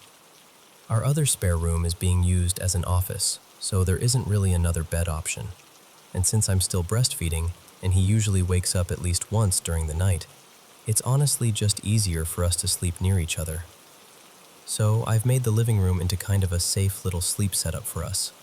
He has his play area gated off with a playpen, and I put a mattress on the floor with pillows around it, just in case he wakes before me. That way I know he's safe. My husband works very early in the morning, so he sleeps in the main bedroom. Our 3 dogs usually sleep in there with him, right on the bed, just like they did before our son was born. We didn't want to change their whole routine too much after the baby came. I should also mention that our dogs are big, and I'm very firm about not leaving kids and dogs alone together before a certain age. So because of that, we all kind of sleep in separate areas of the house. The dogs can still roam around if they want to. Sometimes they'll rest in the dining area, sometimes by the entrance, sometimes in the hallway. It just depends on what they feel like doing. So that's the layout. A few nights ago, everyone was settled in their usual spots. My son was asleep beside me, my husband was in the bedroom, and the dogs were with him. I was still awake, doing some homework on my tablet. I didn't have any lights on because I didn't want to wake my son. Then, out of nowhere, the hallway light turned on. It was the hallway that leads toward the main bedroom, so my first thought was that it had to be my husband. That was the only thing that made sense. I called out to him, but he didn't answer. So I got up to check, wondering why he was awake at 2 or 3 in the morning. But when I looked into the bedroom, my husband was completely asleep. The dogs were asleep too. All of them were out cold. Nobody was up. I turned the hallway light off and went back to the living room. I checked on my son, who was still sleeping peacefully right next to me, and I just tried to shrug it off. I didn't want to think too hard about it. But then tonight, just a little while ago, it happened again. I was getting ready to rest and putting on some soft classical music on my tablet. That's when I noticed that the light in my son's bedroom was suddenly on. And I know for a fact I had turned every light off before putting him to bed. I always do. He cannot sleep if there's even the tiniest bit of light in the room. So when I saw that glow coming from his room, I felt my stomach drop a little. I went to check, thinking maybe my husband had gone in there, or maybe one of the dogs had somehow gotten through. But no one was in the room. The baby gates were all still where they should be, and the light was coming from this standing lamp in his room. The weirdest part is that the lamp hasn't even worked in weeks. We don't have smart bulbs or anything fancy. They're just regular lights. And no, our dogs don't know how to turn on lamps. I also would have heard their nails clicking on the tile if they had walked through the house. What really unsettled me is that the dogs didn't react at all. No barking, no getting up, not even a little flinch. They just kept resting like nothing happened. I know this might sound silly, and maybe I'm just scaring myself. Before my son was born, I used to watch a lot of horror movies, listen to creepy podcasts, and I even collected horror-themed stuff. After he was born, I just kind of stepped away from all of that without really meaning to. Lately, though, I've been watching Evil on Netflix, so part of me wonders if my brain is just turning every little thing into something spooky. But the lights turning on by themselves? That part is hard for me to explain. And it's not the only odd thing. There have been nights where I swear I hear someone calling for me, but when I look around, no one is there. At first, I told myself it was probably just like those phantom baby cries you hear when you have a newborn. Then earlier today, I was on FaceTime with my mom. It was just me and my son in the room, and the dogs were asleep. My husband wasn't there. But my mom suddenly said she clearly heard my husband's voice say something to me. Except he wasn't anywhere near us. The strange things almost always seem to happen near the entrance of the house. When you walk in, my son's room is on the right, the office and guest bathroom are on the left, and the hallway goes straight back toward the main bedroom. I keep trying to explain it away, but these lights keep turning on. And honestly, it's starting to make me feel like something in this house is trying to get my attention.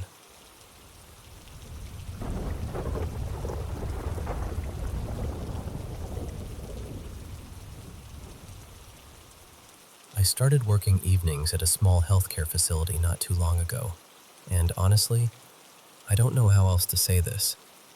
I think the spirits there are trying to make me pay closer attention to the patients. And I know how that sounds. I really do. Some nights, I feel like I'm losing my grip a little. I've always had strange intuition. Even when I was younger, I'd have dreams that seemed to come true later, or I'd get these feelings about things before they happened. I never made a big deal out of it. I just told myself I was sensitive, observant, maybe a little too good at reading people. But a few years back, I went through something deeply painful.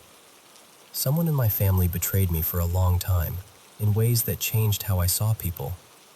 After that, it was like whatever intuition I had became sharper, more alert. Almost like some part of me stayed awake even when the rest of me was exhausted. Then I started this job. The facility has around a dozen patients. Some are older, but a few of them are in their late teens and early 20s. And a couple of those kids remind me so much of who I used to be. Not in a surface-level way either. I mean their anger, their distrust of authority, their history with substances, the way they carry pain like it's something they have to hide and prove at the same time. I work the evening shift, so I'm mostly there to help them settle in, make sure they take their medication, get them ready for bed, and keep the place running through the quiet hours. I only get a short window with them each night, maybe an hour or two, so it's not like I'm their closest person there.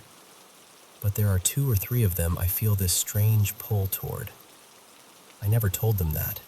I never sat them down and said, "Hey, I understand you more than you know." But when I first started, I noticed something. These patients, who could be really guarded or difficult with other staff, seemed to trust me almost right away. They listened to me. They joked with me. They let their shoulders drop a little when I came around. And then the strange thing started. At night, when everyone was supposed to be asleep, I'd hear voices in empty rooms. I'd be sitting still and feel the pressure in the floor shift around me, like someone was walking past my chair. Sometimes I'd see little flashes of light moving just out of view. Once or twice, when I accidentally nodded off, I felt someone touch me or heard someone close by, like they were waking me up. Then there were the lights. They would turn on and off by themselves. Not flickering like bad wiring, more deliberate than that, like someone was moving through the hallway. The part that still makes my stomach tighten is that every time something paranormal happened, it was near the room of one of the patients I felt connected to. And the next morning, I'd hear what happened overnight or shortly after. One had tried to hurt themselves. Another got seriously sick. Another slipped back into self-harm. Every time. My supervisor, Marcus, was the one who trained me. He's not the type you'd expect to talk about ghosts. He's practical, calm, not especially spiritual. But one night, very casually, he told me the facility was haunted by an older woman. He said she wasn't dangerous, though. He said she was more like a guardian. And the strange thing is, the patients love Marcus. They really do. He has this steady, kind way about him that makes people feel safe without making a show of it. There's another staff member, Carla, who sees it differently. She's strict, a little harsh, and she says the whole place needs to be cleansed. She talks about the energy there like it's rotten. But I don't know. I don't think whatever is there is trying to hurt us. Recently, Marcus went on vacation, and the activity picked up. Around the same time, we had a few changes at the facility. Some new patients came in. One patient left, and two of the teens I'd been worried about started struggling hard with the transition. So I tried something simple. During the little time I had with them, I paid closer attention. I asked more questions. Not clinical questions, not anything forced. Just things about who they were, what they liked, what they missed, what was weighing on them. I stayed more present. I let them know, without making it dramatic, that I saw them. And the next morning, my coworkers said those same kids had actually made progress. That made me wonder if the strange experiences weren't warnings exactly, but nudges. Like something was saying, go check on that one. Don't let that one disappear inside themselves tonight. One of the newer patients, a quiet kid named Eli, seemed to take to me almost immediately. But he was nervous about it. I could tell he wanted to come closer, maybe talk more, but something in him kept holding back. Then one night, I saw movement out of the corner of my eye. It went down the hall in a very specific direction, quick enough that I thought one of the patients was out of bed. So I followed it around the corner. We have overhead sensor lights in the hallway. The light outside Eli's room came on. But no one was standing there. It stayed on for about 10 seconds, maybe longer, just glowing there outside his door, impossible and quiet. Then it shut off. The next morning, I braced myself for bad news. But nothing terrible had happened to Eli. Later that day, I had to come back to the facility to drop something off.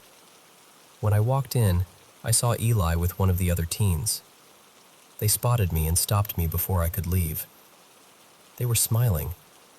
One of them laughed and said, "There's our big brother." They were joking, but something about it landed right in my chest. Because maybe that light outside Eli's door wasn't warning me that something awful was coming. Maybe it was showing me where I was needed. And for the first time since all of this started, I didn't feel crazy. I felt like someone, somewhere, was helping me watch over them.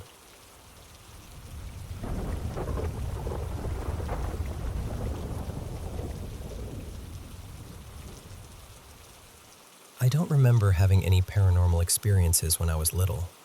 Nothing that really stands out, anyway. For the first 11 or 12 years of my life, everything felt normal. But when I was 12, my family moved into a duplex, and almost right away, something changed. My dad started becoming quiet. Not just tired or stressed, but distant in a way that felt wrong. He began spending more and more time in the basement. At first, it was just a few hours here and there. Then he started refusing to come upstairs. Eventually, he actually moved his bed down there. And around that same time, strange things started happening in the house. My dad and I would both see these shadowy shapes out of the corners of our eyes. They looked almost like cats, low to the ground and quick, but whenever we turned to look, nothing was there. One of my dad's closest friends, a man he'd known for something like 20 years, saw one of those shapes too. After that, he refused to come back to the house. Ever. There was another moment I still think about. My mom, my dad, our dog and I were all in the same room. Nothing happened. No noise, no footsteps, no bang from downstairs. But all at once, every single one of us stopped what we were doing and looked toward the basement. It was like something had pulled our attention there. This heavy, awful dread came over me. Our dog started shaking. My mom looked frightened, and my dad just had this empty, blank look on his face. We all reacted at the exact same second, but there was nothing there to react to. Within a couple of months, my dad was hospitalized, and he had tried to take his own life. My mom and I left that duplex within the year. For most of the time we were still there, I slept in her room because I never felt safe. Not once. After we moved, nothing strange happened for almost 20 years. By then, I was married. I had stepkids, and when COVID started, we moved in with my mom for safety reasons and to make homeschooling easier. We had already lived in that house for years without any problems. It felt like a normal family home. Then, a few months into COVID, I started hearing scratching on my closet door. At first, I ignored it. I told myself houses make noises, wood settles, closets creak. There's always some normal explanation, right? But then, a few months later, something started hitting my mattress from underneath. And I don't mean a little bump. I mean it felt like someone punched the underside of the bed. Hard. One night, my husband actually saw me jump out of bed because the impact startled me so badly. It felt physical. It felt real. And after that, it just kept happening. Every night there was scratching at the closet door and punching from under the mattress. Every single night. I started questioning myself. I wondered if I was losing it.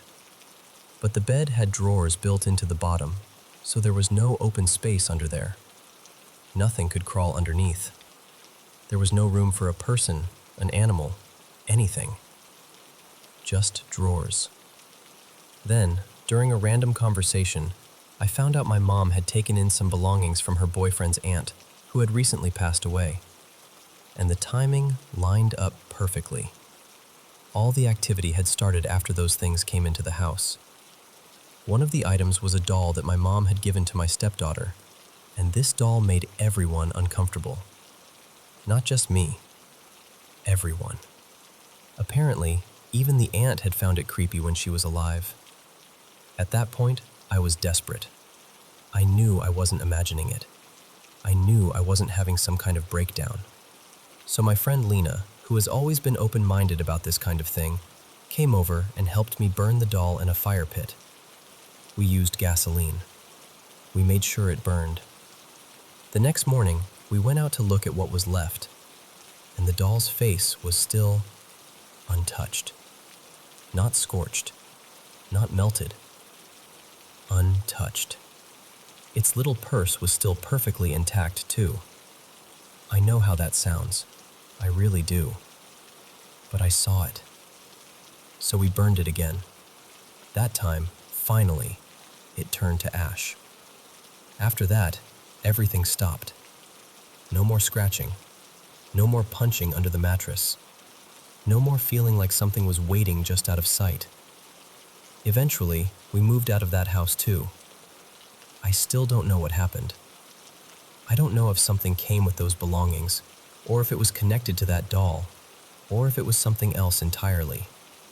All I know is that once the doll was gone, so was everything else.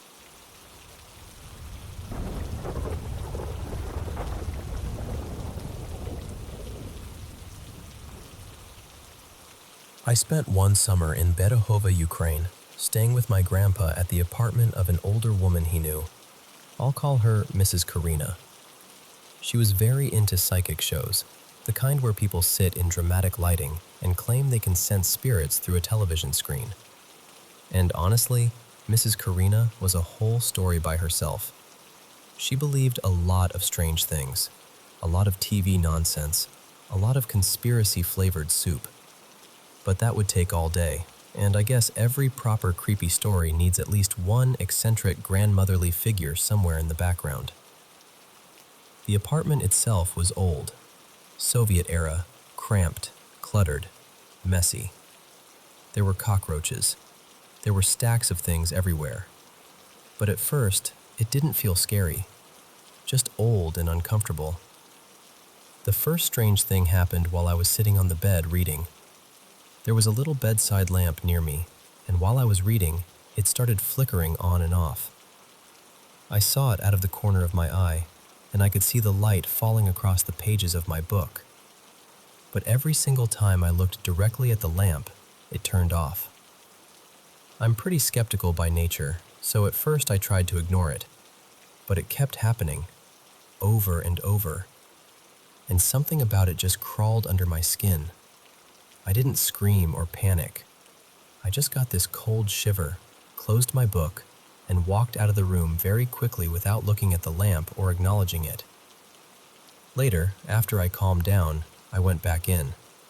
The lamp was off. I moved the bedside table away from the wall to check the cables, thinking maybe there was a short circuit or something. I don't know anything about electricity, so I was just guessing. And then I realized the lamp wasn't even plugged in. I told my dad about it later, and he said, "Next time, thank the ghost." His theory was that maybe it saw me reading and was trying to help by turning the light on. Like a little child or a curious animal thinking, "Human looks at book. Human uses light. I will do light." He told me that, from stories he had read, some house spirits act almost like little kids or clever birds.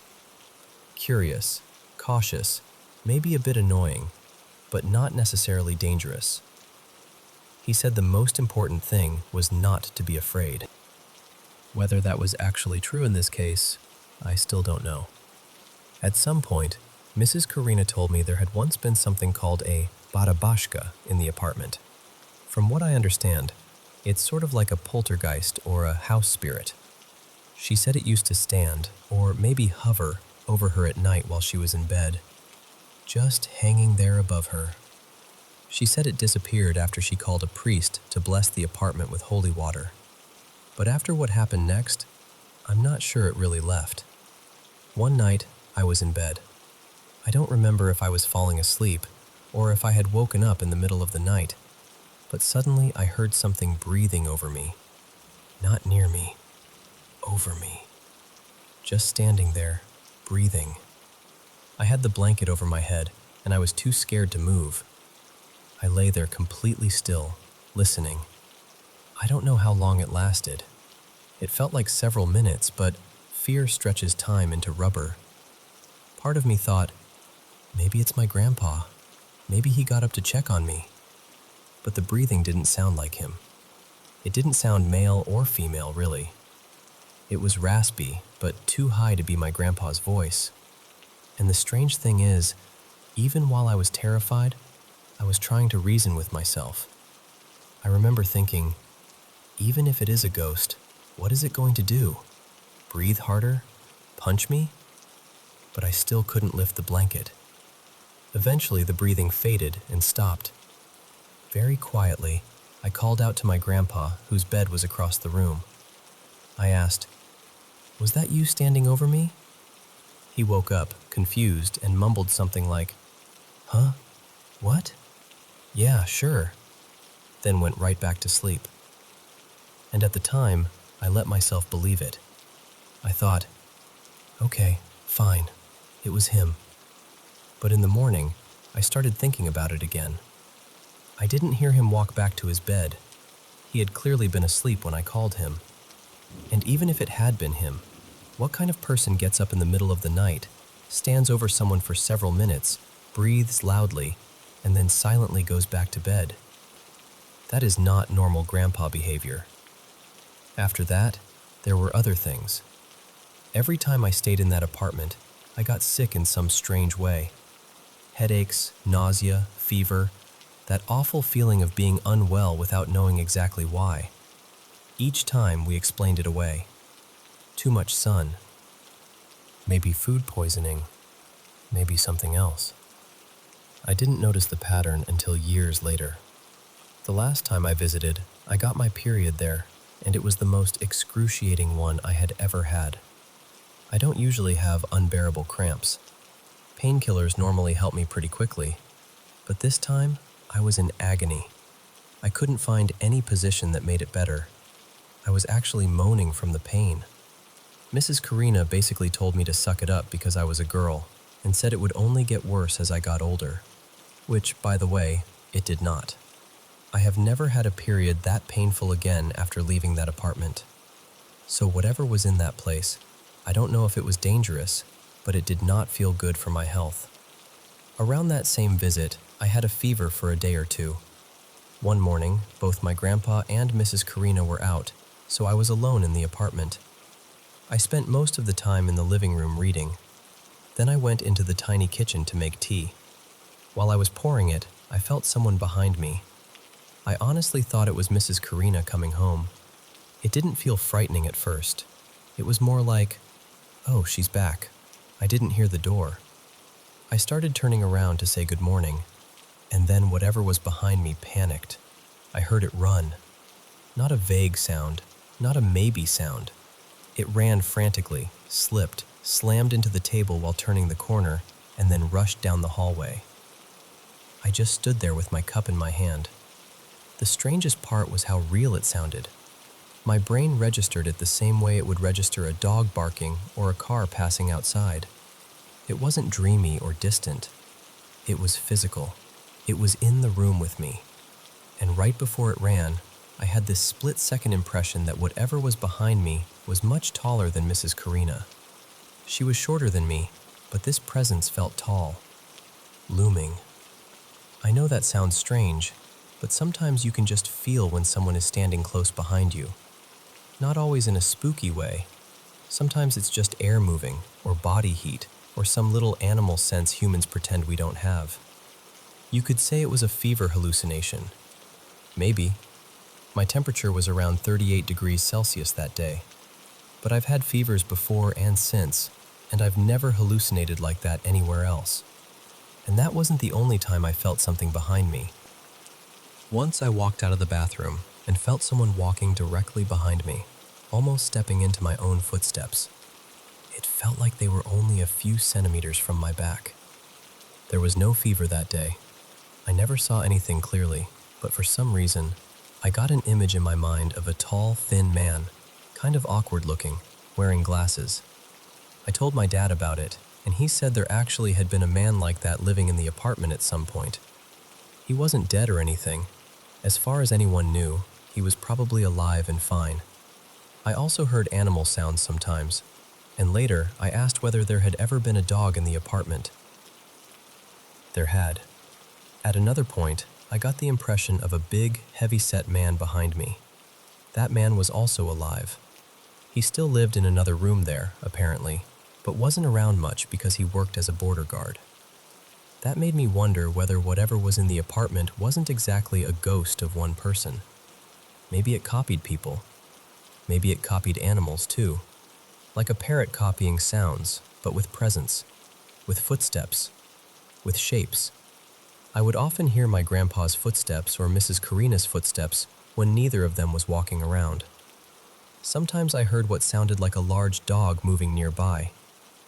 I thought it was outside at first, but later I wasn't so sure. I can recognize people by their steps. I don't know if that's normal or if it's something I picked up from childhood, but I can. There were also kitchen sounds when nobody was in the kitchen. Plates moving, little clinks and shifts. Objects disappeared and came back in weird places. My grandpa would get annoyed and say I forgot where I put my things, but I don't usually put sunscreen under a stack of magazines. Later, I read about certain kinds of mold that can cause strange symptoms: headaches, memory issues, feeling watched, maybe even small auditory hallucinations. And for a while, I thought that explained everything. Old, cluttered apartment, probably mold, strange noises, health problems. Mystery solved. Except then I remembered something.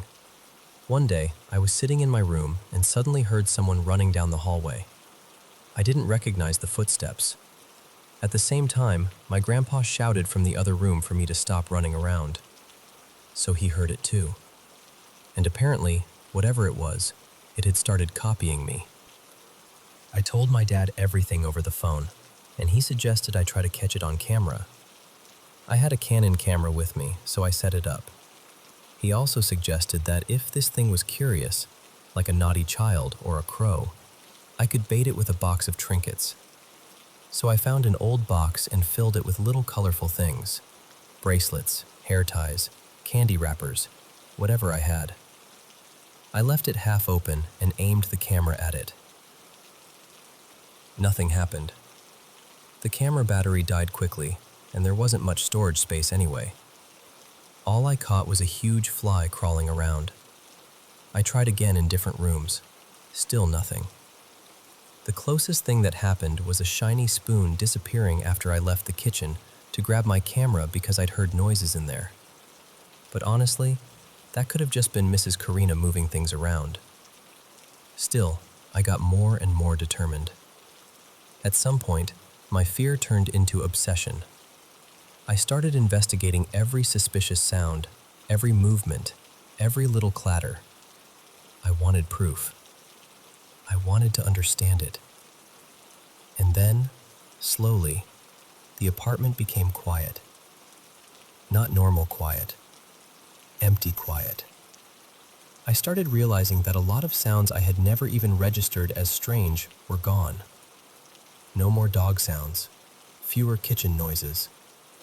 The upstairs neighbors, who I thought were loud, suddenly didn't seem loud at all. It was almost creepier without the activity. So maybe my mind really was playing tricks on me. Or maybe I annoyed that thing so much by trying to catch it that it finally decided to leave. Honestly, I don't know which answer bothers me more.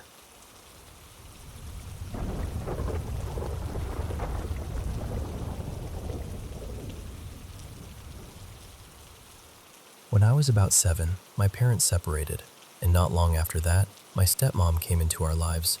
And honestly, she was one of those adults who didn't talk down to kids.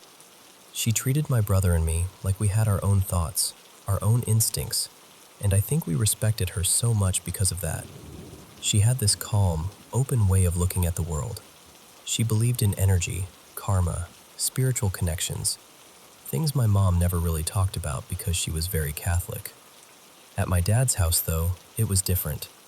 If something strange happened, we'd just laugh and say, "Well, I guess our little house ghost is busy again." And strange things did happen. We had this old stereo that would turn on by itself late at night. Things would show up in places nobody remembered putting them. After we moved to a different house in another town, I'd sometimes hear music coming from the garage, even when no one was out there. Other times, it sounded like someone was shifting boxes around in the dark. One day, we heard a loud crash from the pantry. When we opened the door, there was a can of soup on the floor. The weird part was that it had been pushed all the way to the back of the shelf. It shouldn't have fallen. Not by accident. My stepmom never seemed scared. She'd tell us about odd things happening when my brother and I were at our mom's, but she always sounded peaceful about it. She had lost her own mother young, and part of me wondered if she believed it was her mom still nearby. She never said that, but it made sense to me. Maybe that's why she never seemed bothered. A few years later, when I was in middle school, we went to stay at her aunt's house for her grandmother's funeral. Her family was warm and fun, the kind of people who could make a heavy weekend feel lighter. She had 2 cousins around our age, so my brother and I got along with them right away. That side of the family had the same kind of spiritual curiosity. At some point, someone brought up using a Ouija board. Back then, I thought it was just a spooky game kids played to scare each other. Nothing serious. That night, we had fun with it. We laughed, asked dumb questions, and didn't think much of it. The next morning, while the adults were drinking coffee, us kids pulled the board out again. My brother and I didn't want to leave yet, so we started asking it to make us stay.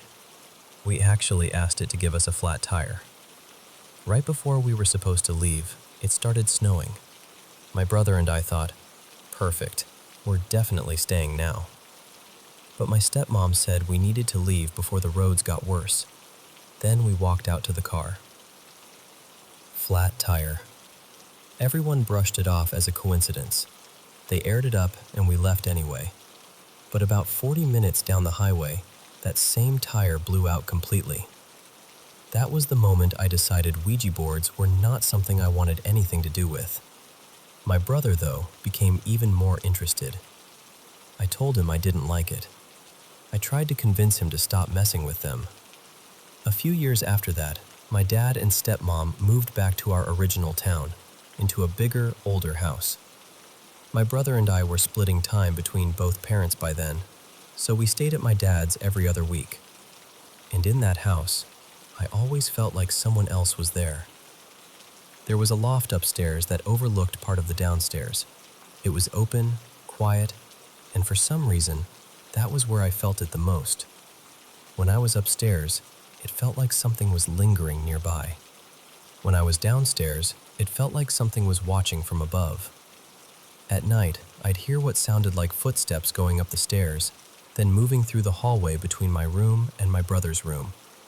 I asked him once if he heard it too, and he said yes. I tried to tell myself it was just an old house. Old wood creaks, pipes settle, wind does strange things. But this sounded different. It moved like someone walking slowly through the hall, almost like they were checking on us. One day, I caught my brother and some cousins using a homemade Ouija board in his room. It wasn't even a real one. They had drawn it out themselves, and for some reason, that bothered me even more. Like he had gone out of his way to invite something in. I got angry and made them stop. The next day, I burned the board on the porch. After that, the feeling upstairs changed. It became heavier, less curious, more uncomfortable. My brother started spending more and more time alone in his room with the lights off. I'd go in and ask him why he was living like a cave creature, and he'd just say he didn't like the light fixture.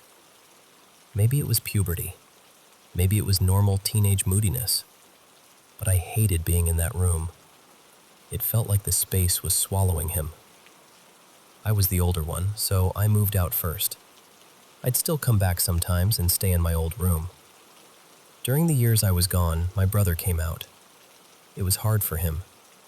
He was scared of how people would react, even though our family supported him. I actually found out from a few mutual friends before he told me himself, but I waited. I wanted him to be ready. I wanted him to know I loved him, and that nothing about him had changed for me. When he finally told me, I remember feeling like something lifted off him. Like he had been carrying this enormous weight in silence for years. And for a while, I thought maybe that darkness I sensed around him had been his fear, his stress, all that pain trapped in one room. Soon after, he moved into my old bedroom, so whenever I visited, I stayed in his old room instead. One weekend, my girlfriend and I came back to town. Nobody was at my dad's house, so we decided to stay there and have the place to ourselves. We slept in my brother's old room. It was almost completely empty, just a mattress and box spring on the floor.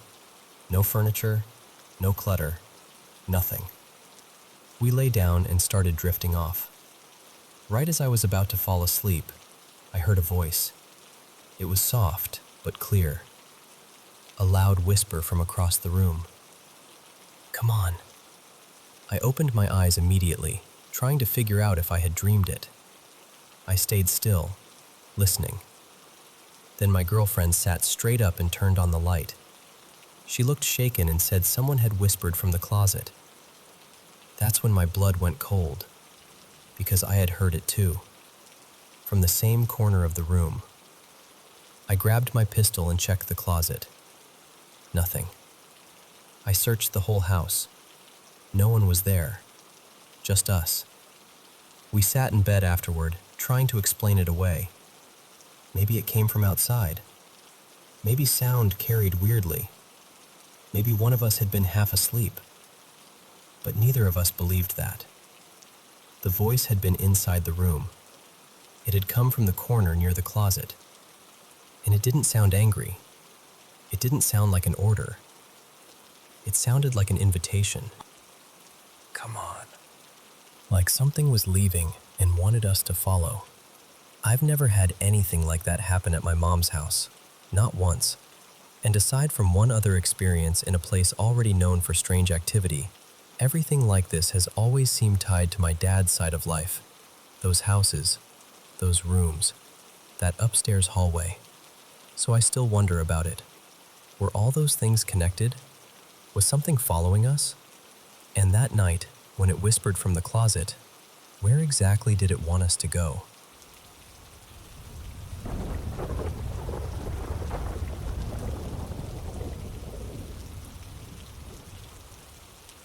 I want to tell you about something my brother Kay went through when he was little.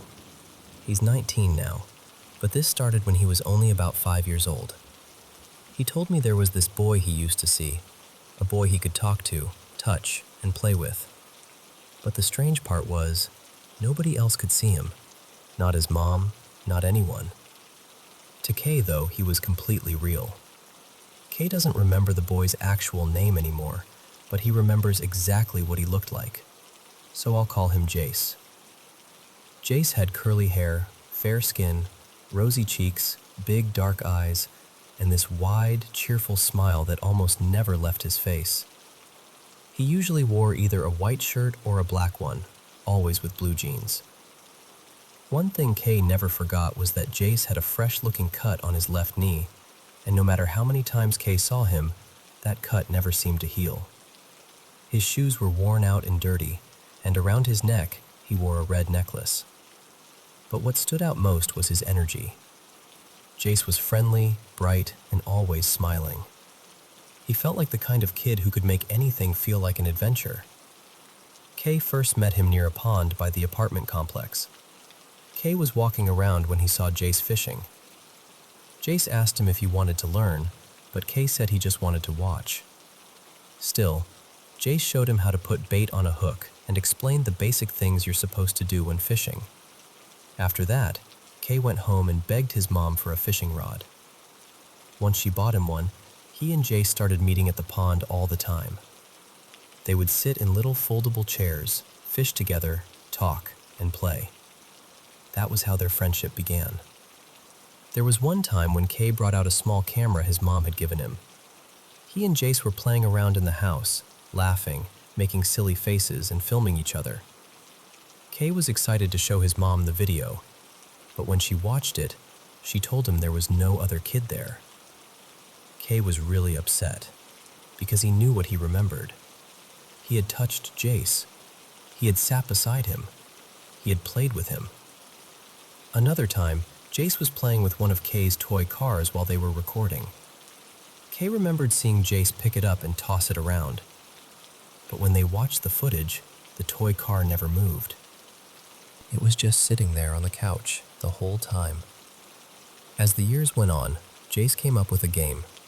He called it a new game. The game involved 10 pieces of paper hidden around trees near the apartment complex. Kay was supposed to find all of them, while Jace followed from a distance. Kay found 9 pretty easily, but the last one was in a darker, more isolated area. That final paper was pinned to a tree, and it had a strange symbol on it. It was a large circle with an X through it. After Kay found all 10 papers, Jace told him to make a circle with them and place the paper with the symbol in the center. Then he asked Kay to stand in the middle. Kay asked if Jace would stand there with him, and Jace said yes. So they stood together in that circle for what felt like an hour. Kay kept asking, "How much longer is this going to take?" And, "What does your friend look like?" Jace kept answering, Just wait a little longer. And when Kay asked about the friend, Jace said, "He's kind of tall. I don't really know what his face looks like, but he's tall." After a while, Kay got tired, hungry, and uneasy. The longer they stood there, the more uncomfortable he felt. And every time he asked if they could leave, Jace seemed more irritated. Finally, Kay couldn't take it anymore. He ran home. When he got inside, his mom asked if he had fun with his friend. Kay told her about the game and said he hated it.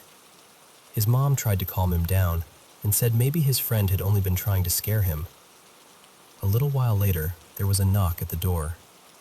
Kay looked through the peephole, and Jace was standing there, staring straight back at him with an angry expression. Kay opened the door, and Jace asked, "Why did you run?" Kay apologized. The moment he did, Jace's face changed completely. His smile came back, and he said it was okay. After that, Kay never agreed to play another game that Jace made up. There was another incident that scared Kay even more. One night, Kay was lying in bed when he heard something outside. He looked out the window and saw Jace standing there. Kay called out, "Jace, do you want to play?" Jace said, "Yeah, sure, let's go play." Kay told him he needed to change first, but Jace said there wasn't time and that they had to go right away. Kay said, "Okay, I'll meet you by the stairs." But Jace stopped him and said, "Why don't you just jump out the window?" Kay's room was on the second floor. He knew it was too high, but for some reason, he still started to climb out. Just as he was about to jump, his mom walked in and grabbed him in time. She was angry and terrified, asking him what he thought he was doing. Kay told her, "My friend told me to do it." His mom looked outside and told him there was nobody there. Kay told Jace he couldn't play that night. Jace just said, "It's okay. I'll see you tomorrow." Then, the day before Kay's 7th birthday, he and Jace met at their usual place by the pond. Out of nowhere, Jace got down on one knee and asked, "Will you still be my friend tomorrow?" Kay said, "Of course I will." Then Jace asked, "What about the day after tomorrow? Next week? Next month? Next year? What about 10 years from now?" Kay told him, "Yes, of course. I'll never forget you." Then Kay asked, "Will you remember me too?" Jace said, "Yes, I will." After that, they played together like they always did. When it was time to go home, Jace walked Kay back. Before Kay went inside, Jace asked, "Do you remember our promise?" Kay said, "Yes, of course I do." Jace asked, "Pinky promise?" Kay said, "Pinky promise." Then Jace gave him a big hug. Kay went up near the patio stairs and waved goodbye. Usually, Kay would go down those stairs, but Jace never did. He would always stay at a distance and watch him leave. The next day was Kay's birthday. He looked everywhere for Jace because he wanted to invite him to the party. He checked the pond, the trees, the places they used to play, every spot he could think of. But Jace was gone. Kay went home crying. His mom asked, "Why are you crying? It's your birthday." And Kay said, "I couldn't find my friend." His mom tried to comfort him, and after a while, Kay let it go. But he didn't know then that the day before his birthday had been the last time he would ever see Jace. Days passed, then months, then years, and Jace never came back.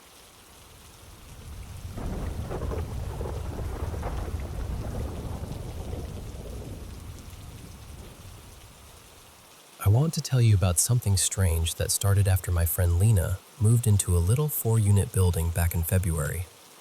At first, it was the kind of thing you almost talk yourself out of noticing. She and her roommate would find the door locked, even though neither of them remembered locking it. They'd wake up with marks on their legs that looked like handprints. Things would shift around just enough to make them both feel uneasy, but not enough for them to know what to do with it. Then, a couple of months ago, the building burned down. Lena lost her place, and because of the fire, she also lost her job. So she ended up moving back in with her parents, which was already hard for her. That house has never really felt safe or peaceful to her. She moved out when she was 18 for a reason. But the strangest part is that whatever had been happening at the apartment didn't seem to stay there. It didn't follow her roommate. It followed Lena. Once she was back at her parents' house, the activity picked up again. Doors started slamming. Lights and electronics would turn on and off by themselves. There were footsteps when nobody was walking around.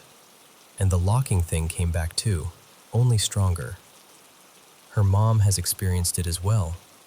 A lot, actually.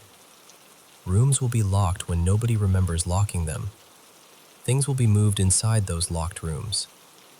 One time, a blanket was pulled completely off a freshly made bed in a bedroom that had been locked from the inside, with nobody in there. I know some of this could sound like sleep deprivation, because Lena really hasn't been sleeping well since everything happened. But the problem is, these things started before the lack of sleep got bad.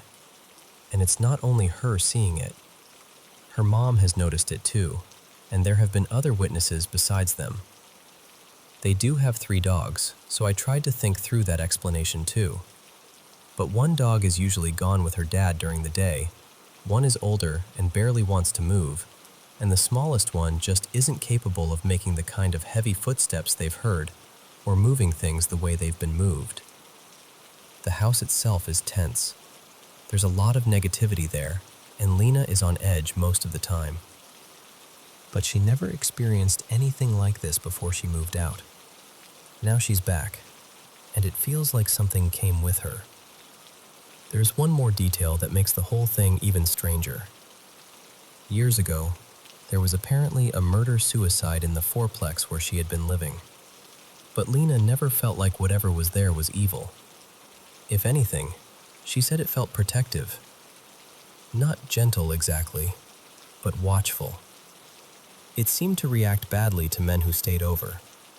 Her roommate's boyfriend had some rough experiences there, even though he's a decent guy.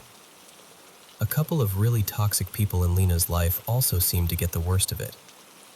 So now Lena wonders if being back in a house full of tension has stirred it up somehow. Almost like it's responding to the negative energy around her. That's my honest read on it. If Lena were the only one experiencing all of this, I might be more careful about what I believed, especially because she has struggled with mental health in the past. But she isn't the only one. At least 3 other people have witnessed things too. Her old roommate hasn't had anything strange happen since the fire. And Lena was the last of the 2 of them to go back and visit the burned-out shell of the building before it was finally demolished. So I really do think something attached itself to her there. And whatever it is, it came home with her.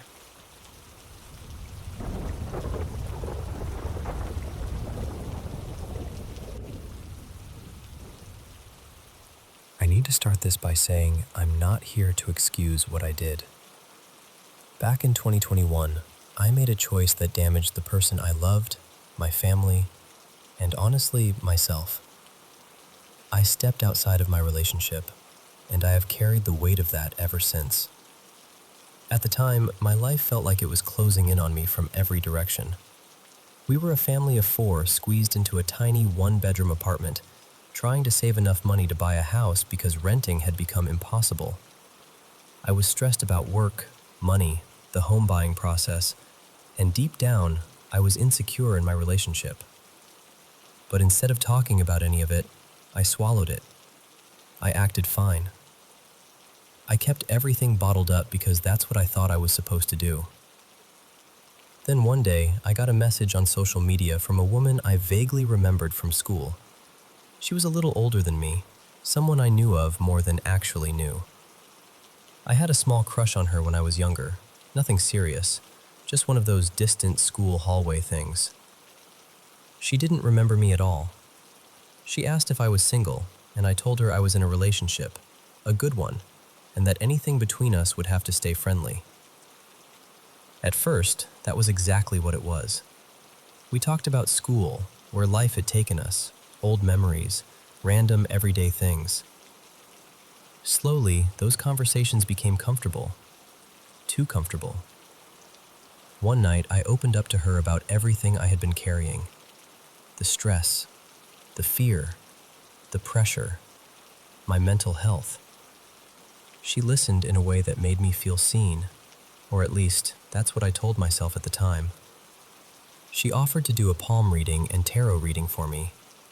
I didn't believe in any of that, so I kind of laughed it off.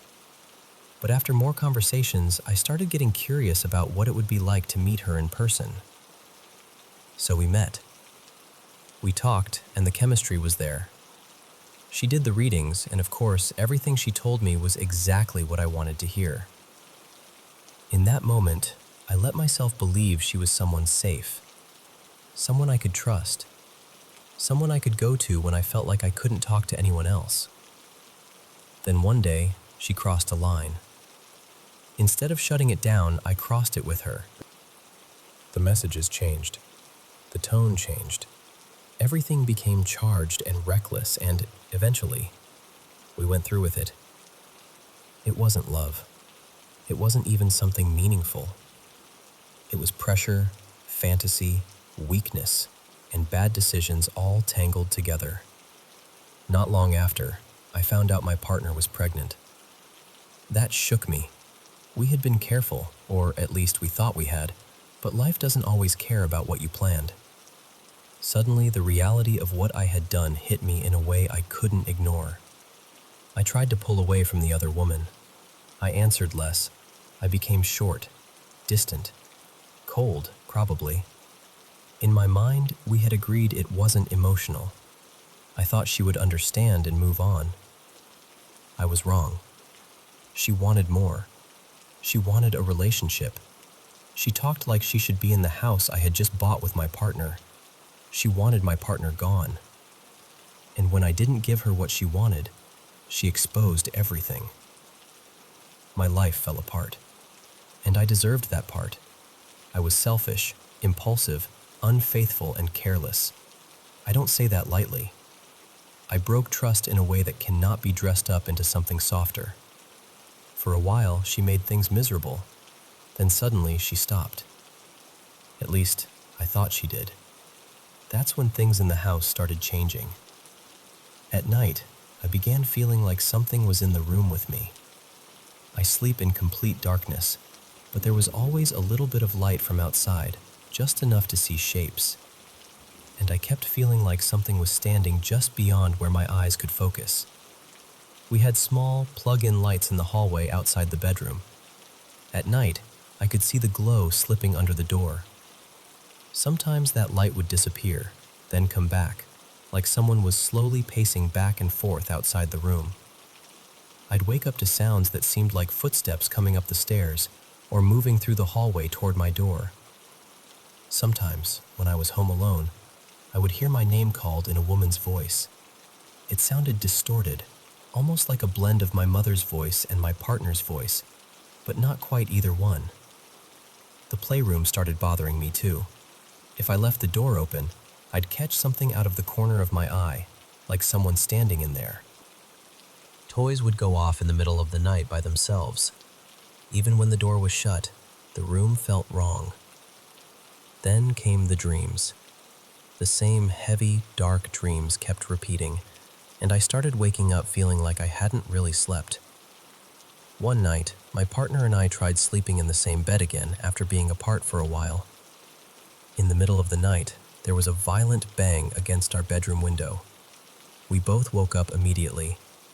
Our room was on the second floor, so I jumped out of bed and looked outside. Nobody was there. No cars, no people. The cameras didn't catch movement, not the doorbell camera, not the other cameras around the house.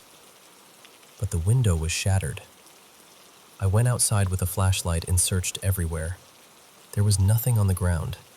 No rock, no branch, no fur, no feathers, nothing to suggest a bird or bat hit it. Just broken glass and no explanation. Then came the flies. One day, I walked into our bedroom and froze. There were hundreds of flies in there. Full-grown flies, everywhere. My 2-year-old was asleep on the bed, and they were crawling all over her. I panicked. I swatted them off her, grabbed her, and ran downstairs. I accused my partner of leaving the windows open, but she pointed out that the air conditioning was running and said she never would have opened the windows with it on.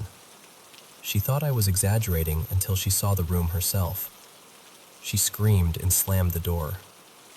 We had 6 bedrooms in that house, and the flies were only in ours. Not one in the hallway, not one downstairs, not one in the other rooms. It took 2 days to get rid of them, and we still don't know how they got in. Another night, I was alone in the room and felt that presence again. I still didn't fully believe in paranormal things, but I had seen enough movies to know people say you shouldn't feed fear. So I ignored it and tried to sleep. Then I felt the blanket pressed down beside me. It felt exactly like someone climbing into bed. I flew out of bed and ran to the nearest light switch. Of course, nobody was there. By that point, I was terrified of my own home. I'm a big man, over 6 feet tall, and I felt like a child lying there with the lights off, afraid of what might move in the dark. One night, I stayed up watching harmless TV, anything bright and simple, just trying to calm myself down before sleep. As I was drifting off, I heard a faint buzzing, like an insect near my head. Then I felt something rush into my ear. There was no pain, but the sensation sent me into a panic. I ran to the bathroom and looked in the mirror, and for a moment, I didn't feel like the person staring back at me was really me. Then I heard it. A rhythmic scratching sound inside my ear, like something was digging deeper. I lost control. I poured water in my ear, oil, rubbing alcohol. I tried anything I could think of. I even dug at my ear until it bled. I don't remember exactly when the sound stopped, only that eventually, somehow, it did. After that, I went to my mother's house and asked if I could stay there. She was confused because we had just bought a home, but she let me in. When she asked what was going on, I told her everything. My family is deeply religious, and they're connected to several churches in the area, so my childhood pastor came to the house to bless it. He spent extra time in my bedroom. Before he left, he gave me a Bible from his personal collection. He highlighted a verse and told me to read it out loud every night before walking into my room. After that visit, the house felt lighter. For 2 nights, I slept peacefully. I honestly thought I had gotten my mind back. Then, on the 3rd night, the presence returned. But this time, something in me changed. I wasn't just scared anymore. I was angry. I sat up in bed, stared into the darkest corner of the room, and recited the verse out loud. I said it firmly, like I was speaking directly to whatever had been standing there. Then I laid back down and fell asleep. The next morning, I woke up feeling rested in a way I hadn't felt in months. But what confused me was this. I couldn't remember the verse at all, not one line of it. Somehow, I had spoken it perfectly the night before, but in the morning, it was gone from my mind. So that's my story. I believe the woman I had the affair with sent something after me. She was the only person in my life who was involved with occult practices, and everything began after things ended badly between us. I know what I did was wrong. I know I created the opening for a lot of pain. But what happened in that house felt bigger than guilt. It felt like something had followed me home.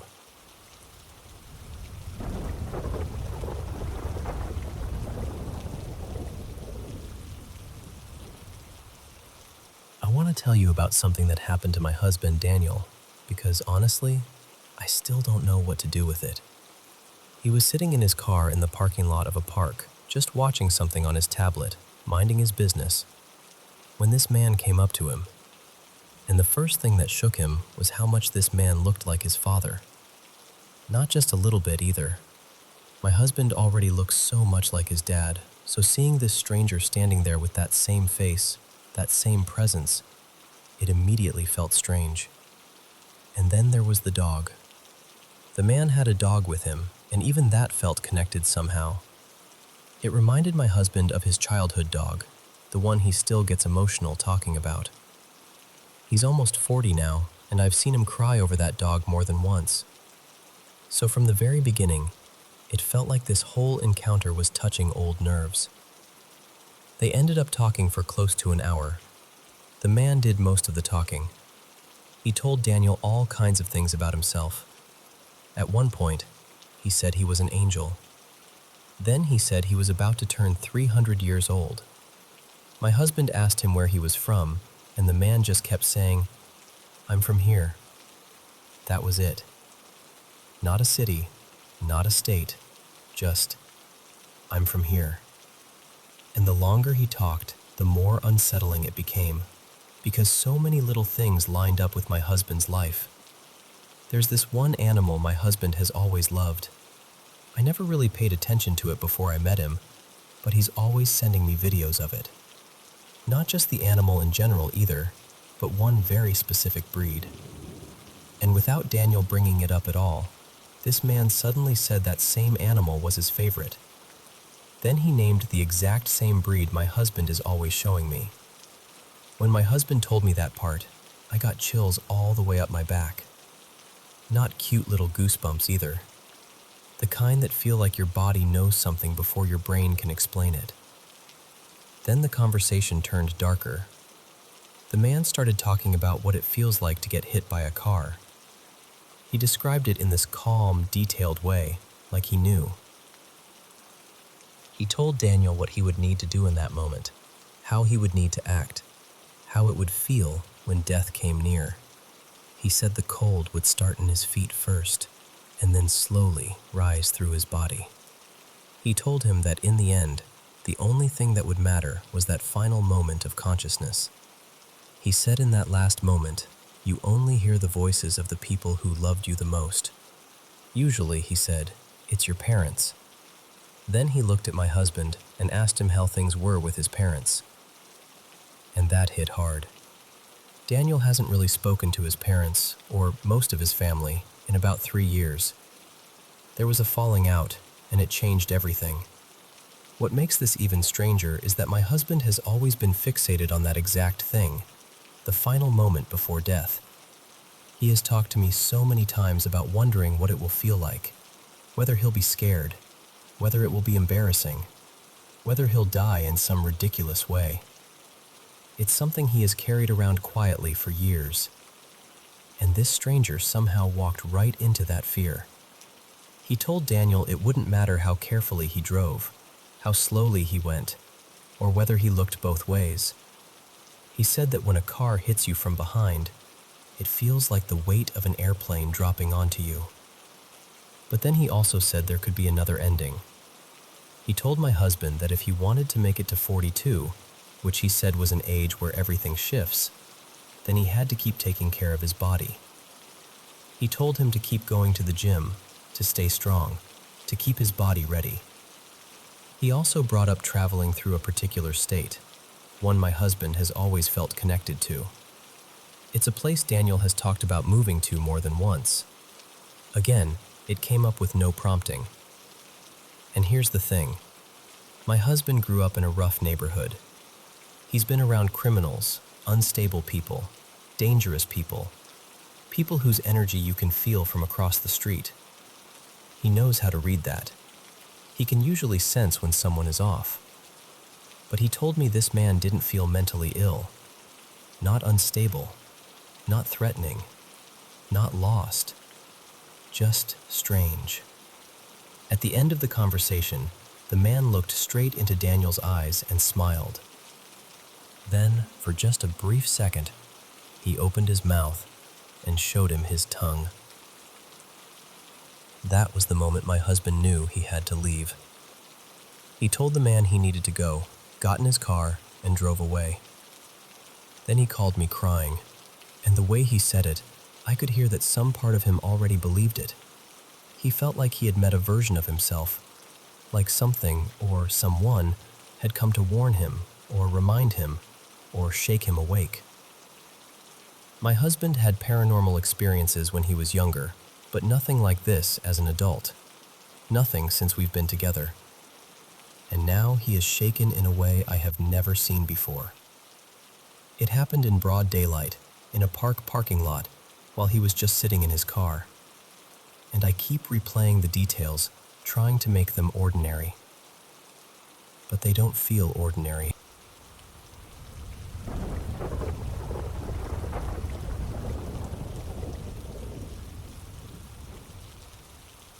I still think about that night, even years later. It was the first time I ever brought cocaine into my parents' house. I know how that sounds, and I'm not proud of it. I was already nervous the second I walked in with it. I put the little bag in the corner of my top dresser drawer, telling myself it would be fine there until morning. But the truth is, I didn't feel fine at all. I barely slept. Every time I woke up, the same thought came back. I need to move it. Dad could find it. I need a better hiding spot. I had already decided what I was going to do. First thing in the morning, I was going to move it into a box where I knew nobody would look. I remember lying there, picturing exactly where I had put it, exactly where I was going to move it, just trying to calm myself down enough to sleep. And I know this part is hard for people to believe, but I am absolutely sure I did not get out of bed that night. I'm a light sleeper. I wake up constantly. If I had gotten up, I would remember it. If I had used it, I would have been awake for hours. That's how cocaine works. You don't just black out, quietly do a bunch of things, and then wake up refreshed like nothing happened. But when morning came, I got out of bed and went straight to that drawer. The bag was gone. Not moved, not tucked under something, not stuck in the clothes. Gone. I pulled the drawer apart immediately. Then I searched the whole dresser. Then my whole room. Every pocket. Every pair of jeans. Every weird little place something could slip into.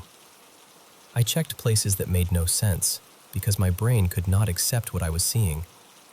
I kept thinking, better I find it than my dad. But I never found it. Not the cocaine. Not even the empty bag.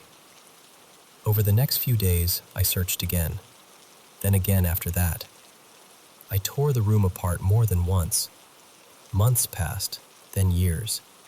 I cleaned, organized, got rid of junk, went through every corner of that room more times than I can count. And still, nothing. At one point, it bothered me so much that I even went to a psychic. I needed someone to tell me something, anything, because the whole thing felt impossible. She said it was near white on white, which honestly didn't help. I searched again anyway. Still nothing.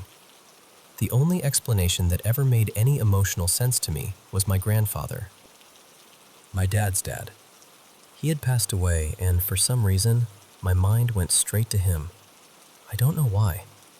Maybe because it felt like a warning, like someone had done something extreme just to scare me badly enough that I would never bring drugs into that house again. Like, do not do this here. Do not bring this into your family's home. And I know how ridiculous that sounds. A ghost taking a bag of coke out of a dresser drawer sounds insane. But what feels more insane to me is waking up, going to the exact place I put it, and finding absolutely nothing. No bag, no residue, no sign I had used it, no memory of moving it, no explanation that fits. I've lost things before. Everyone has. You joke and say, maybe the house swallowed it, or maybe the little elves took it. But this was different. I knew where it was. I had obsessed over where it was all night. I woke up with one mission: move it somewhere safer. And then it simply wasn't there. That moment shook me in a way I still can't fully explain. It felt like a glitch, or a warning, or something standing between me and a worse path, even if I didn't understand it at the time. I did end up struggling with addiction later, so I won't pretend that night magically fixed everything. It didn't, but I never forgot it. That missing bag stayed with me, not because of what was in it really, but because of what it felt like. It felt like something reached into my life, removed the evidence, and left behind a message I was supposed to hear.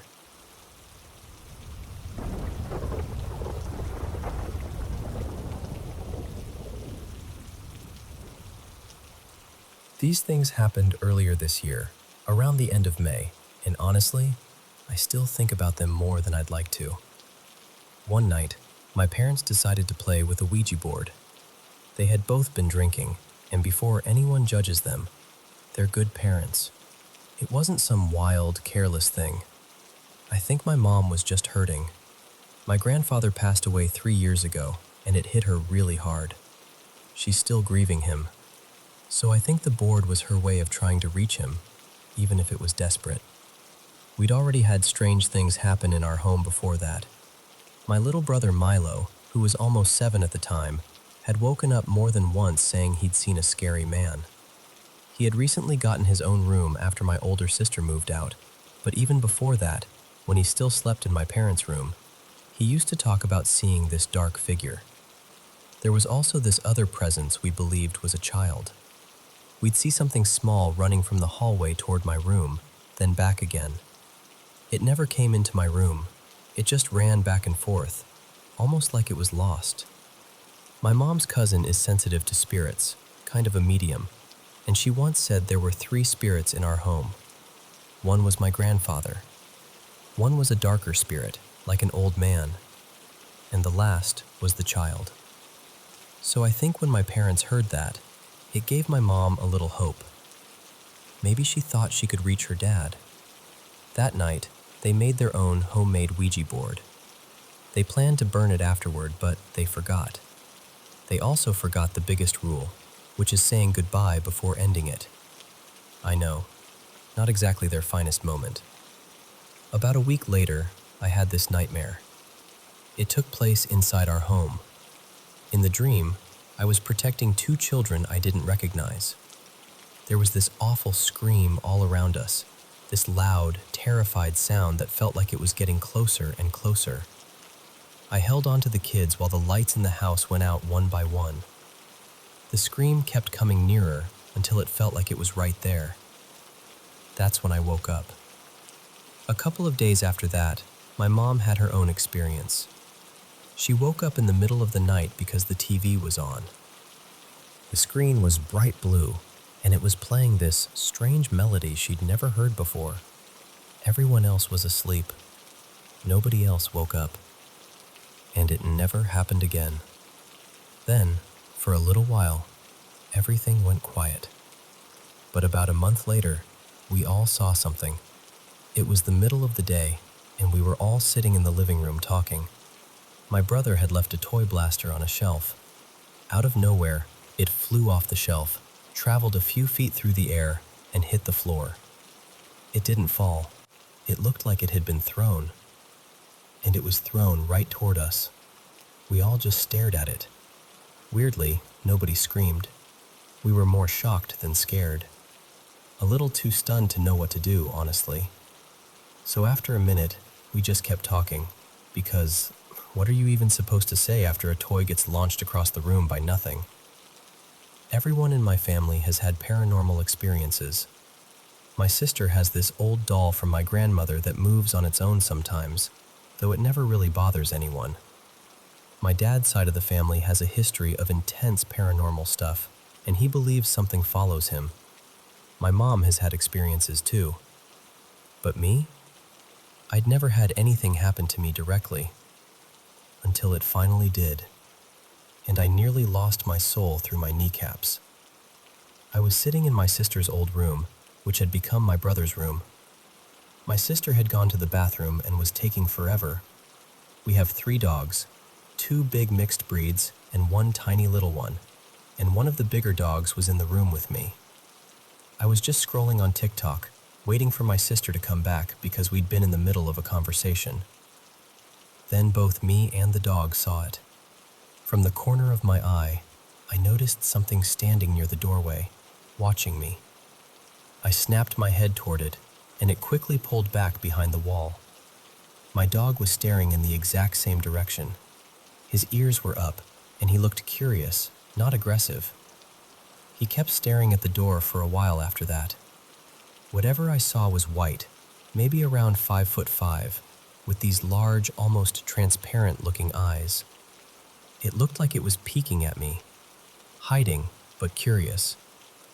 And because apparently I would be the first person to die in a horror movie, I didn't immediately run. I convinced myself it was my sister trying to prank me, so I laughed a little and said, "I saw you." Then I waited for her to come out.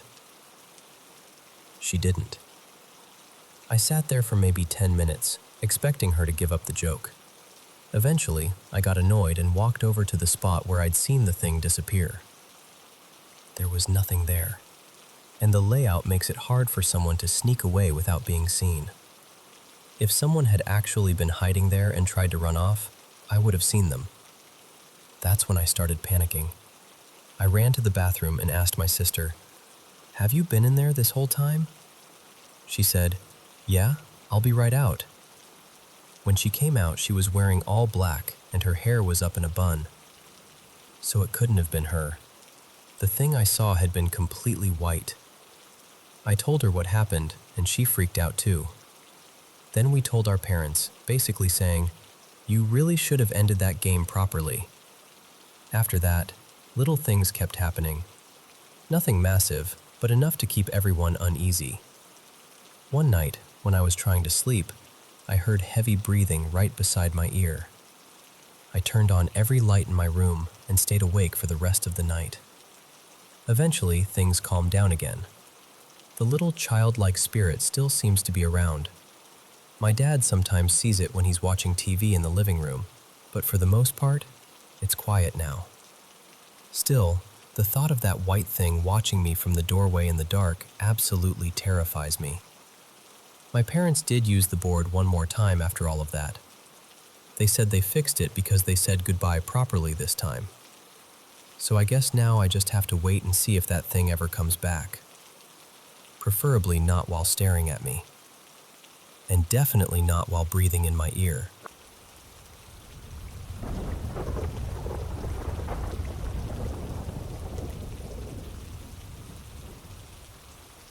I want to start by saying I'm not someone who jumps straight to ghosts. I'm usually the person trying to find the practical explanation first. A loose pipe, an old appliance, a tired brain filling in blanks at 3 in the morning. That kind of thing. And English isn't my first language, so I'll try my best to explain this clearly. My family bought our house back in 2005. It used to be a smaller place on a piece of land, and when we moved in, we didn't tear the whole thing down. We kept the foundation and a few of the original walls, then renovated almost everything else. We added another room, rebuilt most of the upper floor, changed the layout, all of it. But somehow, the older parts of the house still feel different. I first started noticing things maybe 6 years ago. Nothing dramatic at first, just little things.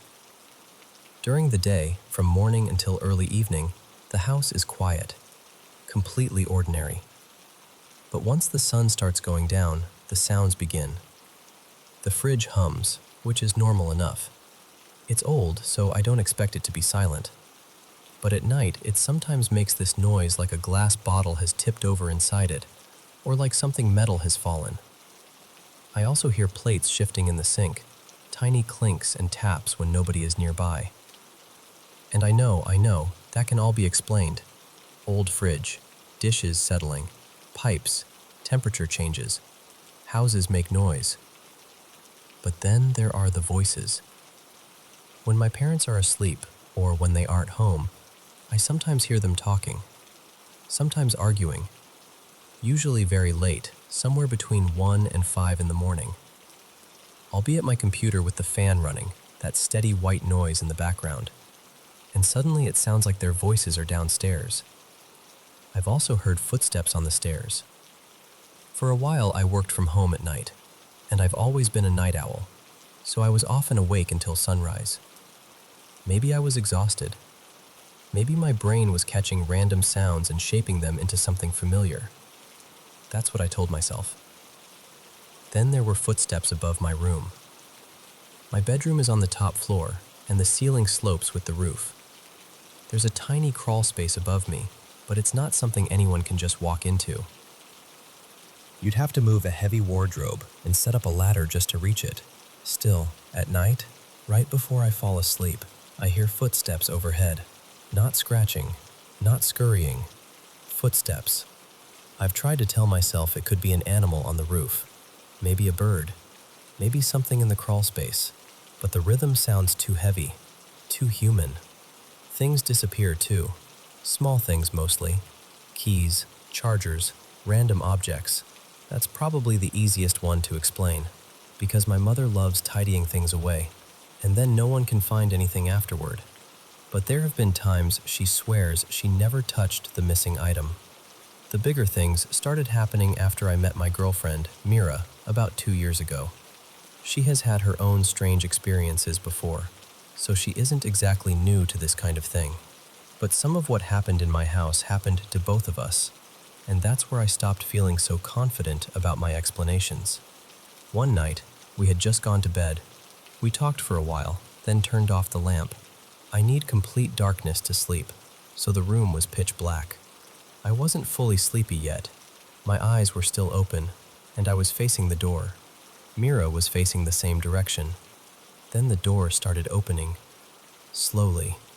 A cold blue light crept into the room from the hallway, even though there shouldn't have been any light like that. I froze. I mean, completely froze. I couldn't move, couldn't speak, couldn't even convince myself to breathe properly. Then something came in.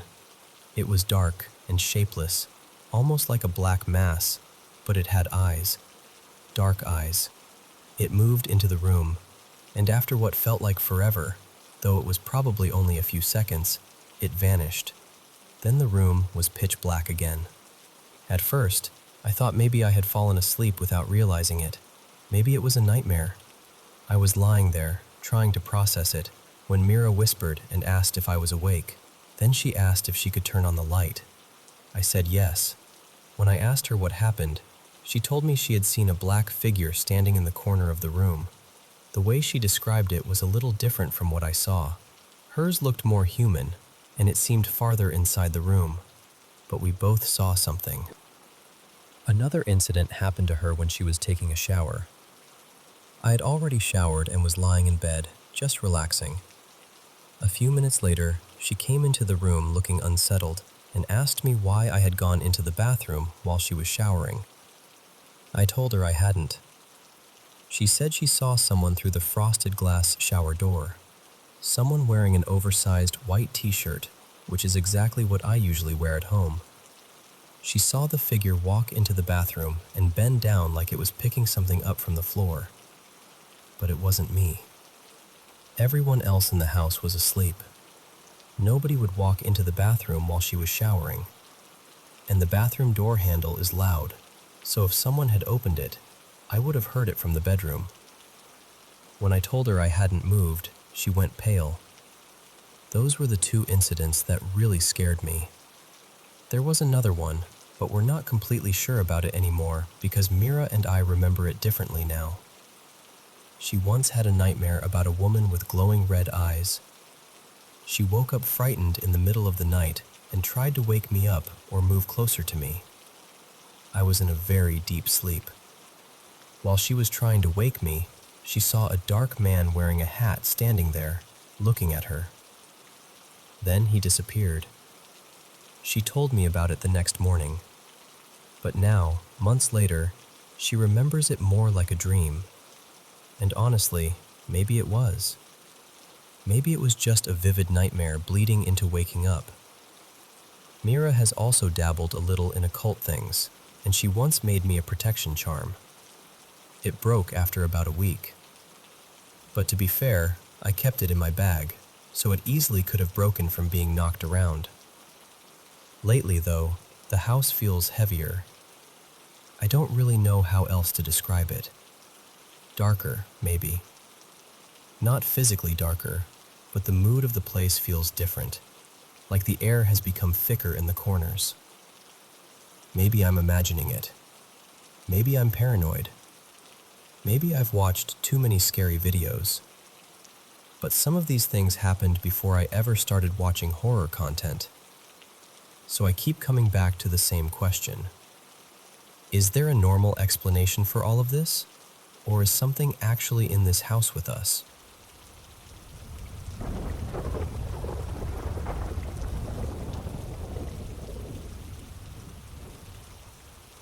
I want to share a few things that have happened to me over the years. Things I've carried quietly because I've never really known how to explain them. I'm not sharing this because I'm trying to convince anyone of one specific answer. I'm just being honest about what I experienced. And I'll say this too. I'm open to hearing what people think, especially from a Christian or faith-based perspective. These things happened at different times in my life, in different places. Some were in Jamaica, where I was born, and others happened after I moved to the States. The first one I remember clearly happened when I was around 9 or 10 years old in Jamaica. My grandmother had sent me and my cousin Malik to a small shop at night. He was close to my age, so we went together. The shop wasn't right next door. It was a bit of a walk from the house, and somewhere around the halfway point, we saw a woman in the road. She was pacing back and forth, just moving from one side to the other. There was nobody else around. We stopped and watched her for a moment because something about it felt wrong. Eventually, we decided to run past her, but when we did, the only way I can describe it is that it felt like we ran right through her. Not around her, through her. We kept going, got what we were sent for, and then headed back home. When we reached that same stretch of road, she was still there, pacing in the exact same place. This time, Malik ran ahead. I don't know why, but when I got close to her, I froze. I remember her moving toward me, and it felt like she grabbed hold of me somehow. Then Malik came running back, pulled me away, and we both took off for the house. When we told my grandmother what happened, she didn't react like we expected. She said people in the area had seen that woman before, and that the woman had died somewhere nearby. Another thing happened when I was younger, also in Jamaica. It was early in the morning, probably around 5 o'clock, and everyone woke up because one of our pigs was squealing loudly. We all went out onto the veranda to see what was going on. The pig was running around the house in circles, over and over again. It wasn't running toward anything or away from anything that we could see. It was just circling the house non-stop, making that loud, panicked sound. The whole family saw it. I honestly don't remember how it ended, but I remember the feeling of it. It didn't feel normal. It felt like something had frightened that animal in a way none of us could understand. Years later, when I was around 18, I had already moved to the US, but I went back to Jamaica to visit family. On the first night there, I lay down in a back room to rest. I had only closed my eyes for maybe a minute. Then I opened them, and there was a man directly over me. Face to face, looking straight at me. I screamed so loud that I woke everyone in the house. When I told them what I saw, they didn't seem shocked. That actually made it feel even stranger. They said something like, "It happens. They don't know who you are." I've never forgotten that. Another experience happened in the US, in a house where other family members had also talked about strange things happening. One night, I woke up and immediately saw a man standing in the hallway. We looked right at each other. He didn't speak. I didn't speak either. He just stood there staring at me while I lay there staring back. It felt like it lasted maybe half a minute, maybe longer. Then he turned around and walked away down the hall. The strangest part is that I went back to sleep afterward, but the next morning, it really hit me. I kept asking myself, what did I actually see? There was another incident in Jamaica at a relative's house. Behind the property, there was a graveyard. One early morning, sometime between 3 and 5, something came running through the hallway. As it moved, it hit every door in a row. Boom, boom, boom, boom. There were several rooms along that hallway, maybe 5 or so, and every door got hit one after another, fast and hard. Everyone woke up at the same time. We all opened our doors and looked out, confused, trying to figure out what had just happened. Nobody saw anything, but every single one of us heard it clearly. Another time, I was working security at a senior living property in the US. Before going inside, I decided to rest in my car for a bit. At some point, I woke up and saw a man standing right outside my car window. He was looking directly at me, and his face looked angry. Not just serious, angry. We locked eyes. He didn't say a word. Then, right in front of me, he disappeared. At the time, for some reason, I just closed my eyes and went back to sleep. Later on, when I thought about it, I realized how unsettling that really was. And beyond those specific stories, there have been other moments too. I've woken up and seen shadows. I've seen figures I couldn't fully make out. I've had quick visual encounters where something seems to be there, and then it's gone almost immediately. It doesn't happen all the time. It's not constant. But it has happened enough throughout my life that I can't just ignore it. I've also had moments where I wake up suddenly with intense fear, feeling like something is wrong, even when I can't see anything in the room. So I'm sharing all of this because I want to know if anyone else has experienced anything similar. And if anyone has insight, especially from a faith-based point of view, I'd genuinely be open to hearing it.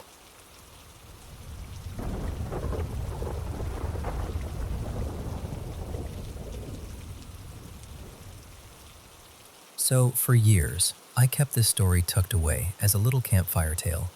You know, the kind you tell with a half smile like, well, it was probably just the lighting.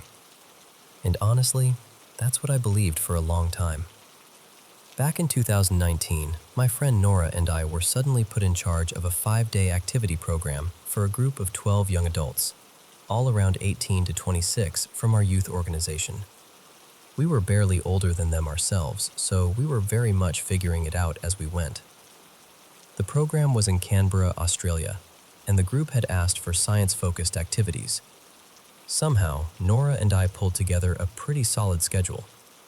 We took them to the Dinosaur Museum, got them into a few lab spaces, did the usual Canberra things, including Questacon. But we had only been handed the whole event about a month before it started, and these participants had paid a lot of money to be there, so we were scrambling a bit. I've always loved creepy stories, and since Canberra has plenty of old government buildings with ghost rumors attached to them, I jokingly suggested we do a ghost tour at Old Parliament House on the final night.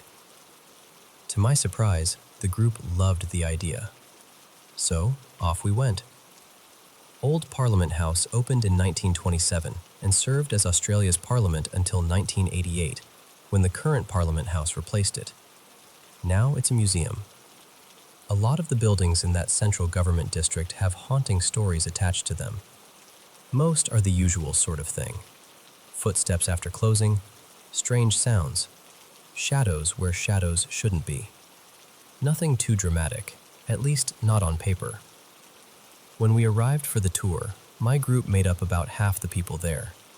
And by that point in the week, I knew them well enough to know they were exactly the sort of people who might correct a tour guide, wander off, or touch something interesting simply because nobody had specifically told them not to. So I was in full shepherd mode. The tour took us through the foyer first, where the guide talked about ghostly footsteps and the history of the building. Then we went into one of the chambers.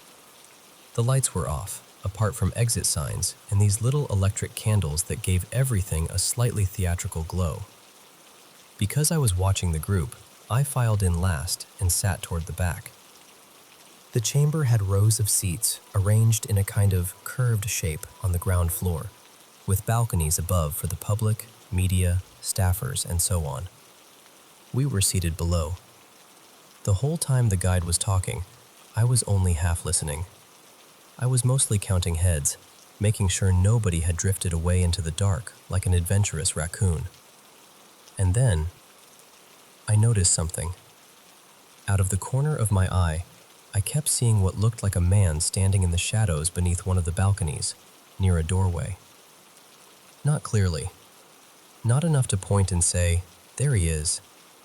More like a shape my brain kept catching before I looked directly at it. Every time I turned my head, there was nothing there. So I told myself it was just the exit sign, or the angle of the balcony, or the way the dark gathered in that particular corner of the room. A trick of the light. Nothing more. But it kept happening. Again and again, that same shape. A man leaning there in the shadows. Eventually, the guide finished in that room and started moving everyone along. One person from my group stayed behind to talk to the second guide, which did not surprise me at all. She was usually the first to raise her hand with a correction or a question. Another person from the public stayed behind too. I braced myself because I thought, here we go. Someone's about to start a very intense conversation. The stranger was very polite and said to the guide, "I'm sorry to bother you, but I have to say something. I'm sensitive to these things, and there's something in this room." At that point, I thought my group member was going to have an absolute field day with it. But instead, she said, "Yes, me too. That's why I stayed behind. There's a man." The stranger immediately said, "Yes, there is. And he was standing," and my group member finished the sentence, "right there." And both of them pointed to the exact spot where I had been seeing that figure all night. That used to be where I ended the story. A strange coincidence. 3 people, all in different parts of the room, all seeing or sensing the same man-shaped shadow. Still, I told myself there had to be some architectural reason for it. Maybe the balcony cast a certain shape. Maybe the lighting made that corner look human. For years, that explanation was enough. Then, much later, a video about ghost stories at Old Parliament House came up in my feed. I watched it mostly because I was bored, and because I've always had a soft spot for strange little Canberra stories. Most of the video was the usual stuff. Old building sounds, echoes, pipes, footsteps, the kind of thing people always talk about in historic places. But near the end, they mentioned a haunting I had never heard before. Apparently, people had reported seeing a man standing in the House of Representatives chamber. And suddenly, that little campfire story didn't feel quite so little anymore.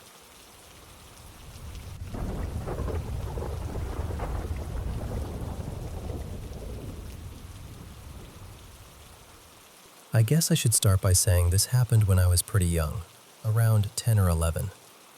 My little brother Milo was maybe 7 or 8 at the time, and we were living with my mom in a house right behind a Catholic church. The church had been there for years, but we didn't know much about it back then. To us, it was just the building behind our backyard. Later, I found out it had once been a convent, a place where nuns had lived. Things started not long after my mom's boyfriend moved in. He wasn't exactly a kind person, and the house felt different once he was there. He brought this heavy feeling with him, like the air had gotten thicker. About a month after he moved in, my brother and I started hearing things at night. It usually happened right before we fell asleep. 3 or 4 nights a week, we would hear a woman's voice. Sometimes it sounded like she was saying, "Sleep." Other times, it sounded more like, "Soul." But most often, it was just a gentle hush, like someone trying to calm us down. The strange thing is, we weren't really scared of it at first. I know that probably sounds odd, but it didn't feel threatening. It felt soft, almost comforting, like someone was trying to settle the house down. Around that same time, Milo started sleepwalking. It happened often enough that I got used to waking up and checking on him. A lot of nights, I would find him standing in the dining room or the kitchen, facing the big window that looked out toward the backyard and the church beyond it. He would just stand there, completely still, staring outside. That went on for a couple of months. Then one day, a friend of mine, Carson, who went to Sunday service at that church, told me it used to be where nuns lived. I didn't even know the word for it at the time. Later, I learned it was called a convent. That was when I started getting curious. After school one afternoon, Carson and I went to his house and asked his parents what they knew about the church. Most of what they told us was ordinary history, dates and renovations and things like that. But one part stuck with me. They said that sometime in the early 2000s, old graves connected to the convent had been moved so the church could make room for a school. That was the moment everything began to feel different. After that, I started paying closer attention when Milo would sleepwalk. I would follow him quietly and try to see what he was staring at through the window. Every time, his gaze seemed fixed on the same place, the statue of the Virgin Mary near the church grounds. Then one night, I saw something there. It looked like a nun standing beside the statue. She was dressed in black, completely still. But the part I'll never forget is that she didn't have a face. Not a shadowed face. Not a blurry face. Just nothing where a face should have been. I remember freezing. My whole body went cold. Whatever comfort I had felt from the voice before disappeared in that instant. A few days later, I finally told my mom. That was when she told me she had been experiencing things too. She said she had started having sleep paralysis at night. During it, she would see a woman in black standing nearby. A woman with no face.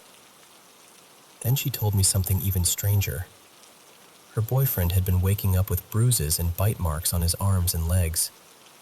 He didn't know where they were coming from, and nobody in the house could explain them.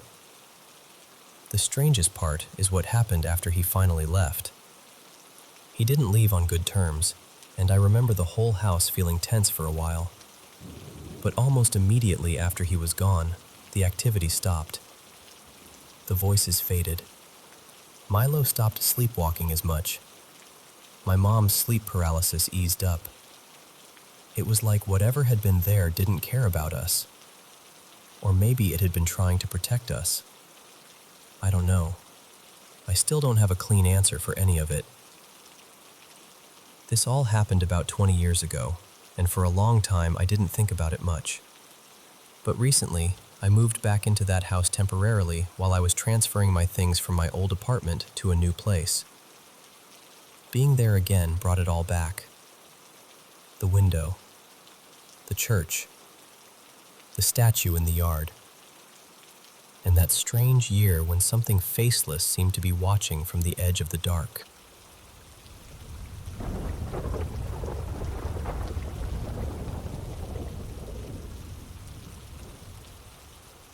I should probably start by explaining what the area around my house is like, because it matters.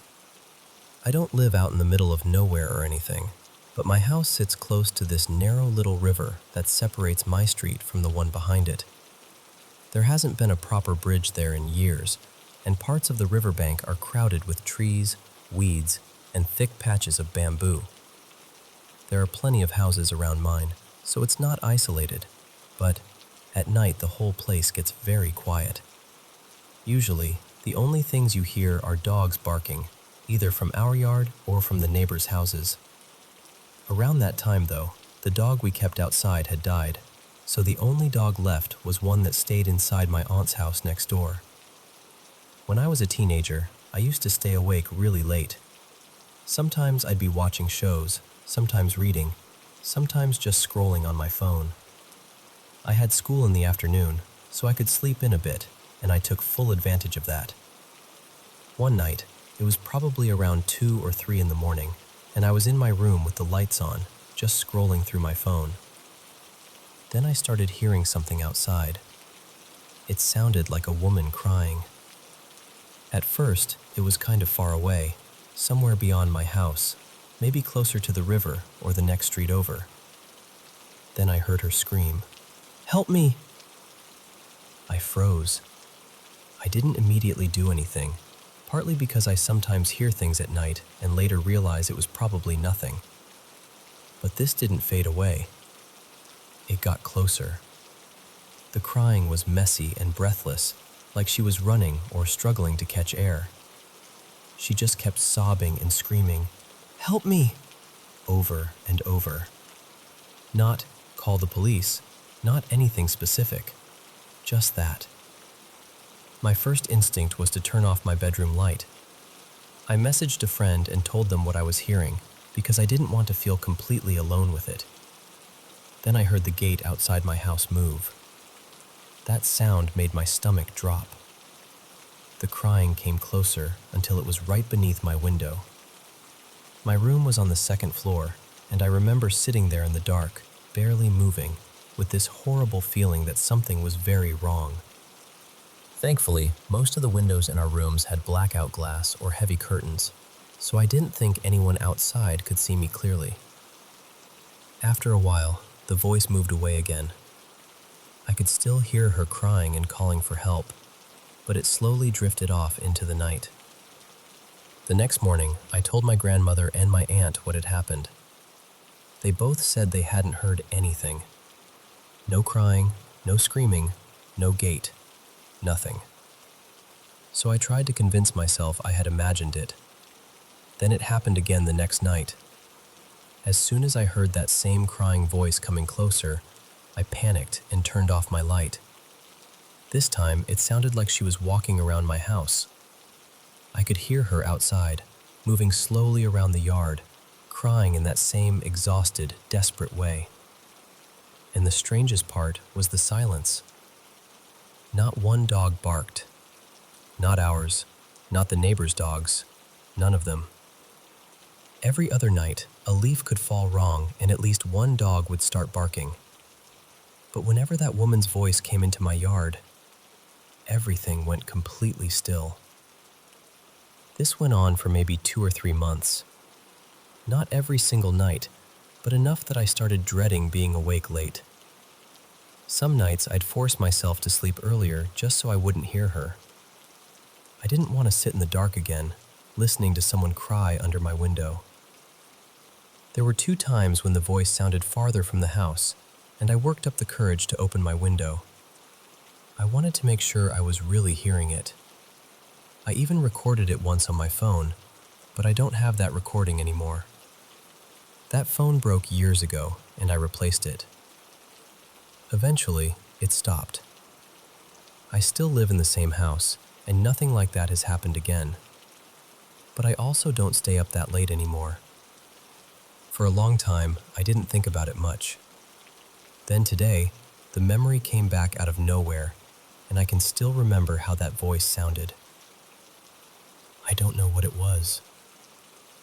Where I live, we don't really have stories about things like skinwalkers, mimics, or anything like that. So I've never had a clear explanation for it. But whatever was outside my house those nights, I know what I heard.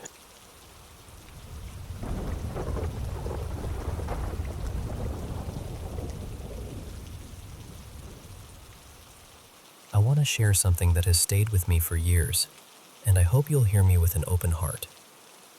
When I was 22, about 13 years ago, I had a very close guy friend named Rivan.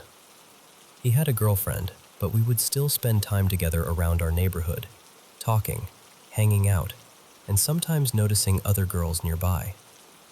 Even then, I had this strange, uneasy feeling about him. I could never fully explain it. It was just there.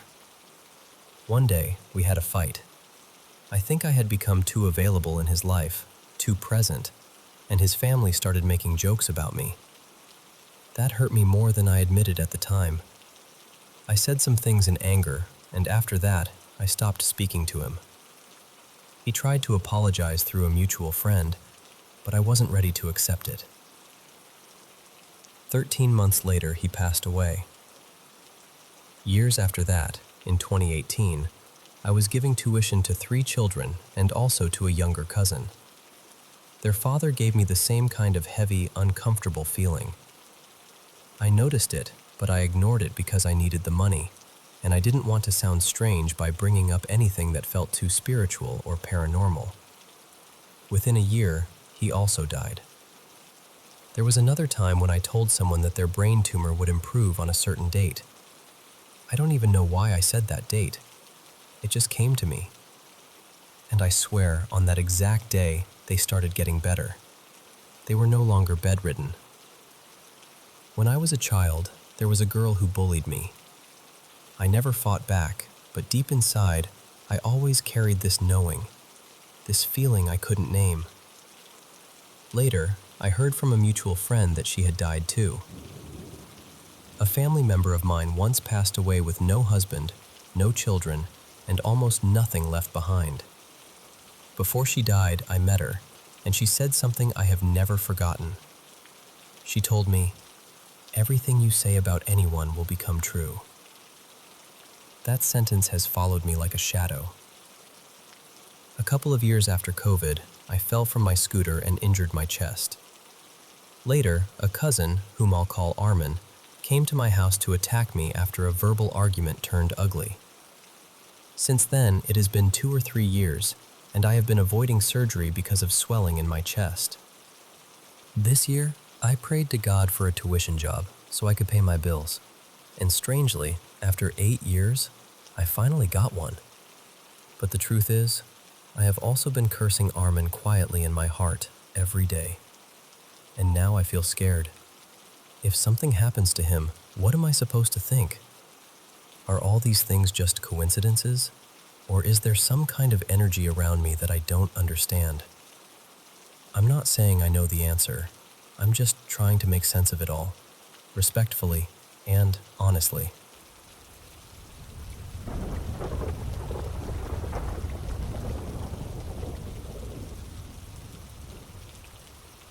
It started when I was about 7 years old.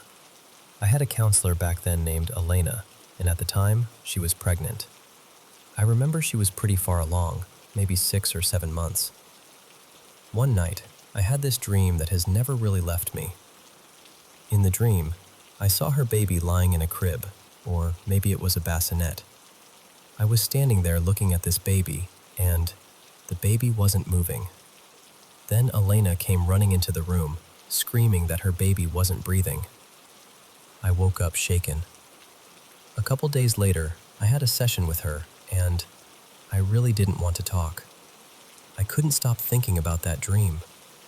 She noticed something was wrong and asked me if I was okay. I told her I was fine, but she kept gently asking, so finally, I told her what I had dreamed. She reassured me right away. She told me the baby was healthy and that everything was okay. A few weeks later, she had her baby. From what I remember, she brought the baby home, and about a week later, the baby passed away from SIDS. Later, Elena came back to collect her things.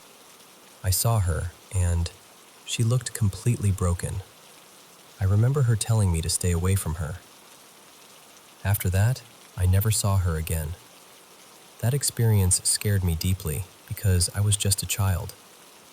I didn't understand how I could dream something like that before it happened. Then, when I was 22, I had another dream. In that dream, 2 little girls were sitting in my kitchen asking me about my brother, Mason. He was still alive at the time. I remember telling them, "Uncle Mason passed away from a drug overdose."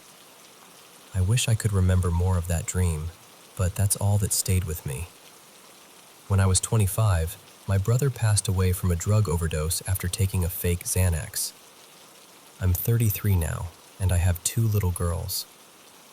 Another thing happened last April with my mom. She had been sick for a long time and had several illnesses, but for a while she had actually been doing pretty well. She had gone 2 or 3 years without being in the hospital, and she was just living her life day by day. One night, I dreamed that she was sitting in her chair and her eyes rolled back. She fainted in the dream, and somehow, I knew she had passed away. When I woke up, I was so relieved to see that she was still there, still breathing, still alive. But in January of this year, she fainted while using the bathroom. She stopped breathing for 2 or 3 minutes. I got her off the commode, helped get her breathing again, cleaned her up, and called 911. The hospital told us she was dealing with organ failure, and even though it wasn't exactly like the dream, I couldn't shake the feeling that there was a connection. Then last month, she had a GI bleed while she was on blood thinners. She was bleeding badly, and her kidneys shut down completely. The doctors stopped the blood thinners and gave her IV fluids, and somehow her kidneys started working again. After that, she came home on hospice. One Monday morning, we all woke up and found that she had passed. She had transitioned during the night. I feel like I've been getting signs my whole life, but I still don't always know what to do with them.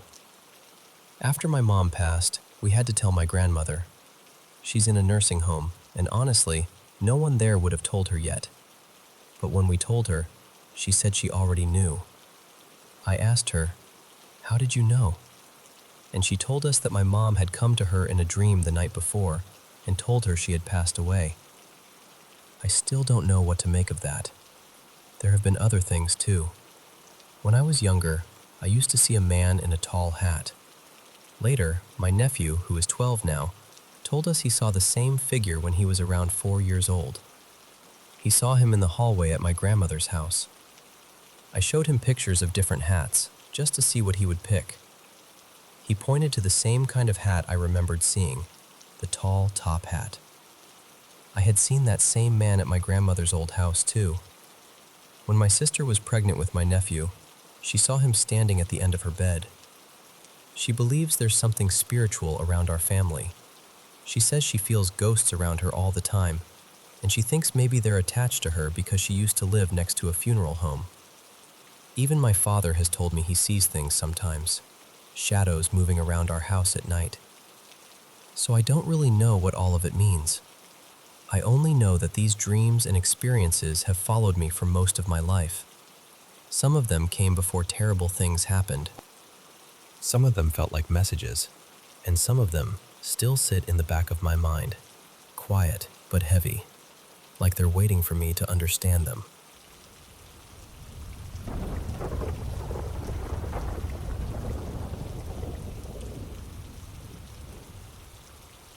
I had a really strange experience earlier, and I'm still trying to make sense of it. I should probably say first that I'm a pretty skeptical person. I don't usually jump straight to believing something was supernatural or anything like that. But this felt so different from anything I've ever experienced that I can't stop thinking about it. I was staying at my parents' house while they were away on a short trip. The house was quiet, and I decided to take a nap. I wasn't even deeply asleep. It was more like that light, drifting kind of sleep, where you still feel half aware of the room around you. At some point, I heard knocking. Then, a little later, I heard the doorbell ring. It felt real, not like something inside a dream. But I had this uncomfortable feeling in my stomach, so I didn't answer it. I wasn't expecting anyone, and I don't really know the neighbors well, so I told myself maybe it was meant for another house, or maybe I'd imagined it. Then, without realizing I had slipped into a dream, I heard movement inside the house. I got up, and suddenly my stepfather, Martin, was there. He was supposed to be away with my mother, but in the dream, it felt like he had just come back early. The odd thing was, he seemed kinder than usual. Not that Martin is unkind, because he isn't, but this kindness felt unfamiliar, almost too gentle, like someone trying to copy him after only watching him from a distance. He asked me to come with him, and I followed him into the bedroom. We talked for a moment, and I remember asking where my mother was. Then something in me just knew. I looked at him and said, "You're not Martin." I even reached out and touched his arm, It felt completely solid, warm, real. That was the part that frightened me most, I think. He didn't feel like a dream. He laughed a little, trying to act normal, and told me that of course he was Martin. But I didn't believe him. I sat down on the bed and started looking around the room. That was when I noticed the bedroom was wrong. The furniture was off, and there were 2 beds in the room, one single bed and one larger bed. My parents' room doesn't look like that at all. So I said, "Do you know how I know you're not my stepfather? They don't have 2 beds in this room." He became very still. Then, in this calm voice, he asked me what else I dreamed about. He asked if I dreamed about men, and I understood exactly what he meant. It made my skin crawl. I didn't answer him the way he wanted. I just said, I would never dream of a single bed and a double bed in the same room. That was when everything changed. There was this hissing sound, sudden and sharp, and he yelled something I couldn't understand. Then he grabbed both of my wrists. I pushed my feet against his chest to keep him away from me, and I shut my eyes as tightly as I could.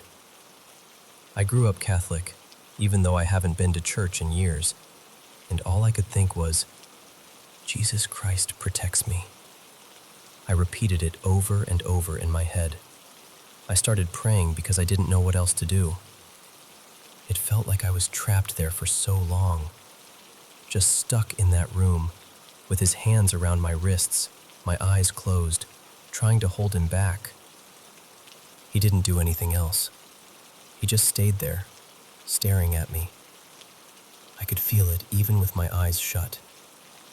Then, finally, his grip loosened, and I woke up. I've never had anything like that happen before.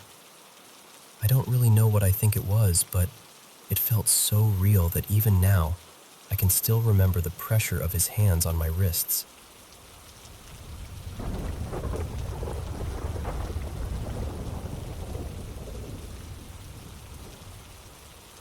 I need to start by saying that I work in a hospital, and this is one of those experiences that still leaves me completely stunned when I think about it. I've been a nurse at this hospital for several years now, and part of my job involves coordinating with radiology for patients who need scans, x-rays, and things like that. So over time, you get familiar with certain people from other departments, even if you're not exactly close with them. There was this older man in radiology named Martin. We weren't friends outside of work or anything like that, but whenever we crossed paths, we'd make a little small talk. He was always kind, just very calm, easygoing, the sort of coworker who made a hectic shift feel a little less sharp around the edges. This happened in December. At that time, I had a lot going on in my personal life. Some exciting things, but also just enough happening that my brain felt scattered. And with hospital schedules being what they are, it's not unusual to go weeks, sometimes even longer, without seeing certain coworkers. So one day, I was rushing through my shift, trying to get to the medication room. It's right near the area where one of the portable x-ray machines is usually kept. As I was walking by, I saw Martin standing there, messing with the x-ray machine. He looked like he was trying to unlock it or move it, but he seemed to be having trouble. I was busy, really busy, and honestly, I wasn't planning to stop and talk. I was just going to slip into the med room and keep moving. But then this feeling came over me. Not dramatic, not loud. Just this quiet little push inside me that said, say hi to him. So I did. I said, "Hey Martin, how are you? I haven't seen you in a while." And he looked at me and said, "Hi, I'm doing really good. How are you?" I told him, "I'm exhausted, honestly, but it's okay. I'm going on vacation soon for a couple of weeks, and I'm really excited." Then we had that normal coworker goodbye. You know, nice seeing you. Have a good rest of your shift. That kind of thing. And then I went into the medication room. I was only in there for maybe 2 minutes. When I came back out, Martin was gone. but the X-ray machine was still sitting there. At the time, I didn't think much of it. People disappear quickly in hospitals all the time. Someone gets called away, another patient needs something, another department pages them. It's normal. But about a month later, I was talking with another nurse on my unit. We were discussing a doctor who had recently passed away, and she said something like, "It's so sad. We lost another coworker this year too." I was confused because I only knew about the doctor, so I asked her what she meant. She told me someone from radiology had died. Then she described him. Older guy, kind, worked with the X-ray equipment, someone everyone seemed to like. And I realized she was talking about Martin. My heart just dropped. I felt awful. I assumed he must have passed while I was away on vacation or shortly after. But then she pulled up his obituary. And that's when everything inside me went cold. It said he had died in August. August. 4 months before I saw him. I immediately thought back to that exact moment in December. I know it was December. I know it was right before my vacation because I had told him I was about to leave for a few weeks. I remember where I was standing. I remember him by the X-ray machine. I remember the conversation. I spoke to him. He spoke back. And according to the obituary, he had already been gone for months. His death had been sudden and tragic, which makes the whole thing even more heartbreaking. I still don't know what to do with this memory. I don't know where to put it in my mind. But looking back, certain things feel different now. I hadn't seen him in a long time before that day. Something in me told me to stop and say hello. He was trying to move or unlock the machine, but couldn't seem to get it working. And after that day, I never saw him again. Obviously. I don't know what happened. I don't know if it was grief, exhaustion, some strange trick of the hospital lights, or something I'll never be able to explain. But I know what I saw, and I know who I spoke to.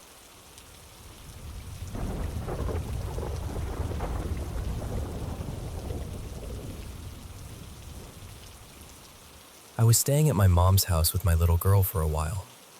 It was supposed to be temporary, just until my partner and I could find a place of our own. My mom is in her mid-50s, my daughter had just turned 1, and until recently, my granddad, Martin, was living there too. He passed away a little over 2 weeks ago. His room is right across from mine, and when I say right across, I mean close enough that if both doors were open, it felt like we were almost sharing the same air. The other night, around 10, I was in my room getting ready. I was doing my makeup, trying to look nice so I could take a few pictures and maybe film something for my boyfriend. The house was quiet in that heavy, late-night way. Then I heard footsteps. They were coming from my granddad's old room. Slow, dragging, uneven, exactly the way he used to walk. I stopped what I was doing and just stared at my mirror for a second. I tried to calm myself down. I told myself, no, it's probably one of the cats. We have a few of them, and they get into everything, so that explanation felt easy enough to grab onto. But deep down, I knew the sound was heavier than that. My mom had already been saying strange things had been happening. She told me her bedroom door had been locking by itself, and she kept feeling like someone was watching her. I didn't take it seriously at first. I told her she was probably just grieving and letting her mind run wild. The thing is, we've had odd experiences before. When my grandma passed back in 2023, we used to hear what sounded like her cane tapping across the wooden floor at night. My boyfriend once told us he heard a woman's voice in the kitchen saying, "Nobody appreciates anything I do around here." He had never even met my grandma. But when he repeated those words, my mom and I just looked at each other, because that was exactly the kind of thing my grandma used to say when people didn't like her cooking. Still, I always tried to explain things away. I would blame the house, the cats, the pipes, grief, anything. Until that night. Later, sometime after midnight, maybe close to 1 in the morning, I turned off my air conditioner and the TV because all the noise was making me feel overstimulated. Once everything shut off, the whole house went silent. It was just me and my daughter in the room. I was trying to get her to go to sleep, and I remember gently fussing at her, telling her it was too late for her to still be awake. And then I heard my middle name, clear as day, right outside my door. Not from down the hall, not muffled, not far away. Right there. The only person in that house who ever called me by my middle name was my granddad. For a second, my mind scrambled for an explanation. I thought maybe my mom had passed by my door and was telling me to quiet down. She does that sometimes. So I called her. She answered half asleep. That was the moment my whole body went cold, because if she was asleep, then she wasn't standing outside my door. I just sat there staring at the door, unable to move. My heart dropped so hard it felt like my chest had turned hollow. I know what I heard. It wasn't faint. It wasn't something I had to strain for. It sounded like someone was standing on the other side of the door, saying my name with patience. That's the part I keep thinking about. It sounded patient, like whoever or whatever said it knew I had heard, like it was waiting for me to answer. And that hasn't been the only thing. Since my granddad passed, things have fallen from shelves even though they were placed securely. I felt my blanket tug at night when nobody was near me. Sometimes his bedroom door rattles softly, almost like someone is trying to open it but can't quite manage the handle. Then yesterday, that door actually swung open. That door doesn't just open on its own. It opens inward, and the hallway doesn't have any air blowing through it. The house is old, so you have to turn the handle and push hard because the door sticks against the frame. My mom was about to walk down the hallway toward the laundry room when she saw it open by itself. She completely panicked. Now we're trying to have a pastor come over to pray over us and anoint the house, because I honestly can't sleep in my room anymore. My daughter and I have been sleeping in my mom's room instead. My mom is Christian, and she believes my granddad accepted God before he died, so he should be at peace. And maybe he is. But then I keep asking myself, what is still here? Why does it still sound like someone is walking around in his room at night? I know I've been tired. I know grief can do strange things to people. Part of me wants so badly to believe I'm just exhausted and imagining things. But I can't explain that voice. I can't explain hearing my name that clearly. And I can't stop thinking about how close it sounded. Right outside my door. Waiting.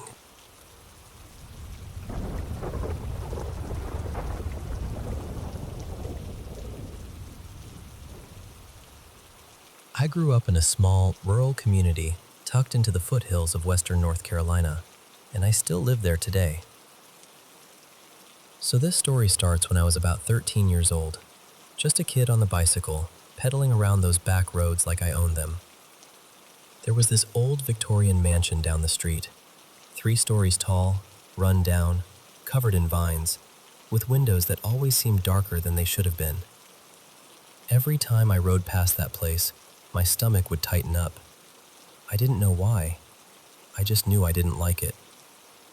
I'd start pedaling faster before I even got close. By the time I was passing the front of it, my legs would be flying. I wouldn't slow down again until that old house was well behind me. A few years later, when I was 18 and still in high school, the mansion had been restored. It had become a historic site and museum. Around Halloween, a TV station out of Charlotte did a feature on it and called it one of the most haunted places in North Carolina. Not long after that, one of my classes took a tour there. The guide told us the house had originally been built as a 2-story home for a wealthy, eccentric diamond merchant. But apparently, he decided it wasn't grand enough. So he had workers literally cut the house in half, jack up the top floor, and build a whole new floor between the two. That's how it became 3 stories. They even had photographs in the museum showing the process. During that tour, there was a psychic medium with us. When we reached the 3rd floor, she suddenly became sick. Not just a little uneasy either. She looked overwhelmed, sad, almost crushed by something. She said that one room up there carried terrible sadness. She said someone had been kept there against their will for a long time. And what made all of us go quiet was this: that room still had locks on the outside of both doors. Even the windows had locks on the outside. That stayed with me. About 6 years after that, I became a deputy with the county sheriff's office. And that mansion became a regular part of my life again, but in a very different way. The alarm there went off constantly. Hardly ever an entry alarm. Almost always interior motion, usually on the 2nd or 3rd floor.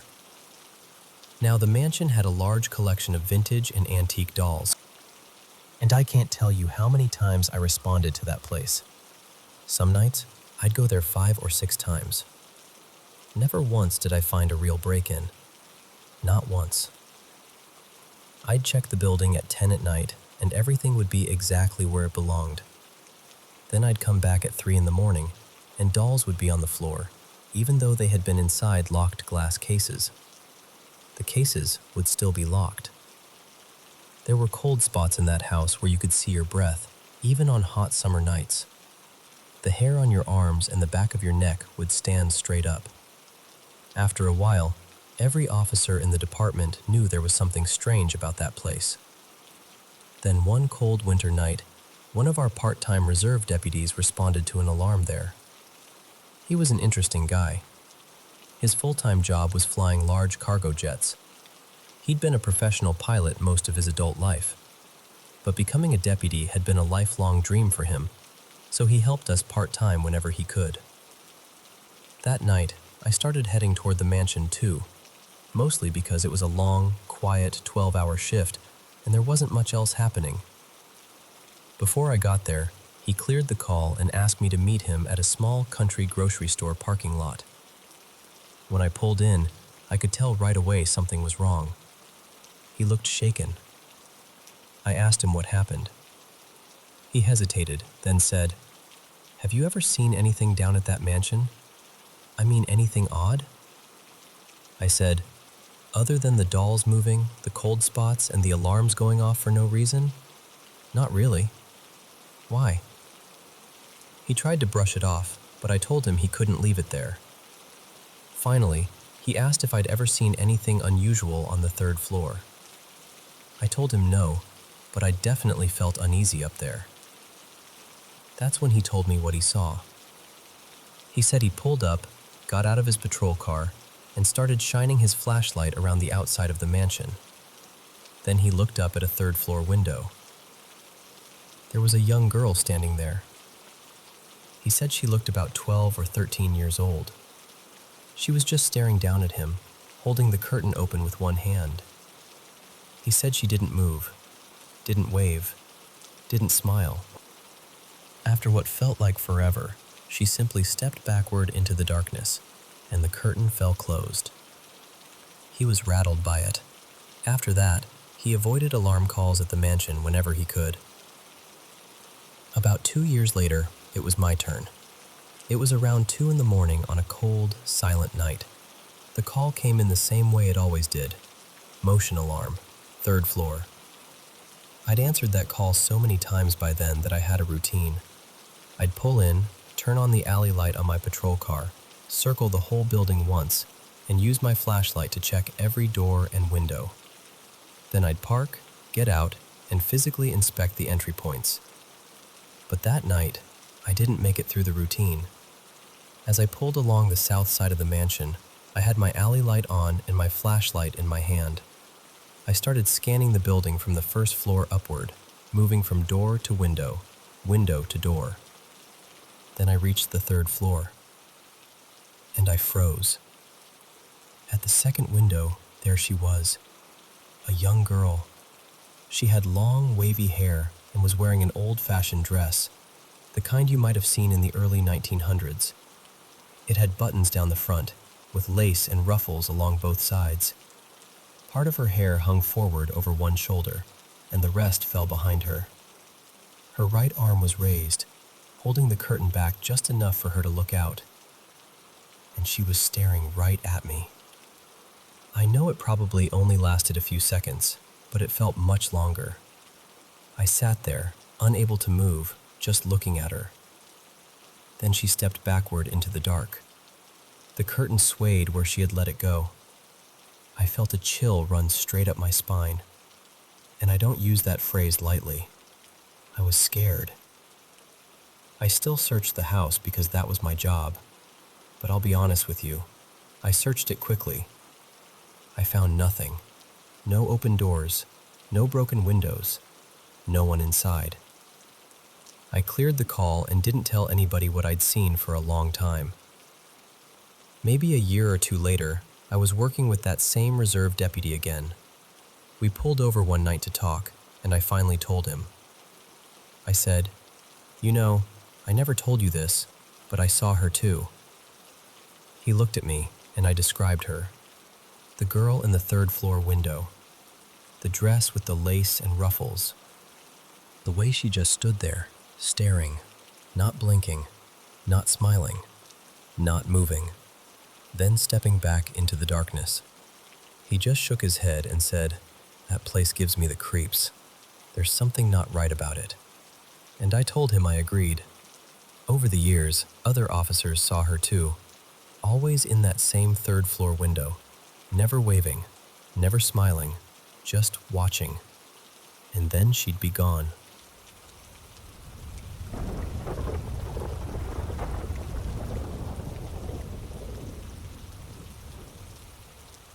I'll tell you this as plainly as I can, because even now, part of me understands why someone would doubt it. This all happened back in 2023. The first version of this story was much longer, honestly. I wrote down every little thing, every strange moment, every reason I became sure I wasn't just misremembering or imagining things. But it ended up being more than 30 pages, so I had to cut it down to the bones. And I know how it sounds, I really do. I was a skeptic before all this. I was sober the entire time. I don't have any history of psychosis. I wasn't looking for something supernatural. I just wanted to understand what was happening in my own house. It started after I let a friend stay with me for a few weeks. I'll call him Z. That was one of the worst decisions I've ever made.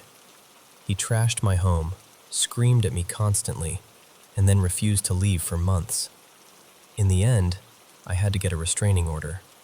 I agreed to hold on to his belongings until the police allowed him to collect them. And then the house changed. At first, it was little things. Objects showing up where I definitely hadn't left them. Sounds from other rooms. Doors opening. Things being dropped. Not once or twice, but over and over, day and night, for weeks. I tried to be rational. I really did. I checked myself constantly. I made sure I wasn't just being forgetful, but it became too frequent to explain away. Then I started seeing shadows at the edges of my vision. They would vanish the second I looked straight at them. One night, I was hanging Z's clothes outside after washing them, because the smell had been driving me mad. I looked back toward the house and saw the sliding glass door wide open. I knew I had closed it.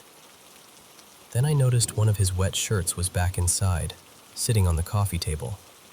It had been folded neatly, with the image on the front perfectly displayed.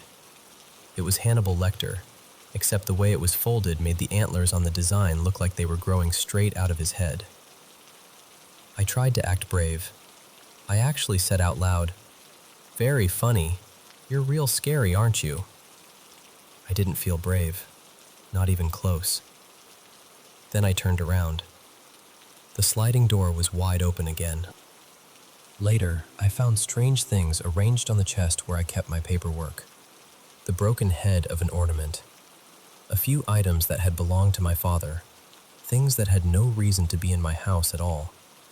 and there was this smell coming from the chest. A heavy, awful smell. Like death. I was convinced I was about to find something terrible inside. I tried the combination lock, but it wouldn't open. The numbers had somehow changed. That was when I broke. I ran to bed, curled up in the dark, and whispered, "Please help me. There's something in the box." And then I realized there was something in the bed, under the covers. I had partly laid on top of it. It was warm, solid, still, like it knew I had noticed and was hoping I would pretend I hadn't.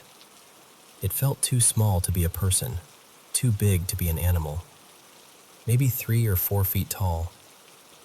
I'm ashamed to admit this, but I was too scared to pull the covers back. I just lay there, frozen, trying not to react. Eventually I whispered, "Please, I need a clue."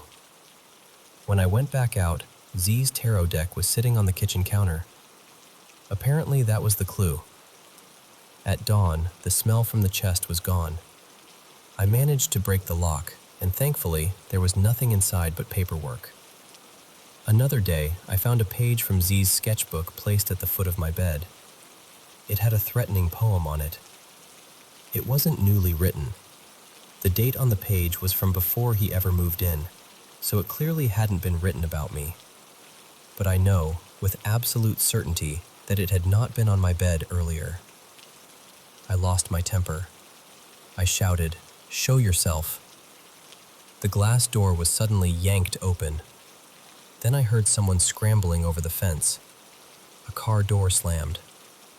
I ran outside just in time to see a car tear away from the street. And behind it, chasing inches from the bumper, were red-tailed black cockatoos. Maybe 20 of them.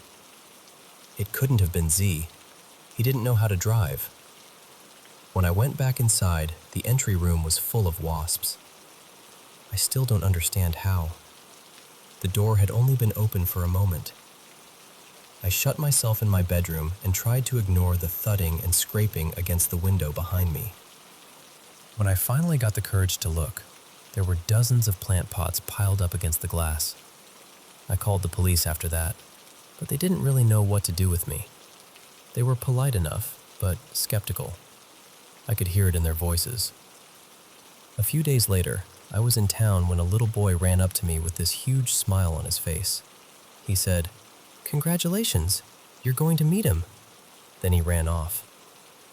That night, muddy footprints started appearing on the tiles. Big ones.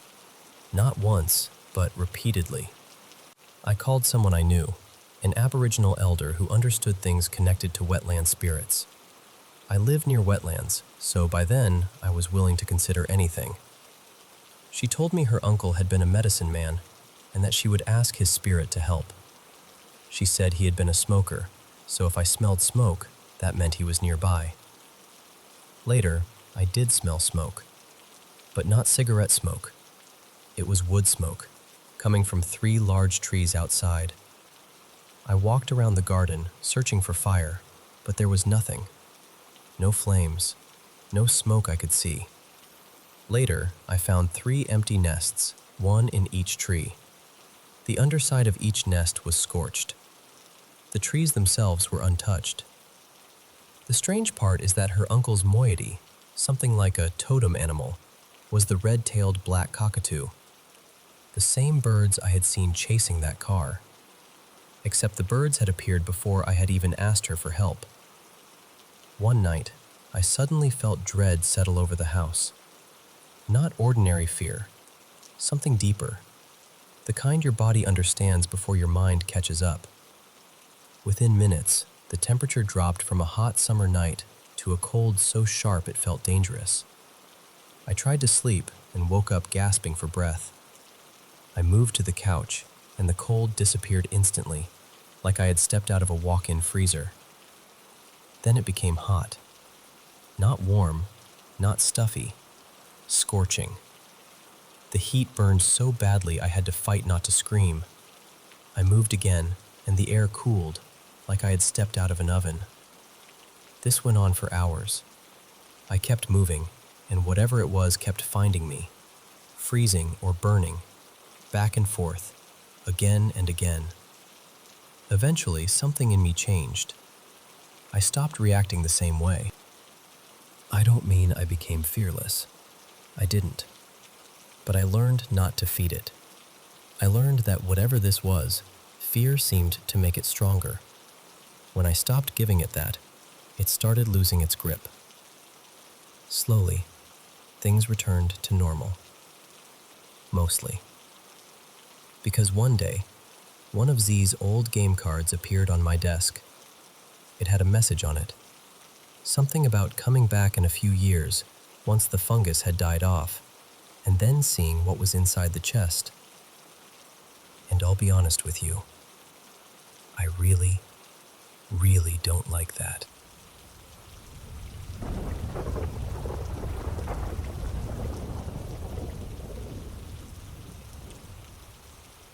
I heard this story from a full-time staff member I used to know. I'll call him Dean. Dean had worked for the city for most of his life, moving between different community centers over the years. But there was one place he always spoke about differently: South Common Community Center. That building had a strange history. This happened one night before I was even born. Dean was working the night shift. He had already finished most of his chores, so he was sitting in the library, watching videos on the computer. The whole place was empty except for him and his supervisor, Shane. Now, Shane had a habit. Whenever he wanted Dean to get moving again, he would bang on the metal gates to get his attention. So while Dean was sitting there, he suddenly heard it. Bang, bang, bang. Then a voice called out his name. Dean, hey, come on, time to get back to work. Dean turned off the computer and walked down to the workshop, thinking Shane was waiting for him. But when he got there, Shane was asleep in a chair. Dean tapped him on the shoulder, and Shane woke up irritated, asking what he wanted. Dean said, "Didn't you just call me?" And Shane looked at him and said, "I've been asleep the whole time." That was enough for Dean. He was so shaken that he spent the rest of the shift hiding in the shop, waiting for morning. Years later, after Dean had transferred to another center, something else happened in that same building. A friend of his was working a night shift at South Common, while a professional cleaning crew was there steam cleaning the library carpets. It was two women, and the part-timer on duty was supposed to keep an eye on them. At one point, he stepped into another room for just a moment. When he came back, the police were at the door. One of the women had run out of the building in a panic and driven to a nearby community center to call for help. She said something, or someone, had attacked them in the library. The police searched the entire building. They found nobody. That woman was so terrified that she quit right then and there. From what I was told, she took a job in a kitchen afterward because she wanted morning shifts only. She never wanted to work nights again. After hearing those stories, I started asking around. And the strange part is that a lot of long-term staff already knew about South Common. People who had worked there said they heard their names being called when no one was there. They saw figures. Doors slammed on their own. Metal gates shook like someone was trying to get their attention. Eventually, the building was demolished and replaced with a new one. But I've been to that site at night, and even with the old building gone, there's still something off about it. The air feels colder there. Not just regular cold either. It has that heavy feeling, like the place remembers things. Like something is still watching from where the walls used to be. And honestly, it made me think about my own experience. Mine wasn't as scary because it happened in the afternoon, but it still bothered me. I was home alone one day when I suddenly heard my mom calling me. I answered, "What?" a few times, but nobody replied.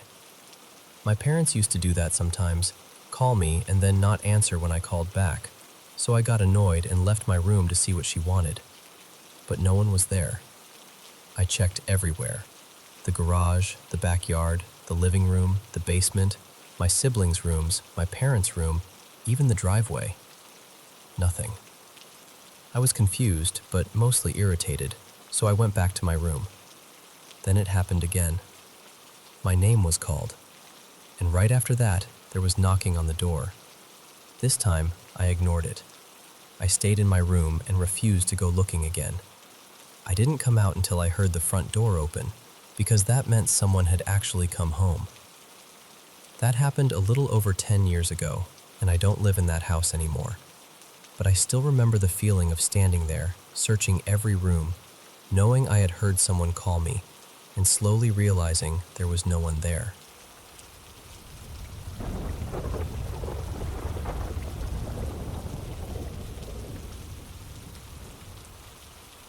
I've had strange things happen around me for as long as I can remember, but this house was different. Back in 2021, my husband and I moved into his dad's old place. It had been built by his grandfather, so there was a lot of family history in those walls. It was a decent-sized house, 4 bedrooms, 2 bathrooms, a living room, dining room, kitchen, and a little laundry room off to the side. When you walked in, the living room was on the left, and the dining room and kitchen were on the right. Then there was a hallway with 2 bedrooms on each side. At first, only 2 of the bedrooms were really usable because we were still remodeling. The first thing happened while we were still working on the house. It was me, my husband, and our 20-year-old son, Caleb. My husband had gone to bed earlier, and Caleb and I stayed up a little later. Eventually, we decided it was time to call it a night too. My husband and I were sleeping in the back bedroom on the right. Caleb was sleeping outside in the camper. The only other finished bedroom was the one across the hall, but my father-in-law had passed away in that room not long before, and none of us felt ready to sleep in there yet. So I went into our room, and my husband was already asleep, facing the wall. I climbed into bed and kind of curled up behind him. Caleb had already gone outside to the camper. A few minutes later, I heard what sounded exactly like Caleb's voice say, "Mama." Now, Caleb has always liked scaring me. He thinks it's hilarious. So I turned my head and said, "What?" Nothing. No answer at all. I got irritated because I thought he was standing there messing with me. So I rolled over onto my left side, facing the bedroom door, thinking, "All right, I'll catch you this time." Not even 5 minutes passed. My eyes were still open. Then I heard it again. "Mama." I sat straight up and ran into the hallway. I went through the living room, out the side door, and toward the camper. And there was Caleb, sitting inside with the light on, talking on the phone. There was no way he could have gotten back outside that fast and locked everything behind him. I knocked on the camper door and asked, "Did you just come inside?" He looked confused and said, "No, why?" I just said, "No reason," and went back inside, but I was terrified. I don't think I slept at all that night. The second thing happened a couple of years later, after the remodeling was finished. By then, my husband and I were using the back bedroom on the left as our room, the same room where his dad had passed. One evening, we were both in there folding clothes on the bed. We were standing close together, facing the same direction. Then I heard it, but it wasn't just hearing it. I felt it right against my neck. A voice said, "Get out." My whole body went cold. I turned and looked at my husband, and he was already staring at me. Before I could even ask, he said, "I didn't say that." I said, "You heard it too?" He nodded and said, "Yep." The third time was the worst. My husband and I were in that same bedroom. I was walking out of the room, holding a cup with papers tucked inside it, when something shoved me hard. I mean, violently. Everything in my hands went flying. The cup, the papers, all of it scattered across the floor. My husband saw it happen. He jumped up and said, "What in the world? Are you okay?" He told me later that it looked like something had pushed me, but there was nothing there. Nothing either of us could see. The next day, our middle daughter told us that something had grabbed her arm the night before. She said it squeezed her so hard that it left fingerprint marks. She didn't know anything about me being shoved. We hadn't told her yet. There's one more part to this, and I know it might sound strange. My husband had a friend whose wife claimed to practice witchcraft. We're Christians, so that already made me uncomfortable, but we had gone over to visit them once before the shoving happened. I had brought some of my rocks and crystals with me because I collected them at the time. She looked through them and told me one of them was a seeing stone. She said if you looked through it, you could see things that weren't from this world. I tried it at her house, and I saw something. She had always talked about having a familiar, and when I looked through that stone, I saw it. I don't even like describing it. It looked dark and twisted, almost devilish. It scared me so badly that I stopped looking through it right then. But later, when we got home, curiosity got the best of me. I looked through it again, and I saw a woman standing in our bathroom, looking at herself in the mirror. Then she turned toward me. Half of her face was missing. I threw that stone away immediately. After the shoving happened, I prayed over the house and blessed every room. I meant it with my whole heart, and since then, nothing else has happened.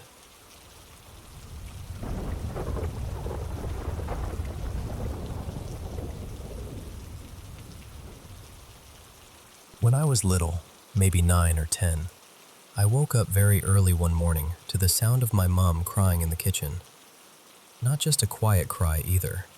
It was that deep, broken kind of crying that makes a house feel smaller somehow. My dad had left not long before that, and Mom was really struggling. She was trying to hold herself together, but even as a kid, I could tell she was falling apart. People would come by now and then, friends or relatives, just to sit with her and make sure she was all right. The night before, Mom had told me an old friend of hers was coming over.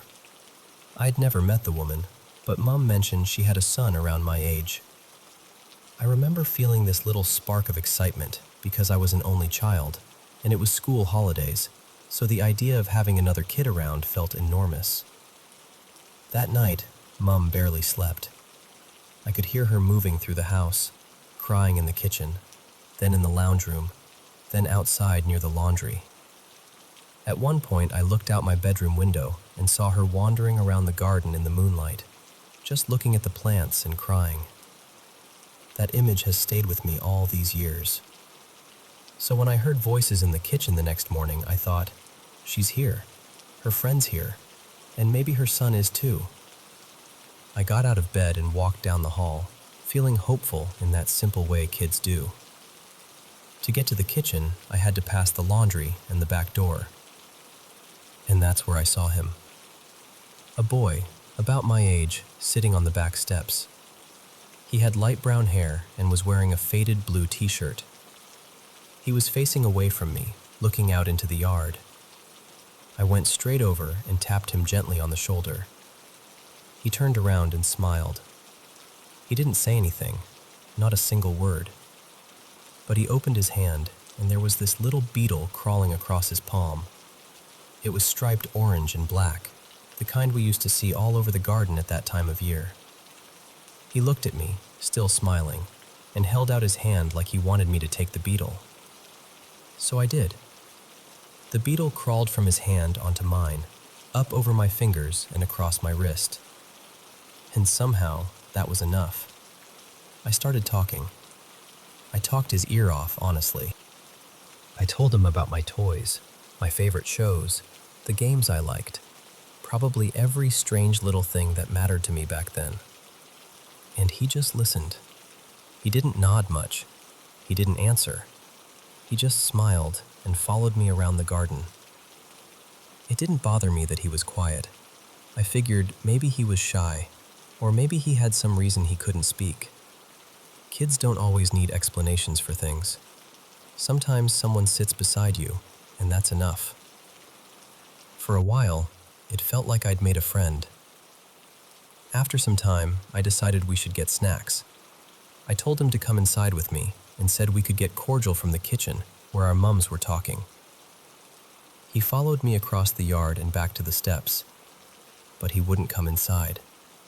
He just stood there at the back door, smiling at me, in the same spot where I'd first seen him. I told him it was fine, that he could come in, but he stayed where he was. So I went in without him. I walked into the kitchen, probably grinning from ear to ear, and told Mom and her friend that I'd been playing with her son and that he was really nice. The room went quiet. Mom looked at me strangely. Her friend did too. Then the woman gently said she was sorry, but she hadn't been able to bring her son with her that morning. I remember just staring at them, completely confused. Then I ran back to the back door.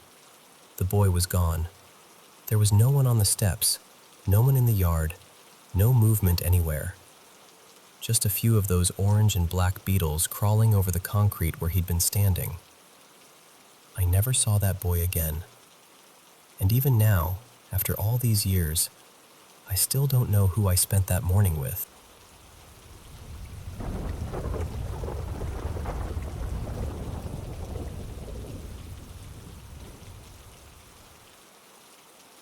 I work long night shifts, usually from about 6 in the evening until 6 in the morning. So by the time I get home, the whole world feels half asleep. Most mornings, I pull into the driveway just after sunrise, let myself in quietly, and the dogs barely react. They know my routine. They know the sound of my boots, my keys, the way I open the front door. My partner, Laura, is usually still asleep when I get in. She doesn't have to be up for work until later, so the house is normally still and dark when I walk through it. But one morning, a few months back, everything was wrong. I opened the door and there she was, standing at the far end of the hallway, just staring at me. She looked absolutely terrified. Before I could even ask what was going on, she ran straight toward me and ducked behind me like she was hiding from something. She kept saying, "Someone's in our room. I know someone's in our room." I was exhausted, still halfway in night shift fog, but that woke me up instantly. Looking back, I probably should have grabbed something first. There's a crowbar near the laundry, and I've got tools in the garage. But in that moment, I didn't think. I just marched down the hall as loudly and quickly as I could. The dogs went completely mad because they had no idea what was happening. I switched on every light I could reach and went straight into the bedroom. Nothing. The room was empty. I checked the wardrobe. I checked behind the curtains. I checked the windows. Everything was shut, locked, and untouched. Then I went through the rest of the house while Laura stayed right behind me, shaking. I even went outside with a torch and checked the garden shed and the side gate. There was no one there. Everything was secure. Once she calmed down enough to explain, she told me that a couple of hours earlier, sometime around 3 or 4 in the morning, she was sure she'd heard me come home. She said the dogs didn't bark, which made sense to her because they never bark at me. She heard the front door open. She heard someone walk down the hallway. She felt someone standing beside the bed for a moment. Then, according to her, I leaned down, kissed her cheek, and whispered something softly into her ear. After that, she felt me get into bed and wrap my arm around her. The worst part is what happened when my actual truck pulled into the driveway a few hours later. That sound woke her up, and when she opened her eyes, she could still feel an arm around her. Tight, heavy, real. Then she heard me come in through the front door. I checked the locks again. I checked the security camera that points at the driveway, which covers the only entrance to the property. Nothing showed up. No person, no movement, no vehicle besides mine.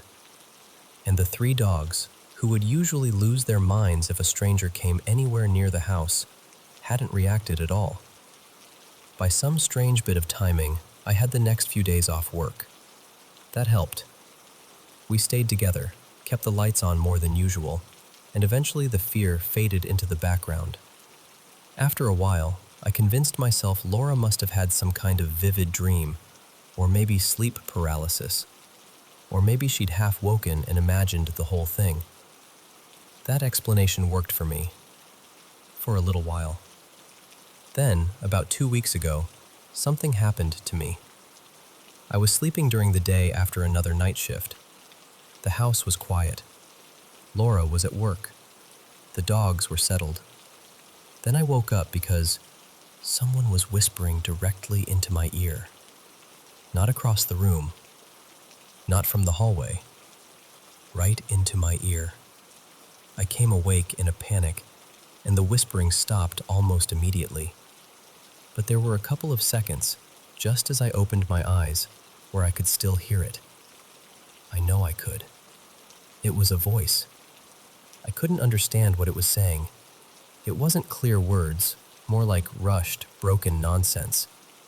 But it was close enough that I felt breathless afterward, like something had been leaning over me. And ever since that moment, I've had the worst neck pain I've ever felt. Heavy, deep, constant. Like I slept wrong, except it hasn't gone away. I haven't told Laura. I know exactly how she'd react. She'd probably hide my keys before my next shift just so I couldn't leave her alone in the house. I try not to think about it too much because, honestly, it makes my skin crawl. But I keep coming back to one thought. Something came home before I did, and now I'm not sure it ever left.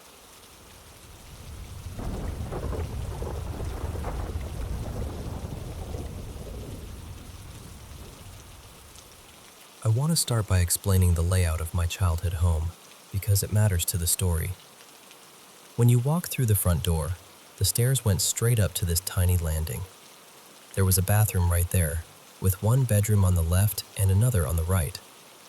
It was a really small space, almost like the whole upstairs paused for a second before splitting off into rooms. My bedroom was one of those rooms, and I slept on the top bunk. The head of my bed lined up almost perfectly with the doorway, which meant that if my bedroom door was open, I could see straight out onto that little landing. This happened more than 20 years ago, when I was around 10 years old. I was living there with my parents and my 2 brothers. One night, I woke up in the middle of the night for no obvious reason. I wasn't having a nightmare, at least not that I remember. I just opened my eyes and was suddenly awake. The first thing I noticed was that the landing light was on. That was strange, because my parents were very serious about not wasting electricity. Lights did not just stay on in our house, but I figured maybe one of them had forgotten, or maybe my older brother had gotten up and left it on by accident. Then I heard it. A soft whistling.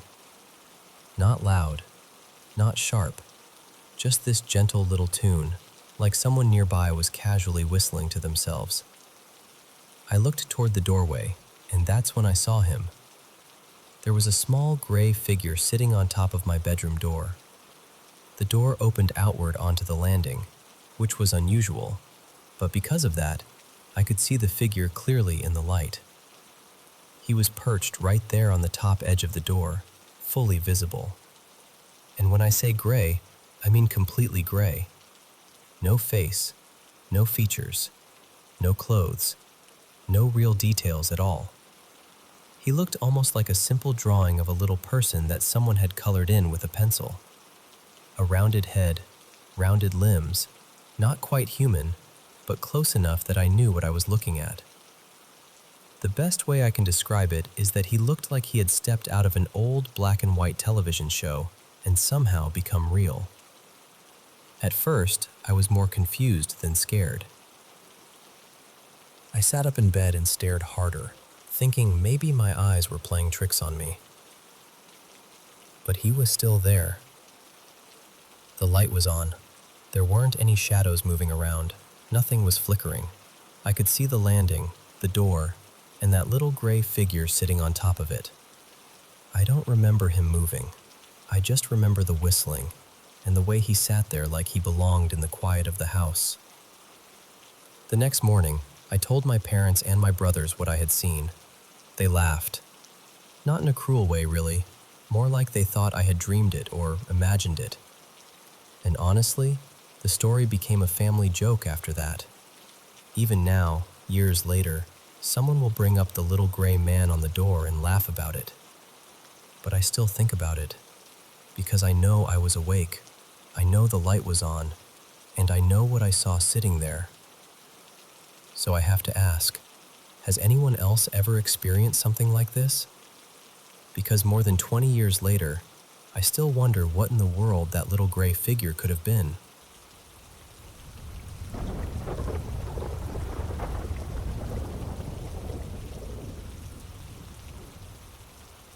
So I've been trying to make sense of something that's been happening at work, and honestly, I still don't know what to call it. Maybe it's paranormal. Maybe someone is living somewhere they shouldn't be. Maybe there's something suspicious going on that has nothing to do with ghosts at all. I keep turning it over in my mind, and every explanation feels possible in its own strange way. I work as an in-home caregiver, so I spend a lot of time inside clients' personal homes. Back in January, I started working with a new client. I'll call her Mrs. Hallie. She lives alone in this large, older house. Her husband passed away, they never had children, and she has a power of attorney who handles her affairs. When I first started there, she was also new to our agency, so I was one of the first caregivers assigned to her. On my very first shift, I relieved another caregiver who had worked overnight. She gave me the usual rundown about Mrs. Hallie's care, but then she lowered her voice and told me the house felt creepy. She said that all night she'd heard noises upstairs, footsteps running back and forth, furniture dragging across the floor, and she said it happened almost like clockwork, hour after hour. That alone unsettled me, because Mrs. Hallie lives alone. No one is supposed to be upstairs. In fact, we are not allowed to go upstairs at all. My first shift was during the day, but after that, I mostly worked nights. I'll be honest, I was nervous before my first overnight shift, especially because that same caregiver later told me she had once seen a dark figure standing at the top of the stairs. But during my first night, I didn't hear the running or the furniture dragging. I kept glancing up the staircase, but I never saw anything. I did hear random noises here and there, but nothing as dramatic as what she described. Still, there was one part of the house that always felt off to me. The bathroom sits underneath the staircase, and whenever I went in there, I felt this strange, static energy. I don't know how else to explain it. It was like the air had a charge to it. On other nights, I started hearing whispering. Sometimes it sounded like a man and a woman talking softly somewhere in the house. One night, there was a lot of whispering, and then I heard this sound that was almost like a cat crying, except not quite. It sounded more like a woman moaning. We have a baby monitor so we can keep an eye and ear on Mrs. Hallie, and I knew the sound wasn't coming from her because I didn't hear it through the monitor. After a few weeks, things started calming down. The noises became less frequent. A lot of us caregivers began wondering if maybe Mrs. Hallie's husband was still in the house somehow, watching over her. From what I understand, they were very private people. They didn't like strangers in their home, and Mrs. Hallie has had a hard time accepting that she needs care around the clock now. She used to be very independent. So part of me wondered if maybe her husband's spirit was uneasy at first, seeing all these unfamiliar people coming in and out of the house, taking care of his wife. Maybe once he realized we were there to help her, he settled down. There was also one caregiver who had been acting suspiciously, possibly stealing. She suddenly quit, almost like she was trying to avoid being caught. A couple of weeks after she left, I realized the strange activity had mostly stopped. That made me wonder even more if Mrs. Hallie's husband, if he really is still there, reacts when someone in the house has bad intentions. For several weeks after that, everything was quiet. Then, about 2 weeks ago, we had a big meeting to update Mrs. Hallie's care plan. Her needs had changed, and the agency wanted all the main caregivers on the same page. Since we were all attending the meeting, my boss sent someone new to stay with Mrs. Hallie during the day. The power of attorney joined the meeting over FaceTime. At one point, one of the caregivers asked him if he watches the cameras in the home to see how we interact with Mrs. Hallie and make sure everything is going smoothly. He said he doesn't like to sit there and stalk the cameras, but if there's ever an issue, he'll go back and review footage. Then he said he mostly watches the cameras upstairs because no one is allowed to go up there, and he wants to make sure nobody does. That answer bothered me. If anyone would know what's going on upstairs, it would be him.